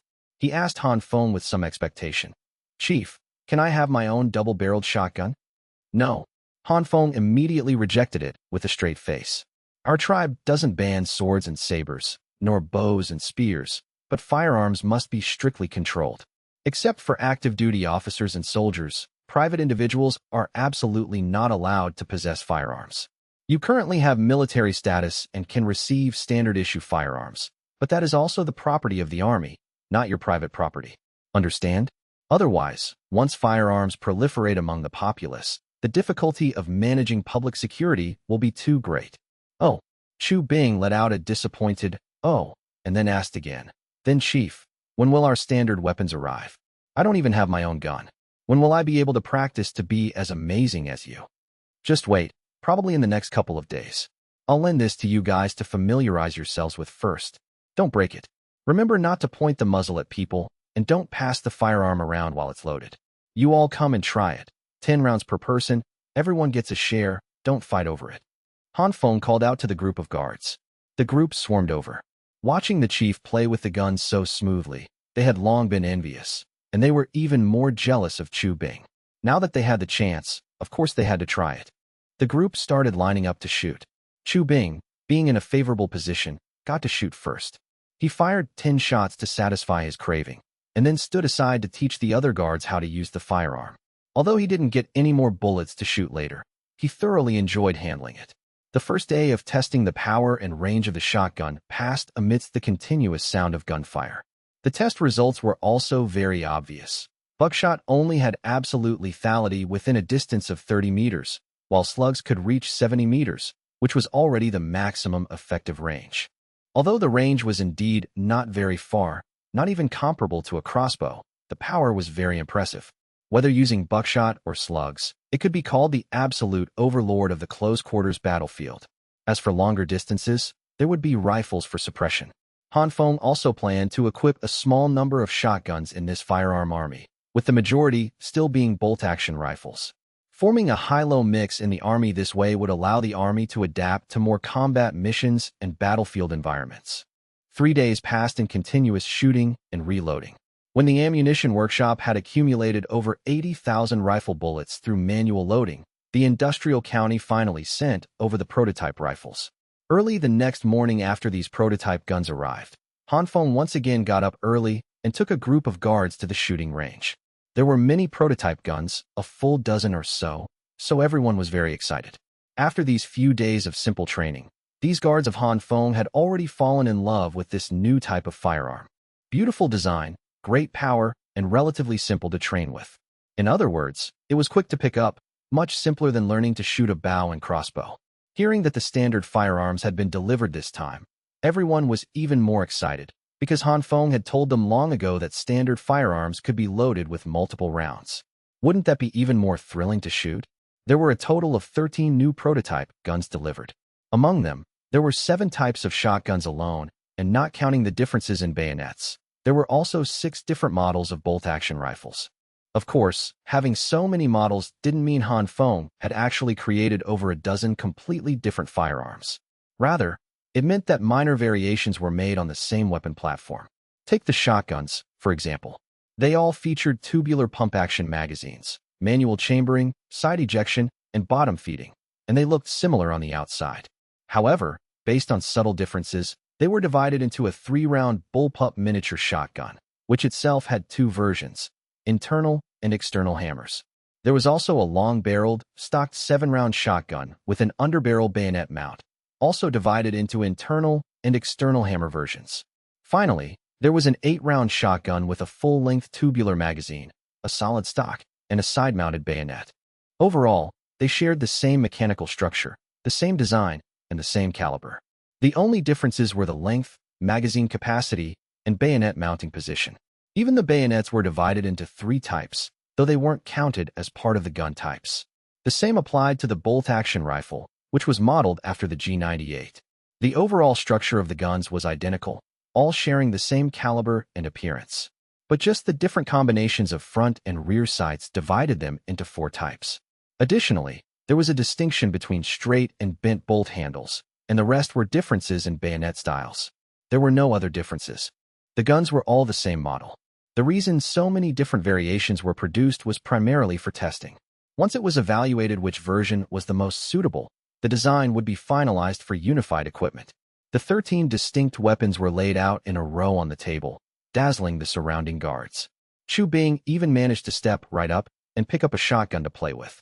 "Chief, this batch of guns looks much slimmer than your double-barreled hunting rifle," Chu Bing said, holding the ultra-compact 3-round bullpup shotgun.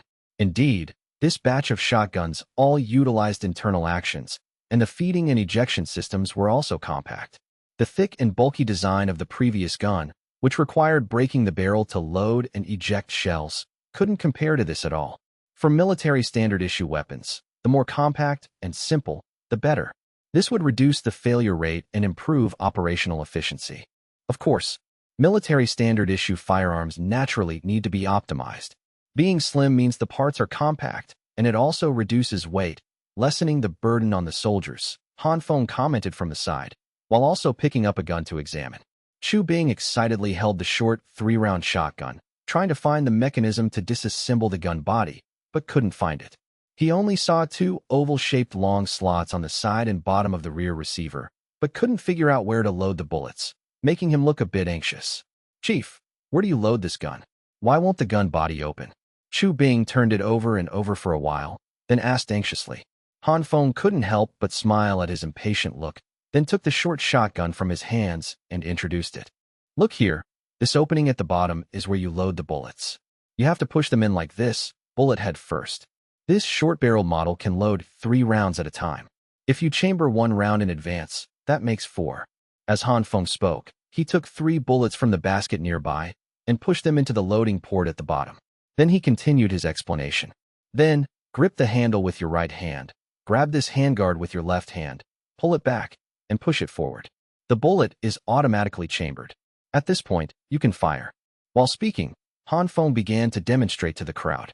He pumped the front handguard with his left hand, then instantly pulled the trigger, aiming at the target ahead, and fired a shot. Before anyone could react, he pumped the front handguard again, fired another shot, and then repeated the same action until all 3 bullets in the magazine were fired. The guards were dumbfounded. So this is how you load a standard shotgun. And chambering a round is so simple. Just pump the front handguard, and you can fire again. Just this short and compact weapon in front of them could crush the hunting rifle they played with a few days ago in terms of ammo capacity and power. Chu Bing was like a kid with a new toy. He picked up another 3-round short shotgun from the table and, imitating Han Feng, started loading from the bottom, pumped the handguard, and instantly fired a shot. However, at this time, he also noticed the difference between the gun in his hand and Han Feng's. Because the one Chu Bing was using had an external hammer. The hammer was exposed at the rear of the receiver. When pulling the handguard back, 2 parts would extend from the back of the receiver. But in terms of other functions, it was no different from the one in Han Feng's hands. "Chief, why are the 2 we're holding different?" Chu Bing asked curiously. "Different? It's supposed to be different. I had so many different ones made just for you guys to test. Later, you all try them out. Whichever one is safer, more reliable, easier to use, and handier, we'll decide which one to mass produce." Han Feng explained briefly, then picked up the long-barreled 7-round and 8-round shotguns, attached the bayonets to them, and said to the group of guards beside him, "Don't just stand there, come over and pick one to try. Don't worry about wasting bullets. For a firearm to be finalized, it has to be tested through shooting. I want you to shoot these guns until they break. Also, try the bayonets and see which mounting method feels more natural to use." The guards had long been impatient. Hearing Han Feng's order, they swarmed forward, each grabbing a gun and playing with it in their hands. However, there were only a few of the new shotguns in total. The guards who were closer grabbed them first, leaving the others to just stare blankly. But the other types of guns nearby, which looked longer and had thinner barrels, also caught their attention. It was just that they didn't know how to use these guns, so they were at a loss for a moment. One of the guards, watching the others having a blast shooting bang bang bang, felt his hands itching uncontrollably. So he picked up a slender rifle and took the initiative to ask Han Feng for guidance. "Chief, looking at the size of this muzzle, this should be the rifle you mentioned, right? How do you use this?" Han Feng took the rifle with a straight bolt handle from him, turned it over in his hands, raised it to his eye to try aiming, and then asked the technical consultant Hujin beside him, "Are the stripper clips I asked for ready?" Hujin immediately took out a small cloth bag and placed it on the table. A clattering sound of metal friction came from the bag as he said, reporting to the chief, "We've only produced these prototypes for now. There are 500 stripper clips inside." Han Feng nodded with an then grabbed the bag and poured some out onto the table, saying to the guards who hadn't gotten a gun, "Those without guns, come over and learn how to load." He then demonstrated to the crowd how to press bullets into the stripper clips. After personally preparing 2 5-round clips, he waved to the guard who had just asked how to use the rifle. "Come here, watch how I operate it."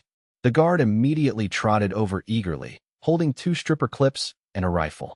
"Watch closely. This is called a bolt action mechanism, and this is the bolt handle. When using it, support the handguard with your left hand, grab the bolt handle with your right hand, flip it up, and pull it back. Now the magazine and chamber are open. Then insert the stripper clip into this slot, and use your thumb to press all the bullets in. This type of gun can load 5 bullets at once." He explained while demonstrating, and the guards nearby who were loading bullets also pricked up their ears to listen. "Look at the chamber here. After loading the bullets, push the bolt handle forward. At this time, the bullet is pushed into the chamber by the bolt. Then turn the bolt handle to the right. This completes the lockup, which locks the bullet in the chamber to improve air tightness. Then look at the very back here. This is the safety. Before firing, you must flip this open, otherwise you won't be able to pull the trigger. When not in use or while marching, close the safety to prevent accidental discharge. This is very important. Remember it all." The guards all nodded, then picked up the empty guns and tried it out, imitating Han Feng's actions of manipulating the bolt handle in safety. However, at this time, Han Feng had already raised his gun and aimed at the target. "Load, chamber, safety off. Now you can fire." The aiming method is still aligning the front and rear sights with the target and then pulling the trigger. With a bang, a gunshot no weaker than a shotgun's erupted from the muzzle of the large bolt-action rifle in Han Feng's hands. A flash of fire appeared at the muzzle, emitting wisps of thin blue smoke. However, awkwardly, the targets ahead showed no reaction at all. "Aim too low," Han Feng muttered softly, and worked the bolt again. With a crisp clack of the bolt being pulled, followed immediately by a ding, the empty casing was instantly ejected, and he pushed the bolt forward to lock it again. This time, Han Feng adjusted the height of the rear sight, then aimed again. A few seconds later, another bang rang out. The crowd still didn't notice any movement from the targets ahead. This was too awkward. Was the hit rate of this rifle that low? Or could it simply not hit anyone? But just as the group of guards looked at each other, maintaining a skeptical attitude towards the rifle, Hujin, the technical consultant from the Power Research Institute nearby, held his binoculars and shouted excitedly, "Chief, you hit it. You hit it." The circular target at 350 meters was hit and spun several times. "I saw the bullet hole on it." Han Feng couldn't help but smile in satisfaction, secretly feeling smug in his heart. Working a bolt action is a man's romance. Shotguns and the like are weak. Meanwhile, the surrounding guards were instantly dumbfounded. Gasp. "Holy crap, what did you just say? 350 meters? And a precise hit?"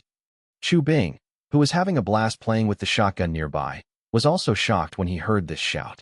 He quickly grabbed the binoculars from the table and looked towards the circular steel plate suspended by a rope at 350 meters in the distance. The steel plate, painted red, was indeed still swinging, and a black that had clearly appeared on it. His mouth instantly dropped open in astonishment. Immediately after, Han Feng worked the bolt again, aimed at 3 targets at 200, 230, and 250 meters ahead, and fired 1 shot at each. Only after firing all 5 bullets in the magazine did he pull the bolt back to inspect the chamber. The few people nearby with binoculars quickly took a look and once again saw the three targets swinging after being hit. Their mouths couldn't help but twitch. 200 meters, 350 meters, such shooting distances weren't rare. Everyone present was Han Feng's personal guard. Although they weren't frontline combat troops, they were very proficient with long-range weapons like bows and crossbows. It could be said they were very familiar with them. Such shooting distances were not impossible for bows and crossbows, but that was their maximum range. It could only be said that they could shoot an arrow that far, but as for precisely hitting a target, that was a joke. The unified archery assessment in the Han tribe's army was shooting at 80 meters with long and short bows. Hitting 7 out of 10 was a pass, 8 was good, and all 10 was excellent. This only counted whether the target was hit, not the ring score. If one could hit the bullseye with every shot, they could be called a sharpshooter. The Olympic recurve bow archery competition compares ring scores at a distance of 70 meters. Athletes basically hit the target with every arrow. It's just a difference in ring scores. The Han tribe's army shooting assessment only requires hitting the target at 80 meters because this is actual combat. No matter where on the human body it hits, as long as it hits, the person will be injured if not dead. That's enough. Comparing ring scores is completely unnecessary. The foot-drawn divine arm crossbow had higher requirements. The standard for precise shooting was at a distance of 150 meters. Hitting 6 out of 10 was a pass, 8 was good, and 9 or more was excellent. The reason for this was that the divine arm crossbow had greater elastic force, simple sights, and a trigger mechanism that gave the shooter ample time to aim. Not being able to hit a person at 150 meters would be too garbage. However, no matter how good the performance of a bow or crossbow was, precise shooting beyond 200 meters was impossible. The structure of this weapon limited its accuracy from ever matching that of a firearm. Therefore, in actual combat, once the target exceeded 150 meters, a dense volley of arrows was directly employed. The maximum volley range of a bow or crossbow was 350 meters.